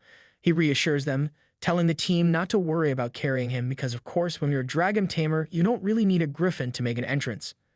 Later, the entire squad is once again shocked to their core as they watch Lu Fan soaring through the air using his flying wings without any mount at all. It's the kind of look, no hands, moment that leaves everyone's jaws hanging open. Shen, ever curious but still trying to maintain her cool, asks if Lu Fan's family is part of the Dragon Capital elite since he has such rare, impressive equipment. Because when you've got wings like that, it's hard not to assume you come from money or magic, or both. But before Lu Fan can answer, he spots something odd and asks Shen why her giant eagle mount has baby eagles escorting it. Because apparently even eagle parents need a babysitting squad. Shen, clearly not in the mood for idle chit-chat, quickly brushes him off, telling him there's no time for questions. They're about to enter the cloud cluster, and things are about to get serious. The sky quickly grows dense, and thunderclouds begin unleashing bolts of lightning in every direction, aiming right at the griffins. Captain Luffy orders the group to stay alert, warning them that visibility inside the cloud cluster will be dangerously low. It's the kind of weather report that says, "Good luck, you're going to need it." Lu Changkong, ever the cautious one, advises Lu Fan to stay close and not get separated. And of course, in true adventure fashion, the moment someone says, "Don't get lost," is exactly when someone gets lost. Within 5 seconds of the warning, because that's just how comic timing works, Lu Fan finds himself separated from the group, surrounded by swirling clouds and unable to see anyone. It's like being told not to press a button, and pressing it immediately. Two glaring eyes pierce through the mist behind Lu Fan, staring at him with an intensity that feels like it could burn a hole right through him. As he turns around, he comes face to face with a giant lion-like creature, its crimson red eyes glowing menacingly, and a devilish grin spread across its face. It's the kind of smile that says, "You're tonight's dinner special." The creature, now revealed to be the sky predator lion, a corrupted corpse of level 75, looks more than ready to devour a boy. Lu Fan tries to attack, but his efforts barely scratch the beast. It's like trying to stop a charging bull with a toothpick. He quickly realizes that these corrupted corpses, spread all around the Blood Moon, aren't just affecting humans, they're warping every creature in their path. The sky predator lion wastes no time and unleashes its Phantom Strike, a terrifying ability that lets it strike instantly from the mist. Worse, if it hits a target, it creates a phantom that mimics its abilities for 10 seconds. Because, one deadly lion isn't enough. Let's throw in a ghost version just to up the chaos. Lu Fan, knowing he can't recklessly summon his dragon in such a volatile situation, is suddenly saved by a voice. It's Lu Changkong, who shouts for the junior to get out of the way. Lady Shen's escort Hawk swoops in near the sky predator lion, using its twin eagle feint to strike the creature at high speed, drawing its attention. It's like watching a bird play a very dangerous game of tag with a lion. Shen quickly moves behind the creature, telling Lu Fan not to let the sky predator lion create any more phantoms. Apparently, one ghostly lion is already one too many. Who knew? She reveals she's already lost one of her escort eagles to this monster's tricks, and she's not eager to lose another. Lu Changkong tells Lu Fan not to fall behind because the clouds are full of elite monsters, and being the good senior he is, promises to protect Lu Fan. Because for the 78th squad, fighting these terrifying monsters is just another Tuesday, daily fare, as he puts it. But Lu Fan, ever sincere, insists he can't just sit back and watch them fight while he does nothing. Because nothing screams awkward like standing around while everyone else is in a life-or-death battle. As the sky predator lion begins using cloud mist mirage blending into the mist, Shen immediately warns Lu Fan that newcomers shouldn't act on their own. It's not the time to be the hero. It's the time to not get everyone killed. She emphasizes that he should stick to the team's plan, as this isn't the kind of battle where you can go rogue. Lu Changkong, ever the confident one, assures Lu Fan that they've got this covered. They've been relying on Captain Lu Fei for far too long, and now it's time for them to handle the sky predator themselves. Because nothing says promotion material like taking down a giant corruptive lion without needing to call on the captain for help, They still don't have a badge of their own, but with this fight, they're hoping to finally earn one. Apparently, defeating elite monsters is the best way to build your resume in the Griffin squad. Just then, the trio hears an ominous and eerie voice echoing through the clouds, and all three quickly realize it's not coming from the sky predator lion. Even Lu Fan understands that something far more dangerous has arrived. Shen and Lu Changkong, both visibly shaken, start running in the opposite direction because nothing screams bad news like seasoned warriors booking it out of there. They shout to Lu Fan that the Heaven Devourer has come to the Cloud Cluster, a terrifying, corrupted monster that is no ordinary foe. They urge him to retreat immediately. As Lu Fan looks up, he spots the creature, a massive, whale-like beast hovering just above the Cloud Cluster. It's like a terrifying airborne Moby Dick, but way more end-of-the-world vibes. This corrupted Heaven Devourer is even larger than the world-destroying form of the legendary Black Dragon, and that alone sends a cold shiver down his spine. Just when Lu Fan is frozen in place, Captain Lu Fi shows up in the nick of time, yelling at him to stop standing there and fly. Because if there's one thing you don't do when a giant space whale appears, it's stand around staring at it. Even Lu Changkong, usually confident, starts to lose hope, knowing that facing the Heaven Devourer means they are all in serious trouble. But Shen immediately snaps at him to shut up and fly, reminding them that the Cloud Cluster is already teeming with corrupted corpses and anything near the Blood Moon is tainted. Lu Fan realizes that although the Heaven Devourer doesn't seem to have any life energy, its presence alone is warping everything around it. It's the kind of creature that turns bad day into apocalyptic nightmare.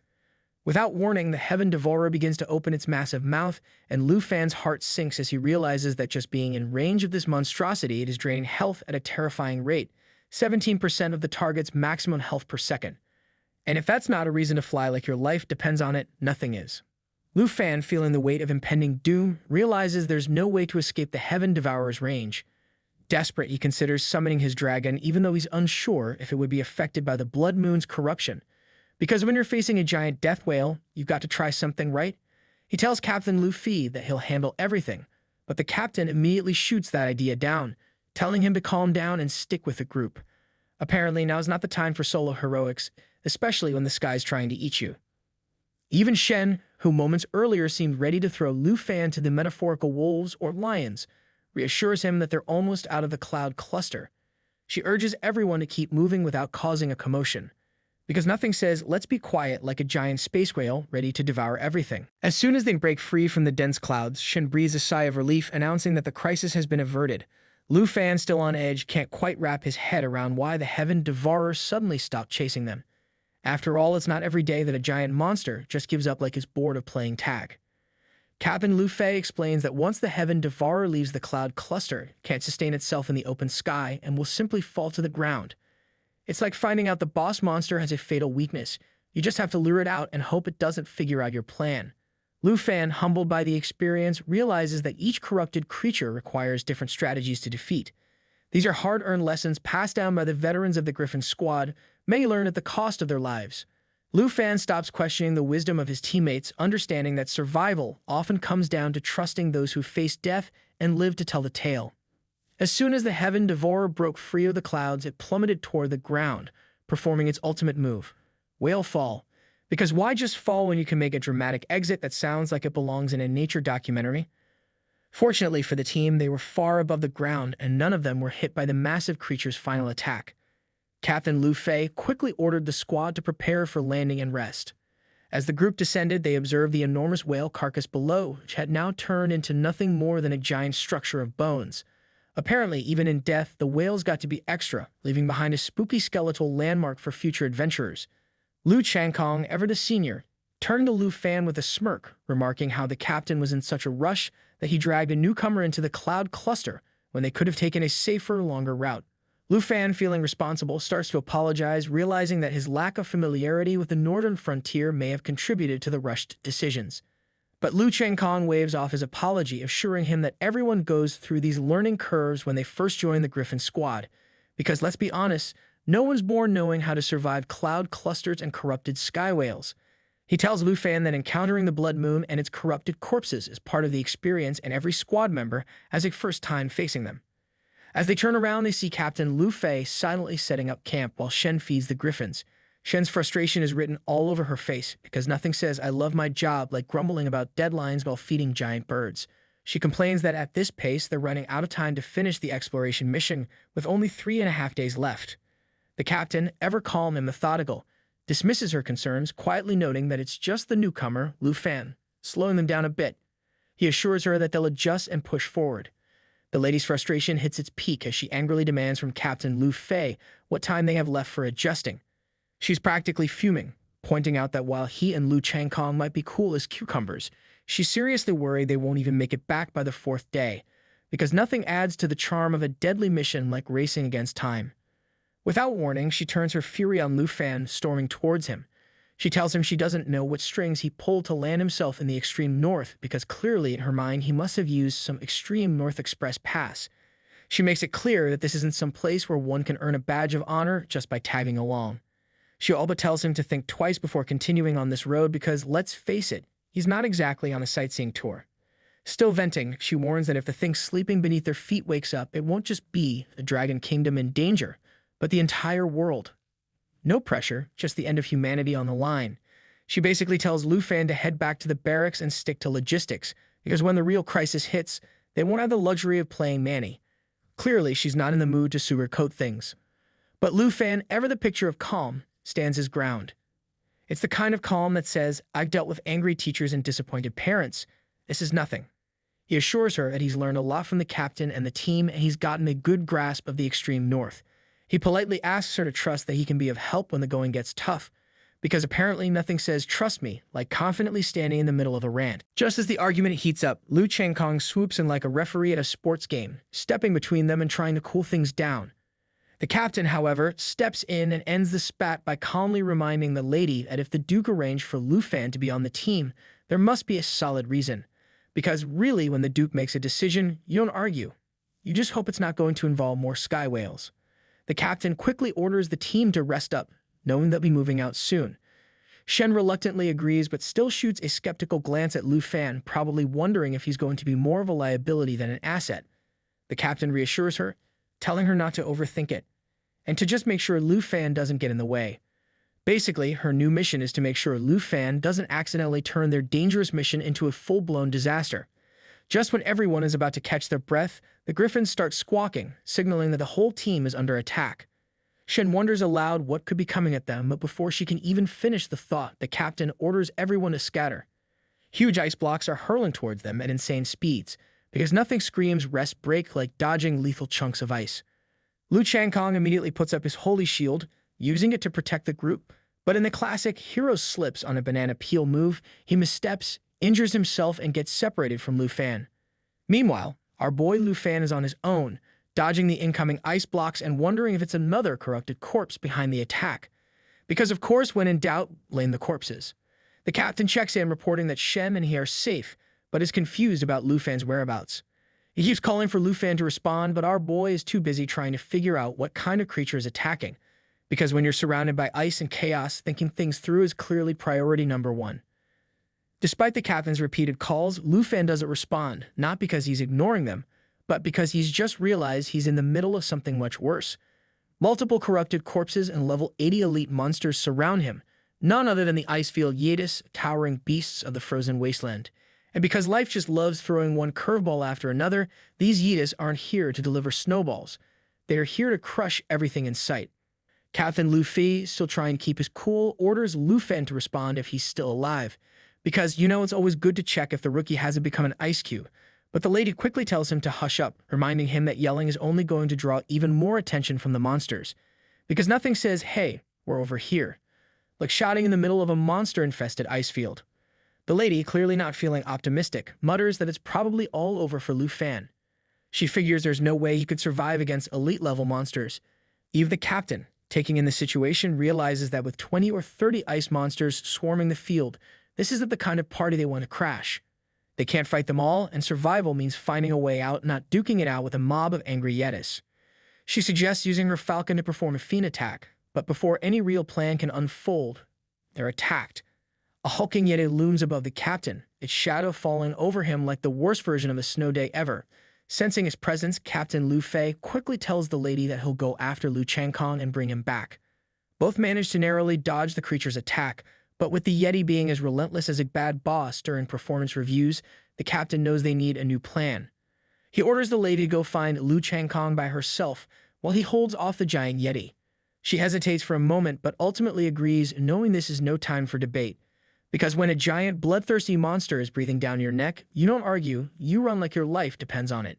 She dashes off into the icy wilderness, leaving Captain Lu Fei to face the monster alone. And if this isn't the worst solo showdown he's ever been in, it's definitely in the top 3. Just as Shen leaps through the icy obstacles, she catches a glimpse of Captain Lu Fei in trouble.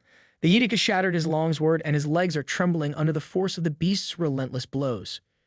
She notices another Yeti searching for her, so she quickly realizes she needs to expose herself just enough for her teammate to spot her, but not enough to attract the Yeti's full attention. It's a delicate balance, kind of like trying to send a text in a meeting without your boss noticing. She spots the griffin still circling above and produces a low-pitched whistle that's recognized by the griffin. Unfortunately, the Yetis hear it too and begin searching for her. Because of course the one time you want stealth, it's ruined by giant furry beasts with super hearing. With no other choice, she materializes 2 swords in her hands, hoping that Lu Changkong catches her signal and figures out where she is before the Yetis do. Meanwhile, the scene shifts to Lu Fan, who has already found Lu Changkong. Seeing that the senior is injured, Lu Fan tells him not to speak and just rest up, while our boy steps up to face the 3 Yetis approaching them. Because nothing says perfect timing like having a rookie take on 3 hulking monsters. Lu Fan materializes his trusty big black mashie, ready for the showdown, while Lu Changkong, lying there worried, wonders if Lu Fan even knows how to handle monsters of this caliber. To Lu Changkong, it's like watching someone try to fix a car without ever having seen a wrench. He's convinced there's no way Lu Fan can beat these level 80 elite ice monsters, but Lu Fan, as usual, seems unfazed, probably because he hasn't read the memo that these Yetis are practically walking disasters. The Yetis, furious and determined, begin charging up their ice throw skill, hurtling toward Lu Fan with terrifying speed. One of them attempts to land a crushing punch on our boy, but Lu Fan, quick as ever, slices off the Yeti's hand in one swift, clean strike. Because if there's one thing Lu Fan's learned, it's that sometimes a good disarm is the best defense, literally. His Dragon Fang strike, now powered up with sky breathing and infused with dragon energy, slashes the Yeti twice in quick succession, leaving the creature reeling in pain. As Lu Fan turns, he sees the Yeti being engulfed in the fierce flames of his dragons. Not one to let an opportunity slip by, Lu Fan charges toward the creature to finish the job with the final blow. Meanwhile, Lu Changkong, watching all this unfold, is having a wait what just happened moment. He's completely baffled by what he's seeing as Lu Fan makes quick work of the massive creature. The Yeti collapses into the thin ice, its severed hand lying next to it, leaving Lu Changkong in awe. At this point, he's probably wondering if he's been seriously underestimating the new guy. Finally, Lu Fan casually reveals to Lu Changkong that he's none other than the famous dragon Tamer of the southern province. Because why not drop that bomb after dismembering a giant ice monster? But just as they start to feel like they've got the upper hand, one of the remaining Yetis smashes multiple giant ice blocks and hurls them at Lu Fan with blinding speed. Apparently, these Yetis don't believe in giving a guy a breather. Not one to back down, Lu Fan quickly envelops his big black mashie in a blue aura, activating the Starry Sky skill. This time, his Dragon Fang strike carries the power of the Star Dragon, rather than the legendary Black Dragon. Because when life gives you Yetis, you upgrade your dragons and hit back harder. Lu Changkong watches in utter disbelief as Lu Fan, a mere level 32 Dragon Master, takes on and actually defeats level 80 elite monsters. It's the kind of sight that makes you wonder if Lu Fan's been holding secret training sessions with a cheat code on the side. He tries to make sense of it, stating that Lu Fan mentioned earlier that his mount wasn't strong enough for him to ride, but here he is wreaking havoc. Meanwhile, both Shen and Captain Lu Fei finally managed to defeat the Yeti they were battling and rush over to rescue Lu Changkong.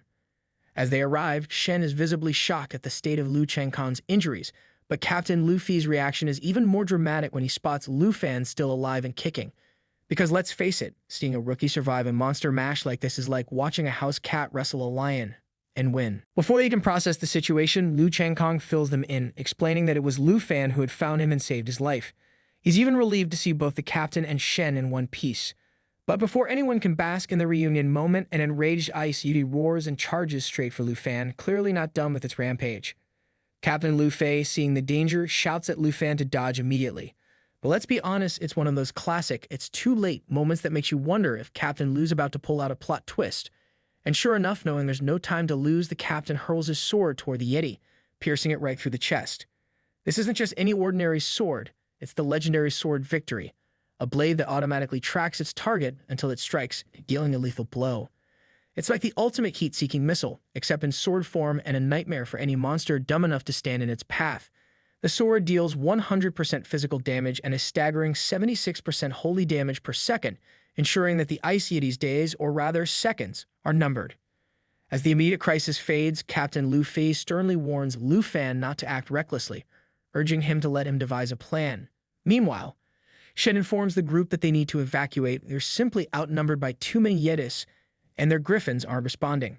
Her giant eagle could still carry 2 people, but it's clear they're in a tight spot. Just then, Lufan, with a confident smile, starts talking about how dealing with the situation isn't as complicated as it seems. He nonchalantly suggests that the best way to resolve this problem is to defeat all the snow monsters, like it's the most obvious solution in the world. Shen, of course, snaps at him immediately, telling him to stop talking nonsense and to just retreat to the nearest outpost. Because, in her world, running from Yetis is much more sensible than playing hero with a grin. But Lufan, still as serious as ever, insists that he's not kidding. He even adds that he could heal everyone if there weren't so many monsters, because multitasking in a Yeti apocalypse is apparently his thing. As the ice monsters close in, Shen still can't believe that Lufan actually thinks he can handle the situation. She's probably thinking he's auditioning for some crazy monster-slaying reality show. But Lufan, determined as ever, starts materializing something from his inventory. Without missing a beat, he echoes her own words, saying there's no time for chit-chat now. It's time to deal with the monsters. Because if anyone's going to dish out irony with a side of swordplay, it's Lufan. Lufan quickly tells Shen to handle the wounded and evacuate while he deals with the rampaging Yetis. He then materializes the Crimson Bow gifted to him by the Duke, a weapon so legendary it could practically have its own fan club. The Duke's brother, eyes wide with recognition, points out that it's none other than the Dark Serpent Bow, a weapon famous for forcing back entire armies and now in the hands of a guy who casually thinks a Yeti army is a warm-up. Even Shen, who moments ago was rolling her eyes at Lufan's bravado, suddenly realizes that maybe, just maybe, Lufan isn't full of hot air. Because when you see someone wielding a bow that once made invading guards rethink their life choices, you start to question your skepticism. Shen begins to wonder if Lufan might actually be able to pull this off. Meanwhile, our boy, cool as ever, turns his back to his comrades while the Yetis continue their charge.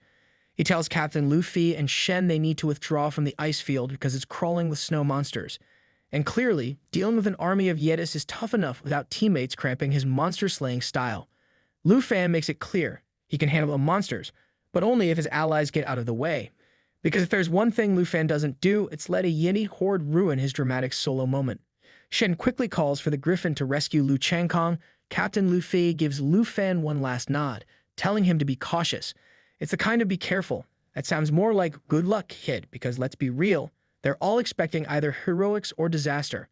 Promising not to cause any trouble on their way out, the trio takes off, leaving Lufan alone with a literal army of Yetis.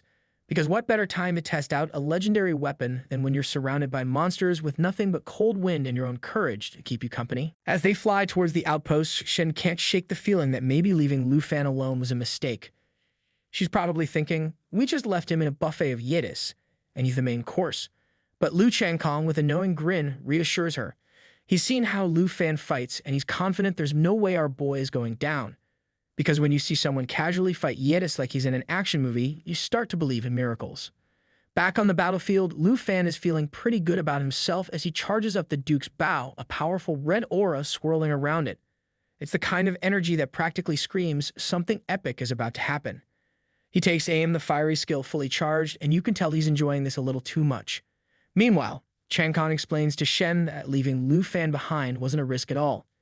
In fact, they were lucky to witness firsthand the prowess of the dragon Tamer of the southern province, the guy who's more of a legend than an actual person at this point, like he's walking straight out of a myth book.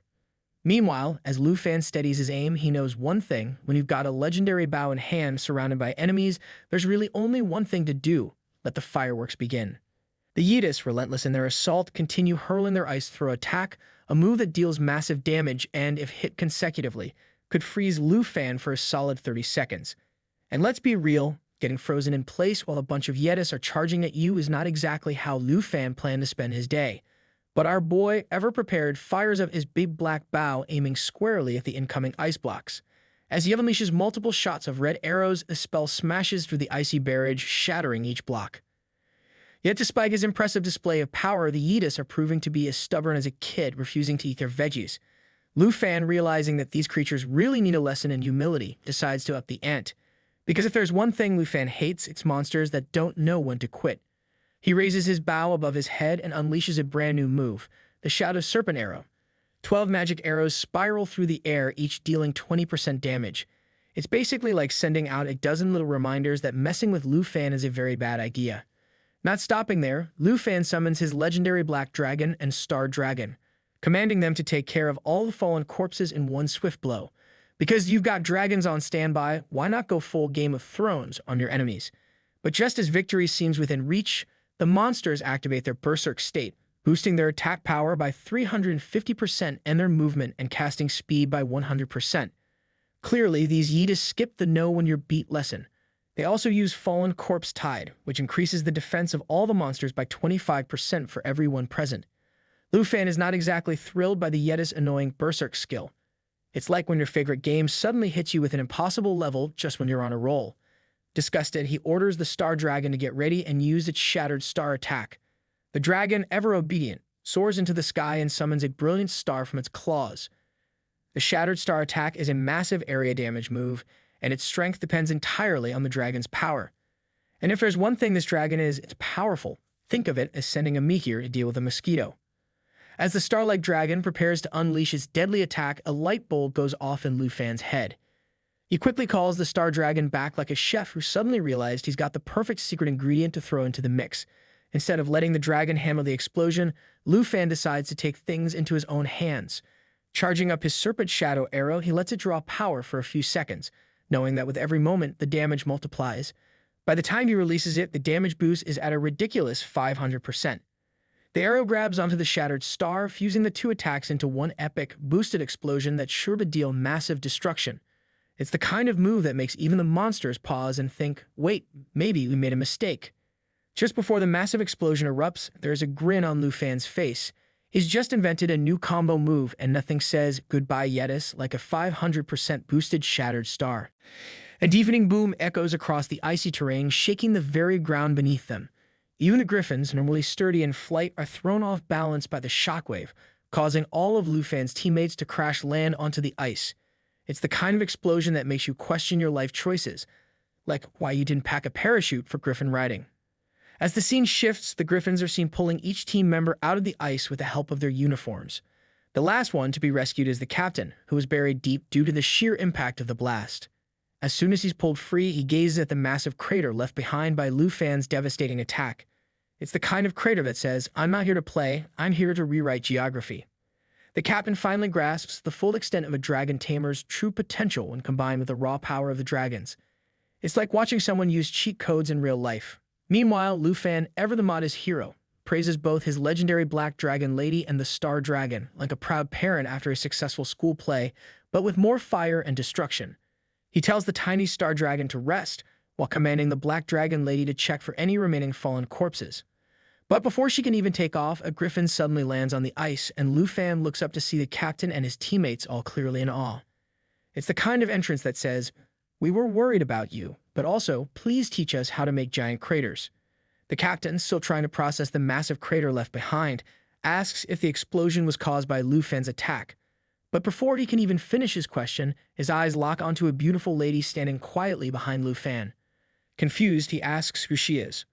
Lu Fan turns around, smiling slightly, and tells Xiao Ye to reveal her true form. Xiao Ye obeys, and in an instant, she transforms into her devastating, legendary Black Dragon form. It's the kind of transformation that says, surprise, I'm not just a pretty face, I'm a massive, fire-breathing powerhouse. As the majestic dragon takes to the sky, her presence is overwhelming, leaving everyone, including the captain, in stunned silence. Lu Fan casually orders her to clear the entire area of fallen corpses, and with a single command, she unleashes Cataclysm because, why clean up with a broom when you have a dragon that can obliterate everything? The griffins start screeching wildly at the sight of the dragon in action, while the rest of the squad watches in disbelief. Shen Kai, who had been so skeptical before, is now the most shocked, realizing that Lu Fan is no ordinary kid. Turns out he's not just a guy with cool toys. He's the dragon tamer everyone's been whispering about. Lu Fan, a bit surprised by how familiar everyone seems to be with his name, asks what's going on. The captain, shaking off his awe, explains that it's not just familiarity. Apparently, Lu Fan is practically a celebrity around here thanks to the Duke's constant praise. Not only does Lu Fan have a legendary pet dragon, but he's also the top candidate in the Duke's eyes. It's like finding out you're the star student in the principal's secret fan club. Shen Kai, who usually couldn't care less about others, finally pieces together that the Duke didn't just let anyone into the 78th squad, he let a big shot join. It's like realizing you've been training with a secret superhero all along. Lu Chankong, always the jokester, teases Lu Fan, congratulating him for hiding his true strength the whole time. But Lu Fan, still a bit puzzled, feels like he's been holding the team back since he's unfamiliar with the area. He's thinking, wait, I've been playing catch-up, so why is everyone suddenly acting like I'm their hero?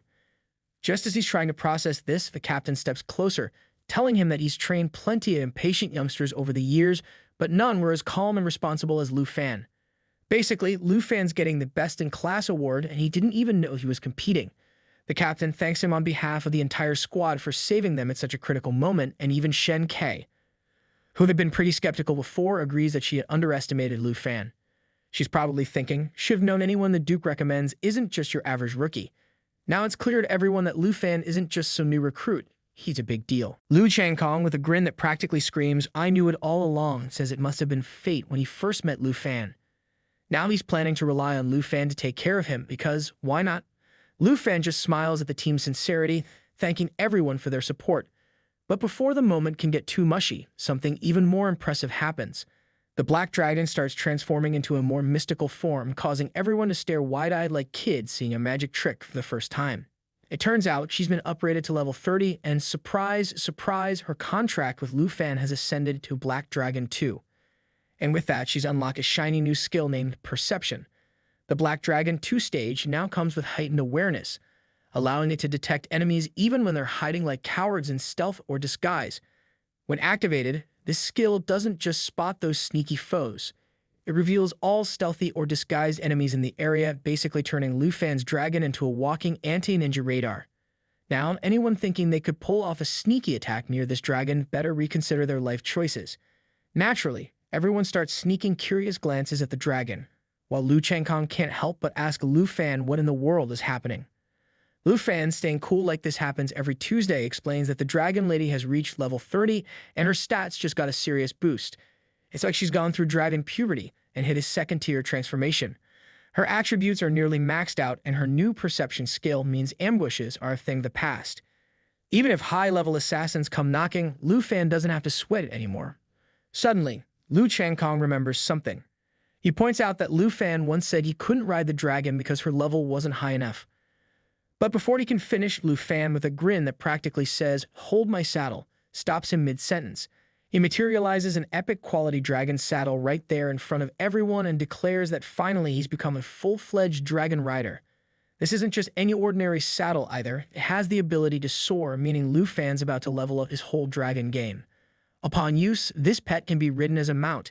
In mounted mode, both the rider and the pet's attributes get a significant boost, and regular attacks become infused with dragon energy, turning them into ranged damage dealers with extra punch.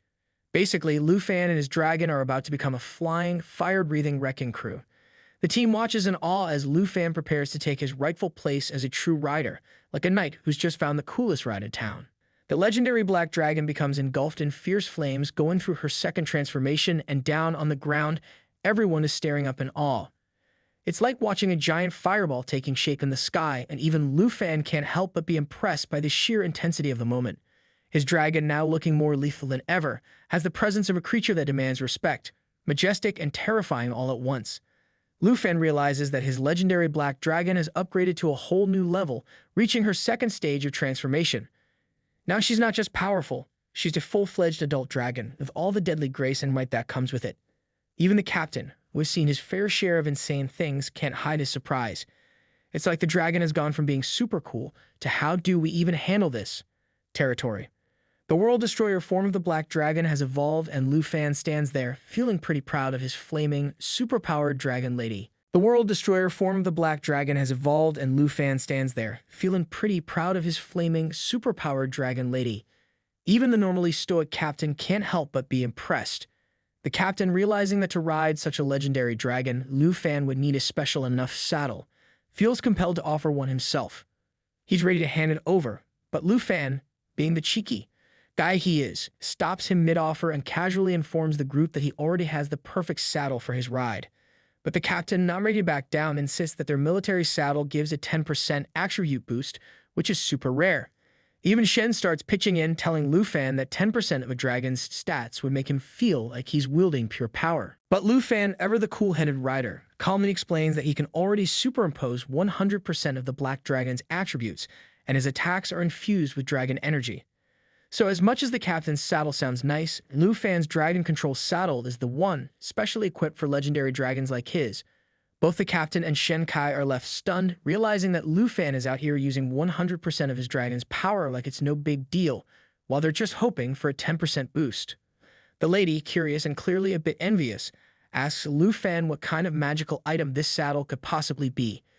Even Lu Changkong realizes that doubting Lu Fan at this point is pointless, because let's face it, our boy's got everything covered. Suddenly, the legendary black dragon lands gracefully on the ground, immediately licking her master's face with pure joy, showing just how pleased she is after leveling up. It's like watching a puppy, except this puppy is a massive, fire-breathing, world-destroying dragon. The captain, feeling a bit ashamed for recommending something as basic as a griffin's saddle, now understands that Lu Fan's gear is on a completely different level. Even Shen Kai, who earlier thought Lu Fan was holding the team back, starts falling for him, realizing that this morning's assumptions were, well, wildly inaccurate.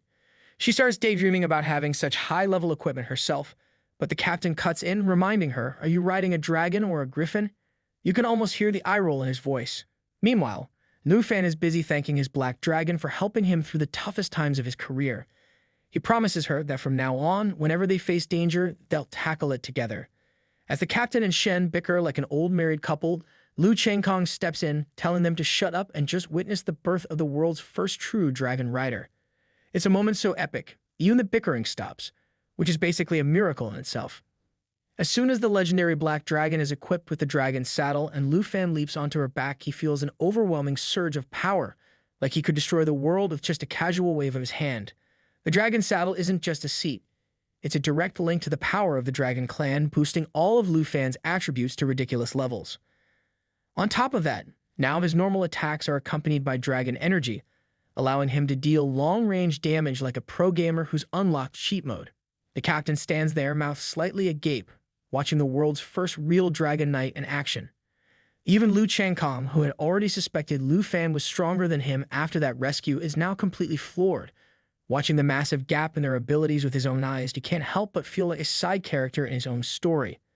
As a knight, Lu Changkong has spent 10 years building up his strength, joining the Griffin Regiment and taking pride in his achievements.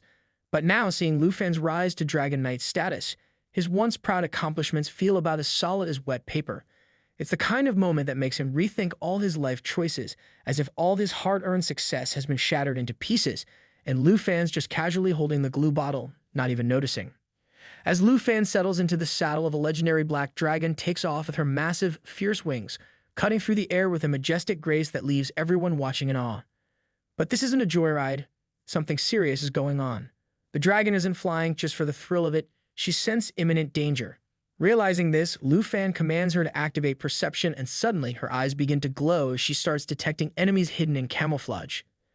In no time, the dragon reveals the stealthy presence of enemies lurking nearby. Meanwhile, the Griffin squad is trailing behind, wondering what kind of terrifying creatures might be creeping around in the shadows. The captain, wide-eyed, shouts in surprise as he recognizes the creatures. They're snow moths, an extremely dangerous species that's so lethal, the captain immediately orders everyone to keep their distance. These moths don't play around. They hide in the snow and wind, completely invisible until it's too late.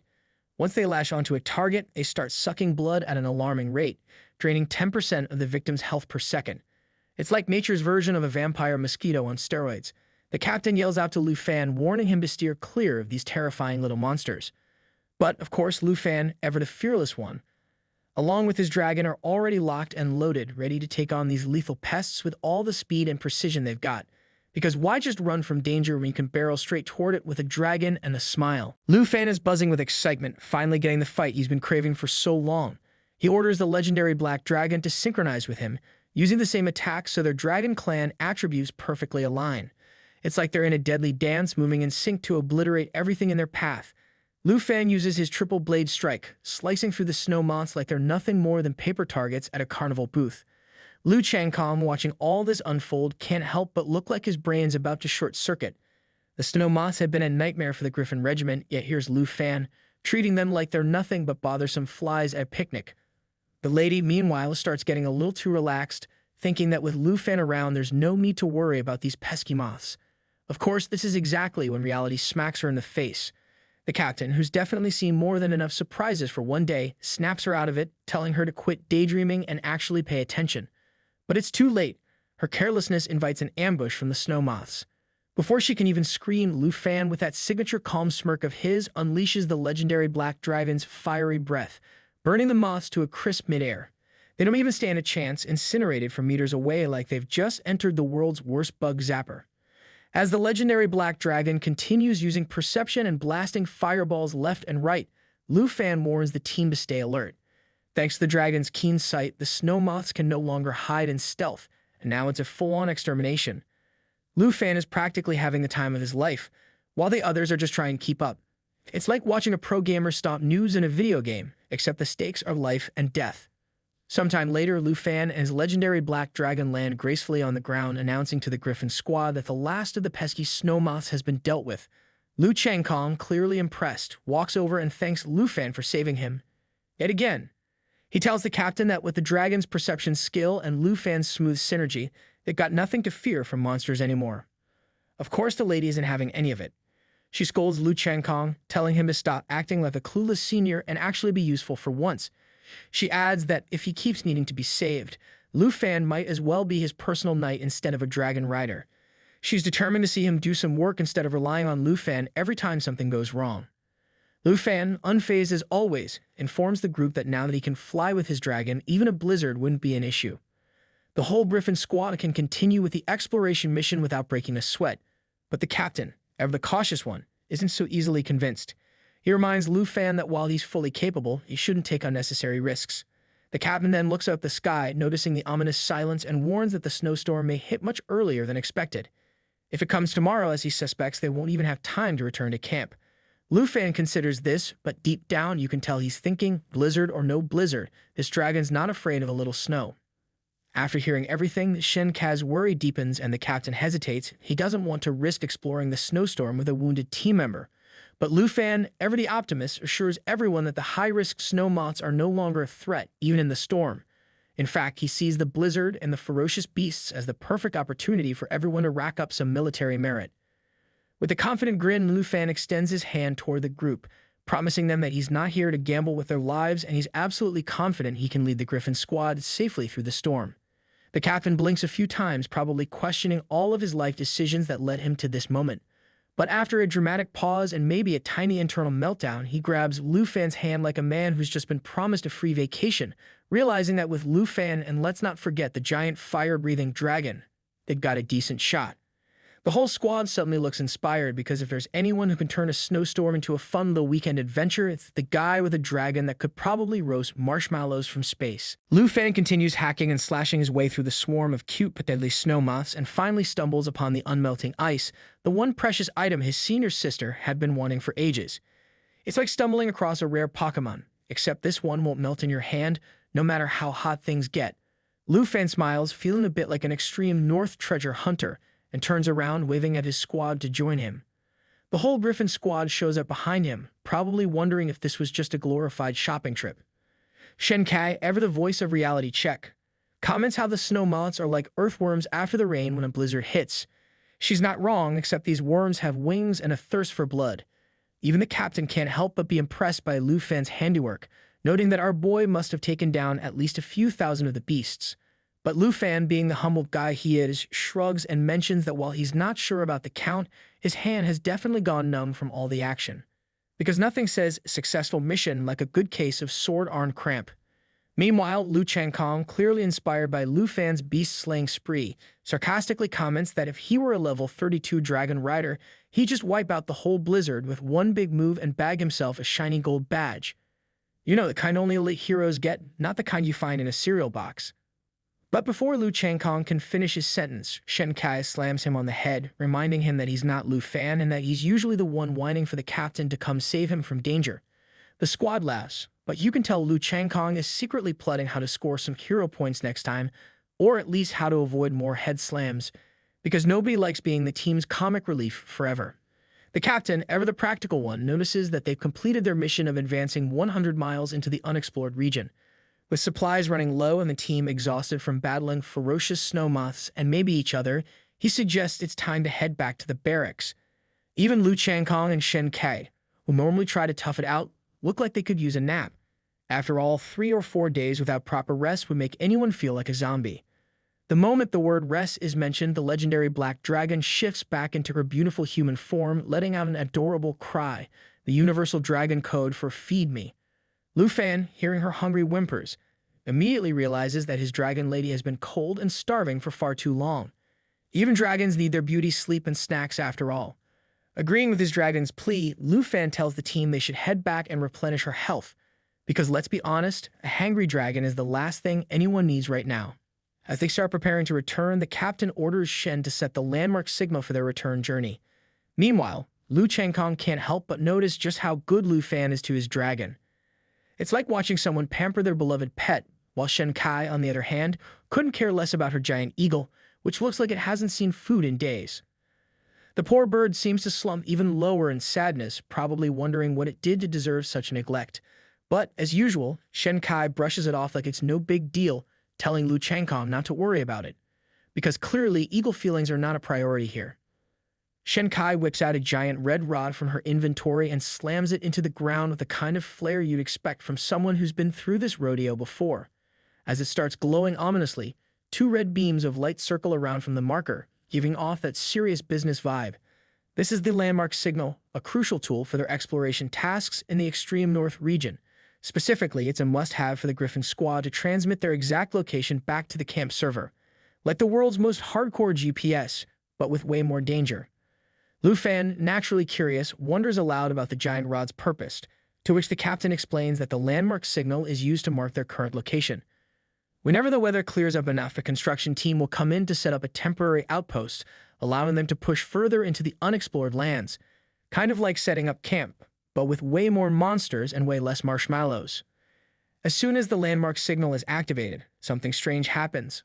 All the griffins and even the dragon lady take off toward the barracks on their own like they got an autopilot feature no one knew about. From a distance, a skeletal griffin and a hooded figure, the crimson red eyes, watch them leave from another red marker. Because nothing says friendly neighborhood watcher like glowing evil eyes. Their attention seems sinister, a sure sign that trouble's lurking. The next day, back at the extreme north region barracks, the captain tells everyone to get some well-deserved rest. After all, they've just survived moth monsters and Yeetus. They've earned a nap. Meanwhile, he'll go report everything to the Duke himself, because what's an epic adventure without some paperwork?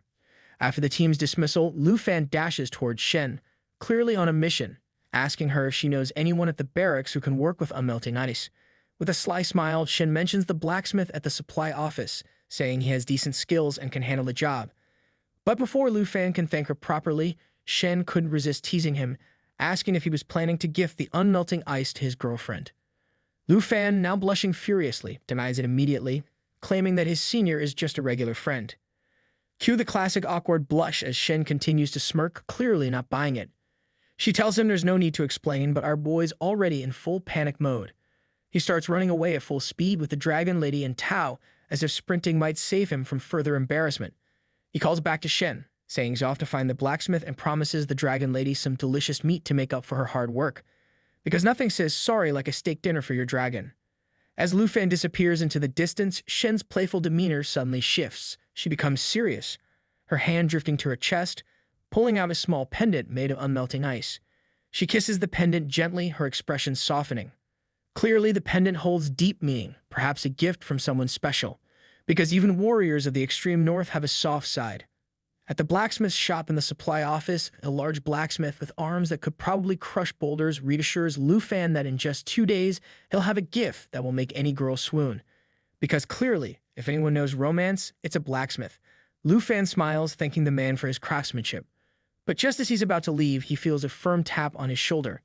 Turning around, our boy sees none other than the Duke looking a bit frazzled from what was probably an exhausting game of Where's Lu Fan around the barracks.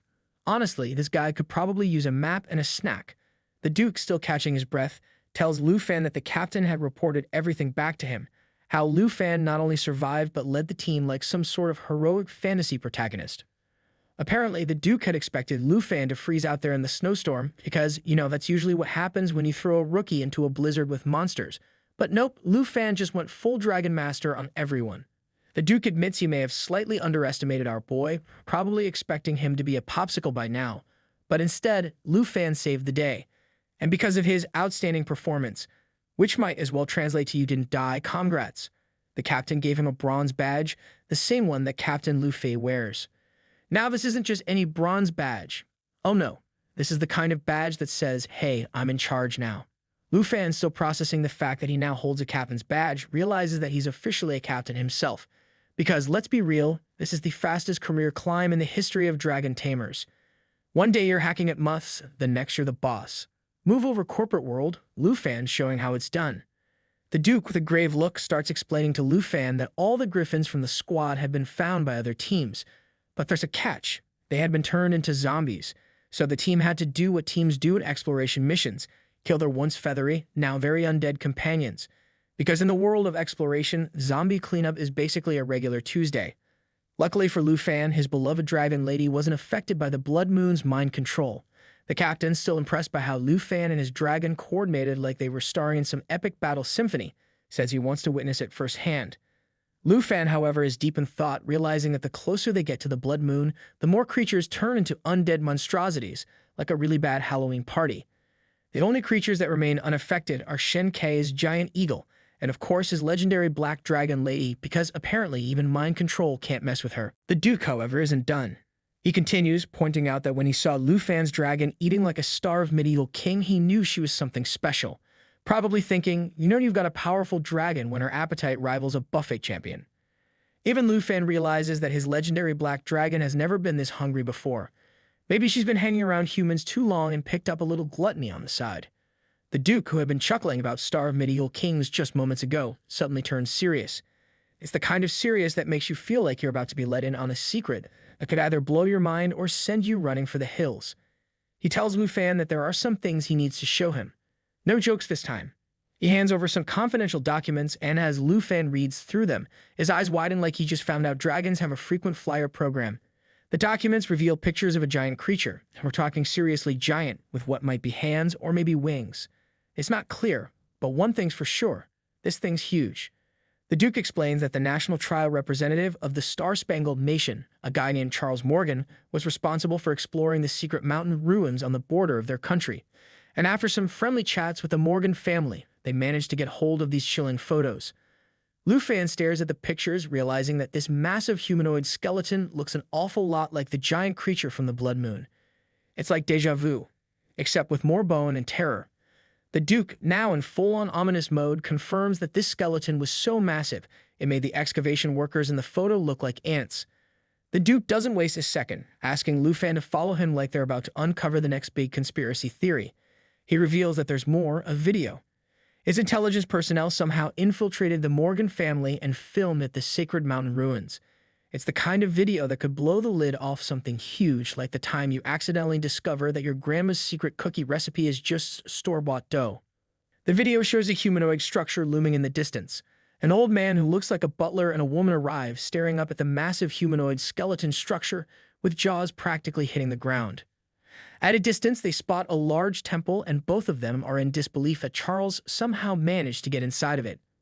The old butler explains to the woman that there was even a fourth evolved professional in the expedition team sent to investigate the temple. But plot twist, the whole team has lost contact and is nowhere to be found. Because, of course, it wouldn't be a proper mystery without people vanishing.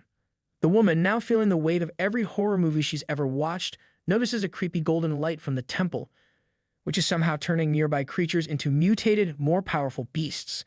It's like nature hit the upgrade button, and not in a good way. Suddenly, the butler hears footsteps and both of them freeze. The woman turns around and immediately recognizes the approaching figure. It's the fourth evolved professional from the expedition team. But instead of relief, she's thinking, wait, why is he the only one who came back? The old butler in the video suddenly realizes that the returning man from the expedition is definitely not okay. His wings are covered in blood stains like someone forgot to clean up after a bad party. Without any delay, the winged man goes into full attack mode, launching himself at the woman and the butler. The butler, clearly not getting paid enough for this, screams at the woman to run for her life, shouting that the man has become a holy mountain thrall. The Duke says that the video ends here. He adds, in a tone that suggests he's narrating a calm afternoon stroll rather than a near-death experience, that fortunately, his informants managed to escape, which is why they even have this footage in the first place. Lu Fan is trying to wrap his head around what exactly a holy mountain thrall is. He turns to the Duke, and the old man explains with the calmness of someone discussing the weather that a holy mountain thrall is a creature mutated by the eerie powers of the giant skeleton and the temple, much like the holy mountain puppet, only worse. It's like the puppet decided to level up, but in the worst possible way. Lu Fan's eyes widen as he connects the dots. It's eerily similar to the fallen corpses he faced, created by the blood moon. The realization hits him like a ton of bricks. These things have altered everything around them, and they seem to be waking up. The Duke, after taking a hearty swig from his flask, because what's a deep existential crisis without a drink, informs Lu Fan that this important discovery and the eerie video have already been sent to the senior scholars of the Academy. These scholars, in their infinite wisdom or lack thereof, speculated that there's far more to these two mysterious beings than meets the eye. Their existence is too ancient to trace, and in modern times are called the ancient gods. At this point, Lu Fan's thought train is picking up steam, wondering, where did the skeleton come from? Why did it fall into their world? What kind of power did it hold? What could it even do? None of these were clear of calling a god. Lu Fan thinks that might be stretching it a bit, but just as he's about to spiral into overthinking, the Duke, ever the expert at derailing thought trains, chimes in, guzzling more booze, and casually drops the bombshell. Nothing about the ancient gods is known. He says it with the ease of someone brushing off a mild inconvenience, but it's clear this unknown is a real headache for him. He adds that this recent discovery is like uncovering a tiny corner of the world's biggest secret, which is probably why the Duke is drinking like it's the end of the world, because in their case, it just might be. The Duke continues, explaining that the monsters corrupted by the Holy Mountain are divided into puppets and thralls, while those transformed by the Blood Moon follow a similar pattern. Before he can wrap up his lecture, Lu Fan cuts him off. They aren't just fallen corpses, right? There must be puppet fallen corpses and thrall fallen corpses too. The Duke gives him a look that says, finally catching on, huh?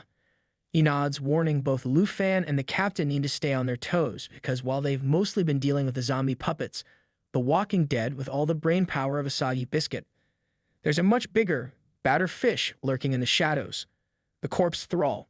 And that guy's basically the final boss that no one signed up for, but everyone will wish they had a cheat code to defeat. Lu Fan, ever the curious soul, presses the Duke, eager to know what happened after that Holy Mountain thrall went all slasher movie on the Morgan family. The Duke, clearly relishing in the drama of it all, explains that the thrall didn't just casually stroll through the ruins. It killed off every single Morgan family member present. It's the kind of family reunion no one survives. Charles, the representative of the Star-Spangled Kingdom for the Trials of Nations, was the only one the thrall spared. Because apparently if you're going to be spared by a monstrous undead creature, you better have a fancy title. The Duke leans in, sharing the juicy details. After the intelligence personnel barely managed to escape the massacre, they stealthily followed the Holy Mountain thrall. What they witnessed next was the stuff of nightmares and the weirdest diplomacy meeting ever. The thrall, this hulking, terrifying creature of death, didn't attack Charles Morgan when they met in front of the ancient temple. Nope, not at all. Instead, they had a nice little exchange like two old pals catching up over tea, except, one's a flesh-rotting monstrosity. The Duke reveals the kicker. The thrall didn't just spare Charles, it gave him something. And no, it wasn't a thank you card or a fruit basket. It handed him something called the essence of the Holy Mountain. Lu Fan feels a jolt of surprise when he hears the name of a new item, his mind spinning with curiosity. The Duke, ever the patient one, goes on to explain that Charles, already annoyingly strong as a combat priest, had managed to snag essence of the Holy Mountain. This fancy essence had allowed Charles to switch his profession into something brand new, a super secret, no one's ever heard of it before profession, a holy priest. Of course, there were no records of this new job description anywhere, because why make things easy? The Duke's agents had tried digging up more dirt on Charles, but the Morgan family, who apparently runs their security like a medieval Fort Knox, was now so heavily guarded that no more information could slip through.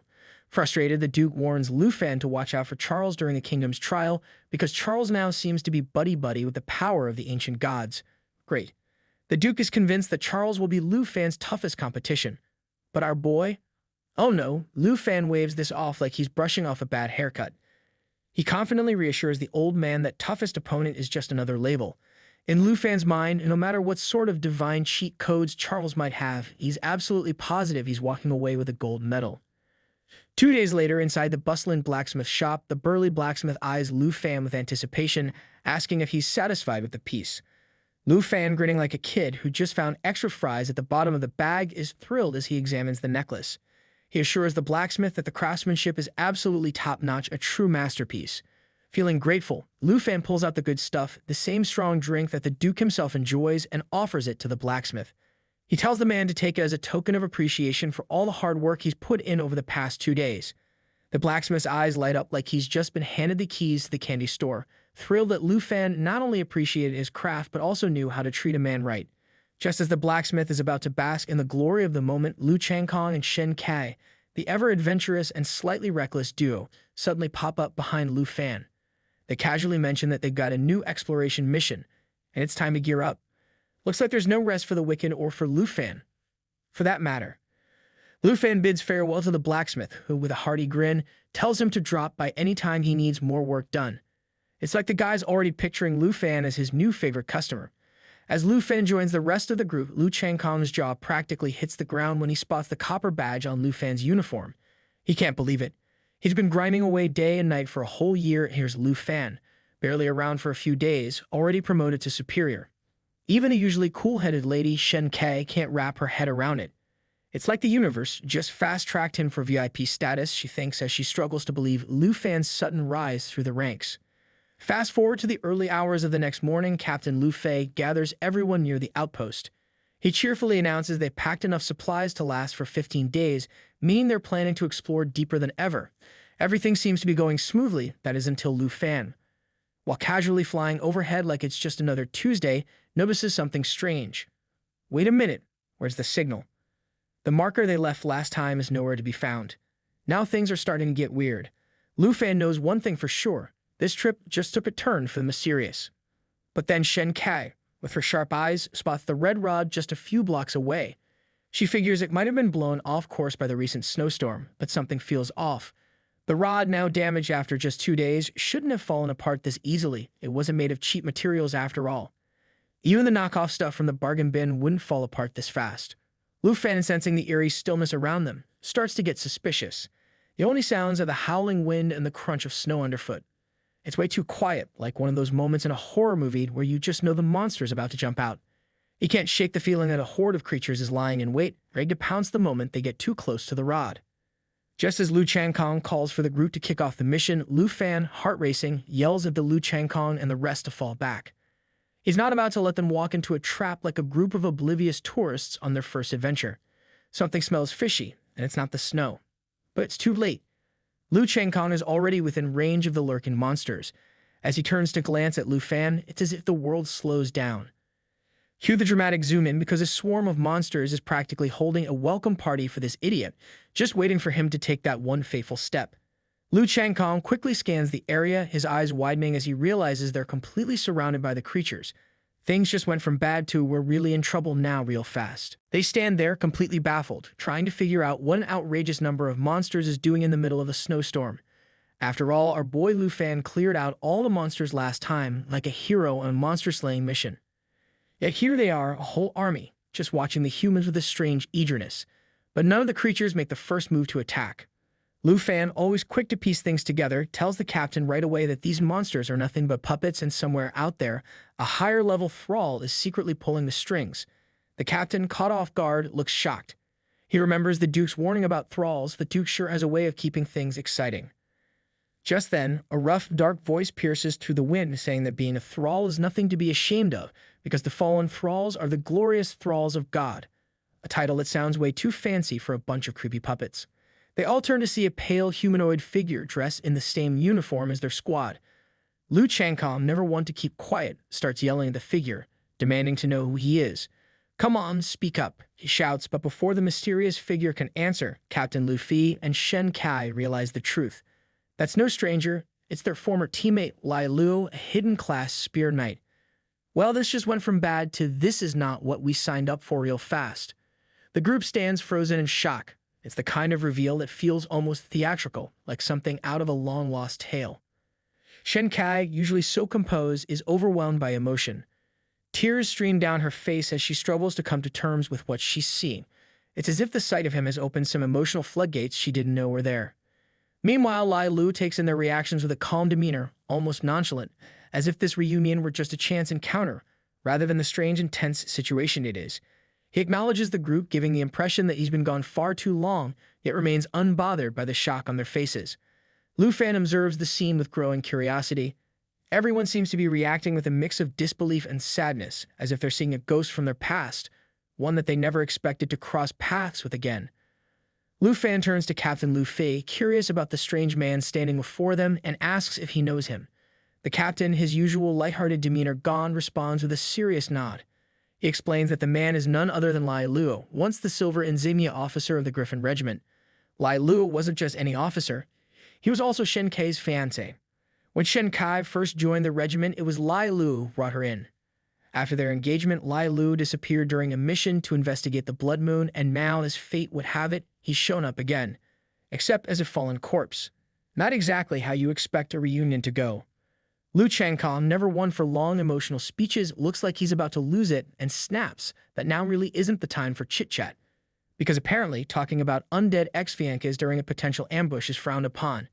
Meanwhile, Shen Kai is spiraling. Her once stoic composure crumbles as she sees the man she thought she lost forever standing there, undead. She drops to the ground, crying her heart out, and Lu Fan can't help but feel terrible for her. Great, he thinks. Monsters, tears, and now an emotional breakdown. This day just keeps getting better. Shen Kai, through her sobs, begins calling out for Lai Lu, asking why he hasn't come back to her, her words becoming more desperate. As if things weren't already emotional enough, she starts feeling like someone is standing right in front of her, whispering back. When she finally looks up, her eyes widen. It's Lai Lu standing there in his normal, not-so-undead form. Cue the dramatic music, because this is the kind of plot twist that makes you question reality. Lai Lu, ever so calmly, tells her he's finally found her, like he's just returning from a casual trip and not, a dramatic undead reappearance. Shen Kai, at this point, completely loses her patience and flings herself into his arms, sobbing uncontrollably. She hugs him tightly, her tears soaking his armor, unable to believe it's really him. Lu Fan, standing off to the side, watches the whole scene unfold and can't help but think, so, do we clap or something? Shen Kai, between sobs, keeps muttering how no one will believe this, that everyone will be so happy to know he's still alive, because clearly coming back from the dead is the ultimate surprise party trick. The emotional reunion, complete with tears, confusion, and a hefty dose of disbelief, feels like it belongs in some dramatic romance novel. Lu Fan just hopes the monsters are enjoying the show as much as he is. Suddenly, a surge of demonic energy erupts behind Lai Lu, crackling in the air like the world's worst party crasher. His voice turns cold as he declares that he's not going back. He then turns to Shen Kai, his expression unreadable, and asks if she will stay with him. Shen Kai, completely caught off guard by this unexpected plot twist, stares at him in shock, as if she's been handed the wrong script. Before she can even process what's happening, Lai Lu pulls Shen Kai closer, starting his "join me or else" monologue, as though he's trying to convince her they should stay and serve some mysterious god who's apparently about to wake up. Because nothing says romantic reunion like roping your fiancé into some ancient deity revival scheme. Hearing this, Shen Kai's face drains of color. Her voice trembles as she tries to grasp what Lai Lu is even planning, but fear grips her. Poor Shen Kai slips unconsciously, unable to handle the emotional roller coaster. Lu Fan sits her on his lap and frantically tries to bring her back to consciousness, as if patting someone on the back ever solved this kind of supernatural mess. Lu Fan, now shouting like a concerned sibling who just walked in on the strangest family argument, desperately calls out to Shen Kai. He yells for her to snap out of it, practically begging her to come back to her senses. But Lai Lu, clearly committed to his newfound dark side, cuts in with his final offer. He promises unimaginable power, the essence of a god, and the chance to become a servant of divine glory, because who could resist a pitch like that? He vows that if they listen to him, they can dedicate everything to the resurrection of this mysterious god. Lu Fan is still desperately trying to snap Shen Kai out of her dazed state, his voice urgent as he pleads with her. He tells her not to listen to Lai Lu, reminding her that she's only getting confused by his twisted words. It's the classic snap out of it moment, but with a lot more monsters involved. He warns her that if she doesn't come to her senses, there will only be one result, something far worse than she could imagine. Shen Kai, still in a state of confusion, mumbles repeatedly, as if she's caught in a loop, telling Lai Luo not to do this and not to do that. It's like trying to reason with a friend who's about to make a terrible life choice, but with extra drama and undead threats. Lai Luo, not one to back down, lays out the grim reality. If Shen Kai doesn't listen to him, she'll be torn to pieces by the puppets of the fallen corpses and will end up becoming one herself, because apparently that's his idea of persuasive motivational speaking. Lu Fan, sensing the rising danger, shouts even louder, urging Shen Kai to snap out of it before it's too late. His persistence finally pays off, and after what feels like an eternity, he manages to bring her back to her senses. Shen Kai regains consciousness, but panic quickly sets in. She barely has a moment to process what's happening, the chaos around her making it impossible to think clearly. Lu Fan rushes to explain, trying to ground her back into reality. He tells her to snap out of it, reminding her that she's been tricked and confused by Lai Luo's words. Meanwhile, Lai Luo, unfazed by the tension, mounts his horse and demands an answer. He wants to know if Shen Kai will stay with him and serve the god alongside him or not. It's like a bad marriage proposal, but with more undead consequences. The captain, finally fed up with Lai Luo's dramatic theatrics, loses his temper. Lai Luo's not just asking for commitment, he's trying to kidnap her for some dark cult. The captain turns to Lu Fan, eyes blazing, and says they can't let Lai Luo take Shen Kai away. They're surrounded by fallen bodies and the situation is spiraling fast. He asks Lu Fan with urgency if he can save her. Because of course, when all else fails, leave it to Lu Fan to fix the day. Lu Fan stands there, staring intensely, deep in thought as he considers his next move. He silently debates which power to use, weighing his options. Lu Changkong, noticing Lu Fan's serious expression, turns to Captain Lu Fei and speaks up, pointing out the rather inconvenient fact that they're surrounded by hundreds of monsters. Because who doesn't love being stuck in a monster mosh pit? He warns that if they chase after Lu Fan, they'll only get separated, and without repairing the signal post, finding their way back will be impossible next time. Captain Lu Fei, ever the practical one, dismisses the concern about the post. He decides that survival is their new priority, suggesting they should just run for their lives. It's one of those rare moments when the captain sounds like he's about to bolt like he's in a marathon. But just then, a smile creeps onto Lu Fan's face as a plan forms in his mind. You know things are about to get wild when Lu Fan starts smiling in the middle of chaos. He calmly says he doesn't think running away is the best idea. His confidence instantly grabs everyone's attention, and they all turn to him wondering what he has up his sleeve. Without hesitation, Lu Fan raises his hand, and an intense energy begins to surge from his palm. Cue the dramatic wind effects and glowing hands, because things are about to get flashy.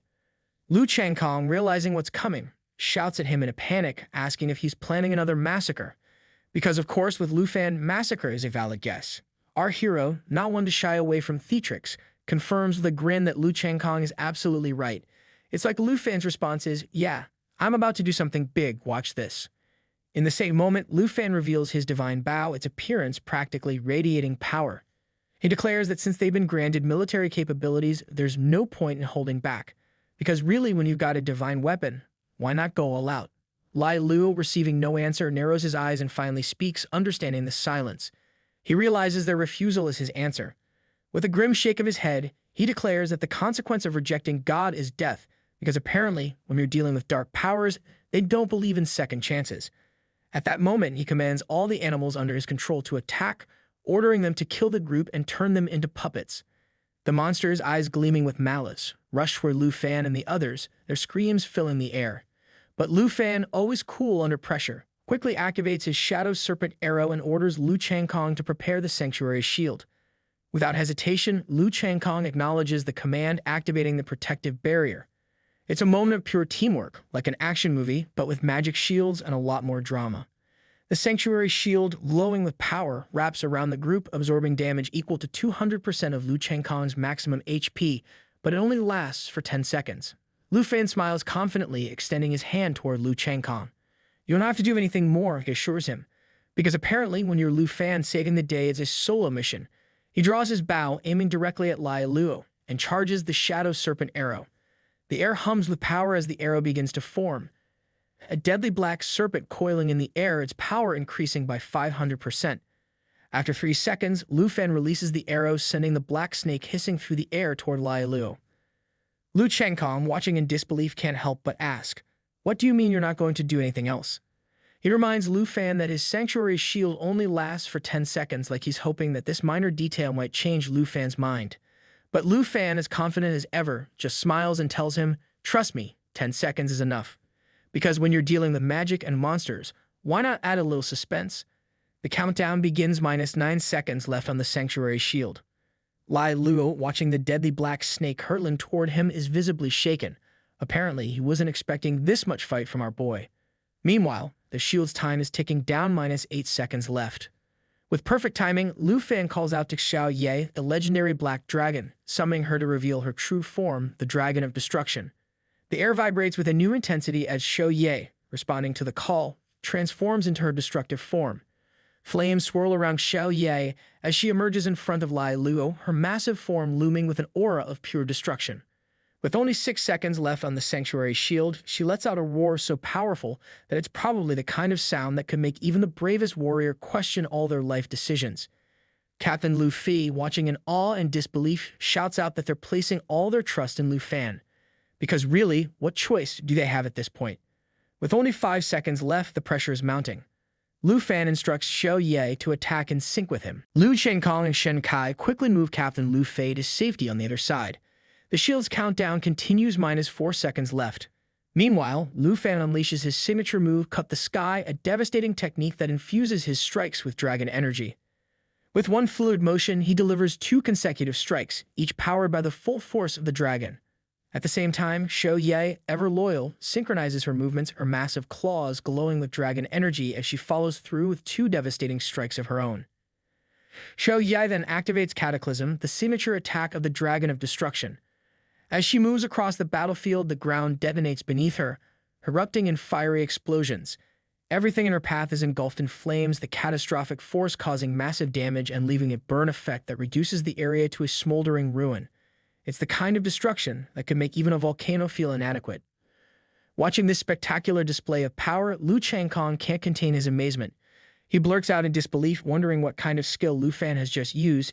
Is this some kind of forbidden dragon magic? Because let's face it, it sure looks like the kind of move that comes with a "don't try this at home" warning. Captain Lu Fei, not one to miss a beat, smirks as he watches the battlefield light up in flames. He responds coolly, explaining that what they're witnessing is simply a fight between a dragon rider and his dragon. For Lu Fan, killing a 1,000-year-old ferocious beast is no more difficult than cutting grass.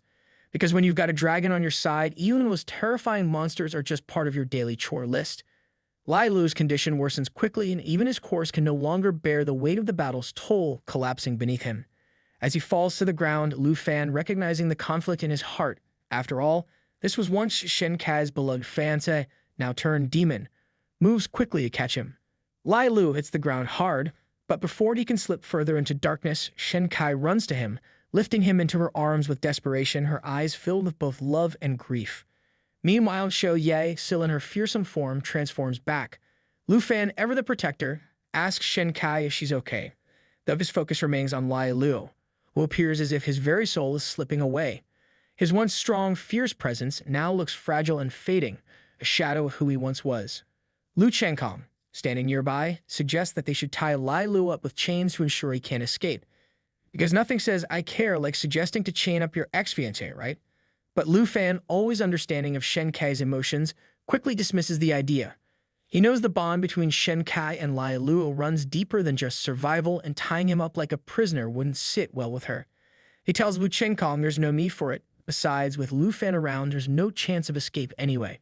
Shen Kai, still holding Lai Lu, starts to cry uncontrollably. She whispers to him, her voice trembling, recognizing him as the man she once loved. "Lai Lu, it's really you, isn't it?" She sobs, recounting how gentle and good he once was, and how everything changed because of this terrible curse. Suddenly, a strange purple aura begins to form around Lai Lu, its ominous glow growing stronger by the second. The group is stunned, watching in disbelief as more of this dark energy seeps out of his body. Lu Fan's instincts kick in, and he realizes what's happening. This is the energy of the fallen corpse. Just as the energy pours out, Lai Lu momentarily regains consciousness. He weakly tells them to leave this place, repeating his plea urgently. Shen Kai, holding on to hope, pleads with him to stay strong, assuring him that he will be fine. Tears stream from both their eyes, their moment of reunion bitter and fleeting. Lai Lu, his voice broken, warns them of more dangers to come. He speaks of more fallen corpses and ruins, urging them to prevent further destruction. But as he speaks, his strength gives out. His hand, once clutching Shen Kai's tightly, slips from her grasp, and his body falls lifeless to the ground. The confirmation of his death hits hard, sending shockwaves of grief through Shen Kai. She screams, her heart breaking as she cradles his body, sobbing uncontrollably. It's the kind of heartbreak that shatters even the strongest warrior. Shen Kai clings to Lai Lu, crying that even though it was brief for those few seconds, she had her Lai Lu back. But like all tragic love stories, it's the cruelest endings that cut the deepest. The captain thanks Lu Fan and the formidable Black Dragon for saving them, acknowledging that their survival in this dangerous situation with Lai Lu is all due to Lu Fan's bravery and Xiao Ye's might. Just as they prepare to report back to the camp, they suddenly notice the dark energy of the fallen corpse dispersing into multiple directions. Lu Fan's eyes narrow as he watches the energy drifting toward the ominous blood moon. He realizes the gravity of the situation. This energy is crucial for understanding and potentially controlling the corpse's slaves. Letting dark supernatural energy roam free is not on Lu Fan's watch. Without a moment's hesitation, Lu Fan leaps toward the escaping energy, wielding his massive black mashi. With a swift and powerful slash, he captures the energy, obtaining the fallen corpse essence. As he holds the pulsing crystal in his hand, an uneasy feeling grips him. The crystal's effect is unknown, and he wonders if it is similar to the sacred mountain essence that Charles once obtained. Because when magical artifacts come with mysterious side effects, it is never a good sign. Lu Fan speculates that if the two essences are indeed the same, the fallen corpse essence might grant someone a hidden profession, but at a terrible cost. It could possess them, turning them into slaves to the dark will of the fallen corpse. A promotion that comes with eternal servitude is definitely not ideal. The captain, sensing the danger, expresses his concern, questioning whether it is safe for Lu Fan to carry such a perilous artifact. Despite his own unease, Lu Fan knows they cannot afford to be reckless. He considers the possibility that Charles may also be loyal to the ancient god. He resolves that they must act quickly. Turning to the captain, he insists they deliver the essence to the Duke for further investigation. Because dealing with ancient curses is serious business, and leaving it to chance is not an option. The captain turns to Lu Fan, suggesting that they wait for a moment before heading back to camp. Everyone watches as Shen Kai solemnly buries the body of her fiancé, Lai Lu. Seeing her grief, Lu Fan and the captain decide to help her with the difficult task. Together, they assist in the burial, each shovelful of dirt feeling like a small step in laying her sorrow to rest. When the grave is complete, Shen Kai stands over it, clutching her fiancé's necklace and weeping.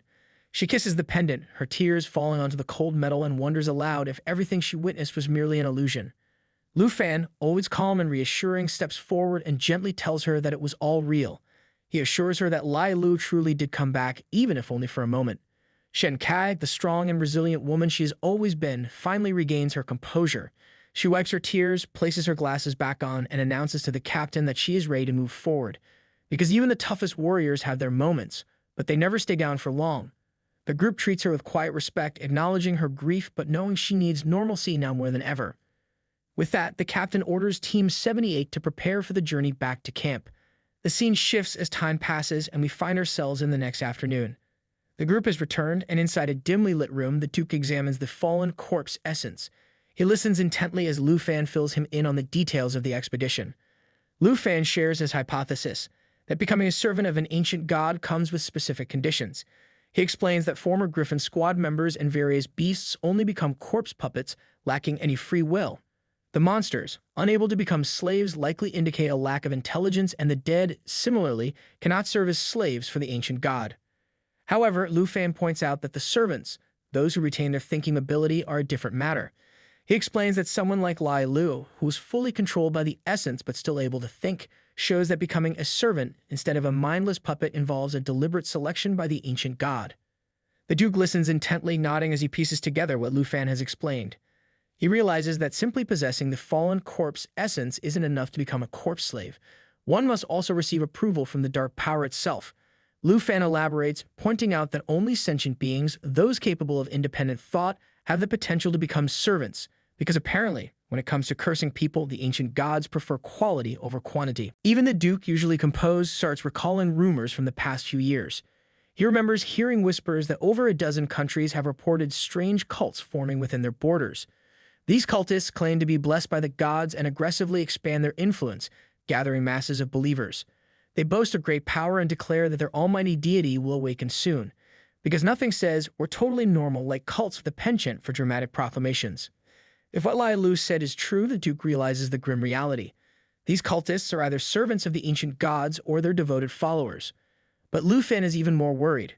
He points out that if over a dozen countries are involved, then there might be more than a dozen ancient gods preparing to awaken. And that, in case it isn't clear, is about as comforting as finding out your town is hosting a monster convention. Just then, as if struck by a lightning bolt of realization, Lu Fan's eyes widen. He urgently asks the Duke whether the camp is the only populated area in these far northern territories.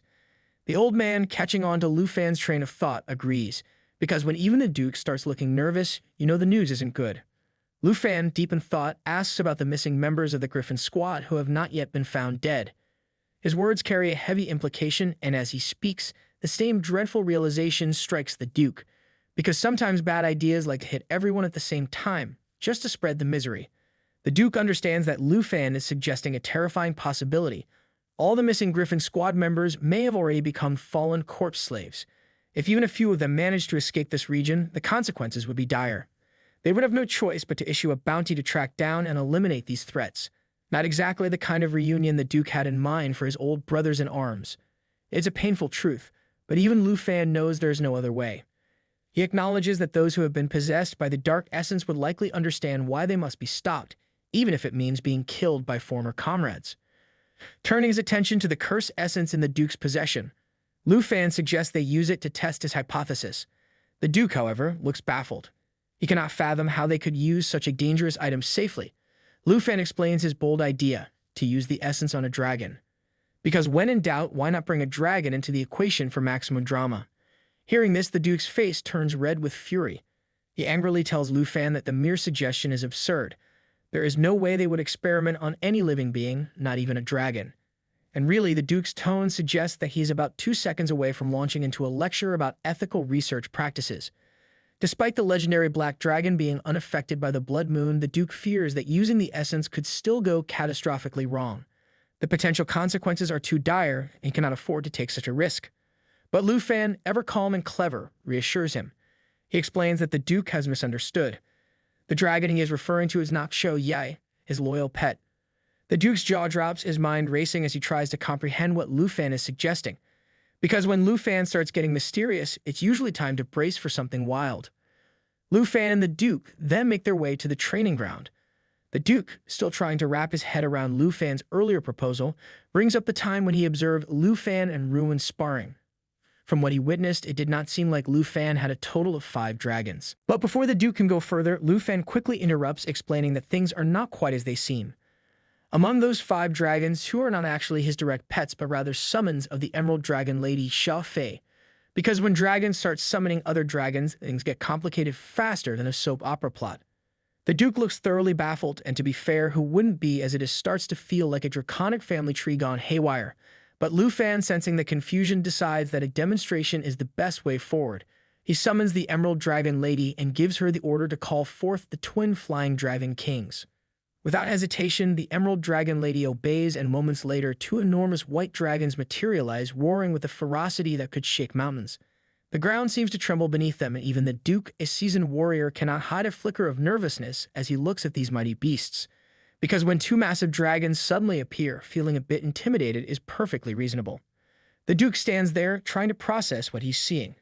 It's almost laughable to think that the ultimate boss-level dragons he once thought so fearsome are actually just the summoned pets of another pet.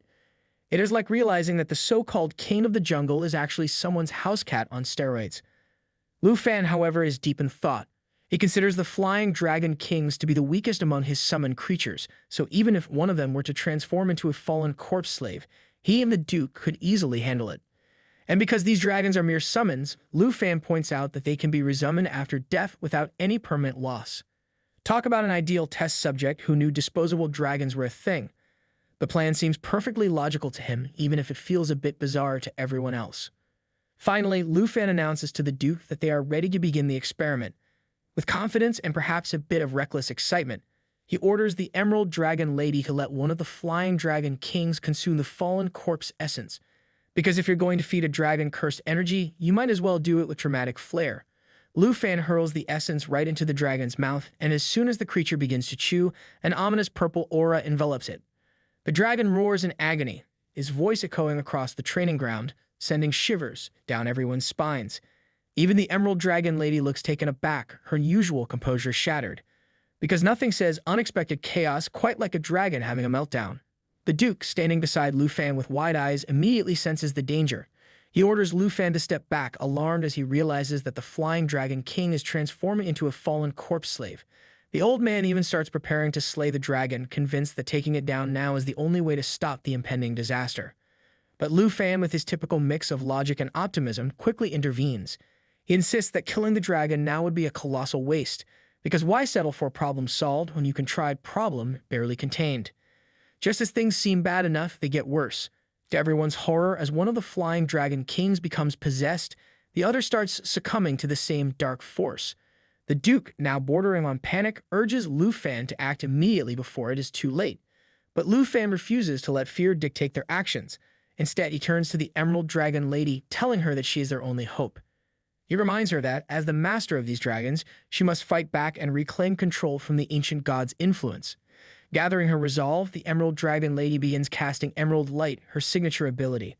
The glowing light envelops the Flying Dragon Kings, removing all debuffs and increasing their attributes by 30%.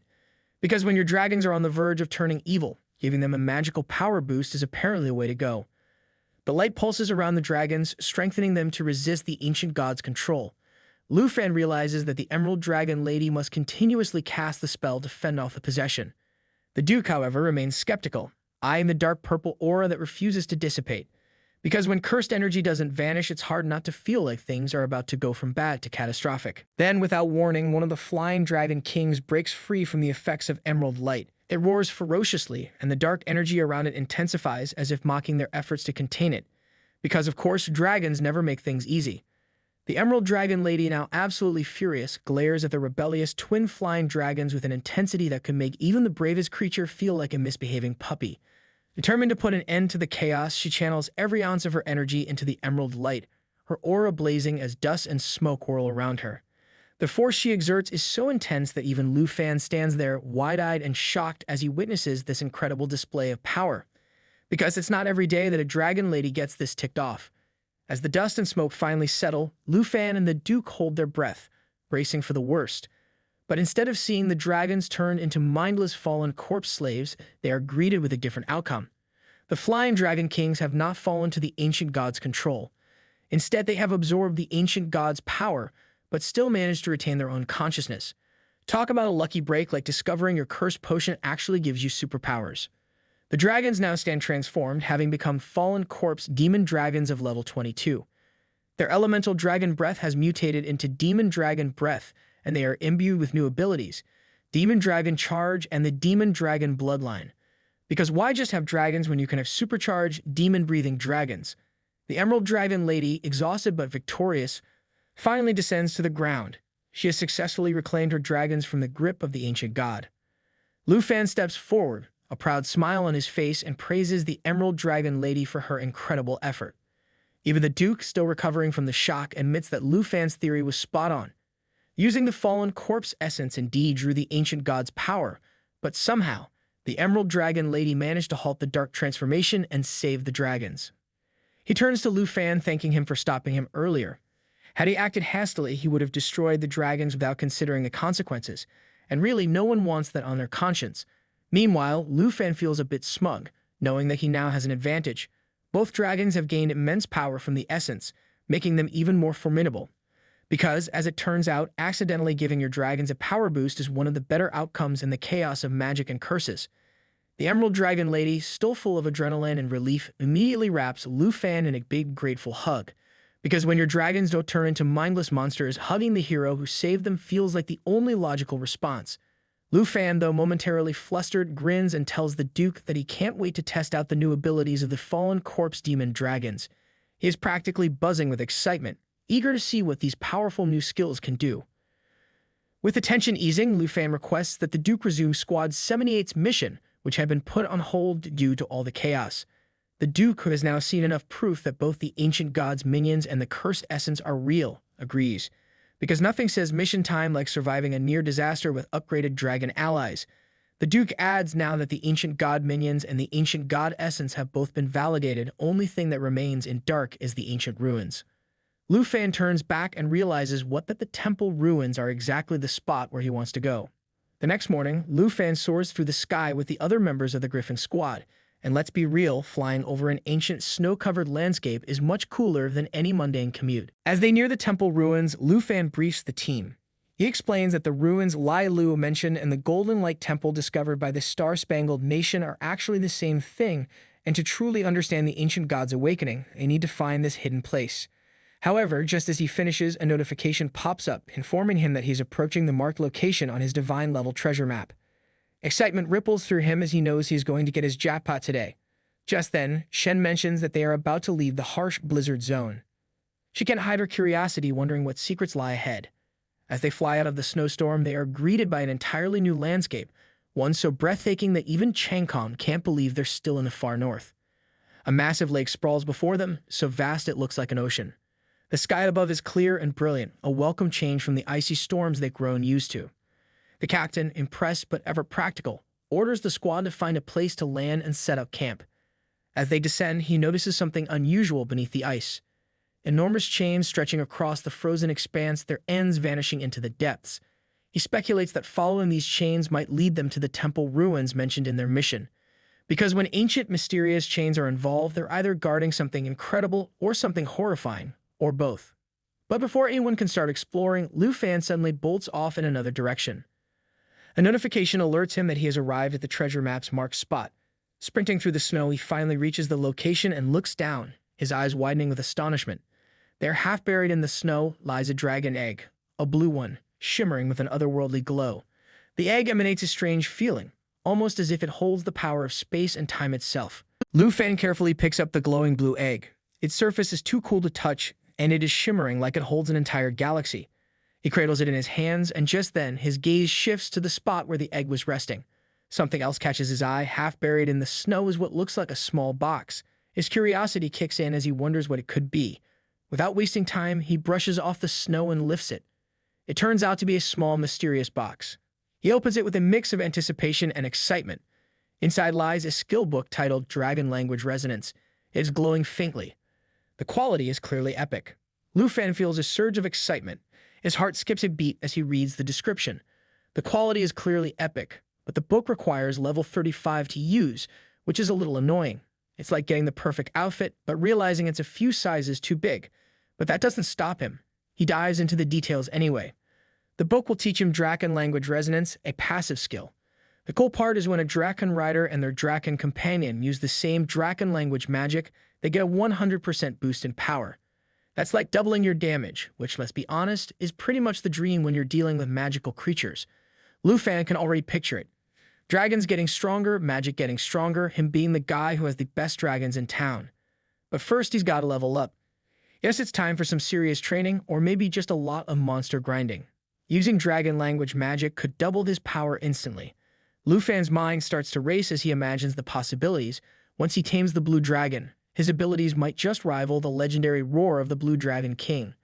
He could practically hear the epic music playing in the background as once he combines Dragonic Resonance with the 2 Dragonic spells he already has. He's got the potential to become a walking, talking natural disaster. A force to be reckoned with, indeed. But then, like a cold splash of water, another thought hits him. He'll need to contact Sister Du from the Manhwa auction house to use his monthly privileges for a pet slot expansion scroll. After all, a dragon egg needs a proper spot on his team, not just some random corner in his inventory. While Lu Fan is lost in his daydreams, Shen Kai and Lu Changkong, who had noticed him lagging behind, come looking for him. Shen Kai points at him and asks what he's up to. Meanwhile, Changkong, every opportunist, can't resist a chance to tease. He jokes that Lu Fan must be enjoying the view, alone. Lu Fan, startled but quick on his feet, hides the skill book and the egg in one smooth motion. He's like a magician pulling off a trick. He flashes a sheepish smile and casually waves them off, acting like everything is completely normal. He shrugs as if nothing's out of the ordinary and gestures toward the landscape, casually mentioning how he always thought this area was the edge of the far north. He wonders aloud if there's a whole new region across the glacial lake, just to throw them off his scent. Shen Kai and Changkong glance at the lake, and Lu Fan breathes a small sigh of relief. Phew, he's not quite ready to share his jackpot with anyone just yet. The mysteries of the blue dragon and the treasures he's found are his to figure out for now anyway. He's got a dragon to tame and a few plans to make before he lets anyone in on his little secret. Hearing this, Captain Liu explains that although they've ventured beyond the snowstorm, the far north is vast, and there's a chance the land extends even further inland. He points out that the Blood Moon mountain range stretches for over 1,000 miles, and what they've seen so far is just the tip of the ancient god's tail. Lu Changkong, clearly surprised, tries to wrap his head around it. The idea that not just the head, but the entire body of an ancient god could stretch for miles seems almost unbelievable. Everyone stands up and gazes at the landscape, the vastness making it hard to imagine something so enormous. Captain Liu, with his usual calm demeanor, reminds them that while no one has yet discovered the full form of the ancient gods, the massive chain they've encountered is undeniably connected to the Blood Moon. Lu Fan listens intently to the conversation, his mind racing the possibilities. He wonders aloud whether controlling the Blood Moon could be the work of the ancient gods themselves, or if the Blood Moon might actually be under their control. Shen Kai is struck by the idea. She wonders if the ancient god could be the giant mountain they've been talking about, with its master somehow connected to the end of the chain. Lu Changkong walks up to Lu Fan and casually throws his hand over his shoulder, a little too enthusiastically. He jokingly suggests that it's still too early to be thinking about all this mysterious stuff. There's plenty of time for that later. Right now, they should focus on moving forward along the chain to see what's ahead. Who knows, there might be ruins and temples waiting for them on the other side of the lake. Captain Liu, however, is not so easily swayed by optimism. As the captain, he's got to play the voice of reason. He reminds everyone that they have no clue how dangerous this unknown lake might be. He even gives Lu Changkong a gentle nudge, playfully calling back to the last time Lu Changkong got a little too carried away and ended up injured. Lu Changkong's face falls slightly at the reminder. He looks down, clearly remembering the last mishap. He mutters to himself that he'll be more careful this time, though it's clear he still feels a bit guilty about what happened. Lu Fan raises his hand at the same time, looking at the captain with a grin. He tells him not to worry, he'll go check things out first and return soon with a signal to proceed. The captain, after a thoughtful pause, replies that he wouldn't have let anyone go ahead first, but now that he's seen Lu Fan's true form, he won't stop him from leaving. It's like getting approval from the boss after you've shown you've got what it takes. With a nod, Lu Fan calls out to Xiao Ye and orders her to activate her destroyer form. In a flash, Xiao Ye appears in her full fiery glory, surrounded by swirling lava. The sight makes everyone stop and stare. It's hard not to be impressed when your companion turns into a walking, burning powerhouse. The captain looks at the group and says they'll stay behind to rest and wait. If anything goes wrong, they'll head back immediately. He also casually mentions that he asked Shen Kai to bring a teleportation scroll just in case, a little safety net after the last encounter with Changkong. That situation had not been pretty. Shen Kai looks at Lu Fan with a raised brow, a little concerned, and warns him to be careful. She gives him a nudge, but it's more of a please don't do anything reckless kind of nudge. Lu Fan, ever confident, manifests his dragon wings. He reassures them with a casual okay, there won't be any problems now. He's got this, or at least that's what he believes. He then orders Xiao Ye to fly with him, and without wasting any time, they take off into the sky. After 2 hours of continuous flight, Lu Fan finally comes to a stop. Something about this place feels strange. He looks down, squinting at the vast expanse below him, and mutters to himself that this place is really huge, and he hasn't even seen the end of the chain after all this time. The sheer size of it is almost overwhelming, but Lu Fan isn't one to be easily daunted. Just as he's about to gather his thoughts, the system pings him with a warning. His eyes widen as the message flashes on his screen. You have entered the Fallen Corpse Ruins realm. He's caught off guard by this revelation. Fallen Corpse Ruins? He repeats to himself. He wonders aloud if this place really corresponds to everything like this. What level could this Fallen Corpse Ruins realm be? His curiosity piques, but now he knows he's in for something much bigger than he expected. Lu Fan orders Xiao Ye to move ahead, his thoughts racing. He wonders if this mysterious realm next to the ancient god is somehow connected to the discoveries of the Star-Spangled Kingdom. He recalls the fate of those who ventured into this sacred temple only to return as sacred slaves. He wonders if there are similar dangers hidden within these ruins. The idea sends a chill down his spine, but his curiosity pushes him forward. Suddenly, Xiao Ye comes to a sudden halt, letting out an ear-splitting roar. Lu Fan freezes, startled. He asks Xiao Ye, what's going on? His confusion grows as he looks around, trying to figure out what could have set Xiao Ye off. Then, out of the corner of his eye, he spots something buried under the snow, something huge. His heart skips a beat as he realizes it's enormous. It looks like a massive black coffin, half sunken into the snow, its dark shape looming ominously. The system chimes in, providing a brief, unsettling explanation. This is the mystery of the fallen corpse ruins, as unknown as the Blood Moon. No information is available. Lu Fan squints, studying the coffin-like object more carefully. A strange shadow flickers nearby, sending another shockwave of unease through him. He can't make sense of it. He wonders what it could be. His mind races, trying to come up with an explanation, but it eludes him. Meanwhile, Xiao Yai is still roaring uncontrollably. Lu Fan, now concerned, tries to calm the creature. He tells her to calm down, hoping to soothe the beast. He realizes that Xiao Yi's impatience could lead to trouble, especially when it's clear that whatever's hidden beneath the snow isn't something to be taken lightly. Lu Fan stares at the shadow, and a sudden realization hits him. He's not the only one aware of their presence. The black shadow has seen them. His stomach churns as he considers the danger they might be in. Confronting whatever is buried beneath the snow could have consequences they can't even begin to imagine. The situation just got a lot more dangerous. Lu Fan quickly orders Xiao Yi to retreat back to the lake, his thoughts racing. He then quickly activates his ring, feeling the familiar rush of wind around him. The words of spiritual wind kick in, giving him a 35% boost in agility. Suddenly, it's like someone turned on the afterburners. If only he could bottle this up and sell it as a quick fix for those slow mornings when he can barely drag himself out of bed. Just as he speeds away, Lu Fan doesn't dare look back. After all, if something is hot on his tail, it's probably better not to know. But after a while, he slows to a stop, glancing over his shoulder. Nothing's following him. The danger has passed, and he allows himself a small, relieved laugh. He has finally got rid of it. With a satisfied sigh, he reflects on how the dragon riding and pet queen attributes stack together, giving him a slight edge. He's already feeling like a powerhouse, and the words of spiritual wind now boosting the others is like finding a hidden cheat code. Meanwhile, back at camp, the others are resting in the tent, and their evils are happily snacking on some food. It's peaceful, too peaceful. Lu Chengkong spots Lu Fan returning and jumps up with a grin, eager for a new story. He's expecting some wild adventure, maybe even a world-ending secret or two.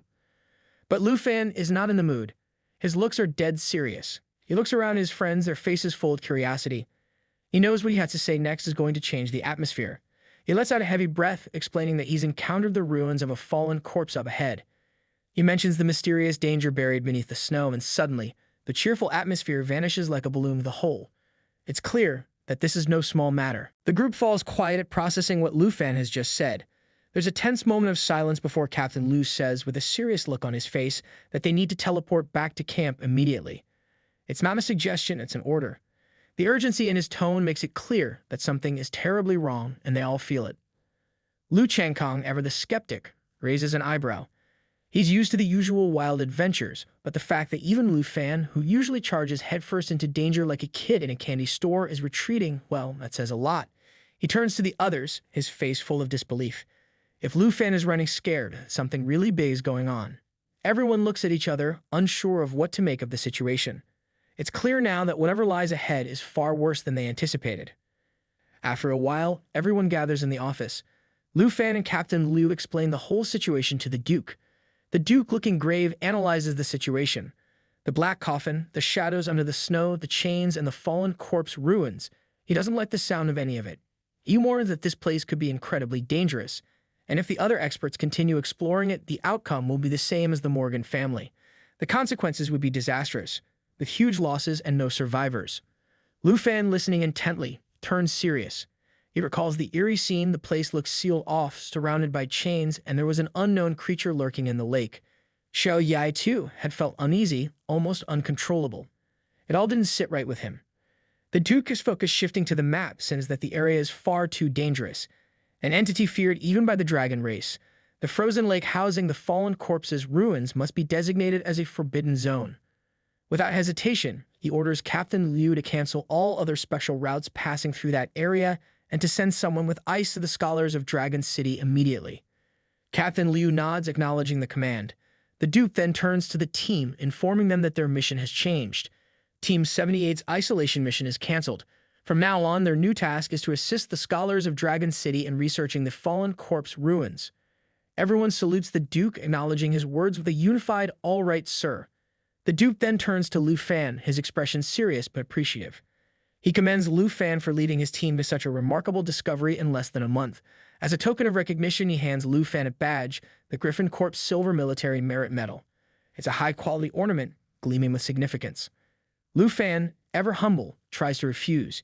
He thanks the Duke but insists that such an honor is meant for those who have truly earned it, pointing out that he's only been here for a month and already has a bronze badge.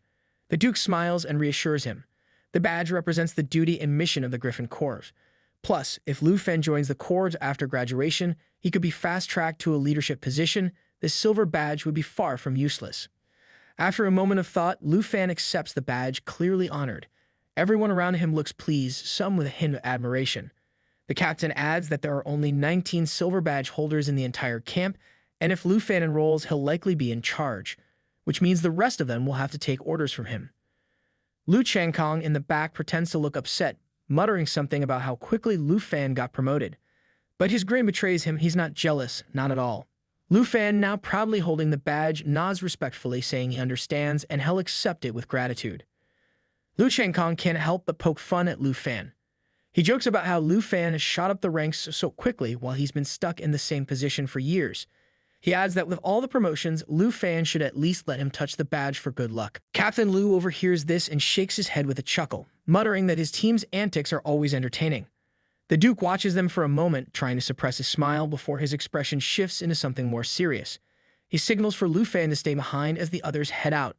Once the room empties, the Duke pulls out a few books. He tells Lu Fen that ever since his arrival in the far north, the progress of the special missions has been outstanding. He's clearly impressed with Lu Fen's contributions. While he wishes he could keep him around longer, the Duke knows it's time for Lu Fen to return to his school soon. He's got bigger things ahead of him. The Duke hands Lu Fen a book and tells him that he'll need to leave for Dragon City Academy in a week. Lu Fen takes the book in his hands, but his mind drifts. The national trials are just around the corner, less than 2 weeks away. It's time to get ready. The Duke notices Lu Fen's thoughtful expression and raises an eyebrow. He asks, almost teasing, if Lu Fen has forgotten about the national trials or if he's gotten too comfortable at Griffin. Lu Fen smiles, a little reluctant. He admits that he's grown fond of the place, but he hasn't forgotten why he came. With his mountain summoning skills and the fallen corpse dragon, he's confident he's ready for the trials. The Duke laughs, clearly pleased. He tells Lu Fen that the book contains valuable, publicly available material, specially gathered by his principal for him.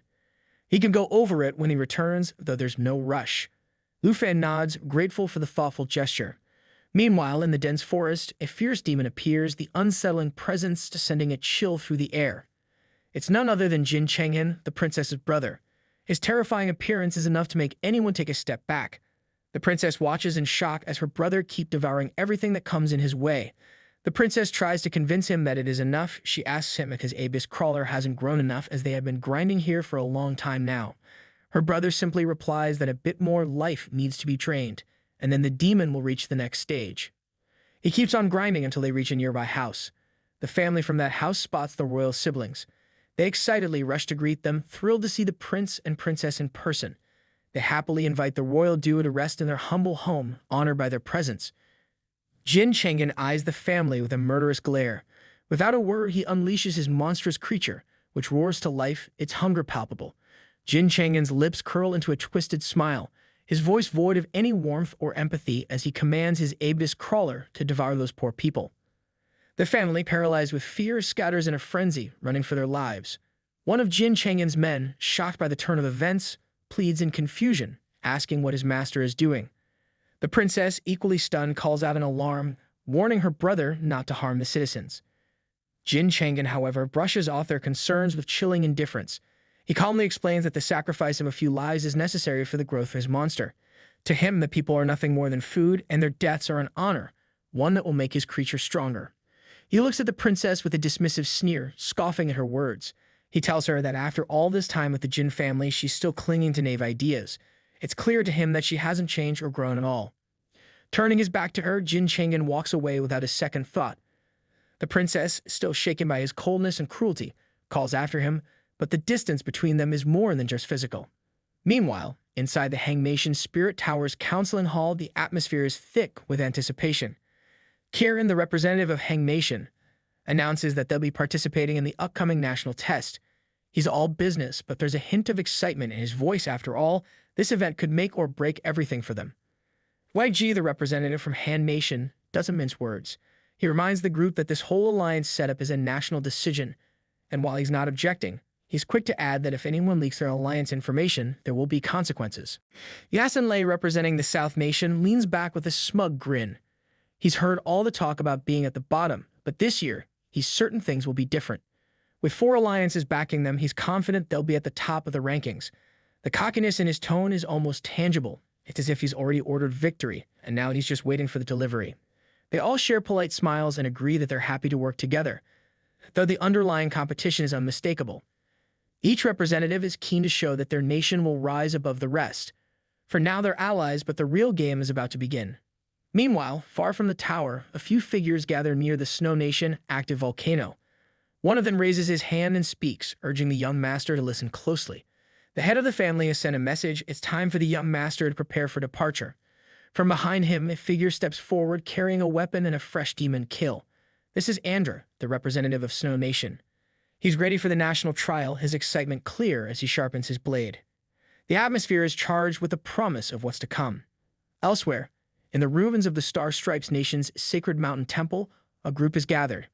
One of them steps forward, locking eyes with Charles, a man known far and wide for his ruthlessness. He asks if Charles is ready for the Takey Nation, though it's more of a formality than a question. Charles, who earned his infamy by wiping out the Morgan family without hesitation, doesn't flinch. He stands tall, confidence radiating from him. He's the representative of Star Stripes, and there's no doubt in his mind that victory in the national trials is his destiny. His eyes burn with ambition as he envisions his win, unshaken by the competition around him. The next morning, Lufan arrives at Dragon Capital Academy and heads straight to the principal's office. Standing outside the door, he knocks and asks for permission to enter. A voice from inside invites him in. As soon as Lufan steps inside, the vice principal stands up, greeting him warmly with a handshake. He remarks that it's been a while since they last met.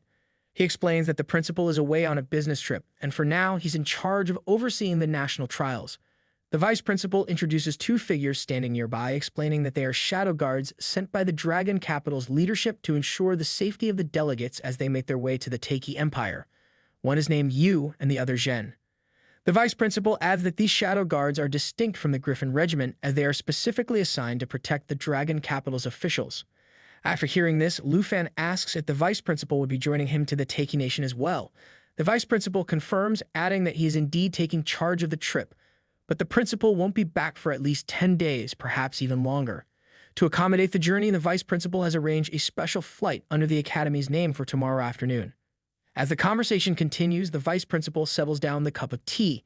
He mentions that Lufan has just returned from the far north and it is already time for the next trip.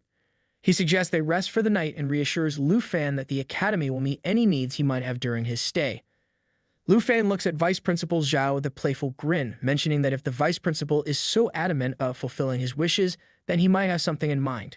With a curious tilt of his head, Lufan asks if the school could provide him with a pet slot expansion scroll. The Vice Principal, caught off guard, nearly chokes on his tea and a few drops spill out. After a brief pause, he regains his composure, still surprised by the request. He admits that while the scroll isn't particularly expensive, the school doesn't usually keep them in stock. He apologizes to Lufan for not being able to fulfill the request. Lufan, unfazed, smiles and reassures the vice principal that it's not a big deal. He decides that he'll handle the rest of his time on his own, asking if that would be okay. Vice Principal Zhao quickly agrees, assuring him that the shadow guards will not be a hindrance. Afterward, Lufan heads to meet his loved ones. 2 guards stand watch outside as he enters the room. Inside, Sister Han rushes to him, wrapping him in a tight hug as she bursts into tears. She tells him how much they've all missed him over the past half-month. Everyone seems overjoyed to see Lufan again, relieved that he's returned safe and sound.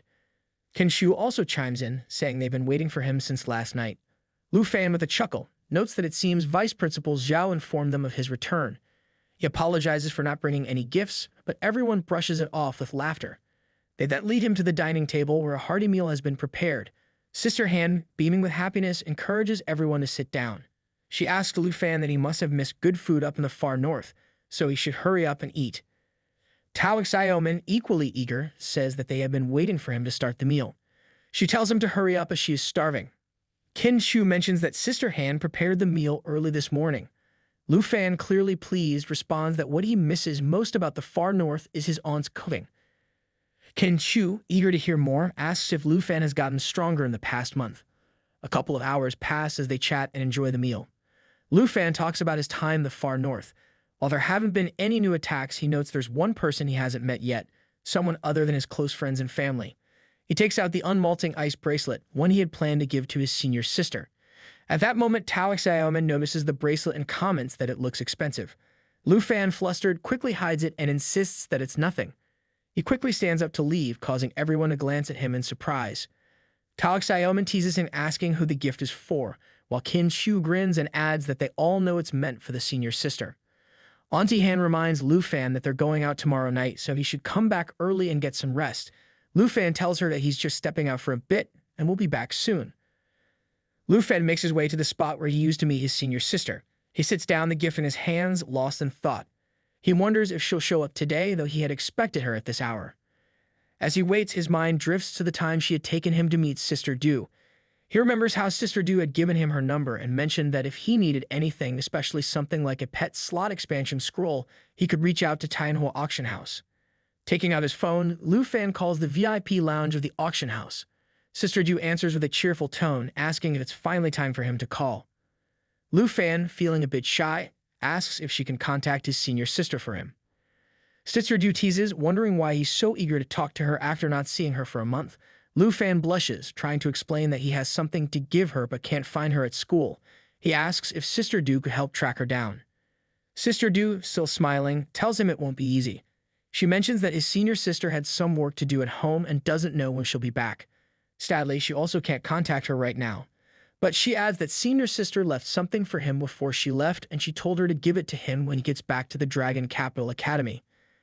An hour later, Lu Fan arrives at Manhwa Auction House and meets Sister Du. She greets him with a smile but notes how things have changed. She mentions that she always travels with bodyguards now, and yet today it's him who's with bodyguards. Lu Fan reassures her that his bodyguards are very professional and never cause trouble for anyone.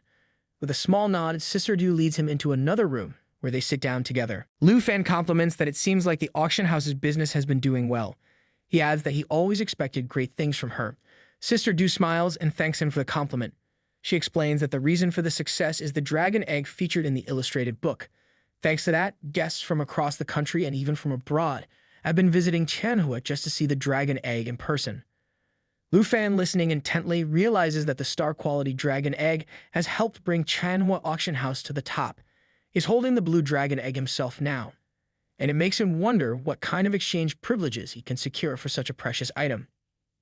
Sister Du, noticing his thoughts, grins and then presents him with a box, saying that these are the things his senior sister left for him. She tells him to go ahead and take them. Lu Fan looks at the box in surprise and opens it. Inside, he finds a weapon of very high quality. The system displays that the weapon is called the Flowing Mars Meteor Sword. It's a level 30 item with a strength of 256 and agility of 204. Its main power is the Influence Fire spell, which boosts fire skills by 50%. Additionally, 50% of the damage dealt when using fire skills is stored in the sword. When used, a separate attack will release all the stored fire damage. Lu Fan, excited, takes the sword in his hand. He can't help but smile and says, "This sword is so light, and with the ability to restore fire damage, it feels like it was made just for him." He admires the Flowing Mars Meteor Sword in his hands. Sister Du, watching him, nods with approval. She asks him, isn't it as perfect, explaining that this amazing blacksmith was found by his senior sister. She spent a whole month getting this treasure crafted. Sister Du tells him that his senior sister really knows him well. Even though she's not here, she still made sure he has the right weapon. Lu Fan is overjoyed. Just as he holds the sword, he thinks to himself, not only does this sword look amazing, but it's also extremely valuable. It's clear that whenever we fought, senior sister paid close attention to my battles. She's so thoughtful. He looks at Sister Du with gratitude. Sister Du smiles and adds that's not all. There's something else for him. Lu Fan's eyes flicker toward the other items and immediately picks up a book. The system shows it's called the Lava Burst Book. It's a rare skill book with an attribute requirement of Dragon Master and a level requirement of 25. Once used, it will teach the skill Lava Burst. This skill shoots flames in the direction of the target, creating a bridge of lava beneath them. As the target moves through the lava bridge, they slowly turn into magma, suffering massive damage in the process. Upon seeing this, Lu Fan feels a wave of happiness. He realizes that once he reaches level 35, he'll be able to trigger the dragon language resonance with Xiao Ye, and the Flowing Mars Meteor Sword will deal even more damage. He reflects on how helpful his senior sister has been. With these gifts, his performance in the upcoming national exam will definitely improve. A slight pang of regret strikes him as he thinks it's a shame she's not here. He should have thanked her properly. Lu Fan then notices a third gift and eagerly opens it. It's a letter. Sister Du watches him with a smile, teasing that it's a love letter for him. Lu Fan opens the letter and begins reading the words written inside. He discovers that senior sister wrote about how they hadn't seen each other for a while. She explains that the sudden events had forced her to leave, and she missed seeing him win the national trial championship. She tells him that by the time he reads the letter, the gift she prepared for him will have already arrived. She hopes he likes it. The letter goes on to mention how she had promised a gift last time, but he had presented the dragon egg and returned the money for the scroll. This time, she had someone make a new gift specifically for him. She leaves it up to him how he will return the favor. She continues by mentioning that there is still a lot to deal with on her end, but when she returns, the first thing she plans to do is visit him for dinner. Afterward, she'll take him to the training room for a friendly fight. She jokingly adds that if she is not at the Villa No. 2, he better not be foolish and should wait for her in the training room. She wanted to visit the kingdom of Taiki to make him happy, but now she can't. However, she encourages him to perform well in his upcoming tasks. Lu Fan feels a rush of happiness as he reads the letter. He smiles when he sees that his senior sister mentioned how important it is for him to get first place. She even humorously warned him that if he didn't, it would be a big embarrassment for her, and she would definitely deal with him strictly. Her words only motivate him further, and he's determined to perform well. She has also mentioned the promise he made about giving her something that could withstand extreme cold. She hopes that he has brought it for her and that it's safe. Sister Du, noticing his smile, is curious and asks if everything is okay. Lu Fan looks up at her, still smiling, and reassures her that everything is fine. He sincerely thanks her for bringing all the gifts. Sister Du, always attentive, offers that he is the special guest here, and if he needs anything, she'll be happy to help. Lu Fan, thinking for a moment, asks actually if she happens to have a pet slot expansion scroll. Sister Du explains that the auction house doesn't carry any pet slot expansion scrolls. The market for such scrolls is very niche, mostly appealing to hunters and similar individuals. As a result, they're not usually kept in stock at the auction house. Lu Fan nods, understanding the situation. He then thinks to himself that since neither the school nor the auction house has such a scroll, he'll need to postpone hatching the blue egg for the time being. Instead, he decides to prioritize leveling up Hexingcheng, who was only at level 11 at that moment. Sister Du picks up the gift box and hands it to Lu Fan. She reassures him that if any pet slot expansion scrolls or dragon spell books come into the auction house, she will set them aside for him and notify him immediately. Lu Fan thanks her and prepares to leave. He realizes that it's getting late and decides it's time to head back. His bodyguards follow him as he walks. As Lu Fan walks along the path, he reflects on the situation. Although Sister Du is looking out for him, he knows that since he's leaving tomorrow, it's unlikely he'll get the scrolls in time. He also realizes that working in the far north will only help him gain military experience but won't aid in leveling up. He concludes that he'll have to focus on leveling up during the early stages of the national trials to train Hexingcheng. Just as Lu Fan makes his way home, he spots Jian Ying standing along the path, waiting for him. She gives him a smile and says she's been waiting to see him. He notices that she seems unusually calm, almost like she's been practicing patience as a hobby. She mentions how she didn't get the chance to talk to him at lunch and reminds him that he's leaving for a competition tomorrow. Then, with a playful glint in her eye, she asks if he's up for a practice match. Lu Fan, always up for a challenge and secretly excited to try out his new weapon, agrees without hesitation. They both head to the Dragon Capital Academy's arena, where the match will take place. Lu Fan pulls out his new sword and begins to chant, feeling the weight of the moment and the sword settle into his hands. Jian Ying does the same, revealing her own weapons. She teases him a bit, reminding him that learning new skills on the spot isn't really an option. It's like trying to learn how to cook a 5-course meal right before a dinner party, probably not the best idea. Still, she's curious to see how strong he's become since his time in the far north. A confident aura surrounds Lu Fan, and he prepares himself for what's about to come. Jian Ying wastes no time, charging at him with a flurry of sword strikes. The battle begins with a swift exchange, but Lu Fan is quick on his feet. His sword feels lighter than he anticipated, almost like it's made of air, but when he activates it, flames erupt from the blade. It's not quite the fiery explosion of a dragon, but it's definitely enough to leave a good impression. The flames spread, and Lu Fan couldn't help but think that the sword feels like it was made just for him. It's light, it's fast, and it packs a punch. He easily dodges Jian Ying's attacks and effortlessly destroys the swords flying toward him.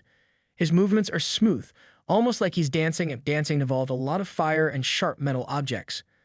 Lu Fan feels an effortless connection with the sword as if it already understands his movements. He's surprised by how natural it feels, almost like the sword knows what he's going to do next before he does. Just then, Jian Ying activates Wicked Surge, a powerful skill that changes the sword's attack properties. Lu Fan, watching closely, immediately recognizes the move.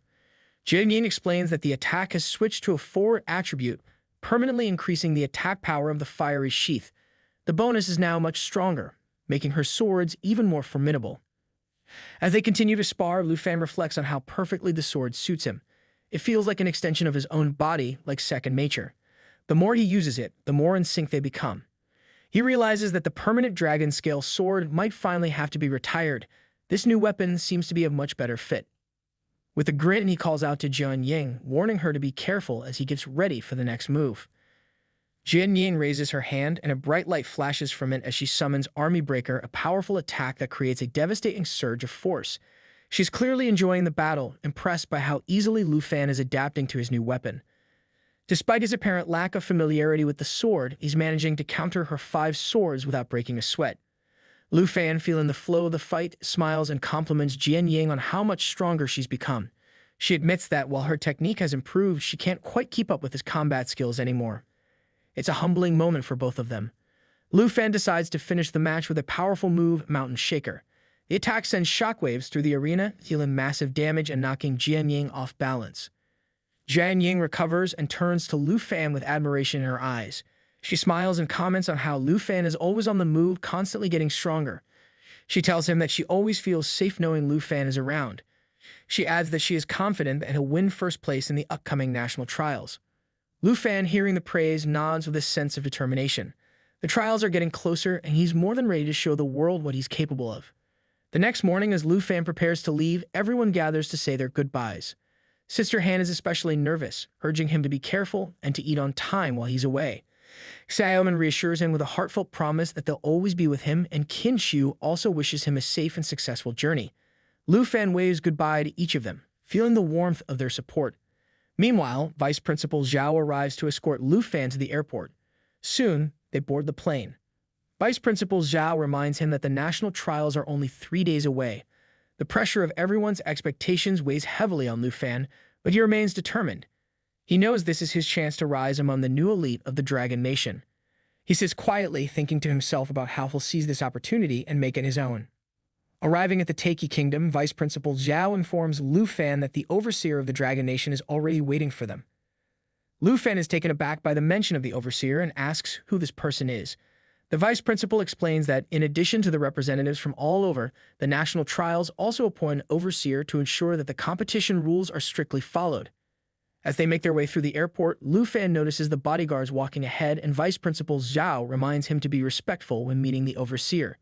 The officials of Dragon Capital are responsible for selecting the Overseer, and the Vice Principal emphasizes the importance of politeness. When they arrive at the meeting place, Lu Fan is surprised to see the reverence with which the guards bow and sit down in front of the Overseer. It's a moment of realization for him. The Vice Principal, sensing his confusion, advises him to mind his conduct and approach the situation with humility. Just as Lu Fan begins to process this, the Overseer approaches, telling everyone to stand up and dismissing the formalities. With a calm but authoritative voice, the Overseer asks if Lu Fan is the representative for the Dragon Nation in the upcoming trials. Vice Principal Zhao is visibly surprised when he sees the Overseer waiting to greet them. He quickly approaches Mr. Han and expresses his gratitude, acknowledging the great honor of being personally received. The Overseer, Mr. Han, smiles warmly and reassures him that it's only natural to receive the representatives of the state with such respect. Vice Principal Zhao, with a gesture toward Lu Fan, introduces him. He explains that Lu Fan is from the Dragon Capital Academy, currently a second-tier professional, and his profession is Dragon Tamer. Hearing this, Lu Fan is taken aback as he realizes who the Overseer is. He immediately recalls meeting Mr. Han before, which catches Vice Principal Zhao by surprise. Mr. Han smiles knowingly and confirms that they'd met, adding that Lu Fan now has a large dragon at his side. He praises Lu Fan, calling him young with a future that knows no bounds. He even goes so far as to compare him to the heroes of ancient times, suggesting that Lu Fan will surely become a hero of the Dragon Empire when he returns from the national trials. Lu Fan bows his head respectfully, humbled by Mr. Han's words. He thanks him sincerely and promises to do his best. With that, the Overseer gives him some advice, telling him that he has a good relationship with Tu Jing. If Lu Fan ever faces any trouble, he should first seek out Tu Jing, and if he can't help, then he can come to Mr. Han. After giving this advice, Mr. Han turns to leave. His bodyguard opens the car door for him, and before entering, he reminds them to hurry up. There's still work to be done before the evening's banquet. Lu Fan turns to Vice Principal and asks him if Mr. Han is really one of the great three elders. Vice Principal Zhao explains that Mr. Han is really one of the three elders of the Dragon Empire and holds immense influence. Surprised by this revelation, Lu Fan reflects on the weight of Mr. Han's position.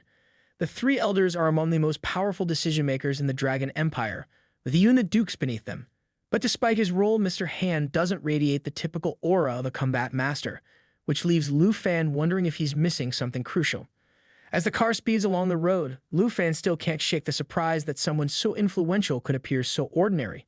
He turns to Vice Principal Zhao, asking if Mr. Han might be concealing his true strength, but the Vice Principal reassures him with a smile.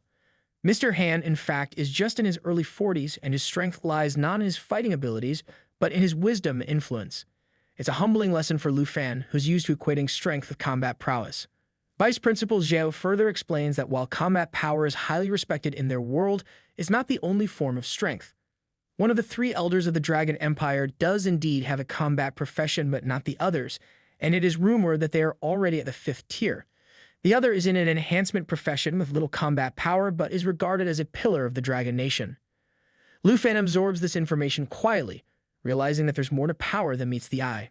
Mr. Han's influence must stem from something far deeper than physical strength, something that doesn't show on the surface, but can change the course of nations. Vice Principal Zhao further adds that Mr. Han always travels with his special bodyguards, the 4 legendary swords. It is rumored that these 4 elite swordsmen were subdued by Old Han and willingly follow him. This in itself speaks volumes about Mr. Han's influence and the respect he commands, despite his lack of visible combat prowess. Lu Fan can't help but feel a sense of mystery surrounding the man. He thinks to himself that the rumors surrounding the 3 elders of the Dragon Empire are as elusive as they are intriguing. These elders never reveal their true strength, and no one outside their circle knows just how powerful they truly are.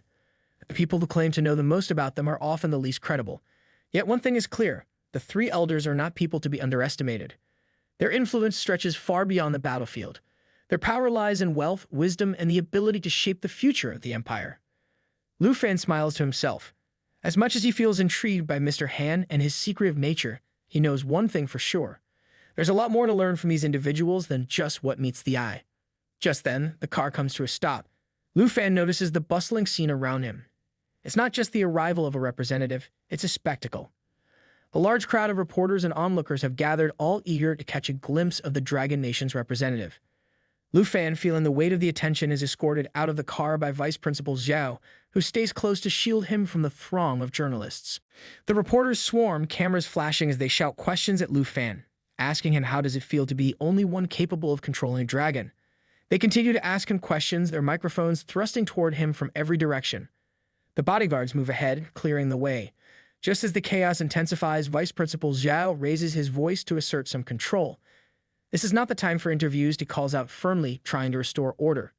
Lu Fan listens to the barrage of questions, his mind momentarily drifting to the thought of Mr. Han. He's still trying to make sense of the mysterious man and his real strength. The reporters' enthusiasm and interest in him only make Lu Fan more aware of his newfound importance. One of the reporters asks him about his supposed feud with the Jin family. Another one asks about his plans for the championship and whether Dragon Nation is ready to defend the title this year. With so many eyes on him, Lu Fan can't help but feel a little overwhelmed. He glances around, knowing how small Jinyu City is. It didn't take long to get to the hotel, but the place is packed with noise and people everywhere. The whole scene feels like a circus.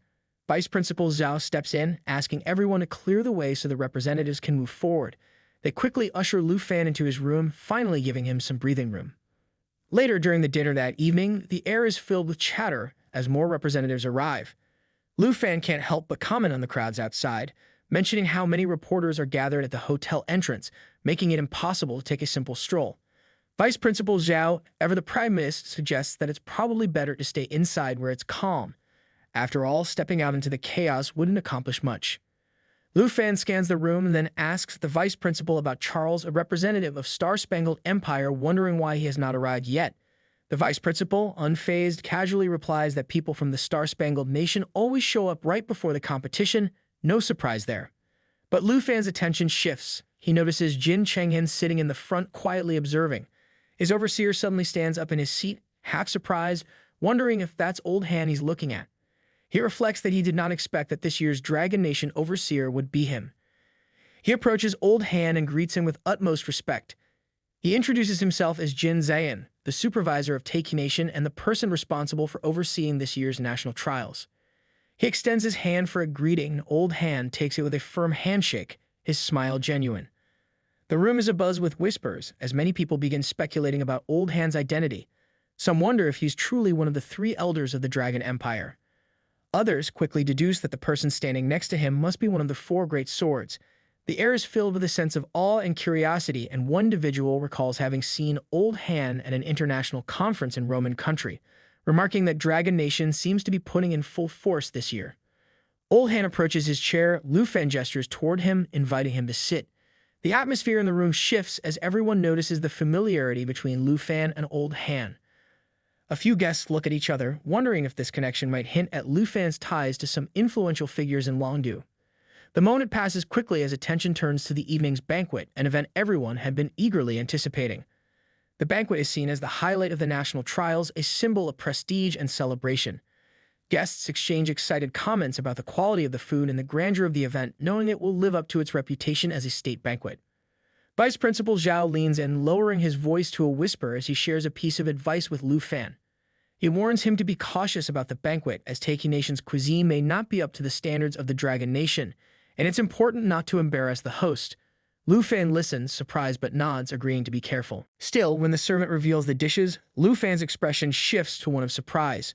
The food is underwhelming, far from the lavish spreads he's used to. He can't help but feel a bit disappointed and wonders aloud, though not loud enough for anyone to hear, what kind of state banquet this is. Old Han, overhearing Lu Fan's comment, offers a matter-of-fact explanation. He mentions that the Taiki Nation doesn't have much in terms of resources, except for minerals. It's a reality that Lu Fan, although still disheartened, accepts. Inwardly, he compares this meal to his aunt's simple cooking, which despite being modest, always tasted better than what's set before him now. Just as Lu Fan tries to brush off his disappointment, Andrew, a participant sitting nearby, slams his fist on the table in frustration. The loud bang catches everyone's attention. Andrew complains about the poor quality of the food and the small portions. He's visibly annoyed, questioning the host's hospitality. A bald man standing behind Andrew tries to intervene, urging him to calm down and regain control of himself. But Andrew, who is a skilled fighter from the hidden fighter profession with a level of 60, seems to be in a particularly bad mood today. Jin Chenghen, seated right next to Andrew, shakes his head and comments sarcastically. He suggests that he can starve if he doesn't want to eat. He taunts him perhaps barbarians does not know how to enjoy good food. Andrew's anger flares up even more at the sarcastic remark, and without a second thought, he marches up to Jin Chenghen, demanding he repeat what he just said. Tension fills the air as both men instantly adopt aggressive stances, clearly ready for a confrontation. A purple aura begins to emanate from Jin Chenghen, an indication of his rising power and readiness for a fight. It's clear to everyone around that this could escalate quickly. Without wasting any time, Jin Zayan, recognizing the potential chaos, rushes forward and tries to defuse the situation. He tells Chenghen to calm down, reminding him that the national trials haven't even begun yet, and now is not the time for such a confrontation.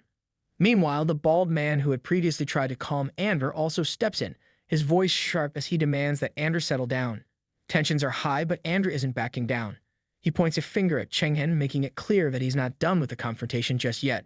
He warns Chenghen to be careful, suggesting that he hopes they don't meet again during the national trials.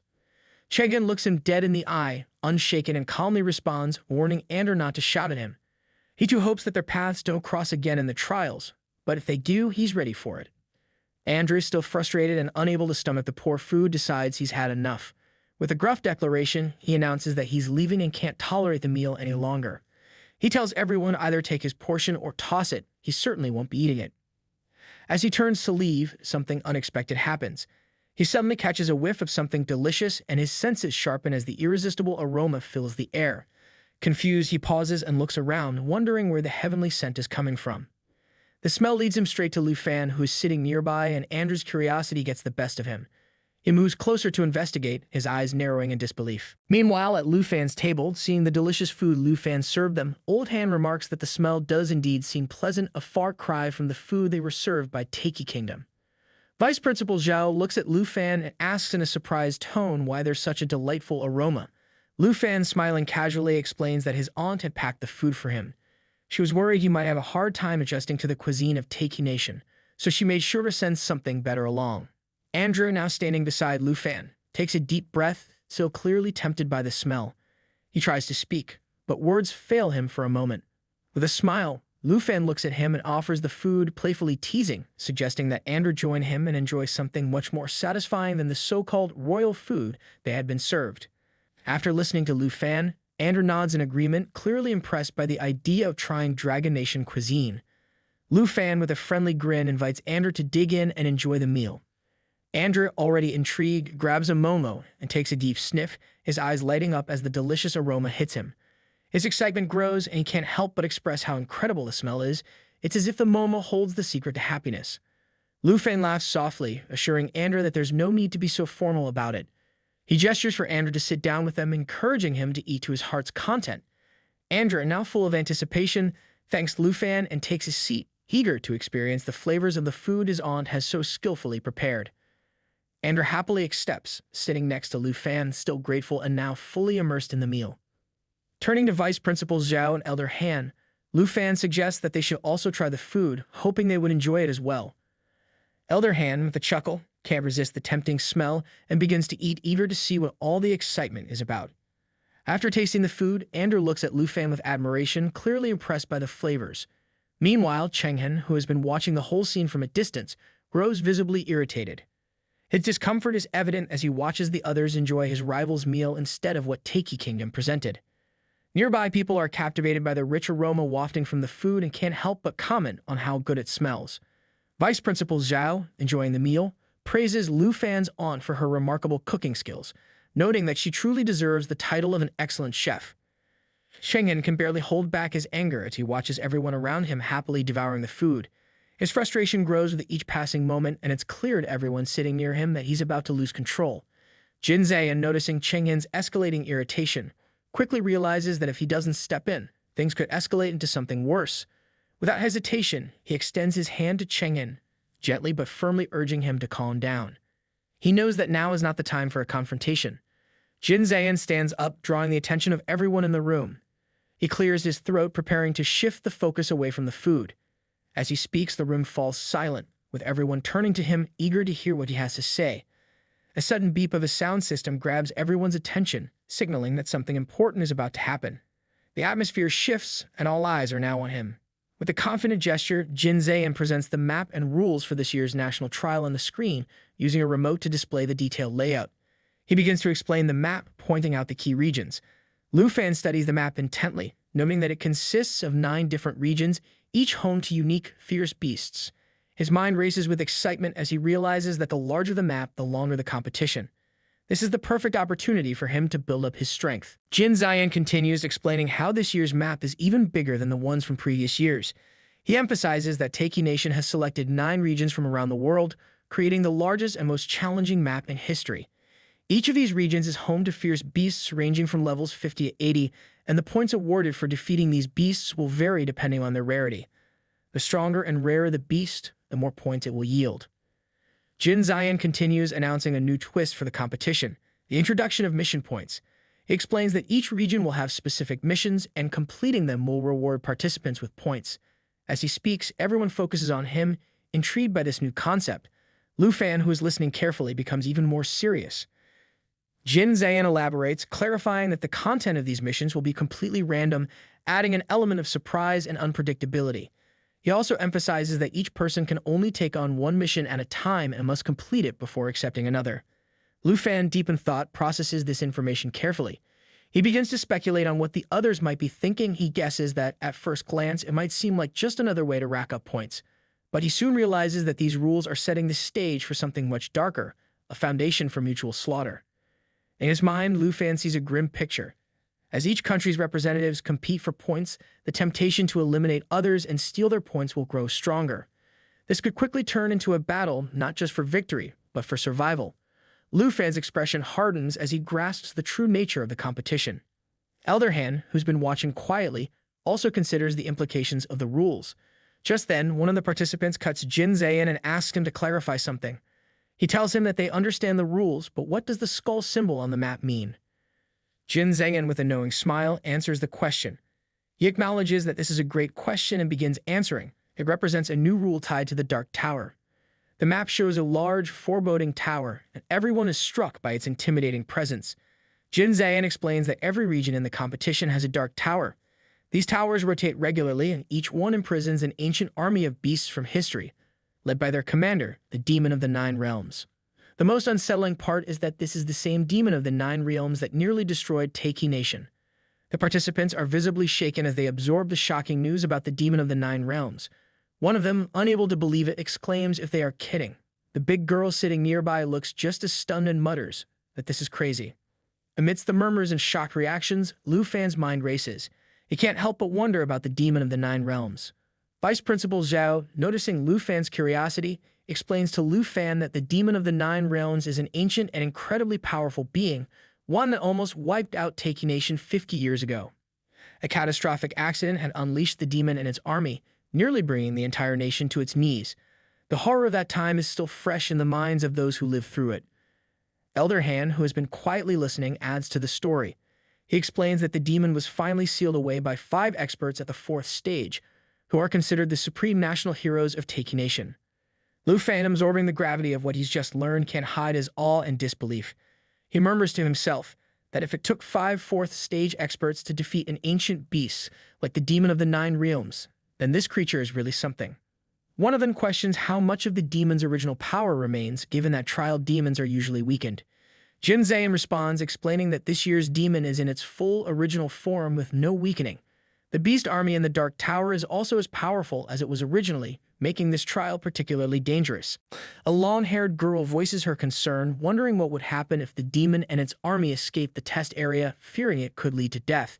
She recalls the destruction the demon caused in Taiki Nation, where millions were killed. Andrea, clearly shocked, calculates that at level 60, a team of at least 10 people would be needed to face the demon, but with 23 representatives all plotting against each other, forming such a team seems impossible. Lu Fan raises his hand, prompting everyone to turn toward him. He asks Jin Zhangyan if defeating the Demon of the Nine Realms would earn a lot of points. The room falls silent for a moment as everyone looks at Lu Fan with surprise. Some wonder if he thinks it's too easy to kill such a powerful creature. Others are confused by his question, especially given the context of the trial's danger.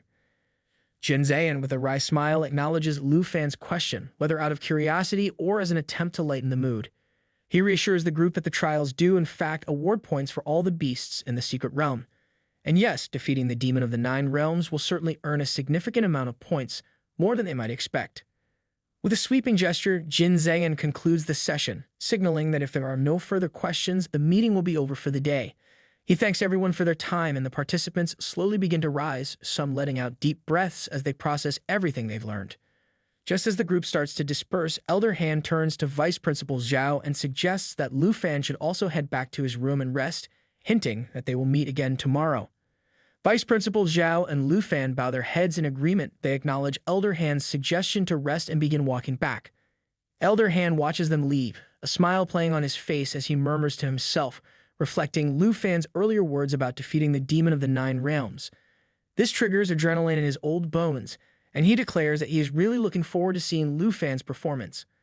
Later in his room, Lu Fan lies awake, his mind racing with thoughts about the trial and the formidable challenges ahead.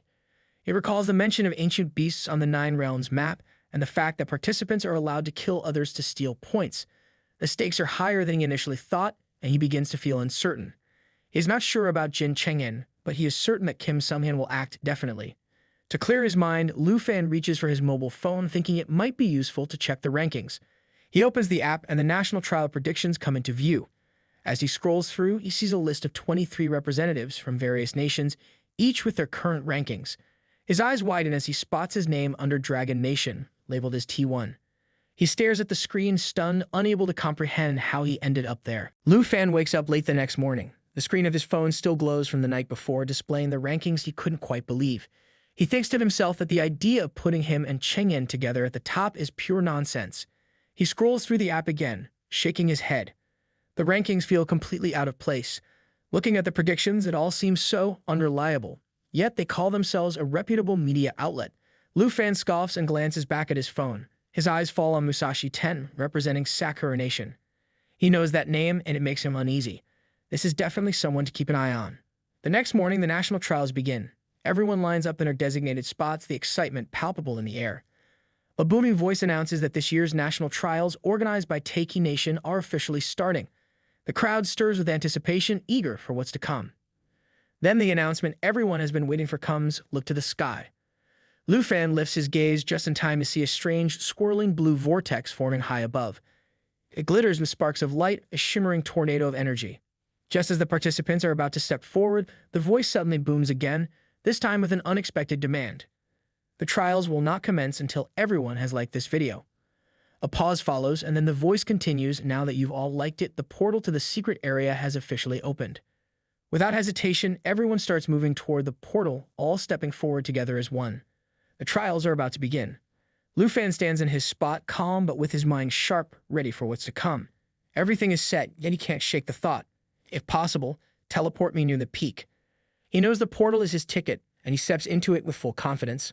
Meanwhile, in Villa No. 2, his teammates, Jian Ying, Qin Kui, Xiaomin, and On Han are all sitting in the room, watching the event on their screen. The uncertainty of the trials weighs heavily on them, though they try to mask their concern. They trust Lufan, but even the strongest are bound to feel the pressure. Elsewhere, Captain Liu, Chang Kong, and Shen Kai are also watching the screen, clearly excited. They have no doubt that Lufan will rock this trial. His talent and determination are unquestionable, and they can't wait to see him prove it once again. The Duke, sitting in his own space, watches on his system with a bottle of wine in hand, enjoying the spectacle as it unfolds. Vice Principal Zhao and Elder Han, both equally invested in the outcome, keep their eyes fixed on the screens. The stakes are high, and each of them is silently calculating the next moves, knowing that the moment all the representatives enter, the rankings will start shifting quickly. As soon as the last participant enters the secret area, the scoring begins immediately. Participants' rankings will be determined based on their performance, and only one will rise to claim rank 1. The anticipation grows as everyone wonders who will come out on top. Lufan finally steps into the secret area, and as he does, he scans the environment, narrowing one eye in concentration. The vast expanse before him is familiar, and he recognizes it instantly. He was just here. This is the Far North National Testing Secret Area, and yep, it's the ice field. Same old, same old. It's the kind of place that makes you wish you brought a thicker jacket, but at least Lufan knows the lay of the land better than anyone else. The map on his watch confirms it. Right in the middle of the ice field, he thinks. Perfect. Not a bad place to start. And then he notices something that makes him smile. The rankings haven't updated yet, which means no one's scored any points yet. He's got a blank slate. It's like being handed a fresh sheet of paper before a big exam. Only this time, he gets to set the curve. With that, he takes his first step toward making his mark, knowing full well that the competition is about to heat up, and he's ready to bring the fire. Lufan glances to the other side and notices something on the map. In the bottom corner, he sees a task point under the ice field area. That's his first target, the gears in his mind already turning. He takes a moment to check his watch, where the real-time rankings and survivor count are displayed. It's a reminder that the game has started in full force, and any participant with a high score is bound to become the target of others. Lufan, however, isn't worried about that. He's perfectly fine being a target, as long as they know what they're getting into. With a flick of his wrist, Lufan springs into action. His aura flares up, a powerful energy swirling around him. He calls for his 2 dragons, Star Dragon and Xiao Ye, who respond with enthusiasm. Star Dragon makes a grand entrance, appearing in a flash, while Xiao Ye roars and shakes the ground, announcing its arrival like it's ready to tear through the entire ice field. Lufan's eyes sparkle with confidence. This is the kind of team-up he's been waiting for. He moves toward them, ready to form a solid strategy. He asks the Star Dragon if it is ready to team up and evolve together with Xiao Ye, but just as he approaches, Star Dragon wastes no time, leaping straight onto his shoulder like it's the most natural thing in the world. It settles comfortably, its scales glistening in the light. Lufan can't help but laugh. He wonders if the little Star Dragon will ever listen to him. But it's time to move. He turns to Xiao Ye, ready to get things rolling. With a smooth motion, he climbs onto its back, the dragon's powerful form bracing beneath him. But just then, a voice booms. Before you soar, don't forget to subscribe. This adventure is just beginning, and you won't want to miss what's next. This is going to be fun, Lufan thinks, feeling the adrenaline building. Xiao Ye lets out a mighty roar, spreading its wings wide, ready to take off. With a rush of wind and a powerful beat of its wings, the dragon takes flight, soaring into the sky. Lufan grips the reins, the thrill of the adventure ahead sparking excitement in his chest. It's time to explore the dark peak, and he's more than ready for whatever challenges lie ahead. Meanwhile, Chang'an walks through the vast desert of the National Testing Secret Area, feeling like he's wandered back into a very familiar place. Yet, back here again, he thinks with a slight smirk, already adjusting to the heat and emptiness around him. With a raised hand, Chang'an summons his beasts, each one resembling him in some twisted, fragmented way. They're not your usual summon. These beasts are more like living puzzles, each part of the whole. His skill, Fragmented Ambush, is a bit like a chaotic jigsaw puzzle. Pieces of the abyss split off and hide in specified locations. It's a unique trick that gives him a serious advantage and a slightly creepy vibe if you ask anyone else. Just as the beasts take shape on the ground, tiny legs skittering across the desert sand, Chang'an watches them with a satisfied grin. The system appears, flashing up the details of his ability. The Abyss Symbiosis effect is the main power of the summon, and as long as the Abyss summoned beast is alive, Chang'an will permanently share its symbiotic powers, and if he dies, no problem. He can revive inside any of these Abyss summoned beasts, making him practically a one-man army of immortality. Well, sort of. Looking at the desert, Chang'an calculates his chances. Including the Abyss and Tangler, he thinks to himself he has got 9 chances at resurrection. He can't help but chuckle, the corners of his mouth curling into a grin. He is practically immortal, he says out loud as if savoring the irony. The desert, however, doesn't respond, which is probably a good thing. It's not known for its sense of humor. But then, just as he's basking in his invincible thoughts, a sword comes flying out of nowhere. It pierces the head of one of his summoned beasts with precise accuracy, like a needle through fabric. It is the work of Musashi Ten, the representative of Sakura Nation. He mocks Chang'an that now he only has 8 chances left. Chang'an's temper flares as he watches one of his summoned beasts drop lifeless to the sand, the fragments of its body disintegrating. He wonders aloud why Musashi would do this, fists clenching in frustration. They were supposed to be allies. This wasn't part of their arrangement. His mind races, but the anger is hard to contain. He demands answers, wondering if Musashi had forgotten their agreement or if he simply didn't care. The system pops up, detailing Musashi's identity. Musashi 10, Sakura nationality, level 61 class. Demon Samurai. Chang'an barely registers the information. His focus is entirely on the guy standing there, cool as ever, with that same smug grin. Musashi casually sheaths his sword, as if he's just completed a routine task. He seems totally unfazed by Chang'an's obvious frustration. Calm down, he seems to suggest, as if taking down one of Chang'an's beasts in cold blood was the most normal thing in the world. Chang'an is left seething, unable to comprehend Musashi's casual dismissal of the situation. Instead of offering any sort of apology, Musashi explains that he simply wanted to see if killing one of the summoned beasts would give him points. Chang'an, already irritated, scoffs and gestures toward him, suggesting that if Musashi was so eager for points, he should have targeted Lu Fan instead. It reminds Musashi of the agreement they made before the match, and Musashi knew exactly what killing one of Chang'an's summons would mean for his chances of surviving. His finger jabs in Musashi's direction, frustration boiling over as he contemplates how to make the guy understand the gravity of what he's done. Musashi, however, remains unfazed, shrugging as if this was all harmless test. He points out that Chang'an still has 8 lives left, implying that there's no reason to be so upset. With a nonchalant gesture, Musashi offers a compensation in the form of a boss fight, as if that could somehow make up for the loss of a resurrection chance. Hearing this, Chang'an's anger starts to subside just a bit. He mutters that he doesn't have time to argue and gestures for Musashi to move aside. With a sigh, they both start advancing together. Musashi, always one to keep pace, calls out not to leave him behind. He mentions that Jin Zayan managed to teleport him right under the Overseer's nose and that he's been secretly sent to Chang'an's side. So Chang'an better make sure to protect his ally. Chang'an snaps, telling Musashi to keep quiet so the Overseer doesn't overhear. He then lays out the plan. The alliance was formed according to the committee, and as for Lu Fan, Chang'an will handle him. Musashi, on the other hand, should deal with the Black Dragon. Chang'an adds, in a more serious tone, that he's also got some crucial information, something Jin Zayan left out when he introduced the Dark Spire. He explains that the Dark Spire moves randomly across the map, and if it detects a participant, it will start attacking them. Musashi, surprised, asks why Chang'an hadn't mentioned this sooner. No wonder he's prepared so many resurrections. Chang'an only makes an evil face in response. Musashi's irritation grows as he mutters that if he faces the Demon Peak with Demon of the 9 Realms, Chang'an gets resurrected. But what about him? What happens if he falls? Chang'an looks over at him, raises his hand, and a purple aura swirls around it. He assures Musashi that since they're allies, he'll naturally protect him. Without another word, Chengen unleashes his power in Musashi's direction. Musashi, surprised, doesn't flinch. Instead, he asks, a little confused, what exactly that was. Chengen explains, somewhat dryly, that it's an abyss contract. A powerful aura surrounds Musashi, and he suddenly begins to scream in agony, the pain overwhelming him. Somehow, he endures the torment. Chengen calmly tells him that from now on, Musashi can be resurrected from within the beasts that Chengen summons. He adds that the two of them are now bound by the abyss contract, meaning that if Chengen dies, Musashi must die as well. Musashi struggles but eventually recovers, though Chengen remains unfazed and continues walking away, ignoring him. Musashi, now regaining his composure, calls out to Chengen, his voice tinged with frustration. He tells Chengen that while they are talking about forming an alliance, it feels as though Chengen is still holding back, being cautious with him. He reassures Chengen that he has no intentions of betraying him.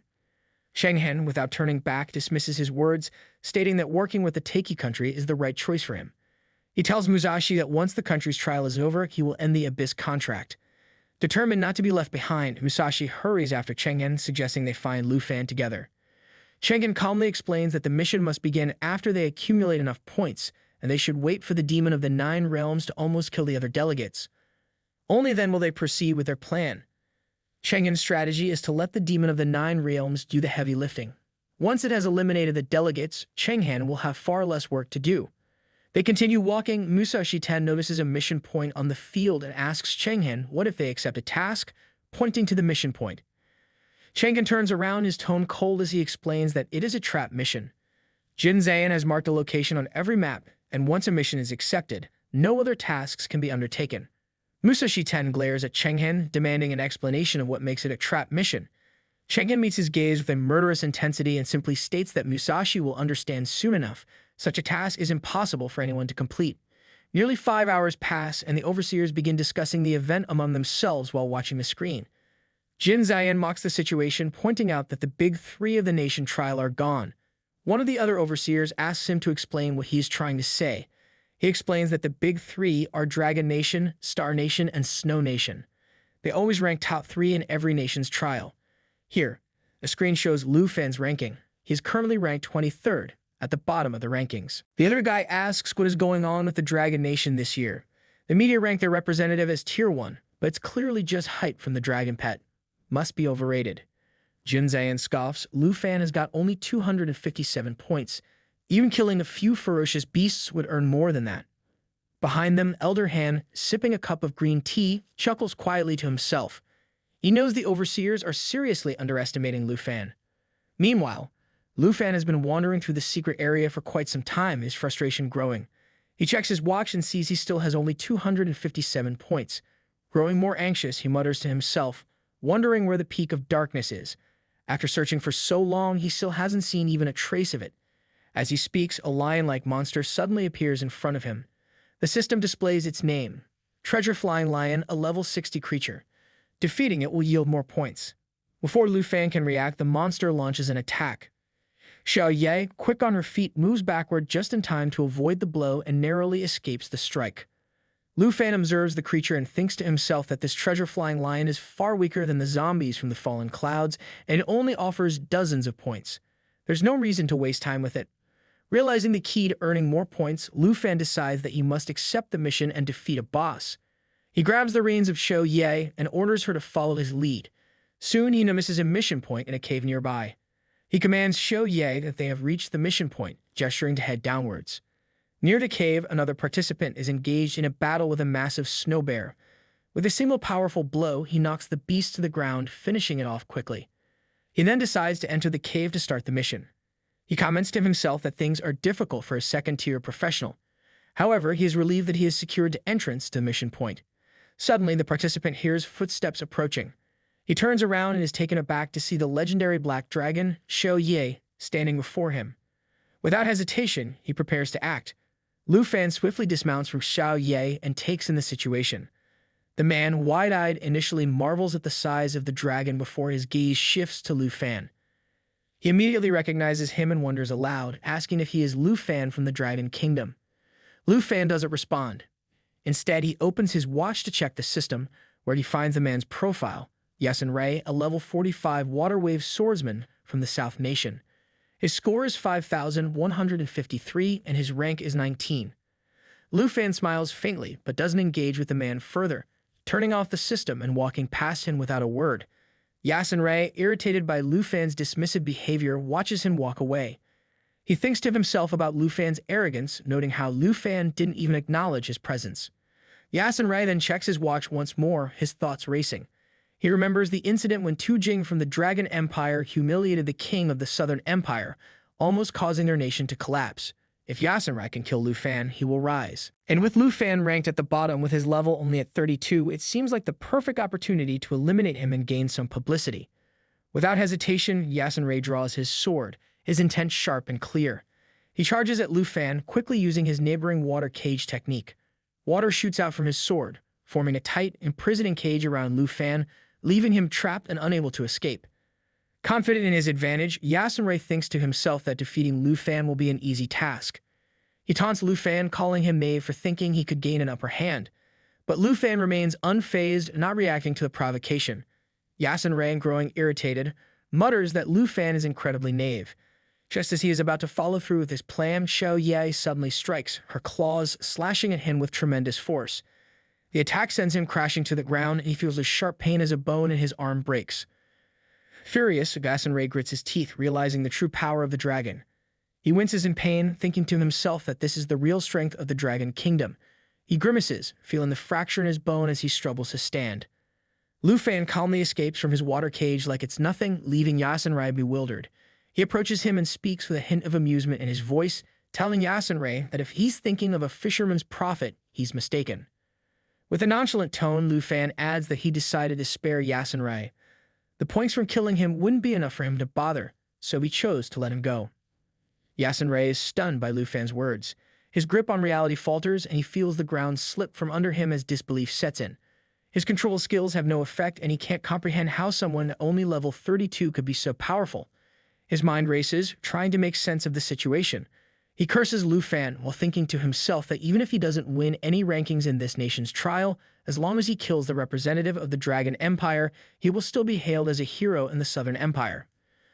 But before he can act on his thoughts, Xiao Ye suddenly roars loudly, shaking the air around them. Yasunrei is taken aback, his shock growing as he stumbles backward. The dragon moves toward him with frightening speed, and as it gets closer, flames begin to flicker from its mouth. The sheer terror of the moment overwhelms Yasunrei, and in that instant, he fears for his life, thinking he might die right there. Lu Fan, standing calmly, smiles at him. His voice is cool and measured as he advises Yasunrei not to rush things. This mission is his, and there should be no objections. Then, without wasting more time, Lu Fan opens his system and accepts the mission. A notification pops up, mission accepted. The current task is to defeat the epic boss, the Demon of Nine Realms, level 85. Lu Fan stares silently at the screen in front of him, his expression calm yet intense, his focus unwavering. Xiao Ye, the imposing black dragon, looms above him. Flames billowing from her chest, the fiery heart burning ominously. Below, Yasunrei collapses to the ground, trembling, barely able to hold onto his weapon. The weight of their hopeless situation presses down on him, and he feels a wave of terror wash over him. Yet Lu Fan doesn't make a move. Yasunrei, puzzled, can't help but wonder why Lu Fan isn't attacking. If this is some kind of trick. Before he can figure it out, a dark shadow rapidly descends from the sky, a creature hurtling toward them. In an instant, Xiao Ye reacts, pushing this creature out of the way with a powerful thrust, sending him flying backward. But as the dragon falls, the ice beneath her shatters, sending Yasunrei sliding uncontrollably across the frozen surface. Yasunrei, now on the ground, stares in shock.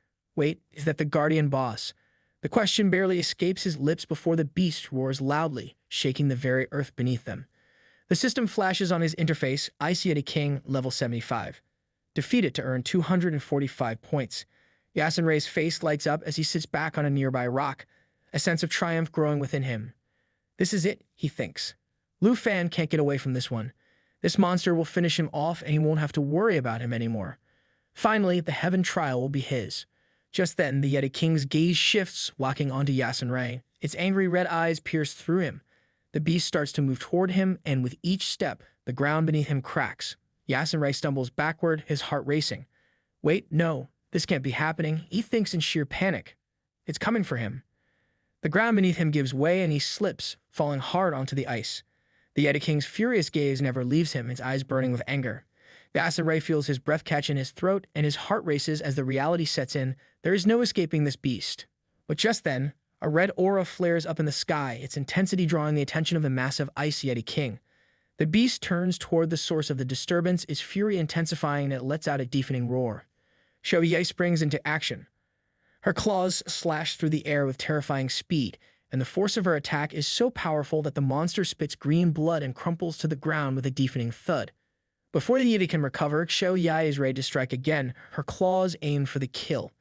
But the creature's massive claws lash out, grabbing her midair and holding her in place with a primal roar.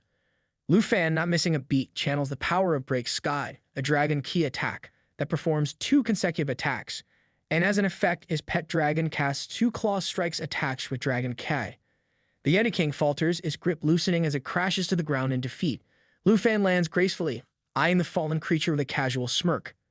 "It's big, sure, but not all that powerful," he mutters, his voice light, as though he's discussing a minor inconvenience. Xiaoyi stands behind him, her imposing figure ready for more as she roars in approval of the victory. The system notification chimes, adding the 245 points for the Yeti's defeat to Lu Fan's existing 257 points, marking another success in his growing tally. The ground shakes as a rock formation cracks, creating a gap near Yasin Ray. The boy, still shaken, watches in horror, realizing that Lu Fan has just shattered the boss in a single blow. Yasin Ray is paralyzed by the realization. Lu Fan, despite being at level 32, is a force to be reckoned with. He wonders what would have happened if that attack had him, terror settling deep in his chest. Panicked, Yasin Ray watches as Lu Fan walks toward him. He feels fear take over, knowing the fight is far from over. But when Lu Fan reaches him, the man just stops and looks at him silently. Yasin Ray closes his eyes, convinced he is about to be struck down. However, instead of attacking, Lu Fan walks away, leaving Yasin Ray alive. It takes a few moments for the boy to process what has happened. He opens his eyes, realizing he has been spared. Lu Fan, not even glancing back, mutters under his breath with a slight smirk. He cannot waste his time on people who don't even subscribe. They're just not worth it. Yasin Ray is stunned as he watches Lu Fan walk away, realizing the man has spared his life. He can hardly believe it. Lu Fan didn't kill him. He really let him go. Just as Yasin Ray begins to process what's happening, a bright light suddenly appears next to him. He stares at it in disbelief, understanding that a new mission has been unlocked. The mission, Epic Demon of 9 Realms, seems almost too incredible to be true. He's shocked. How can such a mission even exist? The boy recalls his earlier thoughts. When Lu Fan approached him, he would have realized that killing him wouldn't give much in terms of points. That must be why Lu Fan didn't finish him off. But now Yasin Ray begins to worry, wondering if Lu Fan really going to take on the Demon of 9 Realms mission. The thought terrifies him. Meanwhile, far away, everyone, including Vice Principal Zhao, watches the scene unfold on a large screen. Vice Principal Zhao is visibly upset, his voice filled with disbelief. How can a mission like this exist in the secret area? He mutters, clearly frustrated by the situation. His worry deepens as he watches Lu Fan taking the mission. He turns to Jian Zayan, anger rising in his voice. He raises his concerns about the mission's impossible nature, worried about the risk of the mission card getting stuck and questioning how Lu Fan could possibly earn points from it. His tone is heavy with frustration, but Jian Zayan seems entirely unfazed by the situation. With a teasing smile, Jian Zayan remains calm, telling Zhao to calm down. His sarcastic tone does nothing to ease Zhao's rising anger. The vice principal, now on edge, grabs Jian Zayan by the neck, his face turning crimson as he snaps. He insists that there's a problem with the mission design and vows to personally appeal for its cancellation.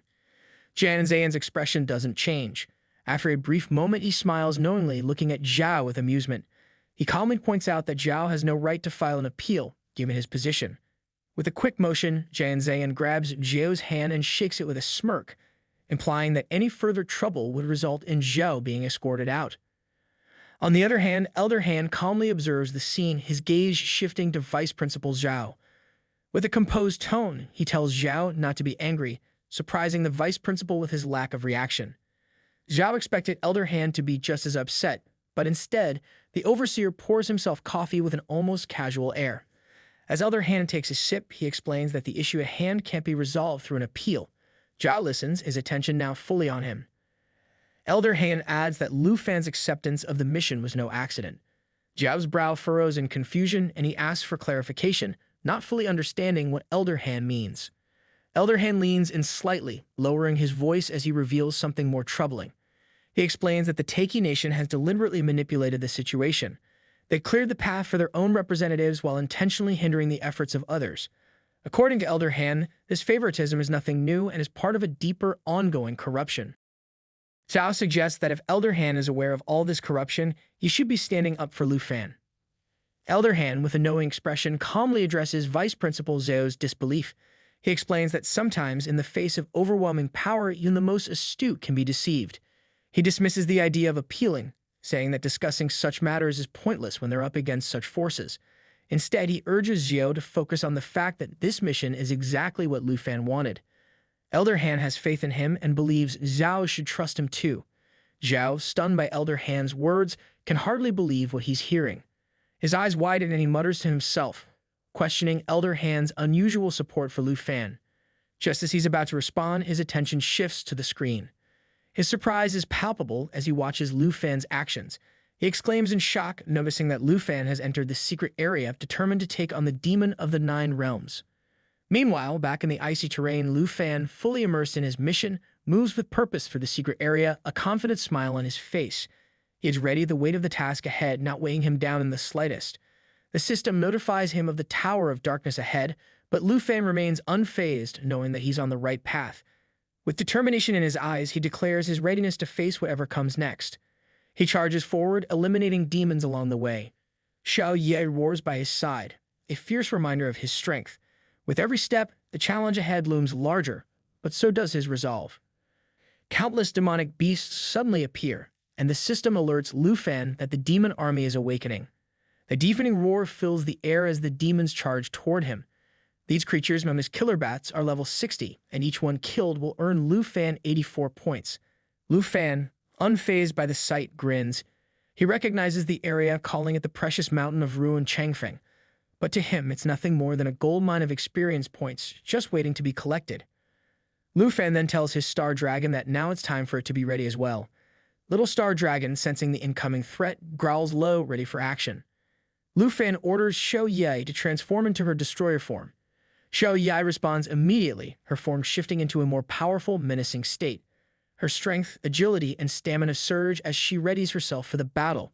Her stats rise to 10,247 in strength, 9,431 in agility, and 10,474 in stamina, making her a formidable force. Chevalier, now in her destroyer form, roars loudly, her power crackling in the air as she begins to tear through the swarm of killer bats. Lu Fan watches with approval and he isn't fully satisfied. He warns Xiao Ye to watch out for the ground as well, noting that another set of monsters is coming from below. These creatures, known as Burrow, are a new threat. They are worth 127 points per kill. Lu Fan is already on the move, his eyes scanning the battlefield. He grins as he prepares for the onslaught. It's time to destroy everything in his path. Xiao Ye, ever loyal and quick to act, transforms again, this time using dragon control. Her energy pulses through the air as she unleashes both her dragon energy and regular attacks, striking down multiple monsters in an instant. But the battle doesn't stop there. Xiao Ye presses forward, shifting into her Lava Inferno attack. Lava flows from her form, spewing forward and engulfing everything in its path. The flames spread like a wildfire, burning through the monsters with relentless force. But even with all this destruction, Xiao Ye is not invincible. She begins to show signs of exhaustion, needing to heal herself as the battle rages on. Lu Fan's gaze suddenly shifts upward, noticing a new wave of monsters descending from the sky. His instincts kick in, and he quickly deduces that these beasts could be even more dangerous than the ones on the ground. A slight frown crosses his face as he contemplates his options. Killing them one by one might take too long, he thinks. He needs a different strategy. Without wasting any time, Lu Fan taps into the power of Dragon's inspiration. He raises his hand and a radiant light envelops him, glowing brightly as the power of Dragon's inspiration takes effect. This ability increases the attributes and attack power of both himself and his pets by 30%. Xiao Ye, sensing the surge of energy, roars loudly, her body surrounded by a molten aura. Her strength skyrockets to 6,661 and her agility leaps to 12,260, marking her as a true powerhouse. Lu Fan, not missing a beat, draws his divine bow. His eyes narrow with determination as he prepares for the next move. Time to bring disaster, he thinks, signaling to Xiao Ye to follow his lead. The Star Dragon, already on edge, is also itching to spring into action. Lu Fan, ever the strategist, takes his chance. He tells Xiao Ye to prepare to unleash Cataclysm, and with swift precision, he himself releases a snake arrow from his divine bow. With Xiao Ye's mental power over 26,000, he thinks, this should do the trick. The arrow cuts through the air, its trajectory perfect as it aligns with Xiao Ye's devastating attack. The snake arrow, infused with the energy of the underworld snake bow, stores power for a full 3 seconds before releasing. A shadow serpent that forms from the arrow is a manifestation of concentrated energy, and its release is catastrophic. The damage is amplified by 500%, making the strike all the more deadly. Xiao Ye, now fully charged with amplified power, braces herself for her next devastating attack, Level 2, Cataclysm. It is her ultimate move. With Cataclysm, the destroyer dragon detonates the area it flies over. She lets out a thunderous roar that reverberates through the ground, shaking the very earth beneath her. The energy coursing through her begins to surge, radiating destruction as it fills the air with intense pressure. The sky itself seems to tremble as Xiao Ye unleashes her full force. Explosions erupt around her as she soars high, her fiery form leaving a trail of chaos and flames, setting everything ablaze. Flying toward the stone-tied chain, Xiao Ye channels her energy and lets out Cataclysm, unleashing a catastrophic blast that reduces everything in its path to ashes. The surrounding monsters are incinerated in the blink of an eye, their screams drowned by the explosion. Without missing a beat, she extends a surge of lava flames toward the approaching beasts, incinerating them instantly before they even get close. The ground around them becomes a sea of fire as the remaining monsters are turned to ash. At the same time, Lu Fan releases the snake arrow from his divine bow, targeting the area marked by the destroyer dragon. It explodes on impact, creating massive firestorms and causing heavy damage across the battlefield. The energy unleashed by Xiao Ye, now amplified by her mental power, further magnifies the attack, raising the damage to a staggering 500%. Within moments, the air is filled with the scent of burning flesh as every last monster is wiped out. The sound of a final explosion shakes the surroundings, signaling the end of the onslaught. The system immediately notifies Lu Fan of his achievement. Dragon Nation's Lu Fan has earned 22,758 points, and his rank is now 1. Lu Fan surveys the battlefield, his gaze sweeping over the fallen demons. With a slight smile, he notes that the army of demons has finally been subdued. There isn't a single one left in sight. The system alerts him to a new development. Star driving Xing Chen's level has increased to 12, and Lu Fan's own level has reached 33. His progress is undeniable. Meanwhile, back at the monitoring station, everyone watches the screen in disbelief. The 3 great families are back at top 3. The murmurs of astonishment fill the room as they see a sudden rise in Lu Fan's rise. One voice breaks through the crowd, remarking that they didn't expect Lu Fan to actually dare take on the dark forces and return to collect points. Lu Fan's name now appears at the top, his points surpassing everyone else. Charles and Ander, who were also given the same mission, find their scores stagnating, no longer rising. Vice Principal Zhao, watching this unfold, can't help but feel a sense of satisfaction. Maybe Elder Han was right, he thinks to himself. Perhaps he should have trusted Lu Fan. Defeating the 9 Realms demons wasn't a trap for a person like Lu Fan, it was his warm-up. Elder Han, observing the scene with a quiet amusement, turns to Vice Principal Zhao. He chuckles lightly, remarking on how amusing it is to see Lu Fan's battered black dragon. And yet, he notes, Lu Fan still has many dragons he hasn't even summoned yet.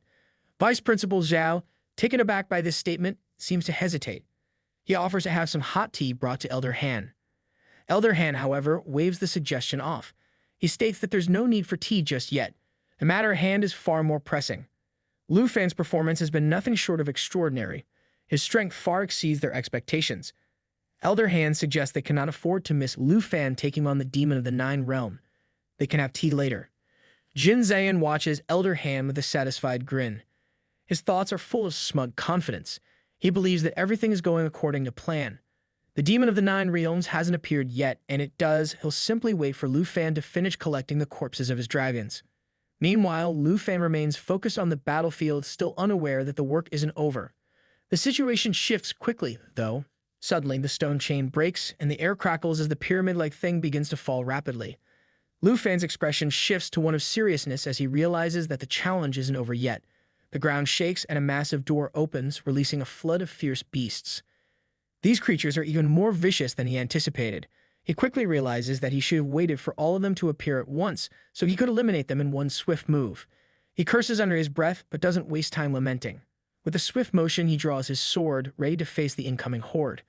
The system quickly updates, identifying these creatures as wandering pavilion beasts, each of them at level 75, with 135 points awarded per kill. Then, several two-headed ogres step forward, and the system notes their bounty, 297 points each. Hundreds of smaller beasts at level 60 also yield 50 points each. Lufan assesses the situation, his mind calculating the opportunity for points, and a grin starts to form. This isn't a setback, it's a chance to rack up more points. Xiao Ye, sensing the growing intensity of the battle, shifts into her destructive form without hesitation. Lufan, now understanding the full scale of what's to come, feels a surge of determination. This was exactly what he needed: more points, more monsters to destroy. He calls out to his team, telling them to be ready for the battle ahead. With a nod to the Star Dragon, he signals it to join the fight. Xing Chen responds with an eagerness that catches Lufan off guard. The dragon charges forward into the fray as if it had been waiting for this moment. Surprised, Lufan can't help but ask Xing Chen if it is going to fight them all by itself. And that was it for today. I hope that you liked today's video, and if you did, hit that like button, as today's like goal is 1,500 likes. Comment down below for the next part. Also, consider subscribing with the notification bell on to get notified as soon as a new video drops onto the channel. I would like to thank the new members for joining the channel and supporting me financially. Your support really matters, and it helps me create better content. You can also join the channel to support me financially and watch videos before public release. I'll meet you in the next video. Until then, thanks for watching.